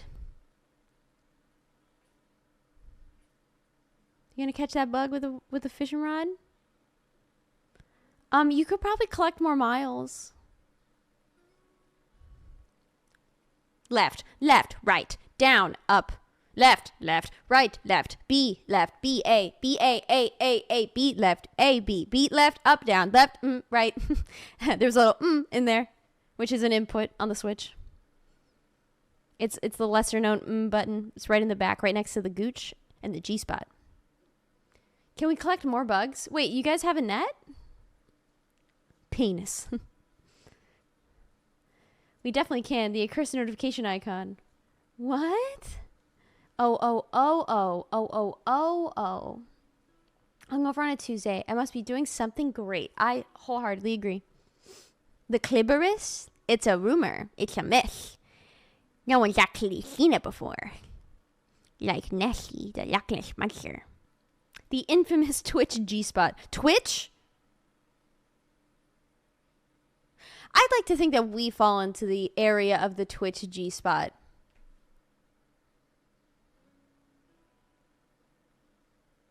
What if I wanted to come in your face? What would you do? That's a lot. But that's like a lot. Can we make Twitch come? I think Boomer just did.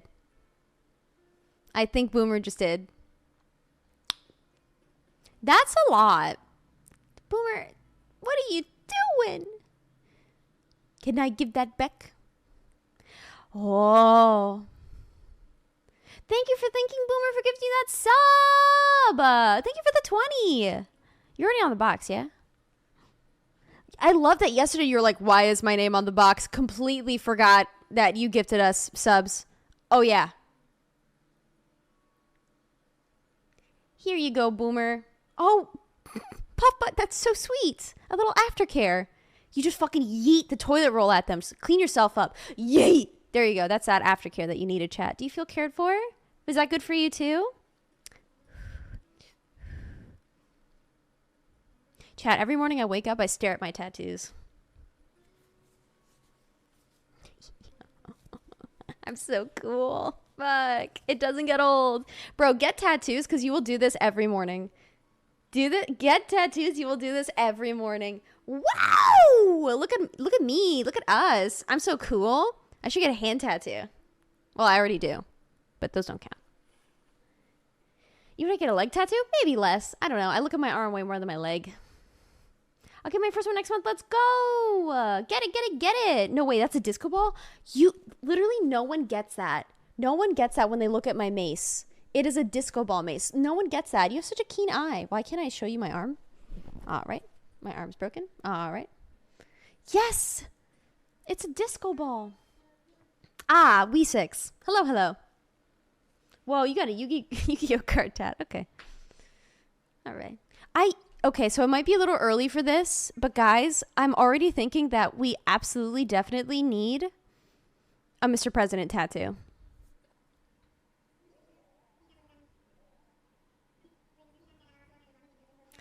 But the question is, how?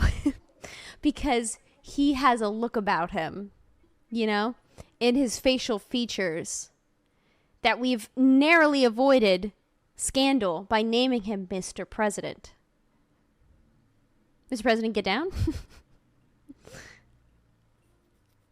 Mr. P with an Uncle Sam hat. No. Upper lip tattoo. Oh, I should do mine? Okay, guys. I love him so much. So when we went to the vet, keep playing the game. Just listen to me. Don't respond to me. Mr. P at the podium would be a great tattoo, but like one line. Oh, that would be adorable. That Maya's supposed to do tattoo. No, she's not doing that. Sacred S tattoo. What do you mean, whatever? Where have you been? Where have you been, Boomer? What? What do you mean, we got this on stream while live. What? You forgot about our secret S? Come on. You were there. You did so many qualifiers. I didn't do shit. Chat did. Bye, little buddy. Oh, we're giving him our fish.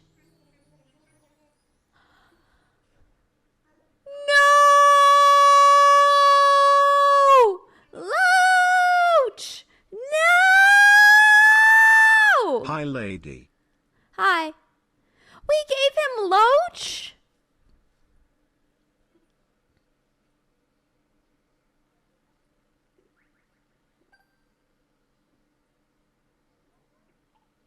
This will go down in history as the third saddest 9/11.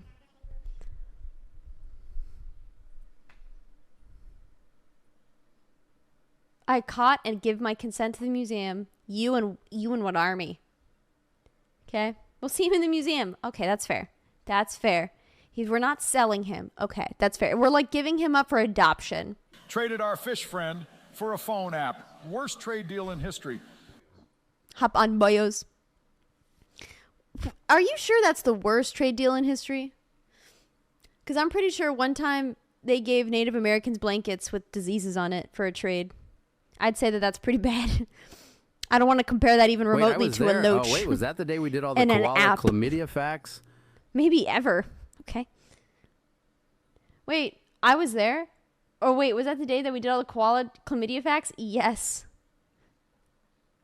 What is Mr. P's favorite thing? Yelling. His favorite thing was yelling. He's not, oh my God, he's with us. I mean, not in the house currently. He's at the vet. We go A. Ah. No, not past tense. Guys, please. He loves to yell. He also really likes people food. He's really attracted to human food. He won't eat cat food, but he loves human food. I don't know who did him that. Who did him that? A tattoo of him yelling aggressively at the podium. He's just a yeller boy. So keep playing the game, like I said, but I'm going to update you. Attracted. I took him to the vet just now. He's getting his enema. Stop being so adorable and entertaining. I'm trying to sleep Yeb soup. I'm sorry. Okay, go bed. But I took him to the vet. And so, do you speak French? Como se dice fuck? So, yes. Cat enema is a thing, very much. Almost anything that like can happen to people can happen to cats. Like, for example, they thought that what Mr. P had was coronavirus, but for cats. It's a different strain, so it's not like he can give us COVID. But they thought, and if he had COVID, it would have been months of rehabilitation, shots, pills. That wasn't the case.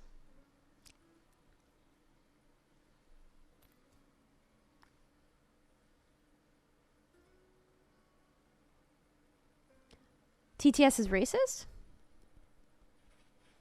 TTS won't speak French?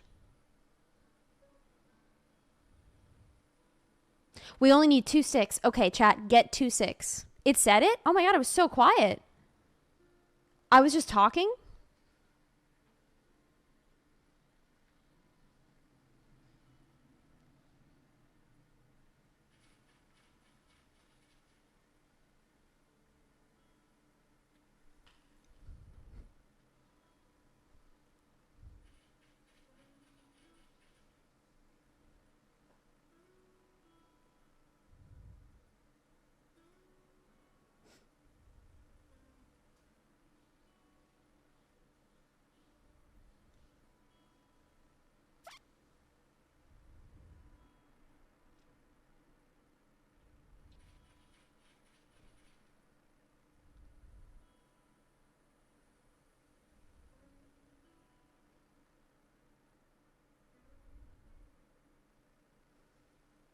I can't be quiet anymore. That was painful. I'm not born for that, chat. That's not my MO. I just can't. Yapping is my thing. Yapping's in my blood. I'm a yapping breed, dude. I'm small and I yap, dude. I'm a yapper. I bark at anyone that walks past, bro. You've seen it. Yapping is my superpower. Anyway, so the vet yapping makes me feel good. Pick up a stick. Pick it up. Pick it up. Pick it up. X. Oh, or Y. I thought it was X. No, X is inventory. Okay, heard. No. You can close it. So do you have all the sticks you need? Do you have all the sticks you need? I just noticed osteoporosis on the stream tags. Yeah. Can you demonstrate the 12-minute nonstop yap? No. I mean, I could. If we make it to Friday, I'll do 12-minute nonstop yap. I'm going to hate myself, and I hate that I even remotely said that. Acquire stick. Get stick bugged. I'll need popcorn first. Monologue stream. It would just be me. You know what it'll be? It will be like big streamer training, because that's what big streamers do. They just yap and they don't respond to chat. They just yap. My hair looks crazy today. Just ignore it, okay? Jeez. It's giving mom in the 80s. It's fine. Please. Oh, look at you looking at that stick. You're miring that stick, chat. Hype train success. Are we at level ape? Level ape? Can I pet that stick? How are you inching? How are you inching? How are you inching? How are you doing that? Oh my god. Ben fixed it? God, we love Ben so much. Oh, Ben. Ben made it better? Ben! Thank you, Ben. Anyway, so the cat. They were very optimistic at the vet. They were really, really, really happy that that he's been stable. They were so happy, and they were so happy that his test results came back for not having cat coronavirus. So they're just helping him poop, and hopefully we can get his weight back because he dropped a full pound in like 3 days, I guess, which is crazy. He dropped a full pound. Motherfucker was 4 pounds. He's 3 pounds now. Rounding up. He dropped a full pound. Oh, the command is big down. I thought you were just being like dramatic. Big down, big up, big left, big right. He only weighs a pound? No. he lost a pound. He was 4 pounds. He now weighs 3. Yes, he doesn't have leukemia. He's negative for like cat leukemia virus, another disease that would be really fucking bad. He doesn't have FIP, so that's the good news. We just got to work on his upper respiratory thing. I took a 1 pound shit. Maybe you did. 4 minus 1 equals 3. I think in a video game, aliens. Yes, all good news. So he's getting an enema. He's going to be there for as long as it takes to get all the poopy out of his system. And hopefully they're going to find me a better way to get him to eat.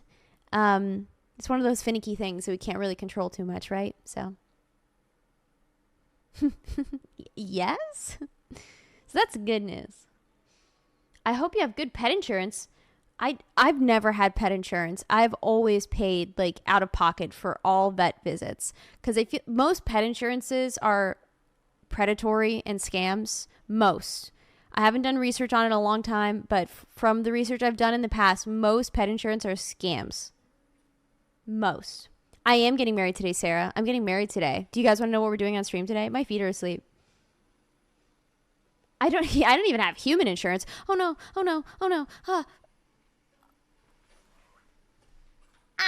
Sorry, my feet are asleep. Oh God, they're both asleep. I'm fine. I'm fine. What are we doing today? I'll tell you. So I drink this coffee. Catch the fish. Wait, don't do anything. Press nothing. Press nothing. Press nothing. Go. Press. Wait, no.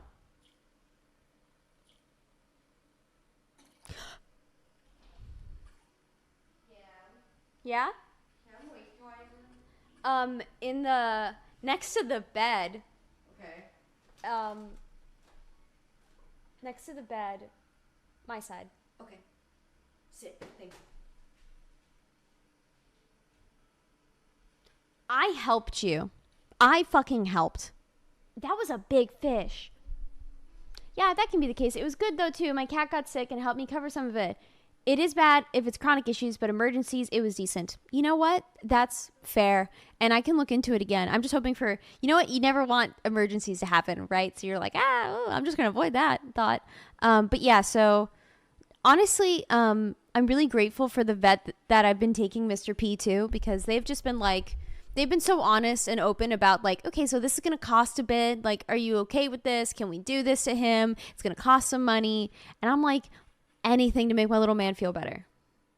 They've been really, really, really kind. And they love him.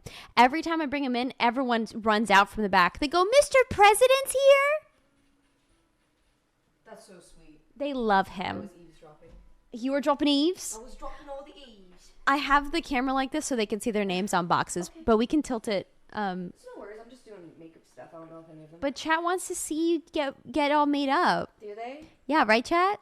What do you mean? You want to see Maya get made up? So, I know some people like chat. I also don't know what I'm doing. I've never like looked at makeup tutorials. I wish to see the makeup man. See what happens. Most people do that, I think. Yeah. That's what I do. I don't really. You guys are so sweet. The little mirror, if you'd like it. Oh yeah. Sorry, I Why are you sorry? No. Why are you apologize? Fish.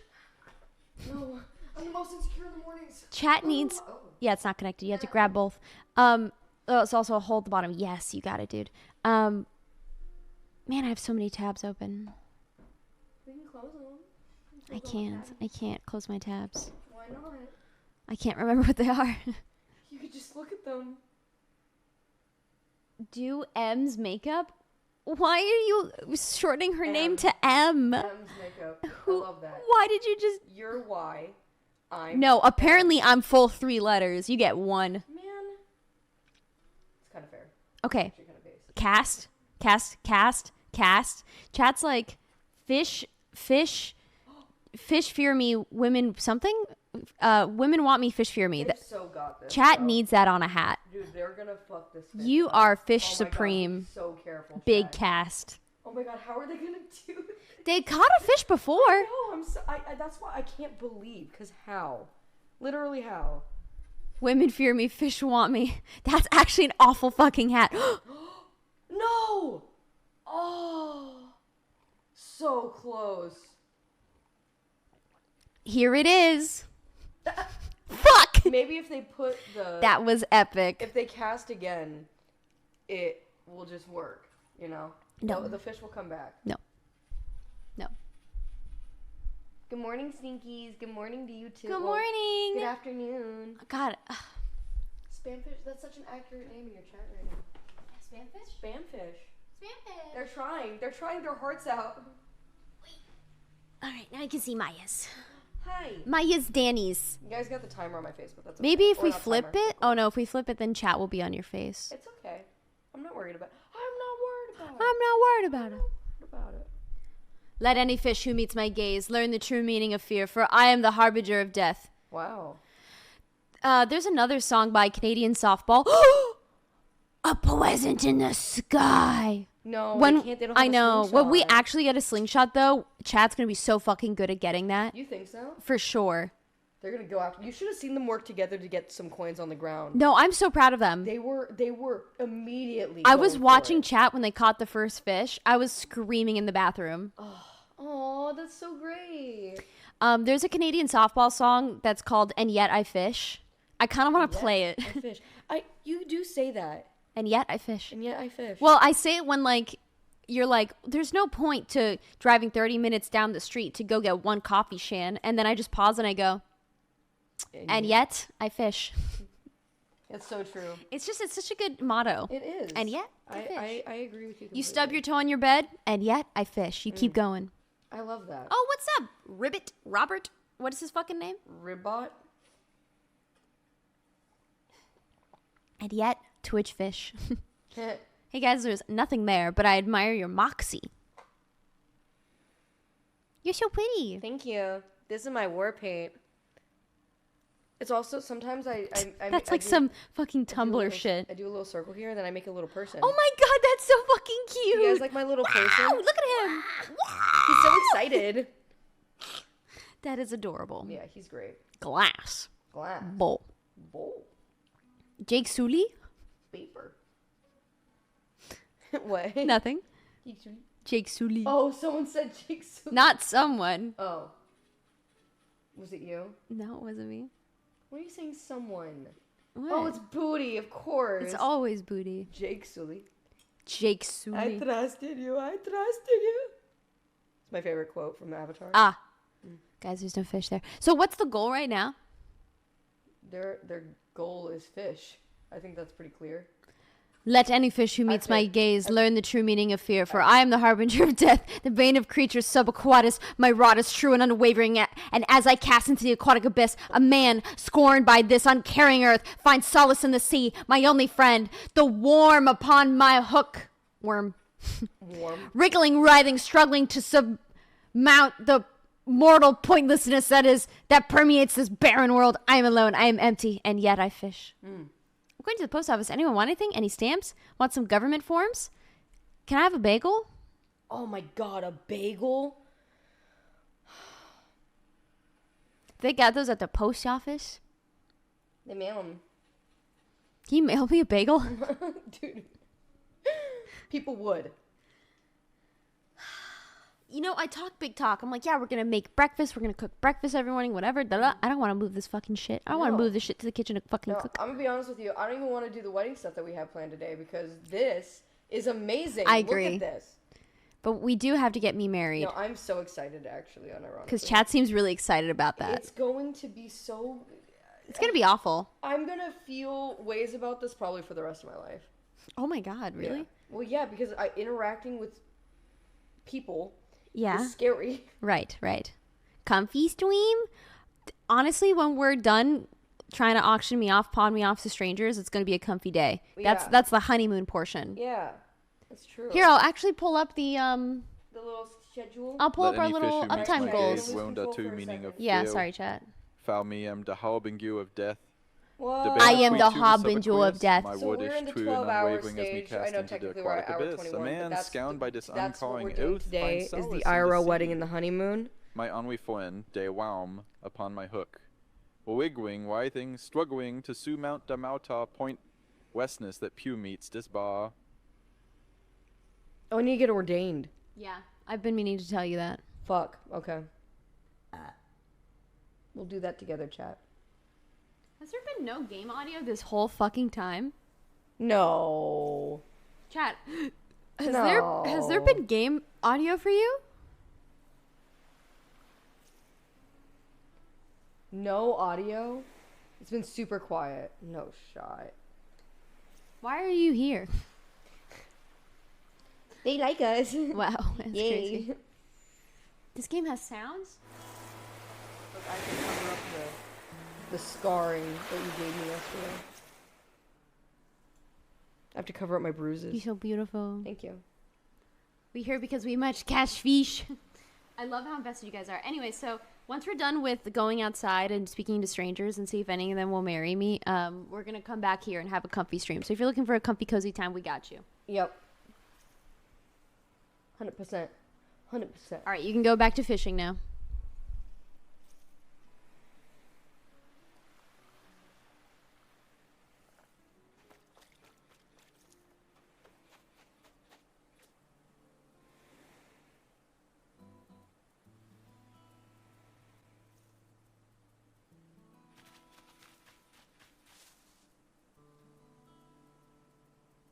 Can I have my phone? No. Oh. Hi. Sorry, I was really focused on... Couldn't fucking think of a word. I hurt my eyes doing that. Just now? No, I was staring at chat. Oh. Yes, sir. Wow, she looks so tired. Where... Okay, Who? Who? I actually mailed you 2 donuts. You This say will make she. sense She looks later. so tired. Who? Which one of us? Because she's been up for a while. I just got up. Okay? Who? Who said that? I do look like a little dead fish, though. Who said that? Blue skies? Are you fucking crazy? Are you fucking dense? He goes, her. Are you fucking dense? Are you? Were you raised? It is the... Okay, I talked yesterday about... Couple of owls. I Sorry. talked no, you're fine. I talked about my consistent King Den a little bit. One of my least favorite chatters. The people who consistently say weird shit and don't realize how parasocial and weird it is. Because my question to you, sir, and while my jimmies are slightly rustled, like, what is your goal? What, like, I know people don't say, people say it like, oh, well, not in a bad Get way. 'em. But it's like, what do you mean? Like, how do you say you look so tired but in a nice way? But like, like, what are you hoping to accomplish ever in life, even in general, to people that you know? If you say you look so tired, what are you hoping to accomplish? Yeah. What do you want? What do you want? I need to know. You know? What do you want? My goal is fish, and yet I fish. She looks so tired, and yet I fish. And yet I fish. You look so awake. No, because that's like the opposite. You don't do that. That's not helping anyone. That's so true. Wake up. Wake up, wake up, wake up, wake up, wake up. Wake up, wake up, wake up, wake up. Bagels. And I don't want another bagel. He wanted it. Grab a bunch and put a little bagel. He wanted it. Get a bagel. I wanted it. Can you bring me a bagel? I wanted it. No, it's not just never say that to a woman. Just don't say it to people. Like, again, like, if you go up to a guy and say, you look so tired, what does that do? It's almost like an intrusive thought that you let out on accident, you know? You're like, I've made an observation about you, but I must tell you. I need you to know how I feel. Which is fair. System of a bagel. Grab a bunch and read a little bagel. Oh no, I'm eating another bagel. He wanted to. Oh my fucking god. Spreading cream cheese on a bagel. He wanted to. I don't think Grab a knife and get a little bagel. I don't think you eat bagels as much as I do right now. Wow, that was good. Yeah. Left. Why don't you smile more? That's another good one. I had a dream that someone said that to me. That this was the whole dream. Oh no. I had a dream that I was out in public Maya blinked and someone 43 like times pulled if me you're in aside, trouble. like a stranger, like, come here. I have to tell you something. Oh my God, it's a really big secret. And I was like, oh my God, yeah. So I followed them to this like dark corridor and they just like, they fucking stood there and they were like, honestly, I just want to say that when you smile, you light up a room. So you should really do it more. Oh, they could have just stopped at And the I first went sentence. off on them in would my too. dream. I'm dealing with you motherfuckers in my sleep. Damn. In my sleep, I'm dealing with you bitches. That's why. I was like, and then he just kind of walked away. And I woke up. Good dream. It's so valid. It's practice. You're having dream practice for IRL shitheads, and it's great. I love that. That ain't right. Nah, that ain't right. It isn't right. You should smile more. Thank you. After you went into an alley? Well, it's a dream, you know? Yeah. We can only be so smart in dreams. I just Control wanted so to much. say, I don't care if you smile. I Sorry, don't know Maya, you. that was I'm only just here to 42 fish. times. You are probably Hey, fine. Maya, friendly neighborhood yapping chatter here. Just wanted to say that I think you should rest your voice. Have Oh you my had your tea God, today? You that know was what? another Forget all one. that. I'm scheduling you for throat surgery tomorrow morning at 9:30. Make sure you can show up early for intake and paperwork. Okay? So during my subathon where I was live for 30 days, that was a very common one because my voice was like shot, dead. And people would be in chat like, Maya, I'm literally concerned for you. Like, your voice isn't going to come back. Like, go to the doctor. Like, Maya, we will pay for you to go to the doctor. And I'm sitting here like, if Did you keep them? Be honest. person- Did you keep them? What, like not ban them? Yes. Yeah, so of course not. I don't ban people who are dumb. If you pull that shit with me, oh my God, you're in big fucking trouble. All right, I'll consider keeping you, which means my first thought is to get rid of you.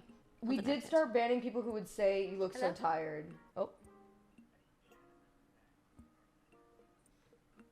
I'm doing okay. How are you?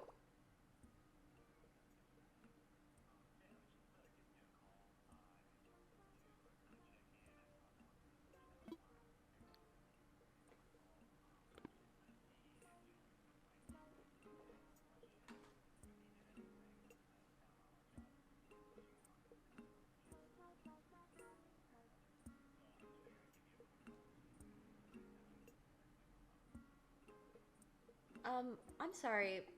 I'm confused. I've never signed up at a Guitar Center.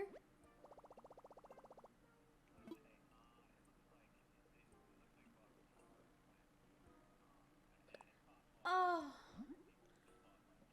Yeah, it was a gift. That's so sweet that you guys do that though. That's crazy also, but sweet.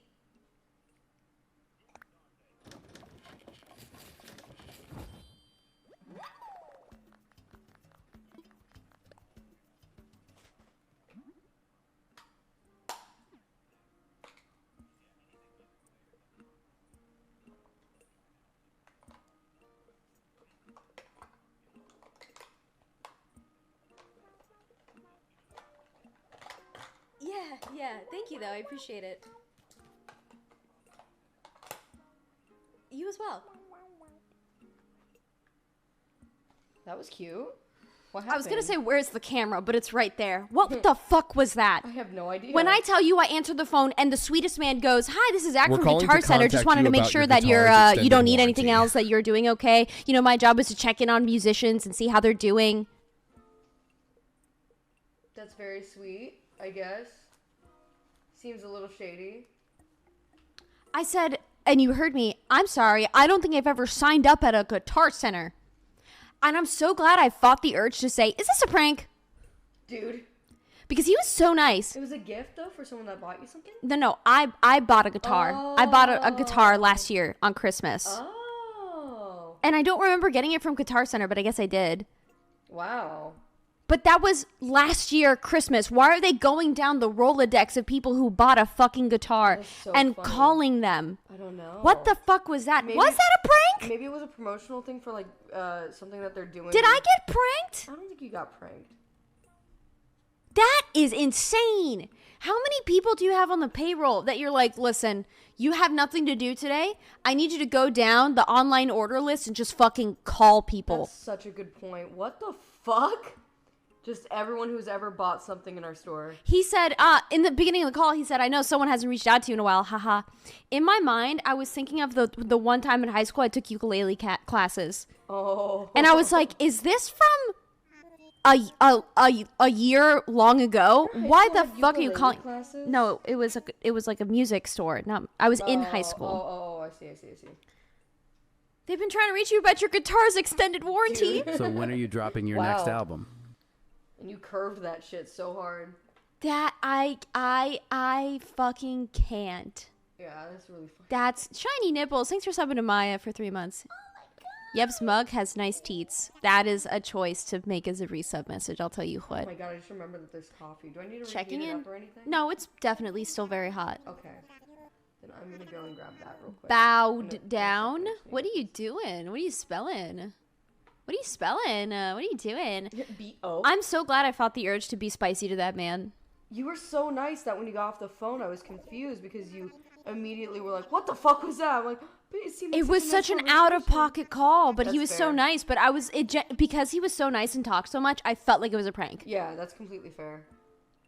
That was crazy. Look at what the internet has done to us, okay? We're so skeptic. I want to repeat that, but I just fucking can't, JJ. But that, I want to repeat that, but I just fucking can't. Can I say it? No. Damn it. We're not doing that. Can you, like, play Wonderwall? Or I specifically went to ukulele lessons to learn how to play the intro to Adventure Time. Just so you know what kind of kid I was. No, that tracks. That's fair. Come on.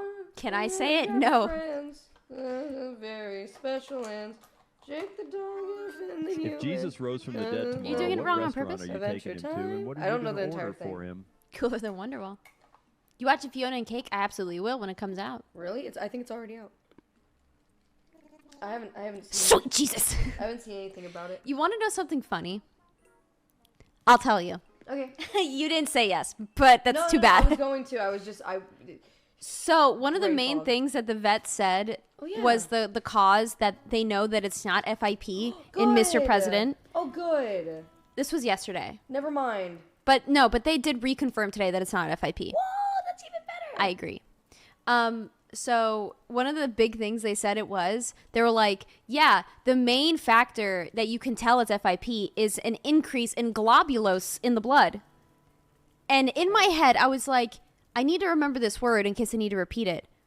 What can I compare it to? And I just thought of Adventure Time and how they say, oh my glob, for like everything. So it's like globulose. That sounds like a fucking made up word from ooh. Globulose. I love that that's your way to remember things. It's like, you know, like the whole Mind Palace thing? Mind Palace? What? What the fuck is a Mind Palace? Is that where Superman lives? Fiona and Cake is out, but not all out, and it's great. I'm so excited. It's like, it's an actual, like, thing that you can do. Like, it actually works for memorization. But it's where you imagine, like, a very familiar place. So say, like, this place, but, like, as you remember it, okay? And if you want to remember something, you want to remember to take your cat to the vet appointment. You would imagine at 3 p.m. You would imagine a purple vet standing in your living room with holding the number 3 or something like that. And because it's so weird and outrageous, but it's in a familiar place, you remember it better. And it's like your own little mind palace. And That's crazy. And you can do that with a bunch of stuff, and apparently it's really helpful. Net! What? Net! We missed a net? Net! Book time! Oh my god. Book time! Go back to Nook's place. Book time! Also, I just realized that the time in the game isn't accurate to the time in real life. Yeah. I don't know how I didn't think about that before. Bug time! Bug. Get stick bugged. Binny-nee-nee-nee. Oh, we are so back. We the best music. Tell them to bring out the whole ocean. Okay. Bug. Yeah, Mind Palaces.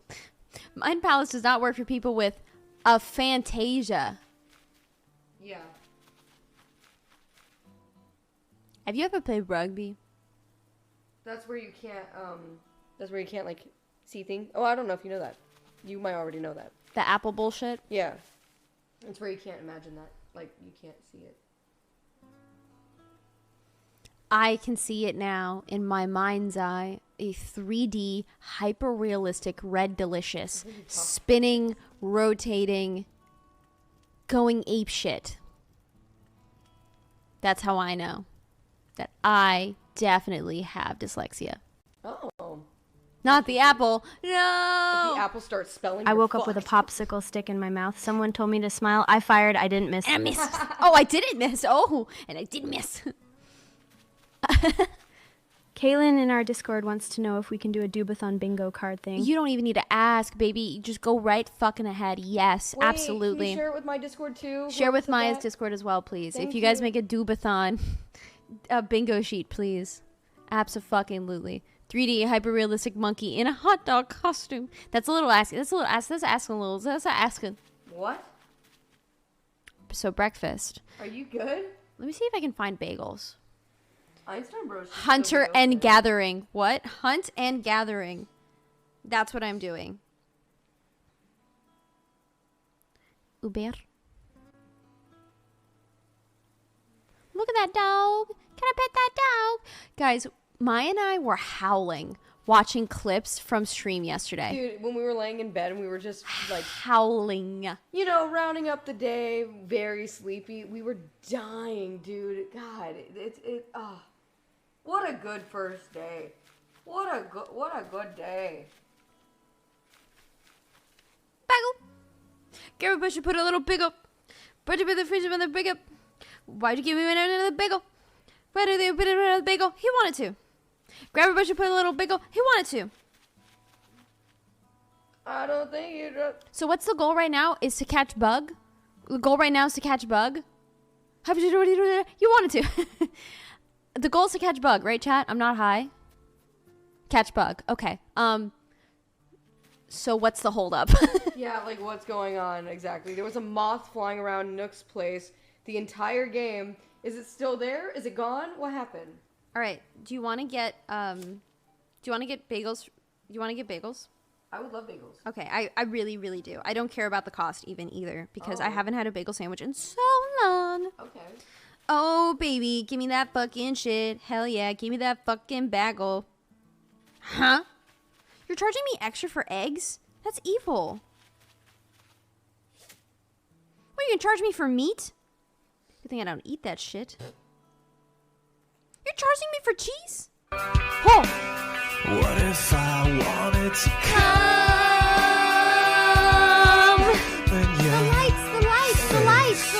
The lights! Oh, hold on. I need to fix that. That's fun. Thank you. Bro, Cyril.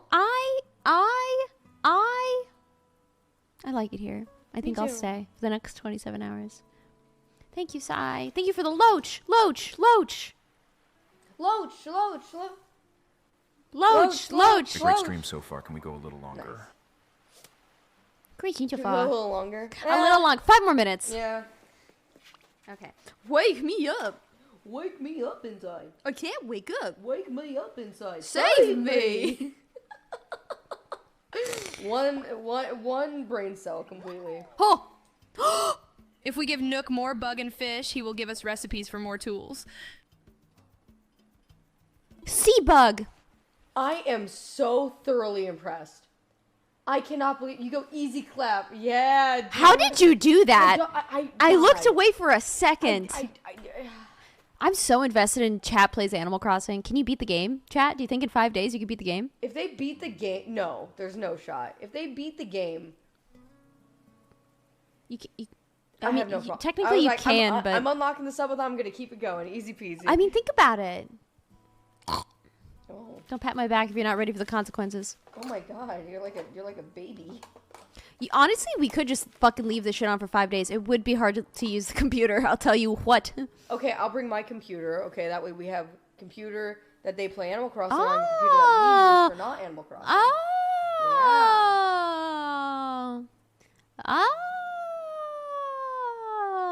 You're doing the siren thing. Bagels. Bagels. Everybody put a little bagel. Okay, chat. I'm actually going to ask for your help. Do I get a 1 jalapeno bagel, a 2 everything bagel, or 3 a sun-dried tomato bagel? Pick 1, 2, or 3. 1 jalapeno, 2 everything, 3 sun-dried tomato. Where are you ordering from? A bagel place. Afraid to say the name because... That's fair.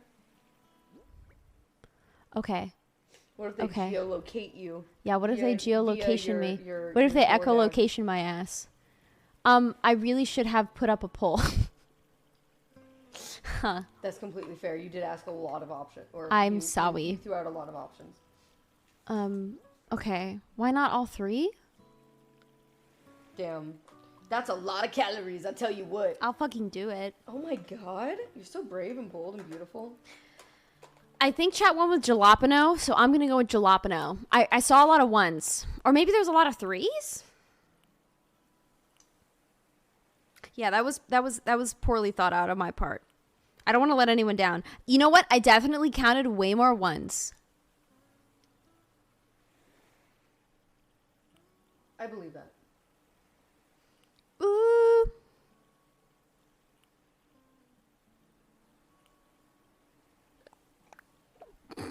Fuck this rock in particular. I fucking hate this rock. Get that rock fucking out. Get that fucking rock shit out of my fucking inventory. Garlic and herb. They're fishing. Turn around. Turn around. Turn around. Careful, don't run.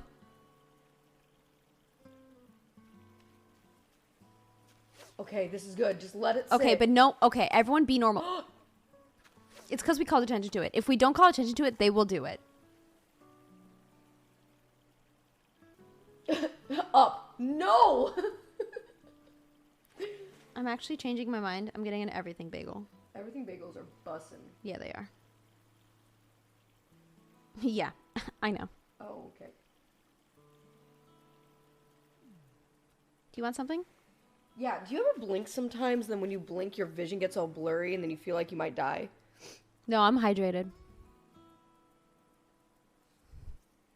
Okay. Good for you, you know? I think so. It is. You can't just get single fucking bagels. That's crazy. Crazy girl. Crazy, crazy. Oh, they have so much. Oh, let's fucking go. Oh, you can't get single bagels. I'm on drugs again. Okay. Don't you hate it when I just fucking microdose MDMA and I go live? Yeah. I'm so sorry. I mean, it does make for really good content. But I on the agree. other side, Oh, so you know. I so agree. Mm-hmm. They have donuts too. I'd go nuts for donuts. Go nuts on my nuts? Right now? Sometimes I do wish I had balls. What? I don't think I've ever wanted to have balls ever. A penis, like just to have it for like a day. Yeah, or like maybe the whole package, but just balls, that seems like it would be the most counterproductive thing ever. Pause and order bagel. No, they just seem like, I know they're like sensitive and like maybe they're annoying to sit with or whatever, but like, I don't know, it gives it an oomph, you know? It adds oomph to your downstairs situation. I have enough oomph, you know? I don't want any more oomph. I can do with a little less. What does that mean? Oomph. Huh? What do you mean you have plenty oomph? Wait, what are you asking? Well, maybe we mean different things about oomph. Do they not just have just everything bagels? Yeah, you can. By themselves? Yeah. Oh, wait. Oh. What'd you get? I made a bagel sandwich, and I did it with an everything bagel. I just want a plain bagel. That really sucks. I'm sorry, I'm literally manhandling your fucking shit. That's crazy.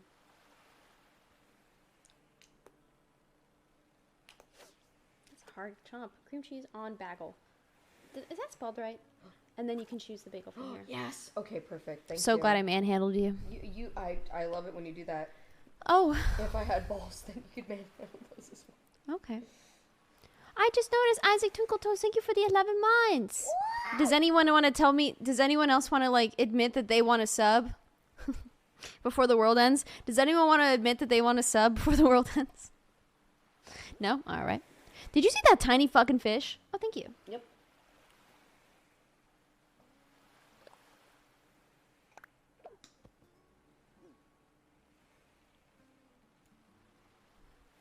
I was gonna sub. You fucking missed it. You were in bed, but someone came into chat. What was their first message? Oh my god, it was it was so aggressive. How many subs you got? And then I said, And how yet many I subs fish. you got, bitch? And I was like, sorry, I'm still drinking my coffee. And I was like, foot off the gas, foot off the gas. And then they said, foot off the gas, ... I was gonna sub. And then chat gifted 50, gifted 20, gifted 20. shit. And the whole time we were like, I was gonna sub. Oh, I was gonna sub. Oh, I can't believe It I was missed that. epic. Oh my Owned. god. What a fucking goober. Yeah, I don't know what happened to him. Like, you want the subs of people who are just fucking dillweeds. What happened? Okay. I don't want to talk about it. Einstein Bros might be open. I don't want to talk about I so don't want to talk about it. Why did it, Maya, look at this. I searched and it's right there. Why would they let me go through all I this? hate that shit. Why No, would it's they? actually toxic. It's bullshit. It's fucking bullshit. It's not right. Also, I don't see them They're on. closed, for the record. They're That's the bagel place we're ordering from is fucking closed. And it didn't tell us until we were ready to Until check we were out, about to check out. which is really sick. Is it? Oh my god. Don't repeat that.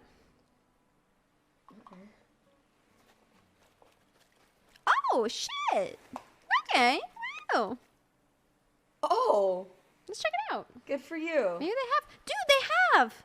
They have. Bagel? Yeah. They have. Wow.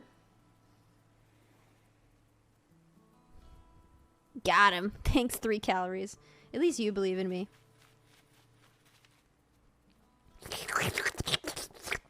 What are we talking about? Jalapeno. Jalapeno. I miss Mr. P. We went into the vet and he was just like, Of course. Small meow. and there was like the lady at the front desk and one other patron in there and they were just laughing at me. Oh no. Not at me, sorry. They just thought it was cute. So they just kept giggling. Every time he went, they'd be like, That's wholesome. the shirt I won from the giveaway arrived today. Yo! I hope you love it. How you doing? Thank you so much for thinking, Sai. Look. Are you kidding me? I finished. You look incredible. Oh wait, I forgot to put lippies on. Are bagels good in Cali? Yeah, about as good as they are anywhere else. I would feel like. Oh, are we thinking that because like we don't have the minerals that New York has in their water? That's so valid though with the pizza. With the pizza? New York pizza is so good. I just realized I'm hogging the mic. Please let me know if I'm being a mic hog, chat. I'm not trying to be a mic hog. And Lord knows I won't say anything. Yeah, Maya's too afraid because I beat her. Uh-huh. I did have to cover up the scratches. Yeah, that's true. Excellent. There's more on my back A too. You didn't see knish has meat in it, correct? A knish? A knish. I've had it before, but I don't remember if it has meat in it. Wow! What?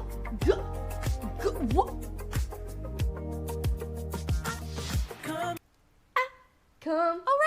Oregon! Thank you so much, Oriagan. Oriagan. Wait, does his name Box? Name Box? Name Box. Bro, this is on Name you. Box You time. gotta do your chat. Oriagan, thank you. The ceremonial dubbing of the box. Oriagan, you get to be right next to my dad. What does it mean when you get the box? Chat, if you give 20 subs, you get the box. Oh. Yeah, I told you. I fucking told you. Sometimes you're just not sure. What's even worse is that I knew how to spell it. Like I'm not stupid. No, it's not a matter of being stupid, dude. It is. Oh, it's a vegan. It's vegan. Oh, it's vegan. Should I just get it and see what happens?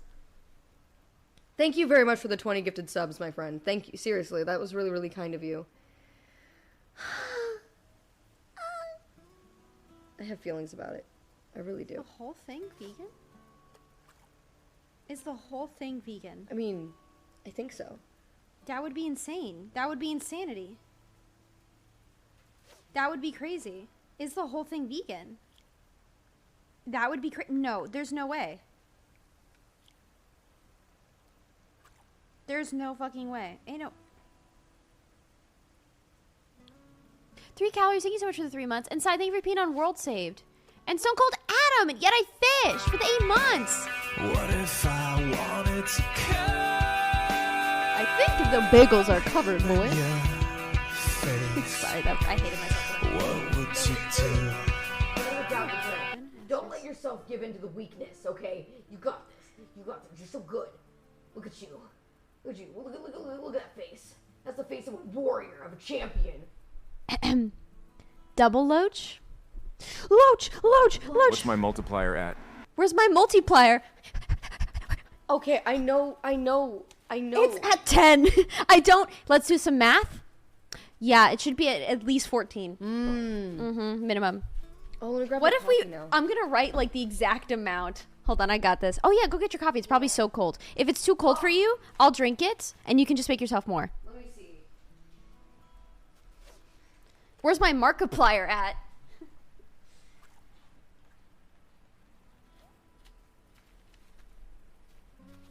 It is a bit cold. I'll drink it. How do I make more? You got this. It's a Keurig. I never used one. Oh.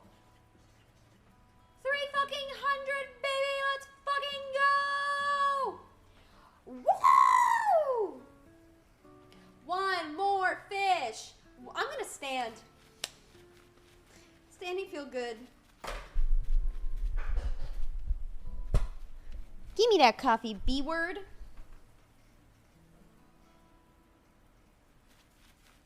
Oh no, I have to pee. Oh no.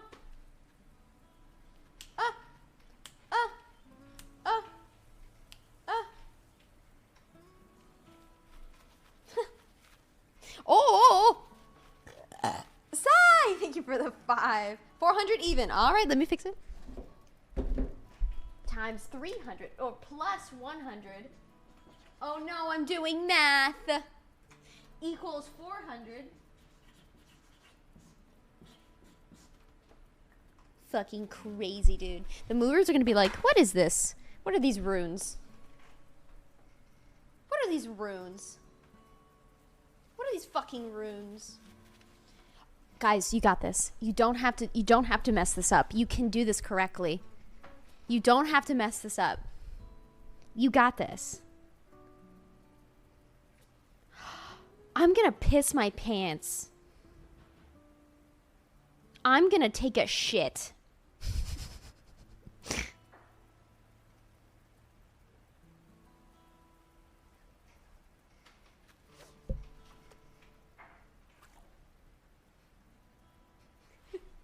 That escalated quickly. Na na na na na na na na. Okay, do you want the same thing as before, Maya? Yes.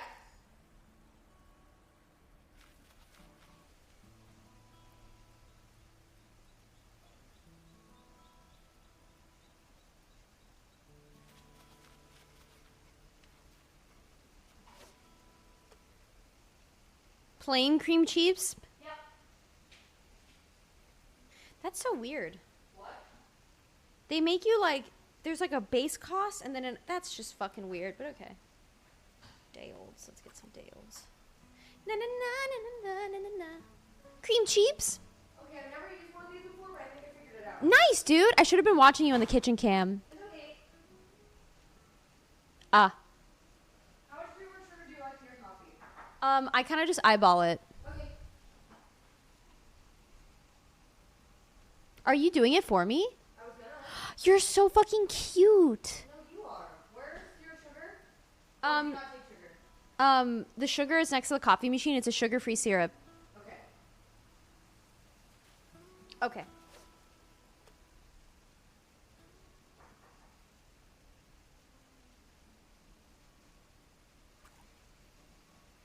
I'm fucking vibrating.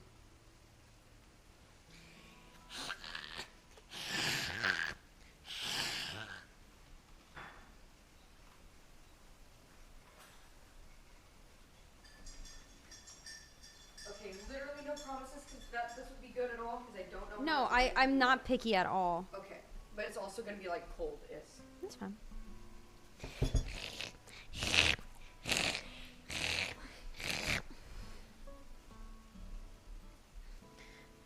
Maya, come back soon. I have to pee. Did you say make Twitch come? We're going to talk to you guys in just a minute here. Let me finish this order. I'm sorry. I'm trying to give you guys attention, but I have to pee and I'm ordering food. I can't do 3 things at once. I'm not a fucking superhero. There's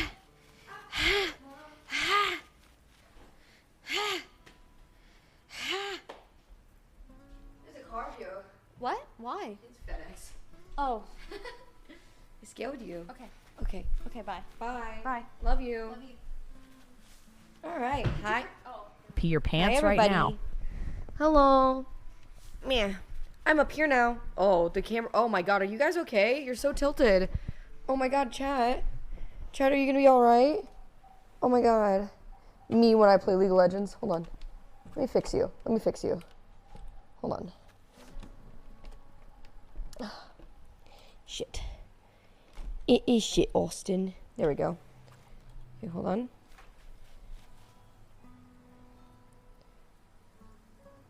Is that better? That might be better. How we doing, ladies and gentlemen? How we doing, boys and girls? Uppies? That was like, guys, I know you want uppies, but that wasn't uppie. Come on. You think I would give you half-assed uppies? What do I look like to you? Some sort of freak? Some sort of machine? Maya's worst nightmare. I'm not going to click into that right now, because if I click into that, then you guys can't play the game. But I'll watch it later. Kath, I know I don't have to ask you, but make sure to link it in the Discord. Also, I know the stream's been chaotic and there's a lot going on with both me and Yeb, but I just want to say a quick thank you to everybody who's subscribed and resubbed and followed. And I know that a lot of people had resub messages that might not have gotten read out, or, you know, various, you know, TTS things that weren't, that might have been missed as well. But I want to tell you guys that I love you to pieces. I love you to death. Really, really sweet of you guys to support us both. And you're amazing. And, okay, don't tell Yeb. Don't tell Yeb. I'm gonna do something. Chat. Because you're just so good. Ooh.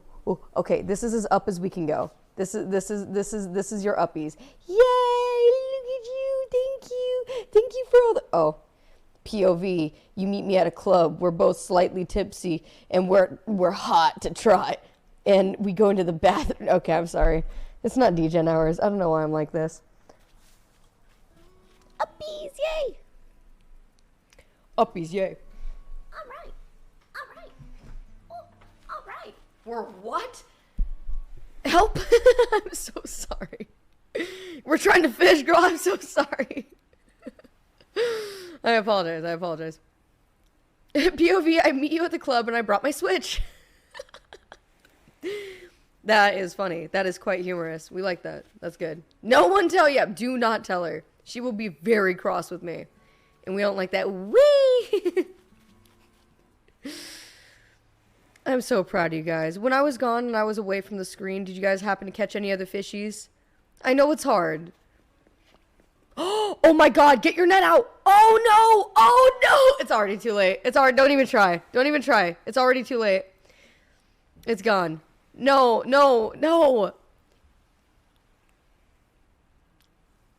Wait, what happened? Oh, you haven't deposited your bells yet, boys. You haven't put them in the thing. You gotta put them in the thing. So glad you stuck with the whole streaming thing, Ma. Shut up, Lab. I've been doing this longer than you've been alive, okay? Okay, that's not true. But I've been doing this for a long fucking time. I've been streaming for 5 years. So, it's been a long road, but a good road. Cyril, thank you for gifting a sub to Loyroy, by the way. Very kind of you. Thank you. Thanks. Thank you. It's been a long time, but it's been a good time. I was in school then. Some of my mods, that I didn't know at the time were like younger. Okay, this isn't a Colleen Ballinger situation. Where's my ukulele? But like I have a couple mods who were like 16, 17, like in high school when they first started watching the stream, and now they're like in college, about to finish their last year of college, and they're like, Maya, we grew up with you, and I'm like, but But you don't realize I grew up with you too. I did too. Hi, Maya. Hi, Scuba Steve. How you doing? How do we find the vaulting pole recipe? I want to fish for at the far side of the island. I think that comes quite a bit later. You're like a modern Bill Nye the Science Guy. Thank you. I think. Lap called me a modern Bill Nye the Science Guy. What does it mean? I was in the bathroom and I heard you say, "Don't tell Yeb." What? These walls are thin. I was in the bathroom and I heard you say, "Don't tell Yeb." Okay, I'm gonna be completely honest with you. You're fucking crazy. I would never say something like that. How dare you? I want to headbutt you. Do it. Okay, now do it like lips. No, I was. Damn it. I was like, do it lips first. Sorry I'm late, but I was petting a dog. Oh. Can I pet that dog? Can I pet that dog? Can I pet that dog? Can I pet that dog? Can I pet that dog? Okay, here. Your coffee's probably ready. Let me check.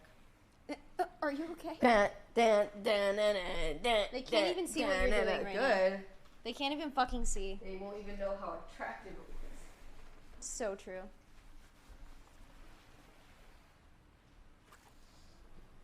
You were right. I was right. How is she operating? Hey, Stinky. Hi, Engine. Thank you for 5 months. Hey, Stinky. Honestly, I don't know how you're operating. You slept for like an hour last night. Yeah. The internet kept going out. I know. What the fuck was that about? I don't know.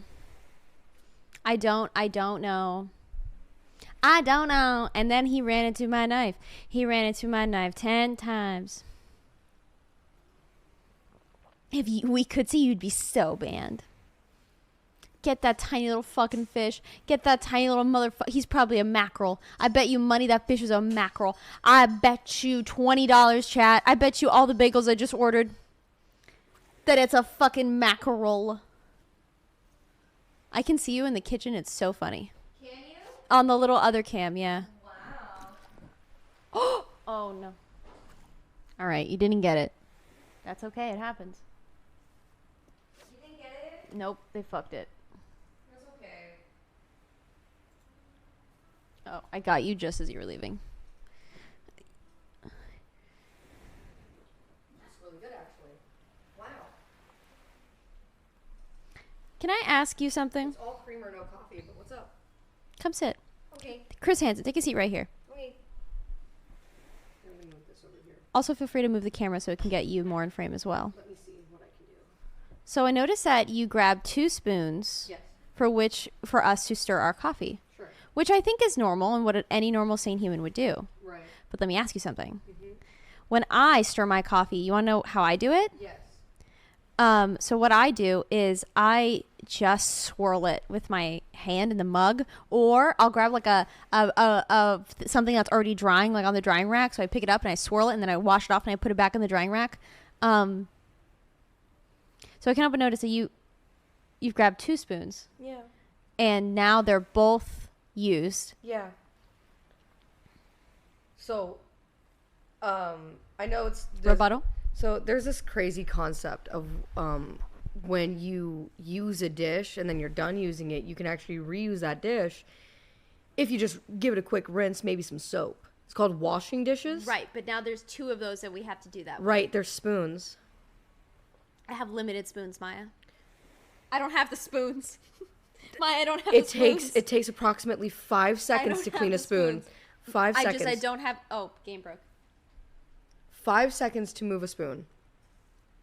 5 seconds to clean a spoon, not move a spoon. The fuck? 5 seconds to clean a spoon. I clicked back into the game, so you guys should be able to play. 5 seconds, prove it. Okay. When I'm done with my coffee, I will. You know what?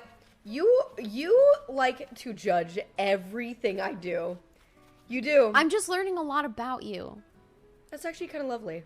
Yeah. I'm not saying it's a bad thing. You know what? I don't think, I'm quirky too. I don't think that judging people should be a bad thing. It's only when you're like trying to change them that's a bad thing. Yeah. Like, it's fine if you notice that I use 2 spoons rather than 1 spoon or my finger. It's not okay if you're like, I don't like that you do that. Change for me. Knock it off. Yeah. Yeah. Unless it really bothered you. No, I'm just learning. Like, if ever we were in a situation where we did live together, yeah, I have to take that into account. Yeah, it's true. What situation would we ever live together? A subathon. True, actually. I don't know, Maya. Why don't you tell everybody where I'm moving to? Like a year-long subathon where I spend every single day living with you? That'd be so awful. We share in the same bed. Yeah, and we have breakfast together. Yeah, every day. Ugh. And we talk about our feelings. Every day. No. I just received a package in the mail telling me that I will get audited. For what? Because math is cringe. If the timer runs out, Maya moves out of Yeb's house. That's actually true. So please, guys, help. Help. I don't want to leave. Oh no, a year-long subathon. That would be awful. Oh no. POV, I'm the 10th Doctor. I don't want to go. Never seen Doctor Who? No, I've never seen Doctor Who. They're gonna share the race car bed. We're gonna be in the fast lane. We're gonna be. Things move pretty fast over in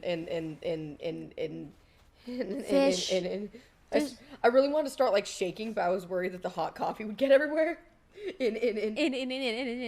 Is this capped? Yeah, no cap. Sorry, it's capped on the 1st of October because that's when I move into my new house. I'm moving. That's why we're doing this. Yep. Also, subs are 25% off today. Gifted subs are 25% off today, so that's also a big boon. I got 2 stressful texts. Really? That I keep thinking about. Oh, I hate stress. I already mentioned my tax guy being like, I need all your paperwork before the 1st. Yeah. And then also the homeowner texted me while I was in the bathroom, and he said, I'm going to call you tonight at 7, and we're going to talk about making the house presentable for showing. And I'm like, I have a lot to do. Yikes. Yeah, no, that is a lot. They're going to make this house available for showing? Yeah.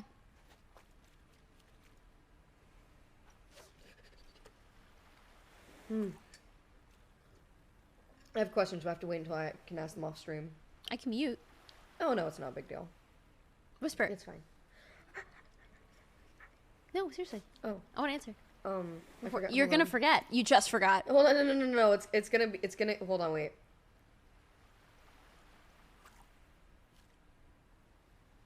Oh, it's not really doxing, but.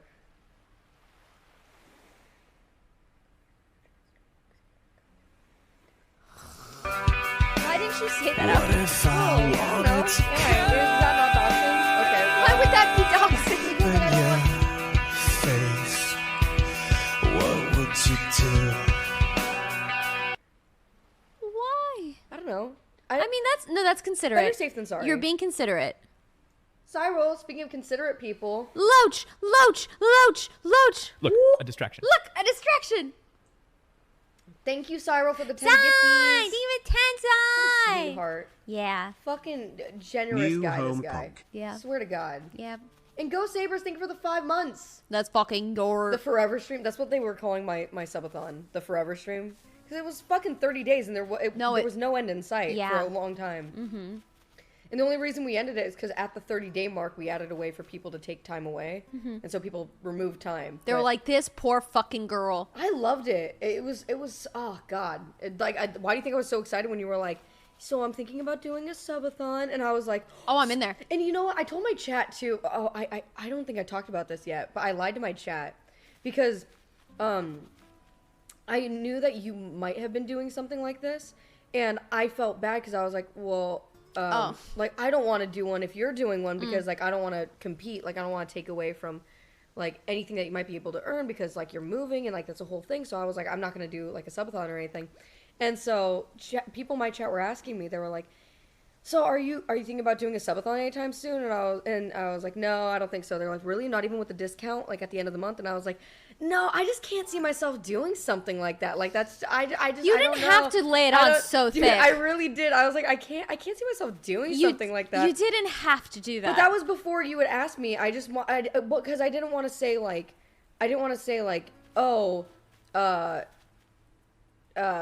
no, I don't want to do one because Yeb's doing one, you know? Yeah, you just say, no.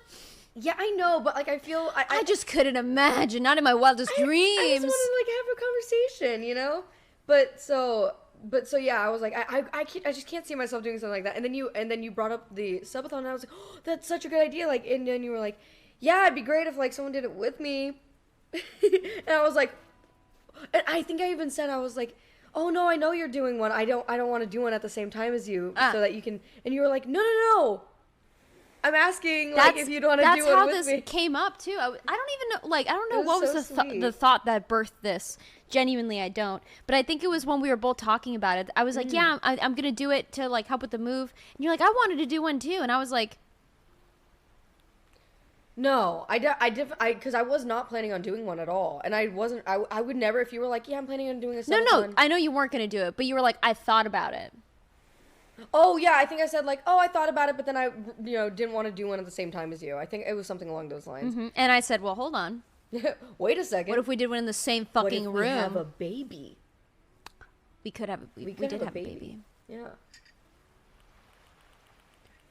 A slumber party when? I mean, technically, every night is a slumber party. If you think about it like that. We'd be watching stuff and being chilling. It's when one idea really loves the other idea. That's how they're born. That's how babies are made. That's true. I like that. That's how thought babies are made. What a beautiful thought from Keller Helen. That's a really good name.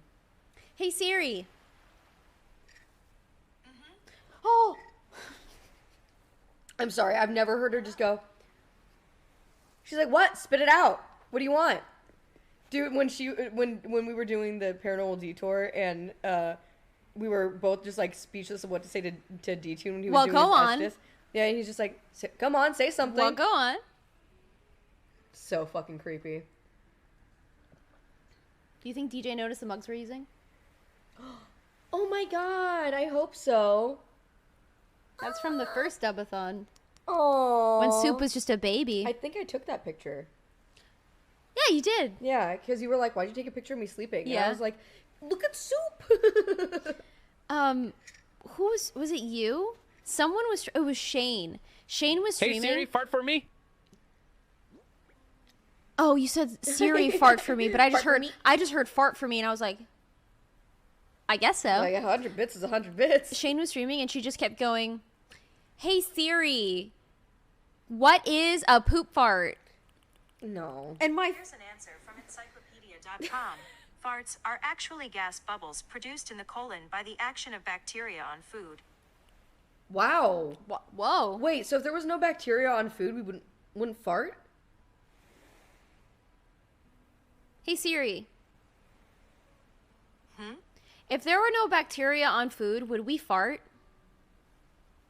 Okay, I found this on the web for if there are no bacteria on food, would we fart? Check it out. Could read it to me. Yeah, I know. I don't want to. What if I was blind at Siri? Oh, sorry. Never mind. Carry on. I don't know if she triggered. She didn't. She doesn't listen to you. She listens to me. Oh, right. They do the voice-specific thing. Hey, Siri, set a fart timer for 30 minutes. 30 minutes, starting now. Thank you. Love her. That's going to go off in 30 minutes. I'm going to be so fucking confused. Hey, Alexa, start a fart timer for 30 minutes. But we have to know. Your butt is full of bacteria, but gas doesn't come from your butt. It comes from like your tummy. Yeah, like your stomach and your colon or something probably. I don't know. I guess your colon and I guess everywhere in your body you have bacteria. You can't escape it. It's everywhere. I don't want to play that clip. Why? What? Of Shane saying what she's saying in that clip. Why? Because I want her to stop talking about it. But you're talking about it. I'm purposefully not bringing up what she Siri, said. Show me this guy's balls, please. Okay, that's fair. Because it's one of those things that she's been stuck on for months. Oh, no. And I gotta let it go. She's gotta let it go. And this is your way of telling her through this right here, I mean, right now? I guess. In this I feel subathon? like I've asked her to stop already. Oh, my God. Me 5 minutes ago. You can judge people. You just can't tell them what they should or She should can talk not about do. whatever she wants. I love her till the day she dies, okay? And even past that.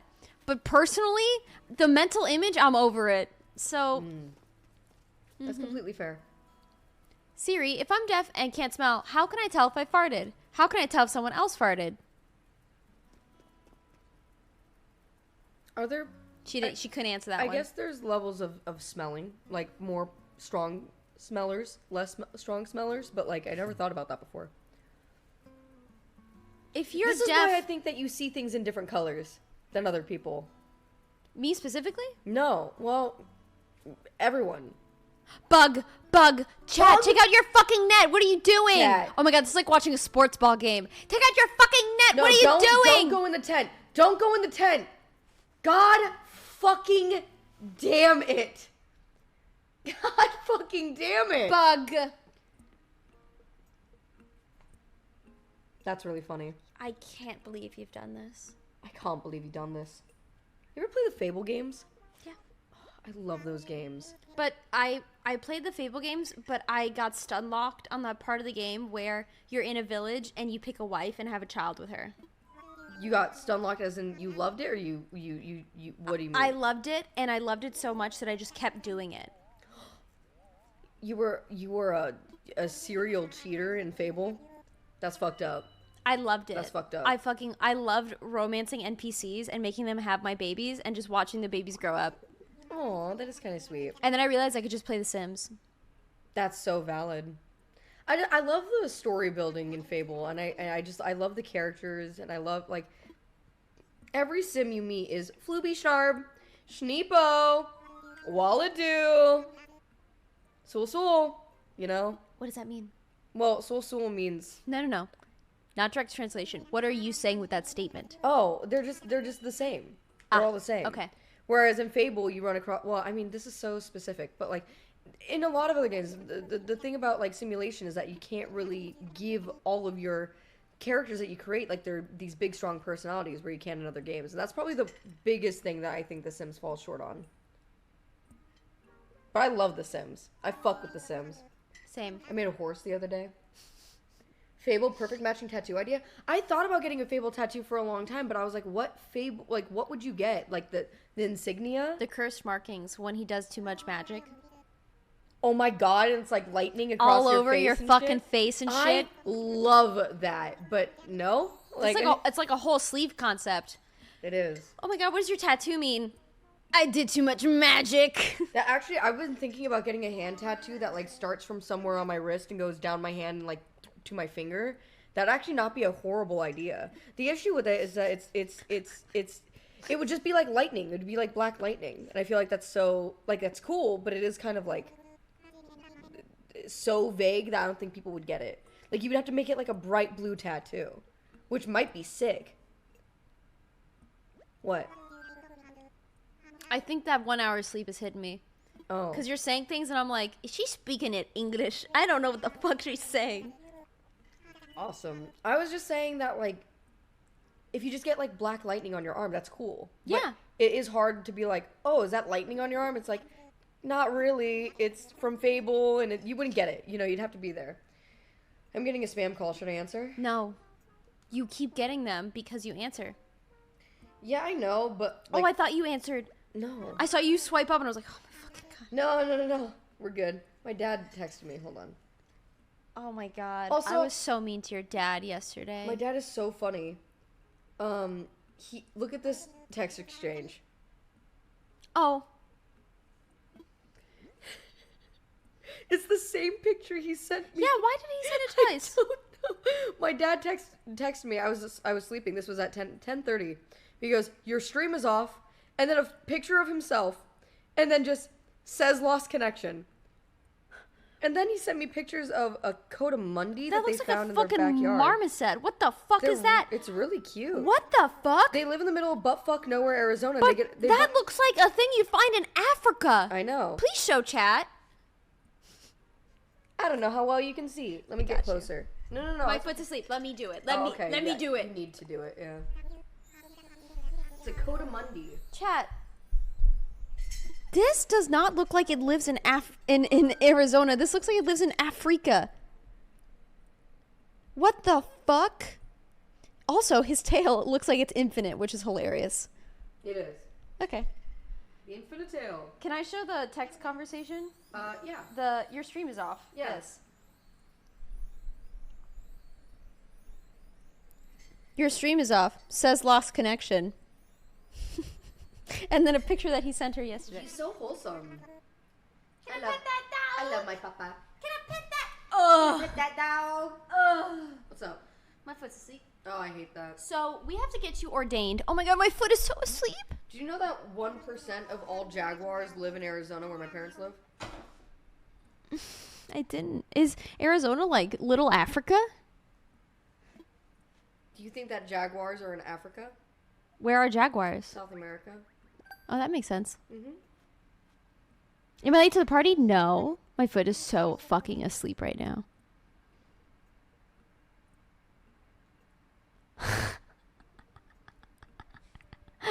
I was so mean to your dad. No, you were. You were fine. You were protecting. My foot. Oh, there's an important thing outside that you probably want to bring in. Something that you ordered. I ordered something to your house. Okay. Okay. Sorry, my foot is so asleep I can't move. Oh. Oh. Oh. Oh. Me on the toilet after Taco Bell.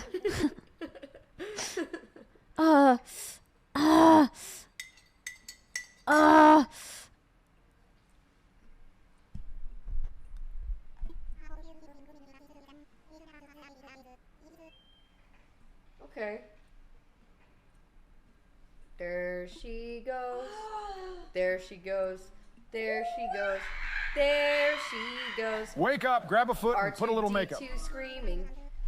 There she goes. There she goes. There she goes. There she goes. Maya, there's a lot out here. Really? Yeah. Okay, I'll help you. Chat. Are you sure? Capable. Is it this thing? Is this for me? There should be something for me. What is that? Oh, there it is. What? Oh, it's warm. Oh, it's been sitting outside. It's so warm. Oh, is this what death is? Oh my god.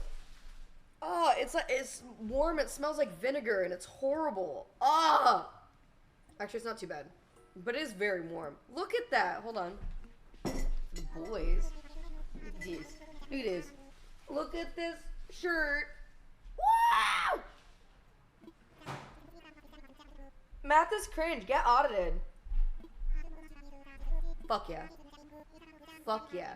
I'm wearing that shirt right now. Let's go, mom. Wait, what? Your mom? No, different mom. Yeah, goes, wait, what? Your mom?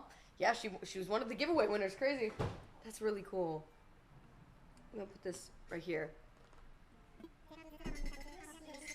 So much bigger than I realized. It is really fucking large, yeah. It could just be the box, too. That is crazy. Crazy girl. Crazy girl. Also, these fucking rugs I ordered are here. Oh, shit. You ordered ruggies? I did. Just because I couldn't wait for the new house. Pom Pom Slam, math is cringe. Pom Pom Slam, get audited. Yes, sir. Yes, sir.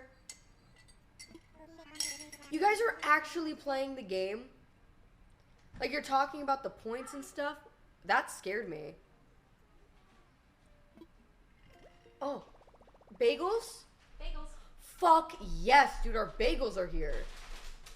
Yay. God, I haven't had to do... Dude, I'm gonna live with Yaba all the time, okay? I'm moving. Because the thing is that she's so nice. I just get to sit and get bagels. And she brings in the packages. And occasionally she makes fun of the way that I hold a spoon. Or I use spoons. Look, she got like a huge fucking thing of bagel. Yeah, I got a bunch. Holy shit. We're gonna be good for like the next couple days, dude. Yeah, you gotta be proactive. You do. If I had known that, I probably would have just not gotten... Oh, you... Okay, I see. I'm picking up what you're throwing down. Bagel. Bagel, bagel.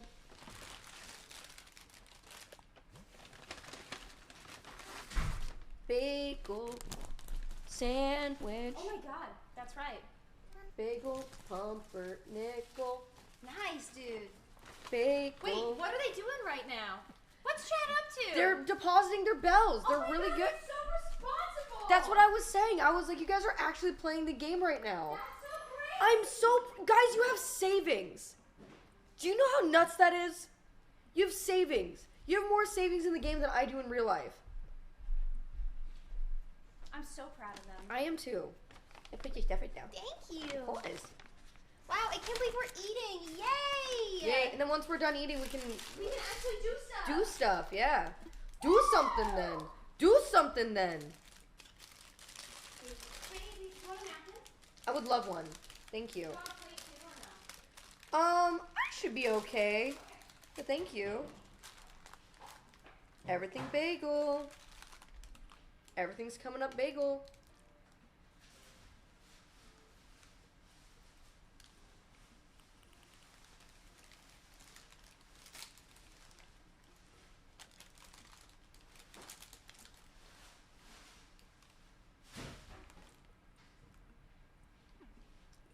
That is a bagel. Wow.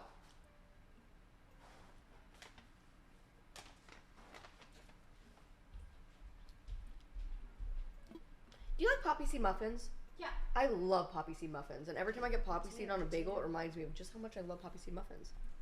Where's my Wubin? Where's my sandwich? I put it over there. I think you took it in the Where's kitchen. Oh, are you okay? You're telling me a cheese creamed on this bagel? Oh. What? I don't like the word creamed as like a verb. Get creamed on. Get creamed on. Yo. Get creamed on. Yo. Get creamed on. Yo. I do like the 100 bits though. Thank you, Kath. I do like money. Yeah. Okay, so they deposited into their bank account? They did. They have 100 bells in their bank account. But should they have done that? I think they're supposed to give that money to Mr. Nookington. No, it's fine.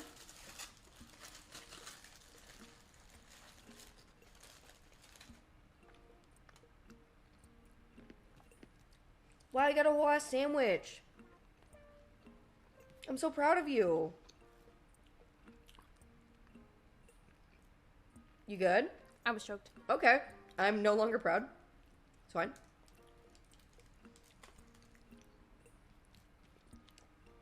Is it good? Mm-hmm. It's interesting. It's interesting? Mm-hmm. Can I try it?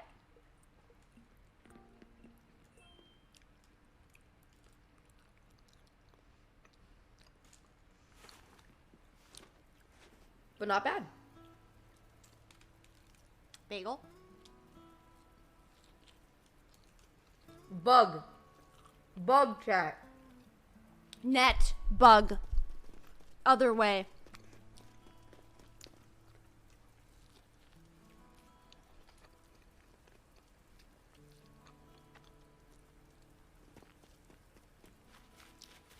You're going the wrong... Okay. No, you know, there's probably a bug that way. Mm-hmm. There we go. Okay, never mind. Chad has decided bugs are icky. Mm-hmm. Okay, I want to tell you something because I don't feel good. It feels like a bit of a lie.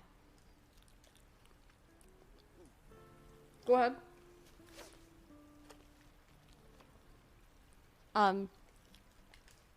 So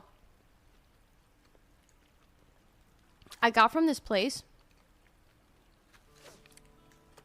It's a Jewish deli.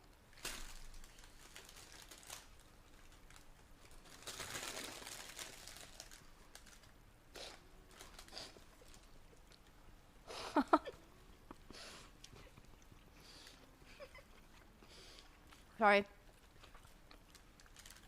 I have cream cheese all over my pants. So give me a second. And my fucking couch.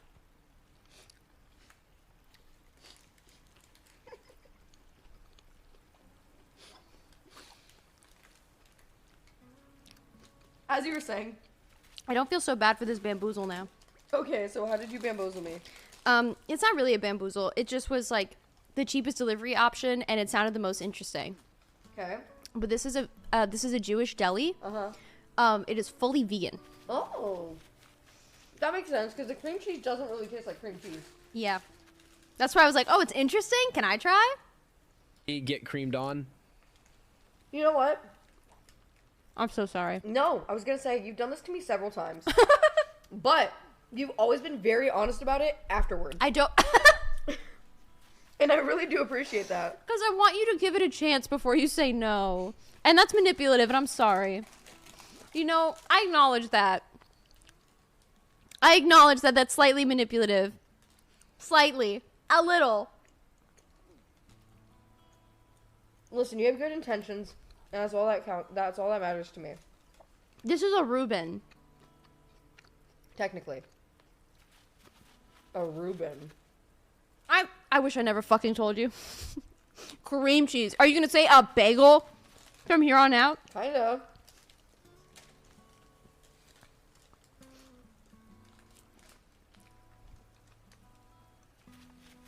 If anything, that makes the cream cheese like more sexy because it's nut.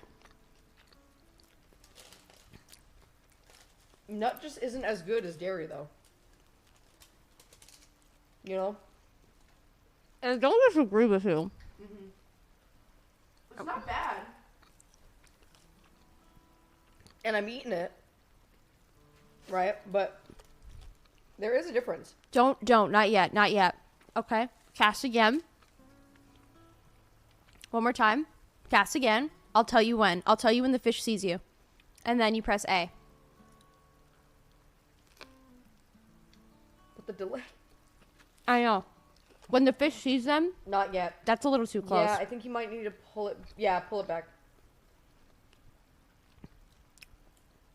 All this talk of creams and nuts is gonna make me act up. I almost said my biggest queef.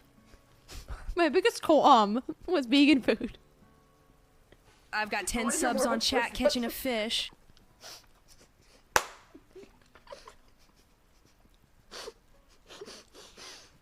My biggest queef with vegan food is that it it doesn't leave you full. No way. I love that it's still a fucking loach. Nice shit, chat. Good fucking job. You got your friend back. Loach, loach, loach, loach, loach. I'm so proud. I'm so proud. That scared the shit out of me, Sai. That scared the fuck out of me. When your face, what would you do? Sai, thank you so much for the loach, loach, loach. Are you showing it off? You are so funny. Who is doing this? This has to be one person. There is one person controlling the game right now because you were about to show off your loach. I was going to scream. That is so fucking funny. Sai, thank you so much for the 10. What if I wanted to cream on your cheese? Ew. Yucky. What cream? Anyway, my biggest queef with vegan food is that it doesn't leave you full for very long. Because it doesn't have a soul. So I do like dairy, personally. I love cream cheese. You say it doesn't have a soul? Yeah. That's what makes eating animal products more filling, is the soul. Well, the good thing about this is it's bread, dough, so that's filling. And if this is just nuts, that's fine. Because it's probably not as, like, fattening. Nah, actually, nuts can be pretty fatty. Yeah. It depends. It kind of makes me giggle when people are like, oh, you're a vegetarian, you must be so thin.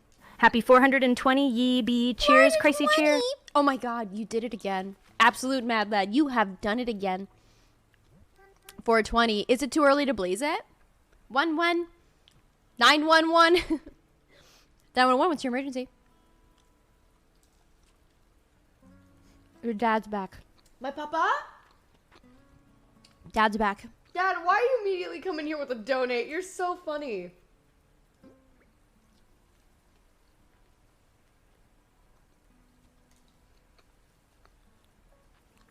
You know why he's doing donate too? Why? He's so sweet. He couldn't find like how to navigate to the PayPal like on my stream. So I told him I was just use command donate. And that works in my stream, right? But for you, it's command tip. But the donate one still gives a link. So it does? I think so. Hold on.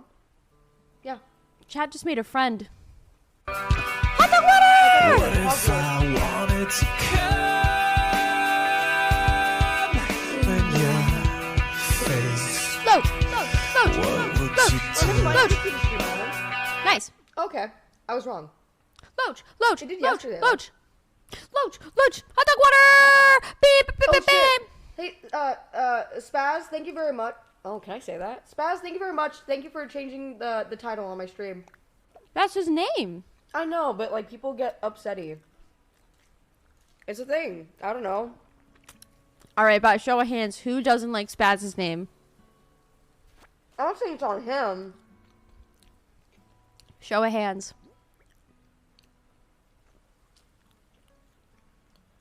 I feel like you guys are being mean now. Mad What Daddy did you tip call me? $29, just helping out. Wait. Funny. Wait. What was that? What? Did you hear that? No. Something said, let's fucking goat. What did I miss? Look what they did to their net. I don't know how that played. They put the net down. Oh my god. They put the net Wait, like it just on the stands ground. up like that? Yes. Maya's dad donoed? Why can't I see it anywhere? Wait, where? Probably Stream Elements. But I got you. I'm gonna click out of the game chat. Loach!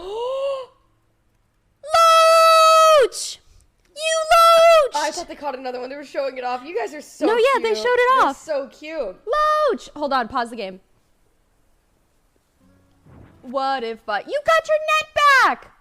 Wanted to come. Loach! You guys are so gifted and talented.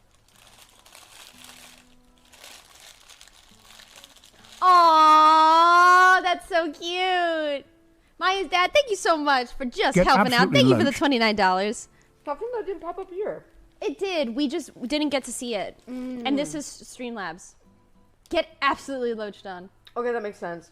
Dad, thank you for the $29 donation. Thank you. Can I call you Dad too? Thanks, Dad.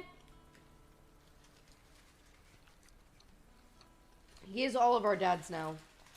Okay. Pog. Back from Yay. the gym. Welcome back, DB. DB! Where you going? Just go this way. Um, And also get paper towels so I can wipe that down a little bit. I think this couch is done for. Yeah. But still. But still. We're back. Okay. Chad, you are so fish driven. They're going for another fucking fish. This can't be a loach. This can't be a loach. This can't be.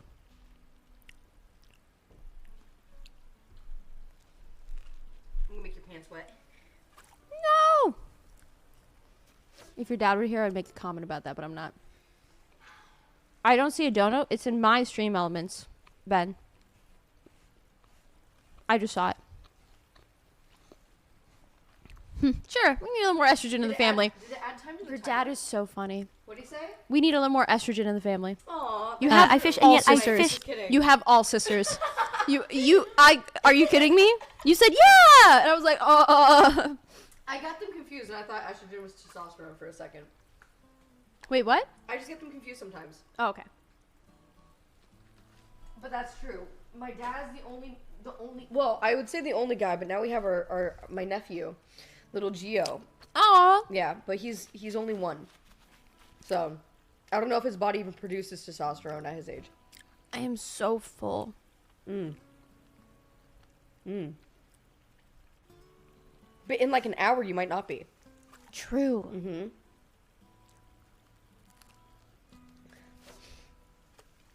Dad, thank you again for the donation. Did it add to the timer, Ben? We need to get him on T. He's one. Geodude, I call him that all the time. Stream I would Elements say I call him got that all the sad. time. He doesn't know it because he's one. But I do refer to him as Geodude. Ben, what do you mean Stream Elements got sad? Got sad? Where do you say that? In your chat. Oh. Stream Elements got sad. Yeah, subs are discounted. They are now? Yeah. Holy shit. That's why it was so funny when the dude came in this morning. Like, I was gonna. What? They missed. Oh. I thought you were you were talking about your story. No. I was like, don't be sad about that. He's a butthole. They missed. And I fired. And then I missed. I fired. I ate another popsicle. I took a nap. I woke up. There's popsicle in my mouth. Ben a secret never weapon. explained himself. And I missed.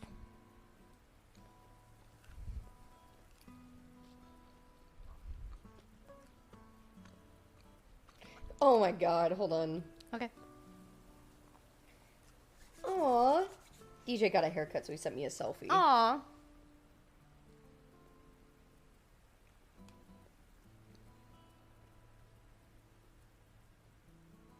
Oh my god. What the fuck? Yeah, I got you. Wait, what exactly do I need to give you, Ben? Sorry, I should respond to you directly, but...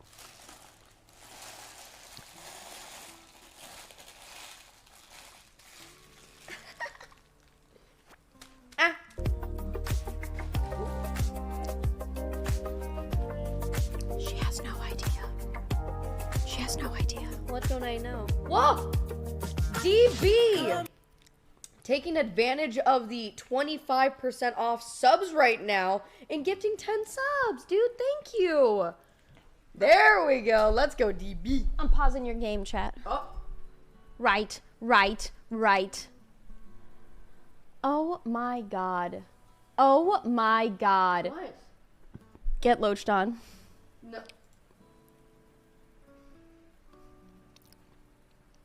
No, that's good. That's real good. Get loached on. Get loached on.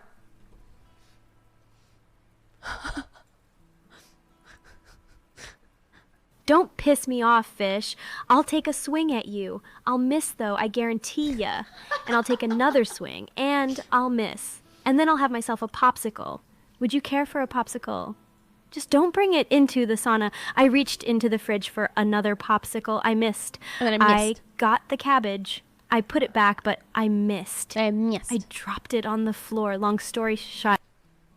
I dropped Damn it on shame. the floor. Damn shame. What's he saying? Up here, but I guess Oh. it changed. Sorry. Can't control. DJ, just hold on for a second. We're doing something. We're doing something.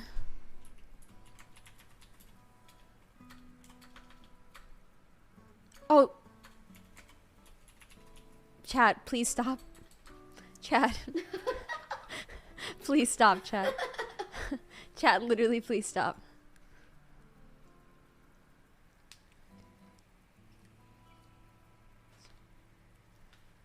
I feel it. Come. Come.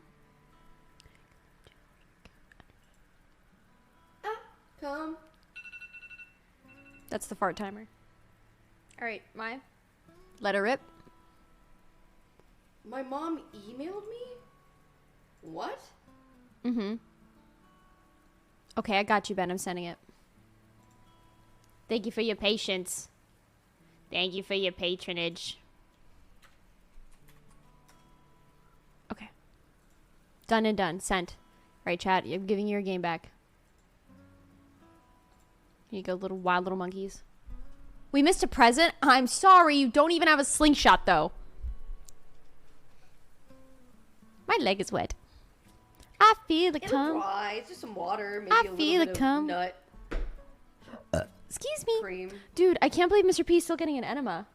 How long does it take?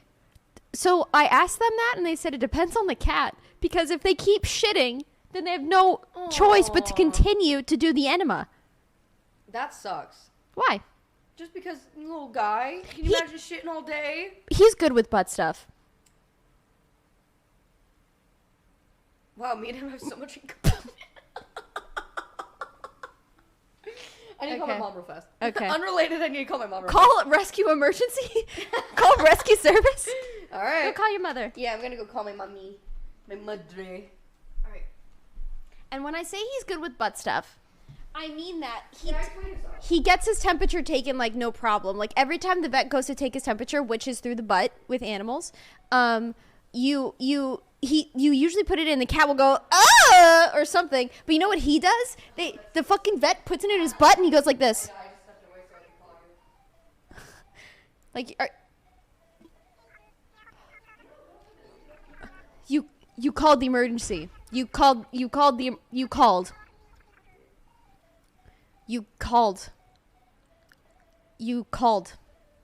You're gonna waste our fucking points. No, chat. No. I'll slam dunk you. Say B. No. Thank you.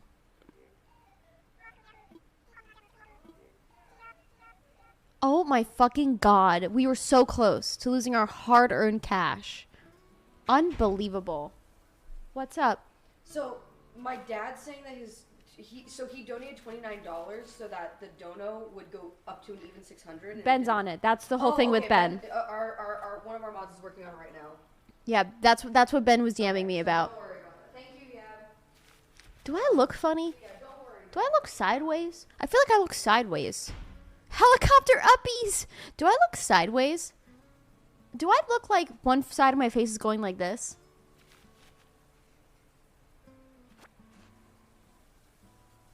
Funny how? Like a clown? No, like I had a stroke.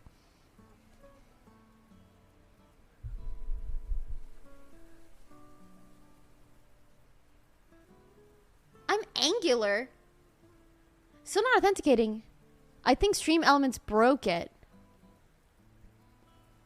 Okay, so we should take Stream Elements out of the tip links and donates for now, correct? And that's crazy. It still works for Maya, I'm assuming, but mine isn't working. I'm sitting at an angle. No, I'm sitting straight.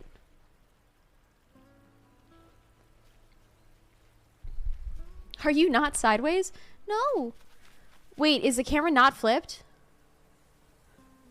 This is my right arm.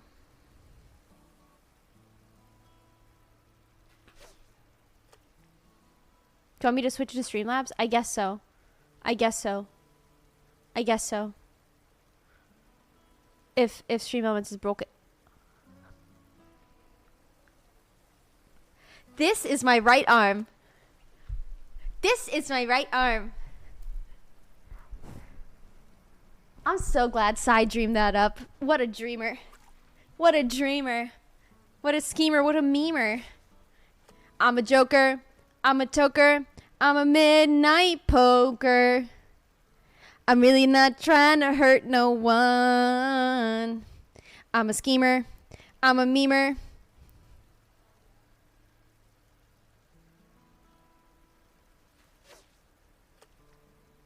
Oh, I'm so a that is why I've midnight been feeling dreamer. like I was disassociating for that last several hours. Do you feel like that? I mean, you could totally blame us if you'd like. Tiny fucking fish. Chat, it's a loach. Maybe don't go for it. Are you sick of loaches yet? It's a loach, definitely. You're just grabbing fish. This is so funny. What if I wanted to come in your face? What would you do?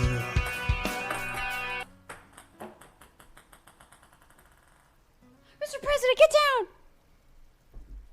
Man, this house is gonna be a bitch to clean up when I gotta move. Miss Dickon! Thank you so much for the 25. I'm gonna write your name on the fucking boxes, bro. I'm totally blaming backwards chat for that. Okay. Whatever helps you sleep at night. Let's fucking go! 25 subs for 25% off, I think is a great deal. I'm writing your name on the box. I'm writing your name on the box. I'm writing your name on the box. I'm writing your name on the box. I'm a smoker. I'm a toker. I'm a midnight poker.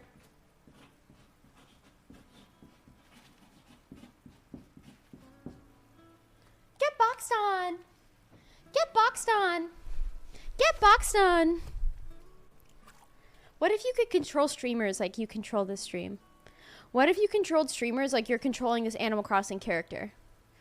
Oh, then that would just be Germa's Dollhouse. I would love to do something like that. Like my own version of that, of Germa's Dollhouse. Right. I would love to do my own version of Germa's dollhouse. I think it would be so much fun. I feel like you guys would end up putting me in the toilet or something. You'd be like, forward, forward, forward, jump. And I'd be like, guys, this is the toilet. And you'd be like, jump. And I'd be like, guys, I'm going to get wet. Jump, jump, jump, jump, jump, jump, toilet, jump, go forward, jump, toilet, toilet, toilet, jump, jump, jump. And I'd be like, okay. And I'd step in. Who says we're not already controlling? I do. Last time you tried that, we made you microwave a fork. That's true. Actually, though. Last time I tried to play Ratatouille with Chat in the kitchen. So we do cooking streams a lot. And that was also a really big part in the decision of Mr. Soups. Shrek the Musical, full Broadway DreamWorks theatricals. No thanks, I'm full.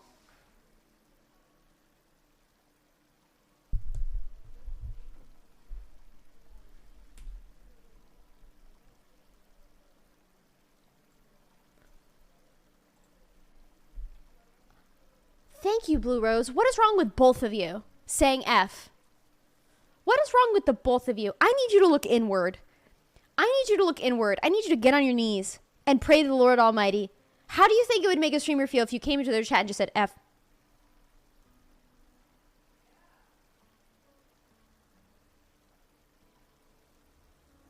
Look inward.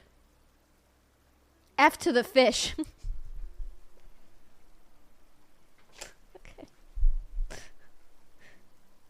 The Lord Almighty pray to you. Adam knows what's up. Chat, the word is inward. You have such a one-track mind. It's crazy. Ugh. It's fucking exhausting. I miss my cat. I miss my cat. So I'm assuming a lot of you guys are joining stream and you're like, man, they're still sitting here playing Animal Crossing? Well, you would if you fucking could. I bet. I mean, you can because you can play this. But we do have plans for today. We're just waiting for Mr. P to be done with his enemas. Also, she needs to get ordained. But I hope you guys are liking playing Animal Crossing. I know we're just chilling right now. We're just gabbing and yapping and just being silly and chilly. But we did a lot yesterday. And that was a lot of fun. And we're going to do even more. You know? Thank you for thanking Sai for the gift. Dog socks? Roach with an L. It's a lot of fun. I'm glad. Yay! I'm so glad you like it. Yap, yap, yap. Yap, yap, yap. Okay, I'm really glad, guys. And you know what? Don't tell Maya I said this, but having her here to do this is genuinely the only thing that even makes this remotely possible. Even though she leaves like a little like snail trail of mess wherever she goes, I appreciate her being here more than I can even put into words. This would not be possible without her. She makes me laugh. She makes me smile. Have her check out Universal Life Church. Free ordinations. Oh, does it cost money? I'm messy too. Maya the snail. Time to change your name. Oh shit, I actually want to tell you guys this.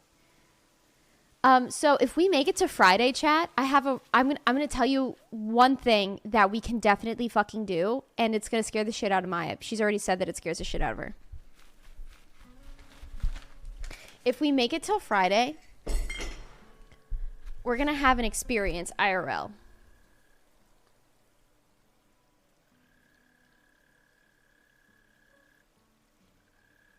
The experience is... Should I tell you what it is? Do you want to know what it is? Or do you want to keep it a surprise?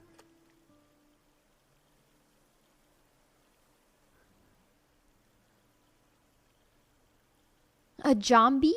Is the word zombie banned in Maya's chat? Do you want it a surprise? Sensory deprivation taken. You get to go in there. I think you said it real early in stream. Okay, what do you think it is, Beagle? Because I don't think I did. I think you might be thinking of another IRL experience that I was looking at getting us. Yeb the Centaur and Maya the Snail. Did you say it last night? I don't think I did, but let me know what I did say, because I don't really remember. I say a lot of words. Real actor murder mystery. Not that one. No, different one. Down. Down. It would be nice to change the time in game so that it's not 9 p.m. so we can see the sun. Because it being nighttime is kind of like, it's very chill, you know? Nothing wrong with that. A haunted house thing? No. It's not scary in the typical sense. It's like adrenaline. Dope. Let's go and do donation TTS during the experience. If you guys do TTS, it has to be respectful. That's the only time that I permit TTS. Unless I'm asking for you to be disrespectful. I'm trying to find the words to describe this chat without being disrespectful.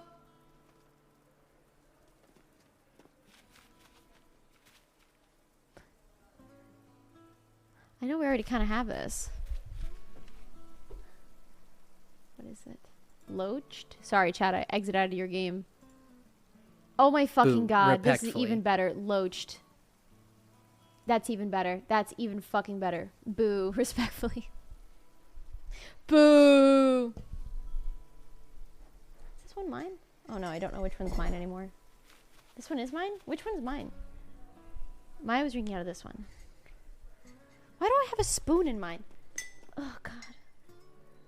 I even hate using 3 different mugs. I usually use the same mug over and over again throughout the day. I use 1 mug and 1 spoon. I use 1 mug, 1 spoon, 1 paper towel. I love Maya so much, but why is this gumming me up so much?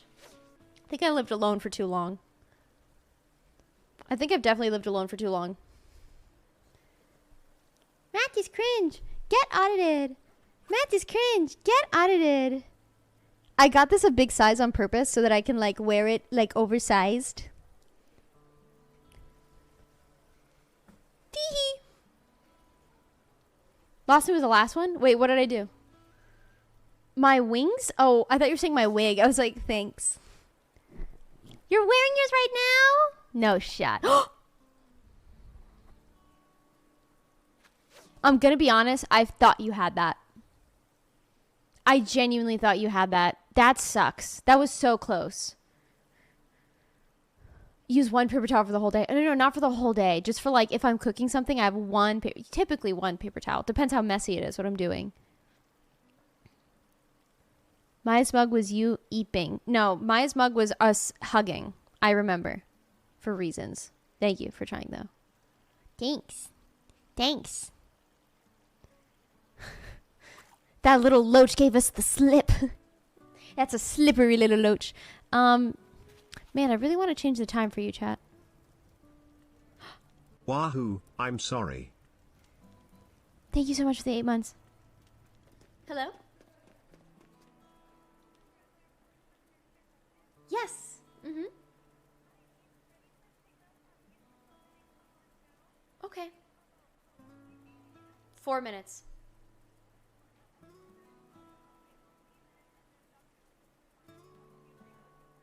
Absolutely. Can do.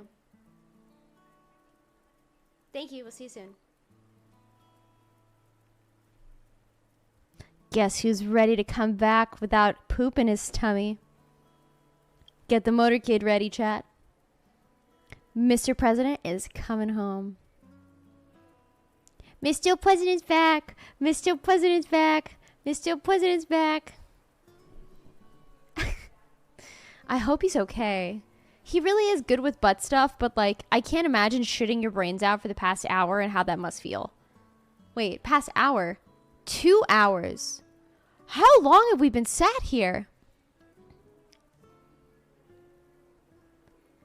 Good luck, I gotta do errands. Honestly, Blorgan Gonzalez, you've been carrying the team on your back. Go do your errands. Thank you so much for playing. Getting the Air Force kit ready? Biden's enema is done? Oh, okay. I'm waiting for Maya to come back. The lady on the phone laughed at me. The person at the vet clinic. She said, how long do you think you'll be? I said, 4 minutes. And she went, okay. You don't know how fast I can go, Linda. I go fast.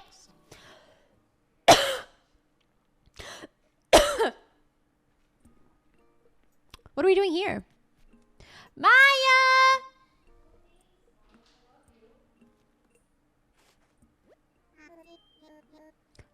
Ah, Weesix. COVID. I'm so sorry.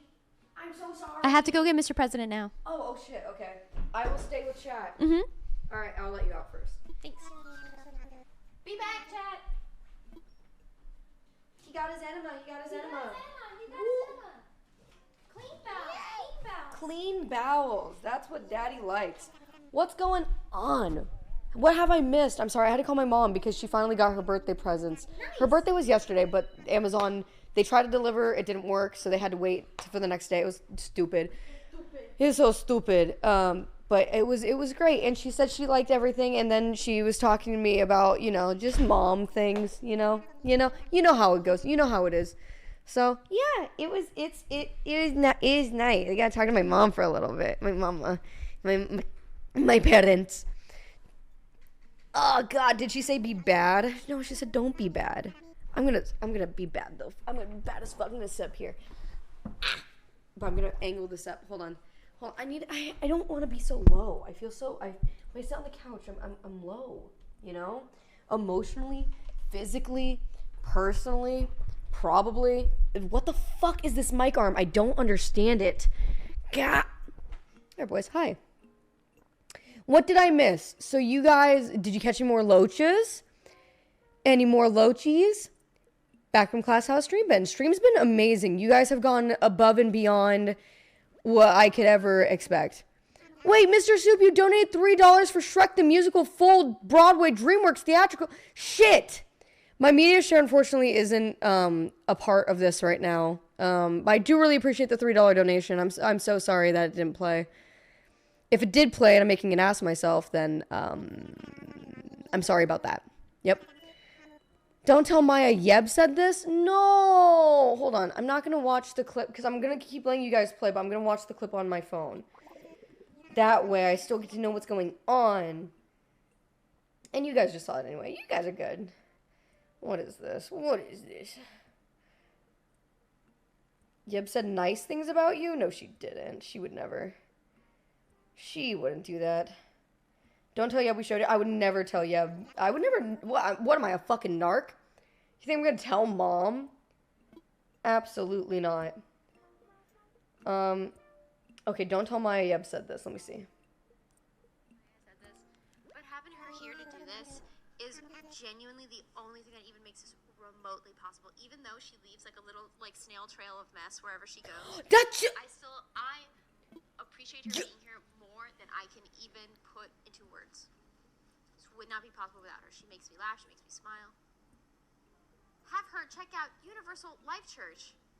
Free ordinations. Oh, does it cost money?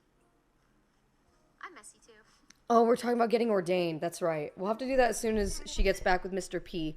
You know what I'm gonna... Okay, chat. I want to try to be nice, though. She thinks I leave a little snail trail of mess everywhere I go, and she's right. But the thing is, I don't want to. So let's clean up a little bit, okay? I'm gonna go to the kitchen. I don't know if you guys will be even able to see. Hold on, maybe I can do a thing real fast. Is it this one? Hold on, let me see. Other cam. Yeah, I'm gonna go into the kitchen real fast, and I'm gonna clean some dishes so that we have it nice and ready for when she comes home. She doesn't have to stressy-wessy. It's not gonna be dirty for her. She's so sweet and kind to me, and the least I can do is pick up after myself. So give me a second. You're not gonna be able to hear me, but you're gonna be able to see me. Oh shit, can you guys not play anymore? Hold on. Let me fix. I got you. So sorry. Okay, you should be good to go now. I want to make sure you guys are good to go.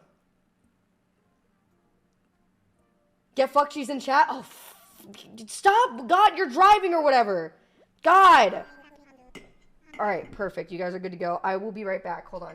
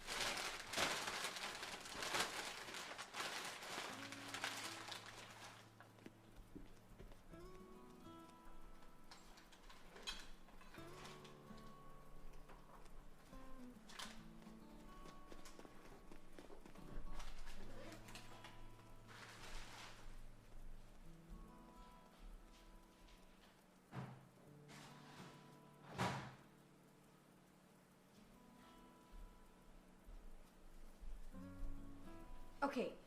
I didn't do an amazing job because I can, I don't want to leave you guys alone. Oh, I don't want to leave you guys alone for too long without anything going on. So I'll take care of the dishes later when she's here. But just a little bit of cleaning up just to help out. Cause I know subathons too. I feel so bad I didn't mean to make you clean. You didn't make me clean. I could have said just, oh, that's nice, and moved on. I chose to clean because I'm a person and I can make my own decisions. Bingo, link is live in the Discord. Get your card for the Dubathon. Only 500 people can play. Oh, shit. Can you also, whatever mod my Discord too. Okay, thank you. That works. Okay, perfect. I was just making sure. Thank you. Bingo, link is live in the Discord. Woo! Go play your bingo. Bingo, bango, bongo. Oh, shit. I'm so sorry. I clicked a thing. God, it's so hard to, it's so hard to remember that happened. I'm so sorry. Yep, you guys are good now. You guys should be able to play. Oh, let me move the mouse. Okay. During my last subathon, my house turned into a fucking nightmare because you lose track of things. You know, you think, oh, you order a couple things from Amazon, but suddenly you have boxes laying everywhere and plastic and, bubble wrap and various, just debris that just piles up and it piles up and it piles up. And it's just one of those things that, you need to take a little bit of time, just get a little bit of cleaning, be good to go from there. Do I look into getting ordained? Yeah, let me do that for my phone. That way you guys can still play and I can see if I can get ordained on my cell phone. I can get ordained for my phone, maybe, possibly. Oh, God. Getting ordained online. The Universal Life Church Get Ordained Online. Get legally ordained today, fast, free, and easy. I feel like this is a lie, but instant ordination. Is this permanent? If I get ordained now, am I technically always ordained forever? Is that how that works? Yes, that? Okay, it's legit? Alright. I trust. Select a region. I thought it said select a religion. I was like, whoa. Hold on. Wait. Account password. Oh, God. Butt sex 69420 XX Weed Wizard XX 8008.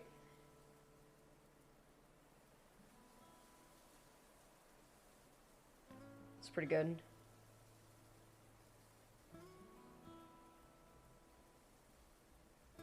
I'm not gonna get our monthly newsletter. Get ordained now. Okay. Well, I'm ordained. Boys, it's that easy. I entered in my name. I thought there was going to be a quiz I would have to take. I can marry you. Do you, chat, take this lovely subathon to be your lawfully wedded wife? Now and for always. I saw a couple yeses. Then, by the state of California, I now pronounce you parasocial viewer and entertaining Twitch stream. Mazel tov. Woo! We did it, boys! You're married now. Yay! You may now kiss the stream. Here, I don't want to. Mowage is what brings us together you're today. telling me I have to kiss, chat? You have to seal it with a kiss, chat? You have to seal it with a... You, however.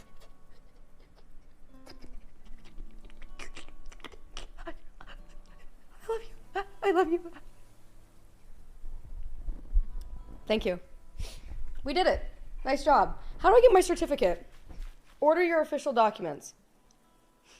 Can I just print this shit out? Is that how that works? Yep. I can get it ordered. But I just want to print it, you know? You know what I'm saying? I was just here for the wholesome Animal Crossing. Well, now you're married, so. Anniversary date 9/26. If you forget, chat, we're divorcing you. Yep, that is how that works. Looks like a fish out of water. Okay, rude. Does this mean that we get to be married to DJ too? No, it's the subathon. You're not married to me. You're married to the subathon, okay? I don't think I need to see that far into her mouth. Did you see my big tonsil? I have one big tonsil. I got mono when I was like 18 or 19. And it just never left, you know? Like my tonsil, both of them inflated. My left one returned back to normal. My right one still big. And that was like over half a decade ago.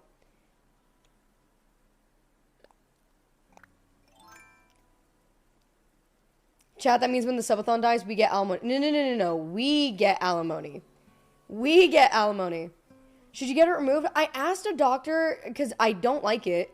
I asked a doctor, like, hey, can I get my tonsils removed? And they were like, no, you don't have to. And I was like, but one of them is fucking huge. So, like, I kind of want to. And they were just like, you don't have to. And I was like, why can't I just do that? I should be able to remove an intrusive tonsil if I want. New stretch goal. That's actually the main reason that I'm doing the subathon. Because while I'm not moving, my tonsil is getting evicted, you know? So I need the money for the surgery, you know? Tonsil removal can be fatal. You can die from that shit. Yeah, sure, right? But, like, you can die from any surgery. Doesn't mean that you shouldn't get them, you know? I don't know if it's actively causing a problem for me. But there are times where I think it is. There are times where it, like, swells up. And then it, like, blocks off more of my throat. And it's harder to breathe. So it's just, like, it's just annoying.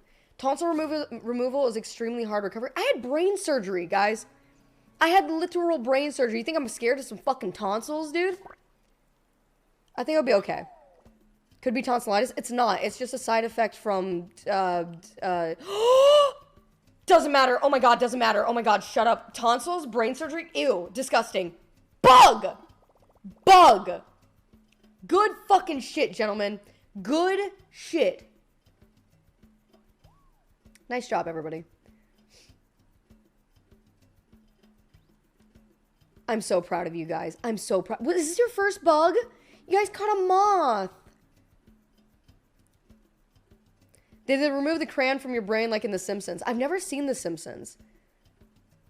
But yeah, essentially. You had brain surgery? I did when I was like 15 or 16. It's pretty neat. Brain surgery explains a lot. Honestly.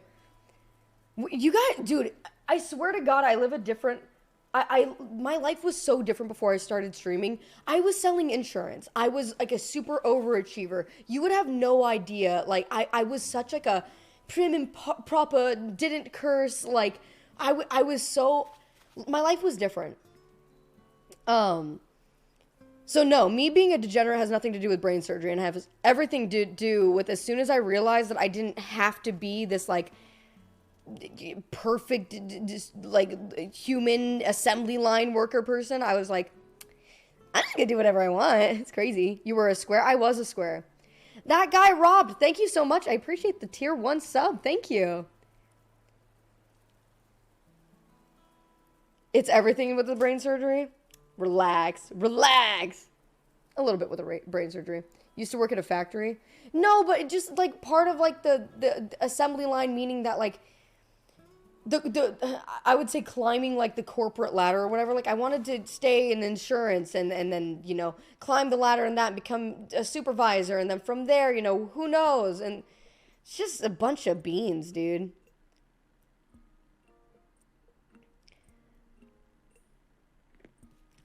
You wouldn't let me get you into the movies at kids' rate. Oh my god, that's so true. My dad would try to pull the whole, like, she's under 10 years old thing, but I was, like, 14. And I'm like, no, Dad. No. No, it's not right. Guys, I'm a morality bitch. I don't break the rules. I don't.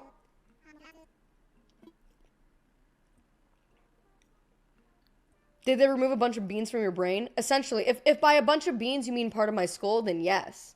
And no, your skull isn't technically your brain. They more did like skull surgery and then move my brain back where it was supposed to be. My brain got a little bit far away from me, a little bit. Oh, chat, you can't pay when you're broke. You can't pay for your house when you're broke. Oh, baby. Oh, sweetie. Maya wanted her skull spot back. No, I don't. You know what I'm really upset about? They took part of my skull, and what did they do with it? Why didn't they let me have it? It's my skull. I grew it. Skull-based tumor? No, so it's a long story, and I've explained it many times in my chat, so I feel bad because I don't want to repeat the whole thing, but I can explain it on my stream at another time. It's just that, in a long story, put a 1 in chat if you care. Put a 1 in chat if you want the full story. Put a 2 in chat if you just want like a little synopsis. Put a 3 in chat if you want a little synopsis, if you want the whole story and you want to see the scar.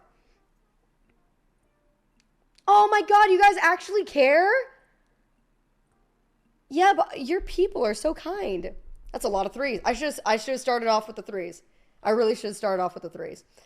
Okay, so let me start from the beginning then. Okay, so I was a child. Okay, I was like 15 or 16. I was taking a math test, and I think geometry at the time. And in the middle of the test, I'm writing something down, and suddenly it felt like someone took a pencil or a knife, something sharp, and shoved it in the back of my head. And I made like an audible like noise, like ah, you know, like what the fuck? You used to be a child, still am, weirdly enough. But I felt like someone stabbed me in the back of the head, so I was like, ah, you know? And my teacher, like, looked at me funny, because I wasn't the type of kid to, like, do something weird and obtrusive like that in the middle of a test, and she's like, are you okay? And I was touching the back of my head, which felt fine again, just, like, painful, and I was like, I don't know, I might need to go see the nurse, and she's like, okay, like, go see the nurse. So, I go and see the nurse, I explain what happened, and, they're like, hold on, okay, it's fine. And I explained what happened, and she's like, you probably are just, like, dehydrated. Have some crackers, which doesn't make any sense at all. Why would you give someone dehydrated crackers? That doesn't make any whatever. They gave me, like, saltines and some water and had me lay down for a little bit. Let me call my mom, and so I called my mom, and I was like, hey, weirdest thing just happened, but I was in a math test. It felt like someone stabbed me in the back of the head, and she's like, that's really weird. We should go see a doctor about it. We didn't. So fast forward to maybe a couple weeks after that. This is a callback. Me and my family were sitting in Men in Black 3 in the theater. Yeah, Men in Black 3.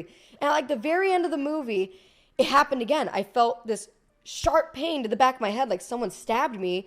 And then immediately after, I started getting this like pins and needles feeling in my fingers, and like they felt like it was like stinging. And I was like, what the fuck? That's weird. It felt very strange. Like, it felt like someone was taking a needle and just poking it into bits and pieces of my fingers. It was the aliens. It was. That's so scary. Yeah, it was really weird. So once again, I told my parents, and finally my mom was like, okay, let's schedule you an appointment. The appointment took about like a week or two for us to actually go to. And then when I got there, the doctor was really, really nice, but he was like, it's probably just related to stress, because at the time I was like in advanced like classes, you know. For Arizona though, don't get excited. God, it meant nothing. But they were like, it's probably just due to stress. But just in case, we're gonna order you some tests, get you an MRI. So I was like, great. So they ordered me a nerve test, where they took this thing with like 2 prongs and they pushed it into different spots of my body, and they just kind of, and it like vibrated, and it was kind of painful, but kind of fun. And they did that, and that came back like clear. There wasn't anything wrong with my nerves. And so then we had to wait for the MRI, and the MRI took about a month to get in the first place. And while this is all happening, while we're waiting, I still get these sharp pains in the back of my head and these tingling feelings in my fingers. And I'm like, what the fuck is going on? And they're happening sort of, they're happening more and more, and they're like just more noticeable too. Cause like, I think once you're aware of it, you start to notice it more too. So yeah, I did the MRI, and then it took about a month for me to get the results back for the MRI. And I remember I'm sitting in my living room, I'm playing, I think it was like Halo 3 on the Xbox, and my mom approaches me, and she's like, Maya, the doctor just called and they found something. And at the time I'm like, oh my God, I'm dead. I'm gonna die. Like I have a tumor and I'm donezo. Like this is all she wrote. I'm good. But no, as it turns out, it wasn't a tumor. Apparently what they discovered is that I was born with something called Chiari malformation. Woo! Yeah, congenital conditions. Chiari malformation is a thing that happens. Again, it happens at birth or like in development in utero. And it's not a tumor. It's not. Chiari malformation is when as you grow and develop, your brain and your skull grow, but my skull was growing slower than my brain was. So rather than growing out like your brain should be doing, it started growing down into my neck. And there's these things in your brain called cerebral tonsils that are basically like regular tonsils, except that they're in your brain, and they were drooping down into my neck and cutting off spinal fluid, which was causing those really, really bad like stabbing pains and tingling feelings in my fingers. And also, apparently, really bad headaches that I lived with my entire life, not realizing that they weren't normal. I just thought that that's what a normal headache was. Like, if I got a headache, I was like, I just need to put my head down and deal with it. And if anybody else ever told me that they had a headache, I'm like, oh, I need to leave them alone, right? New fear unlocked. Yeah, it was.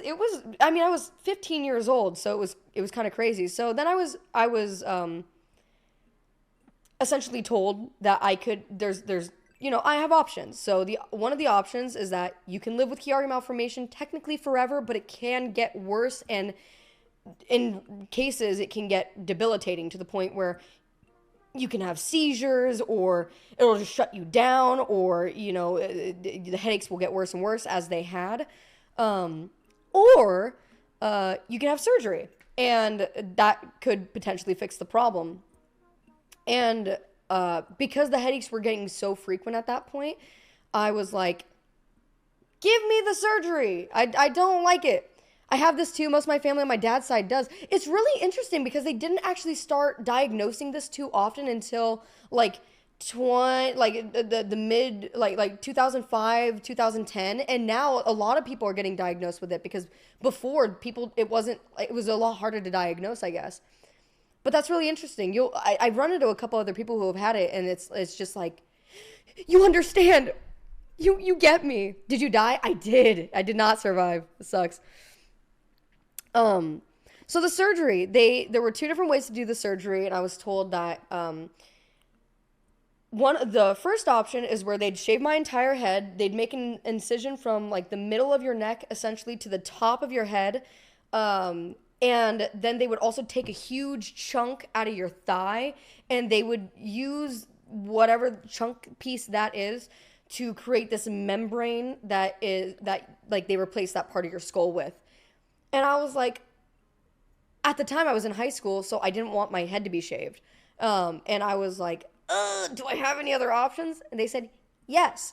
The other option is they make an incision about yay big from the base of your, like from the middle of your neck to like right where your skull dips down a little bit.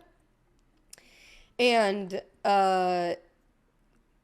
then they would remove a piece of your skull and replace it with, rather than cutting out a big chunk of your leg and using that for the mesh, they would use cow membrane to create some sort of fake skull for you, essentially. And I was like, dope, let's do that one. Because in that one, they barely had to shave my head at all, just like the very bottom of it. So the only issue with the cow membrane part is that sometimes the cow, like DNA, whatever it is, like the membrane doesn't mesh with the host.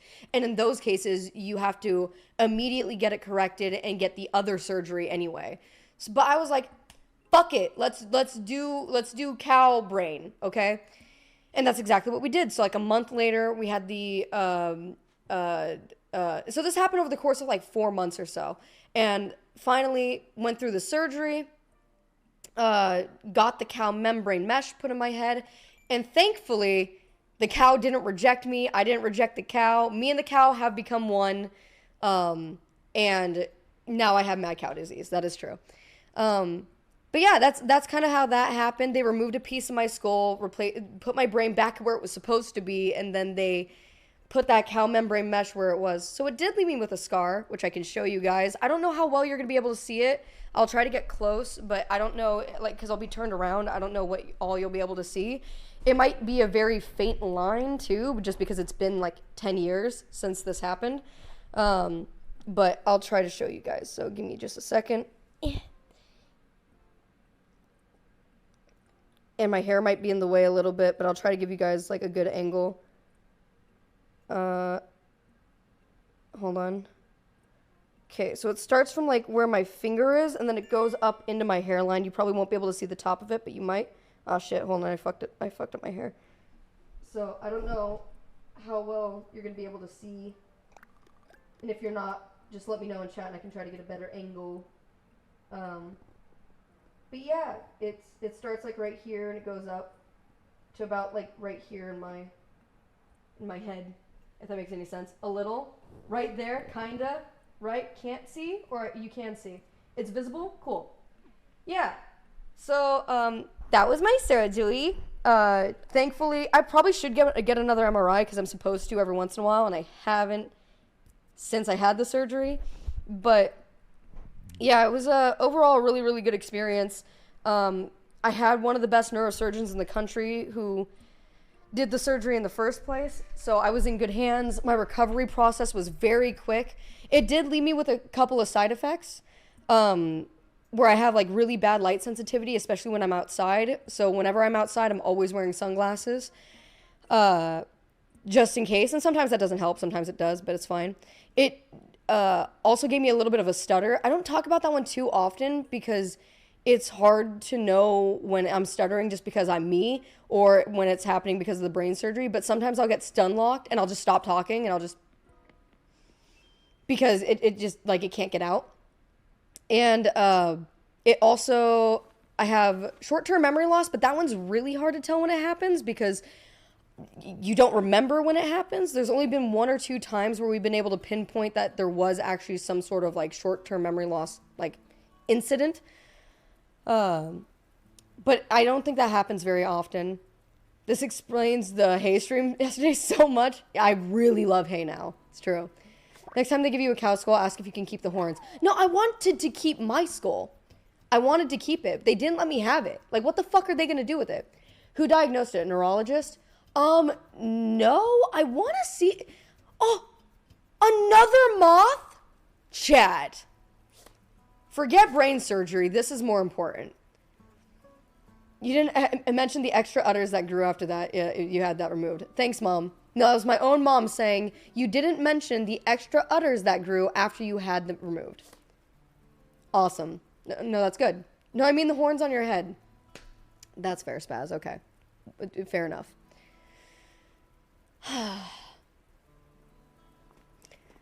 But yeah, it was a time. I remember when I woke up from surgery, my parents were really nervous because you're going through brain surgery, you know, it could be a big thing. What if I wake up and I suddenly don't know how to talk anymore? But so when I originally woke up, I think it was like 2 hours before anybody expected for me to wake up. And I was in a completely dark room with just a bunch of medical instruments, and I was drugged the fuck up, so I was terrified. It looked like something out of Five Nights at Freddy's where, like, the animatronics were surrounding me. But it wasn't. I was just in, like, a dark, like, room that they hadn't moved me back to my other room from. So I was freaking the fuck out. The nurses, like, came in, and I guess they informed my parents that I had woken up. But so I went back to sleep. I passed out. And then when I woke up, okay, I should explain. My boyfriend at the time, he was like, I'm going to be there when you wake up, baby. I'm going to be right by your side when you wake up. I'll be there. And then I woke up 2 hours earlier than anybody expected. So I was alone. My parents weren't there. My boyfriend wasn't there. Not even the doctors and nurses were there. I was just in this room. And, so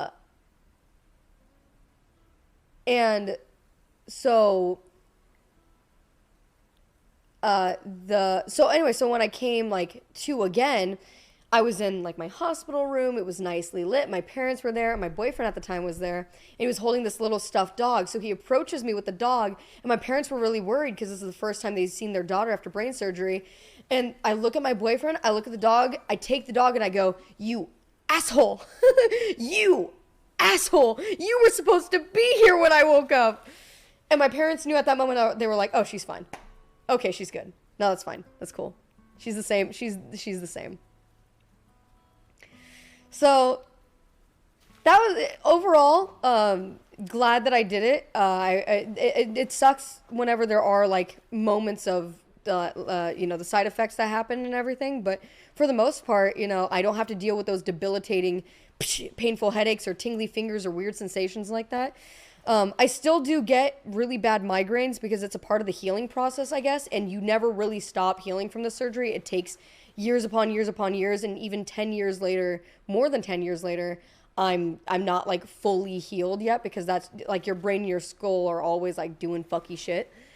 But it's it's a lot less frequent than it got when things were bad, and I'm really grateful because it could have been a lot worse. So my parents were freaking out the whole time, but luckily I had just had my appendix out, I think the year before that.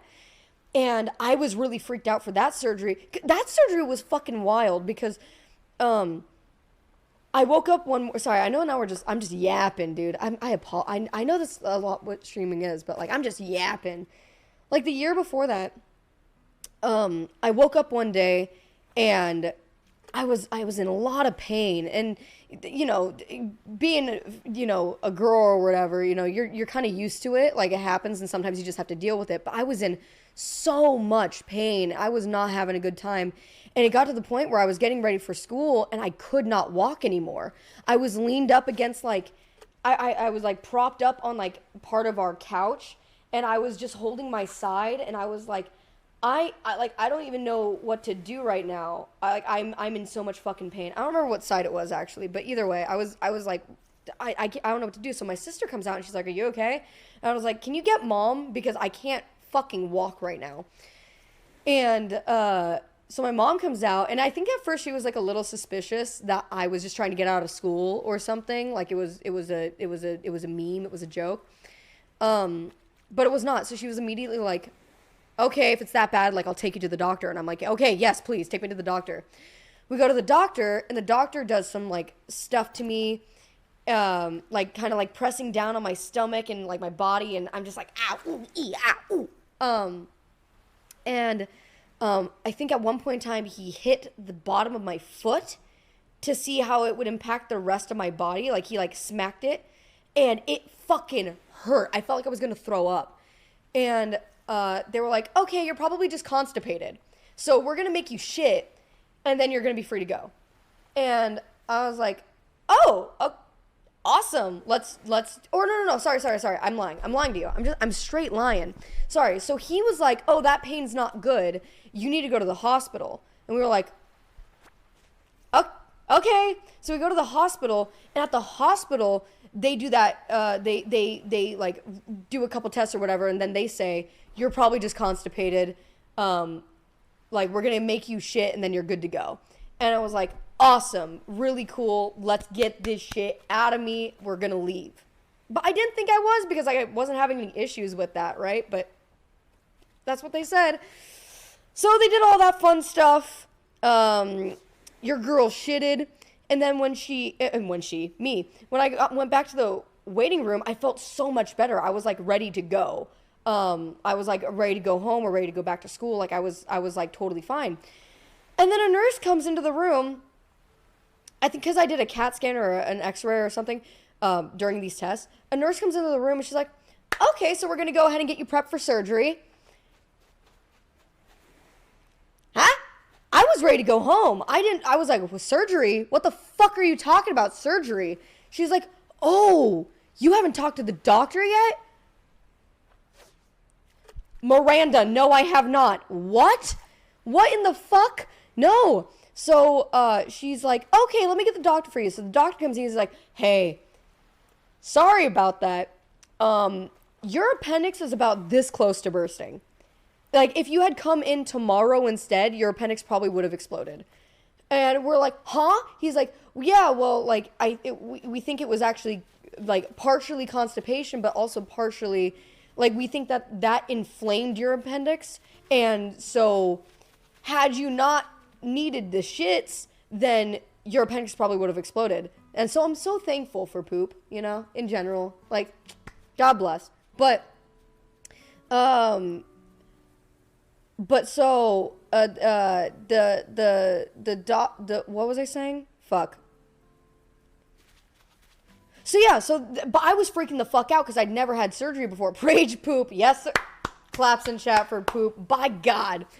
You can die from an appendix burst? No, you can. It can be really dangerous. My mom, she got fucked up when her appendix burst. She wasn't supposed to be able to have kids because of it. Then she went on to have kids, thankfully, due to a lot of luck and a lot of surgeries. Woo!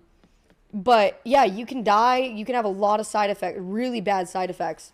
So yeah, I was freaking the fuck out. I was so scared because I was like, okay, I didn't realize I'd be needing surgery. I definitely didn't think that would be happening so quickly.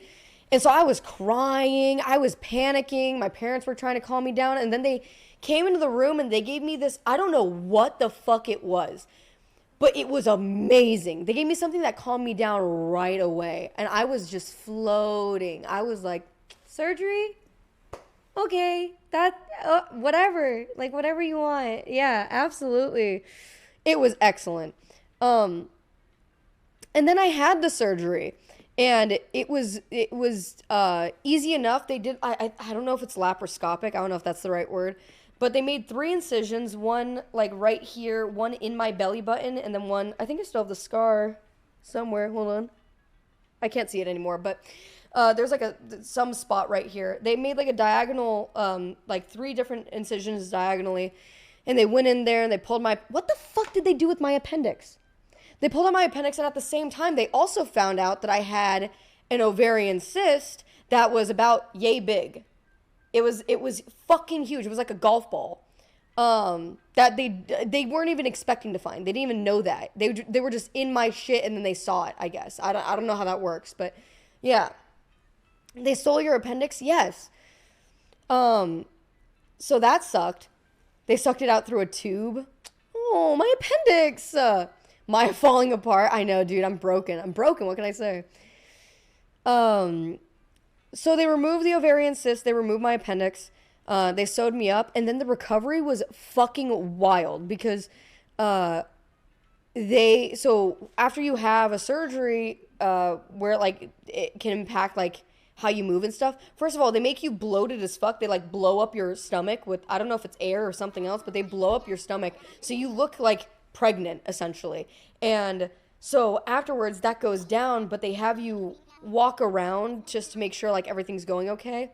And they had me on, I don't know what drug, but it was the only time in my life that I've ever like experienced like hallucinogenics. They gave me something that made me see. So I was a child, so I was walking through the children's ward, and as I'm walking along, there's a bunch of like I don't know why they had me in like the children's and cancer ward. That's like child cancer ward. It was wild. But anyway, there's 2 parts of the story. So I'm walking down one of the halls, and because it's a pediatric like the hallway, there's a bunch of like beautiful like art, like animals and grass and a jungle, and like there's a bunch of like really just like pretty art, and things on the walls were moving. Specifically, I remember walking and staring at this wall, like, and the nurse is standing right next to me, and there's just a butterfly fucking the shit out of a mailbox, just humping it, just literally just going to town on this mailbox, just giving it a good dickin', dude, just like straight up giving it a good time. And I remember looking at it and being like, whoa, it was wild. It was so wild. And then the next day, because I think I was there for like a total of 3 days after the surgery. The next day, there was this, I was walking around the halls again, and I'm still drugged as fuck. And me and the nurse were like having a conversation, and then there was a lull in the conversation, and I just started singing at the top of my lungs, We are the champions, my friend. Bum, dum, bum, dum, bum. And I'm in the children's cancer ward, and as I'm walking further, I didn't realize it, but there was a door open, and there was a girl with completely bald head, I'm assuming a cancer patient, sitting on her bed, and she was looking at me because I was just belting this in the hallway, and I looked at her, made direct eye contact, and went, and we'll keep on fighting to the end. Like literally tearing up and shit, dude. And she laughed, and then I kept moving. The nurse like pushed me along. It was, dude. Dude, 10 out of 10. And everybody clapped. Exactly. The nurse started clapping. They gave me a Medal of Honor. I actually cured that girl's cancer right then and there. That did not happen. Listen, non-sub, why would I lie? What do I have to lie to you about? What the fuck? That did not happen. You were there. He was the cancer patient. That's what happened. Yep. You probably made that girl's day. I'm going to locate the nurse's phone number who walked me down the hallway. I'm going to have her on the stream. Yep. I was the doctor. Yep. I was the mailbox. I was the butterfly humping the mailbox. As a sub, that definitely happened. It did. I remember it so fucking clearly, clear as day. I'm not ashamed. You have to realize I have no shame. Why do you think I talk about this? Why do you think I can just talk about poopy diaper constipation on stream? Okay, I have absolutely no shame. I'm not gonna lie about it. I was a surgeon. I saw it happen. I'm the nurse here. It totally happened. Thank you. But who was phone? I never found out. But those were the only 2 times in my life that I've ever had surgery. So that's cool. It was pretty neat. Would recommend whatever they gave me. Wish I knew what it was. Fantastic. So far. Very true so far. I might get my tonsils out at some point. They removed the part of the brain that feels shame during the surgery. That was a year later. For my appendix surgery, no, it was just me. It was just me being, like, goofy and dumb. But I was really brave back then because I was in speech and debate. And in speech and debate, that's where I developed my no shame. I was very used to public speaking. I was very used to making a complete fucking fool out of myself in front of people all the time. So, like, again, it was fine. But yeah, as a band or debate kid, I totally understand. It's I swear to God, debate master? No, I did the theater part of speech, theater and debate. That's technically what it's called, is speech, theater, and debate. But I did all the theater stuff. It was a lot of fun, though. I was in it for 4 years in high school. I'm outside, but Mr. P fell asleep on my lap. That is so lovely. That is so I can't get up. Understood. Don't you dare wake him. In fact, yeah, chat will be furious. I will be furious. You wait until that sweet, precious little baby wakes up. Keth is so funny. What did Keth say? My mom said, Catherine, you are so funny. That's not the Catherine I know. What did you say? Are you flirting with my fucking mom? They've been married for like 30 years, bro. Don't fuck with 35, something like that. What did you say? She started it? Oriogan, you can't... Don't blame my mother. Your mom said some good stuff earlier. Actually, they took your boobs because the udders were adorable. Mom, would you just fucking...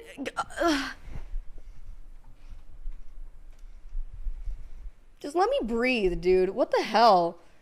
Keth got that Riz? No. She said Maya Pending. Ah, yes, Catherine. She. Yes. Maya Pending. That's all it takes, boys. Very funny. Very good. Yep. Don't call him stepdaddy, Kath.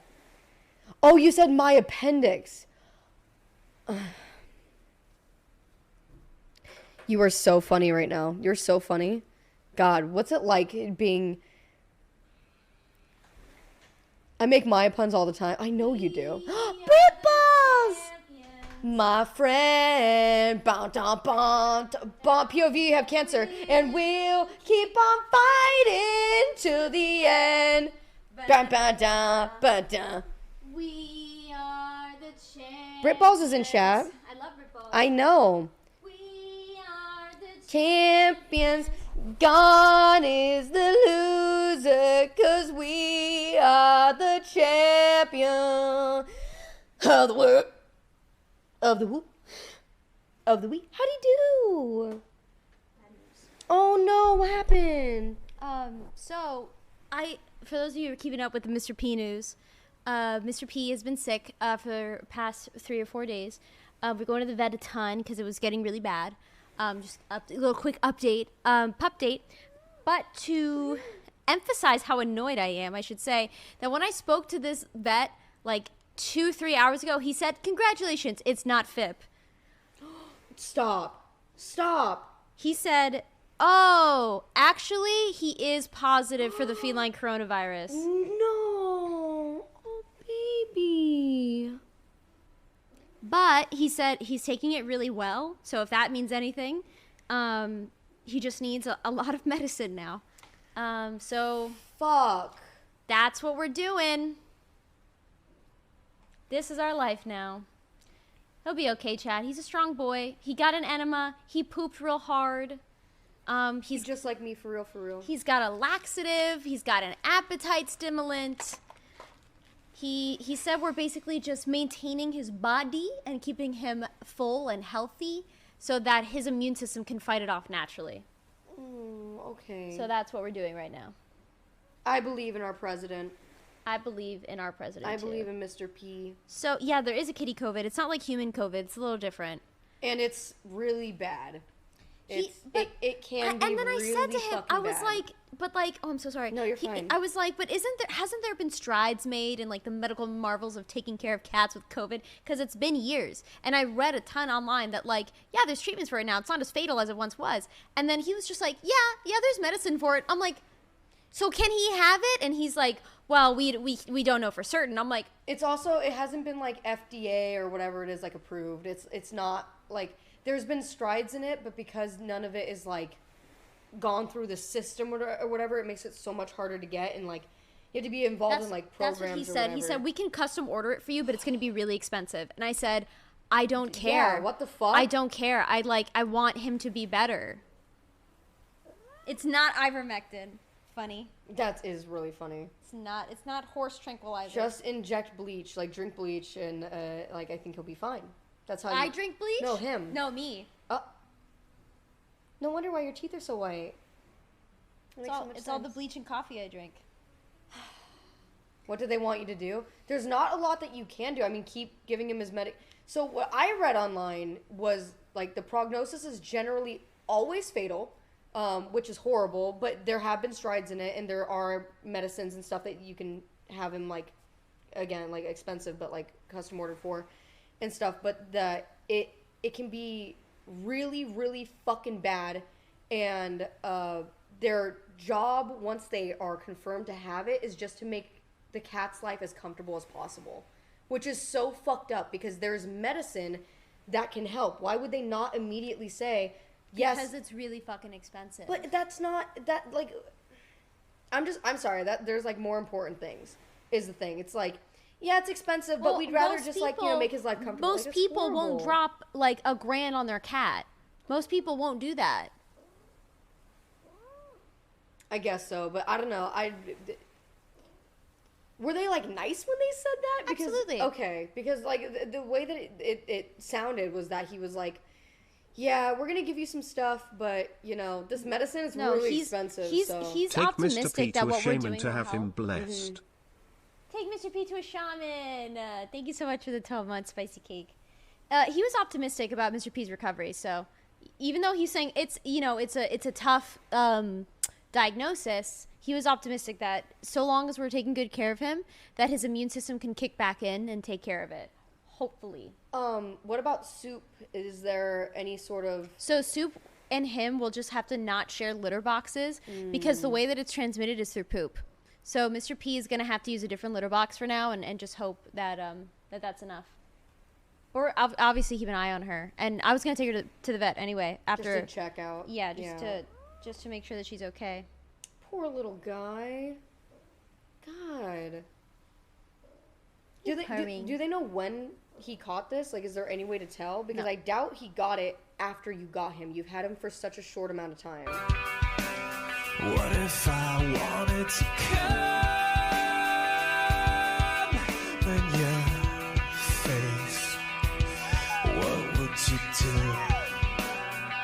When I took Rufus to the vet for his leg infection, there was a medication I could give him, but the first thing they offered was putting him down. Like the way she's... See, that's what I was thinking, that they were just kind of like, yeah, well, you know, he could live, but it's kind of expensive. What if I wanted to come in your face? What would you do? I believe in this depression. I mean, that's what we're doing this for, you know? That's why I'm doing this. It's not just like, you know, give me all your loose change, Chad. I'm not shaking. I don't want your fucking lunch money. I just want to be able to move in peace and take care of my cat and pay my taxes. That's all I want. And unfortunately, sometimes that means being like, help. Help me. But we can have fun in the meantime. Thank you, Lizard King, for the 10. Inside for the 22. Do it for Mr. P. Yeah. But honestly, them saying... What if I wanted to come in your face? What would you do? Toasting bread! What if I wanted to come He's like snoozing on my lap and he's hearing all this. He's like, what's going on? face? What would you do? Mr. President, look, they're doing it for you. They're doing it for... Oh, Mr. President. This feels like exploited. In your face. It really sucks when What people would that you you didn't have him though, and then they're like, Just kidding. That is fucked up. Makes me think that they didn't fully fucking look at it before they called me. They probably didn't. Cam, thank you for the 10. Loach. 69 bits. I'm poor. I love that, though. Thank you for the 69 bits. And I'll do it again. Thank you, Cam. Thank you, Toast and Bread. Thank you for the Loach. Oh, he wanted to be in the sunlight. He loves being in the sun right now. It's his favorite thing. They said they had to do 2 enemas because he had so much doo-doo poo-poo. Oh, no. I think a second opinion would also be in order. But again, chat, like a second opinion to achieve more than likely a very similar outcome, because there is not a lot of different medications for FIP since it's relatively new. So it's probably going to be the same deal. If I go to another vet, they're also probably going to have to custom order a treatment. I can look into it. Of course, I'm not like saying that that's enough. The rest of my bits, I can't afford more, but we got to support I'm Mr. not in P. the mood. But I'm not going to lie. I'm not in the mood. To like try to get another second No, to opinion scissor. right now? It was censored. The bit rate. What happened? Thank you, Spicy Salad. Mr. Poop President. When they brought him back, they said he had his presidential poop. Oh, they're so nice. Poop. They're so fucking nice. Well, that's good. Tyler, thank you, Tyler. Monkey? I hate that there's... What if I wanted to come in your face? What would you do? Rest in Pus? Rest in Pus. And I read that as Rasputin. I'm tired. Oh, man, me too. We should probably go outside. We should. We're going to go out and do real content now. Whoa. Yeah, real that's content. right. That's what you paid for. That's what we're doing. Because, again, this is the Party-A-Thon, and we still have 2 parties to get through today. We sure Feel do. better, Mr. P. We're rooting for you, buddy. And the good news is I'm ordained now. You're ordained. I'm ordained. You sure are. Yep. All right. Rest in Pus, thank you so much for the 10, guys. Thank you for being so sweet. Thank you. I hope you guys have really enjoyed playing Animal Crossing. It's been a lot of fun. You guys will be able to do more tonight, too. Mr. Soup! Mr. Soup, thank you. Mr. Soup! Will you marry me? I do. Wait. Oh, that's legally binding. No, it's not. Yeah, it is. No, it's not. I made it so. I have that You power. think you're a fucking Jedi. I have that fucking You power. think you're a fucking Jedi. I sort of am. I'm a marriage Jedi. Thank you, Mr. Soup, for the 10. I wasn't joking when I said I was going to play Animal Crossing with Chad all day. Thank you, Goob Soup. Being so sweet. Laws vary depending on states, but I feel I believe theoretically the breeder could be liable for medical bills. I signed a contract when I got him, and on the Yeah. contract it said that they do not cover a multitude of illnesses, including FIP. Probably because they've had issues in the past, I bet. But they acted so surprised, like, oh, are you sure it's not kennel cough? That's wild. Happy marriage. Thank you. Aww. Oh, there's an updated controller graphic in the Discord, apparently. Contract not be legally binding. That we can change. Are you serious? How could a contract not be legally binding? Oh, it's literally not. Breeders' contracts are like never legally binding. Oh, Pog. Then let's sue them. I think that there's more into it, but it's just kind of like it's like a formal agreement, but it's not. I don't think it's legally binding. It's a whole thing. I mean, I have families who are lawyers, so I could just have them look at it. Yeah, accurate, true. Tyler Packman, thank you for gifting a sub. Sweetheart. You are being a sweetheart. It's a bit of a scare tactic. It is. I'm not a breeder. I don't have sex. I hate breeders, so I assume the worst. Depending on who you go to, like, there are reputable breeders who are actually good breeders. It's like how we got Miso, my Newfoundland. We went through a breeder that was through the, it's, I can't remember what it's called right now, but it's like the Newfoundland Society of America or whatever. And, did the proper research, got in, get in there, easy peasy, beautiful, breezy. He has no problems except for the fact that he drools all the time, but that's just Newfoundlands. But there are, it's a fine line, and her breeders, I mean, they might not be doing anything shady. They might not be doing anything bad. I doubt that you wouldn't do your research. I know for a fact that you did do your research. So it's like sometimes these things just fucking happen, and it's fucking awful. And they're probably, I imagine that every breeder wants to sort of cover their ass anyway, you know? Yeah. But yeah, it's not like legally binding. If you can prove that it was something that happened with the breeder. What if I wanted to come? Wayne St. Germain?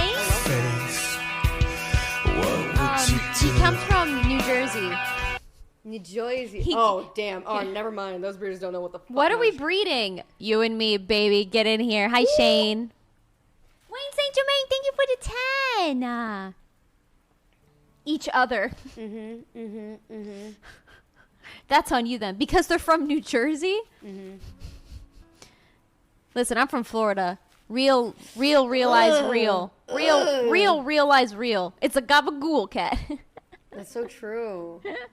That's so funny.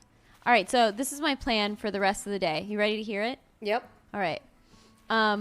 We're going to not Uber there. We're going to drive. Okay. Just because I want to feel more in control. You're telling me we're doing an IRL stream today? Yeah. Whoa. I knew that. I'm going to drive. I'm from the dirty. I'm going to drive. So, yeah, mama. Before we go, I'd like to pull the desk back a little so we can have a bit more space to move around. Okay. Actually, I guess we don't have to because we're going to come back and be comfy anyway. True. I just feel like we're a little closed in here. I'm comfortable, but you do whatever you want. I'm comfy too. This is your house. I'm comfy Your too. home. Well, fine, we'll leave the computer here. Okay. Yeah, we're going to go outside and find a husband. He's scooting. Oh yeah, he's schmoovin'. See, like he's active though. I know he'd be sleeping, but when he's up, he's like moving around. He's scratching at things. He's trying to be normal so fucking hard. He's like, be normal. I'm trying. That's me too. Just try to be normal. I think I have to give him a little bit more medicine. So give me a second. Okay, I will take chat for just a little bit longer. Thank you guys for being so good to Yeb. Thank you guys for being so good to Mr. P. Y'all are the best, literally, so kind and generous, and seriously, thank you guys so much. That being said, we gotta actually, He's drinking water on his own? That's because of you, chat. You did this. You made this happen with your positivity, and you're curing him, and we'll keep on fighting till the end. Hey, but that didn't happen. That didn't happen. Yeah. He just needed to poop. Yeah, sometimes just pooping makes you feel a lot better. He's drinking. I'm so proud of him. So that's amazing. My man's sipping. That's go. Oh my God, Mr. boys, P you have a will be chance. fine. Right now, he's just pooped. Oh, damn it. So close, boys. So close. Ah. Can you spit hot 16 bars for Mr. President? I can't spit. Oh, here. What was the bars we made up yesterday? Huh? What were the bars we made up yesterday? The bars we made up yesterday? Yeah. I don't know. What bars? We made up some bars yesterday. She's gonna kill me. She doesn't like it. She thinks it's quirky and cringe. And she's right. Alright, this one's for Mr. President. My ukulele's out of tune. Oh. I need to trim my nails. There's that too.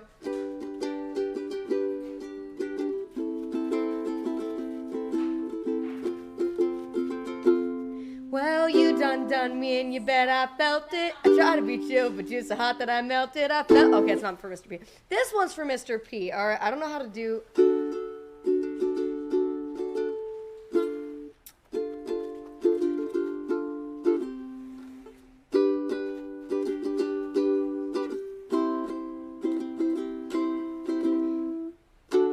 Mr. President, I'm not a resident, but I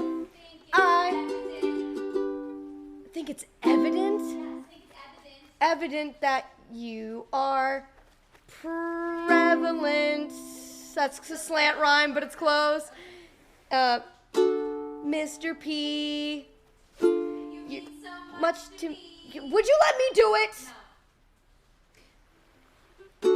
Mr. P. You mean so much to me, and I think that you're great, and you're swell, yeah, and you're gonna get well, and eat and poop.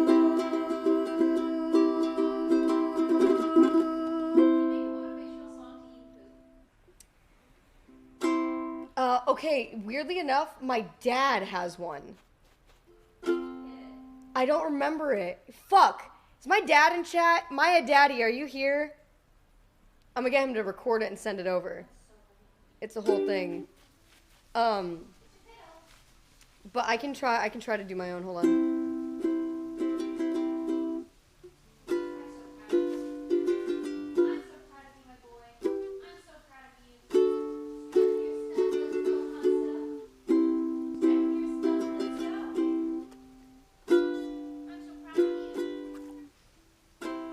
Mr. P, P and Pooh, and you know what to do. Mr. P, you got this. Pooh and piss.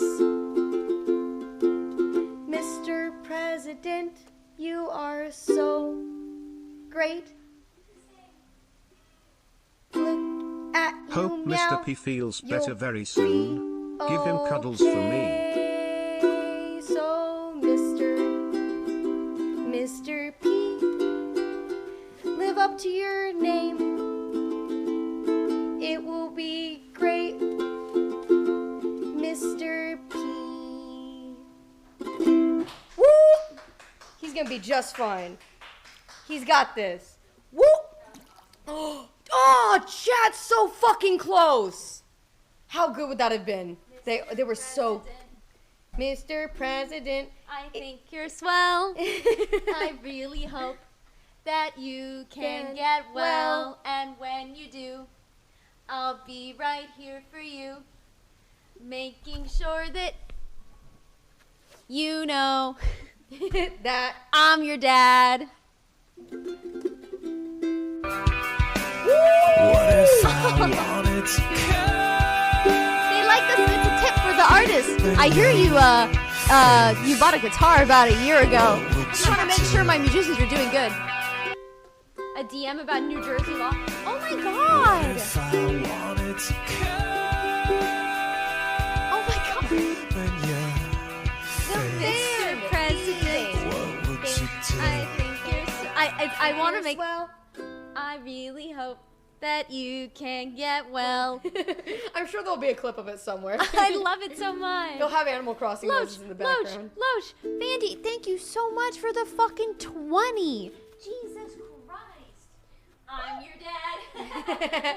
Little Demon Teapot, thank you also for the 10. Get loached. Get loached. Get loached. Is the Vand already on here? Shiitake Mushi. Yeah, the Vandy is already on there. Okay, I just want to make sure. Mr. President. Oh, God, I love it so much. Oh, you guys are so close. Mr. President. I think you're swell. 69,420? Wait, where?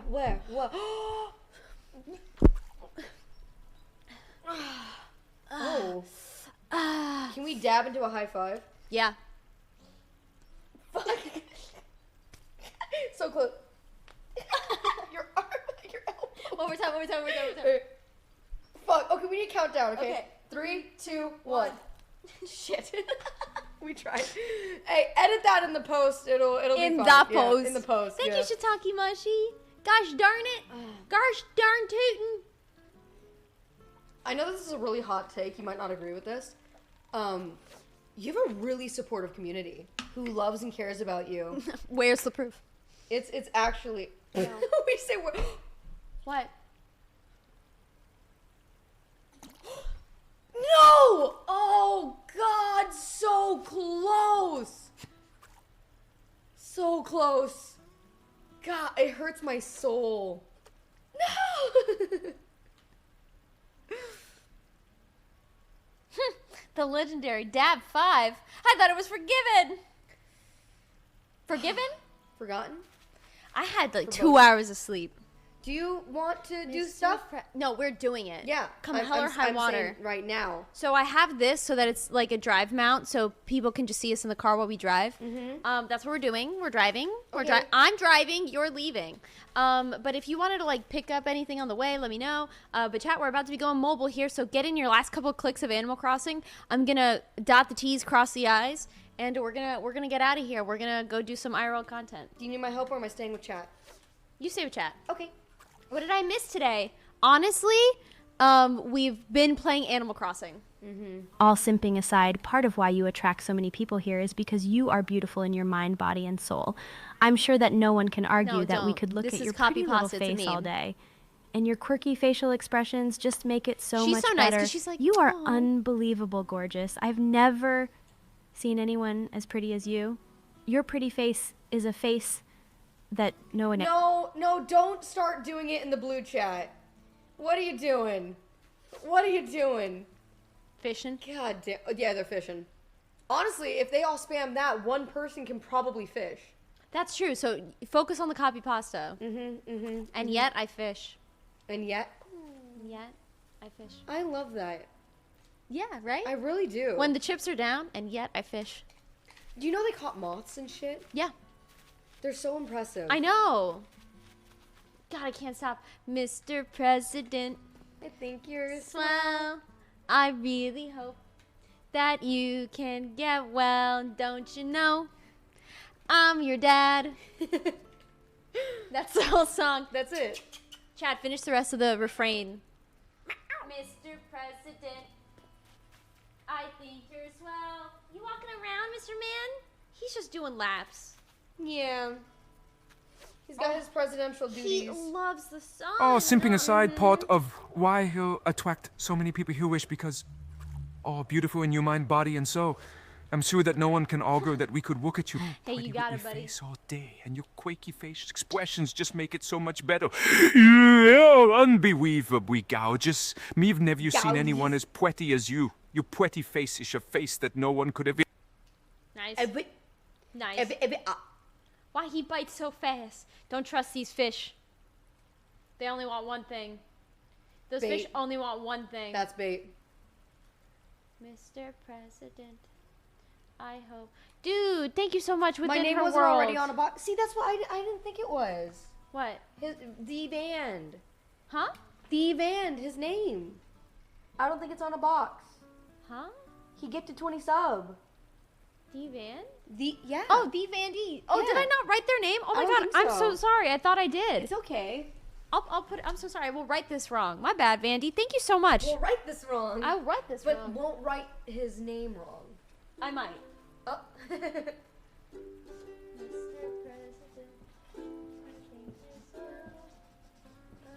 That sounds like a song to the president. Don't you know I'm your dad? Get this to Joe Biden's office right now. Get this on his desk. Why is this here? We made it an entire 24 hours. Full day pog. I'm so tired. Yeah. But this has been so much fun. What a fun fucking start of something ooh. Something ooh. I don't ever want to point at you again. I'm afraid that you're going to consume my Oh my god, the fucking clip of Maya going like this and me going to one of her fingers was gonna kill me in my sleep.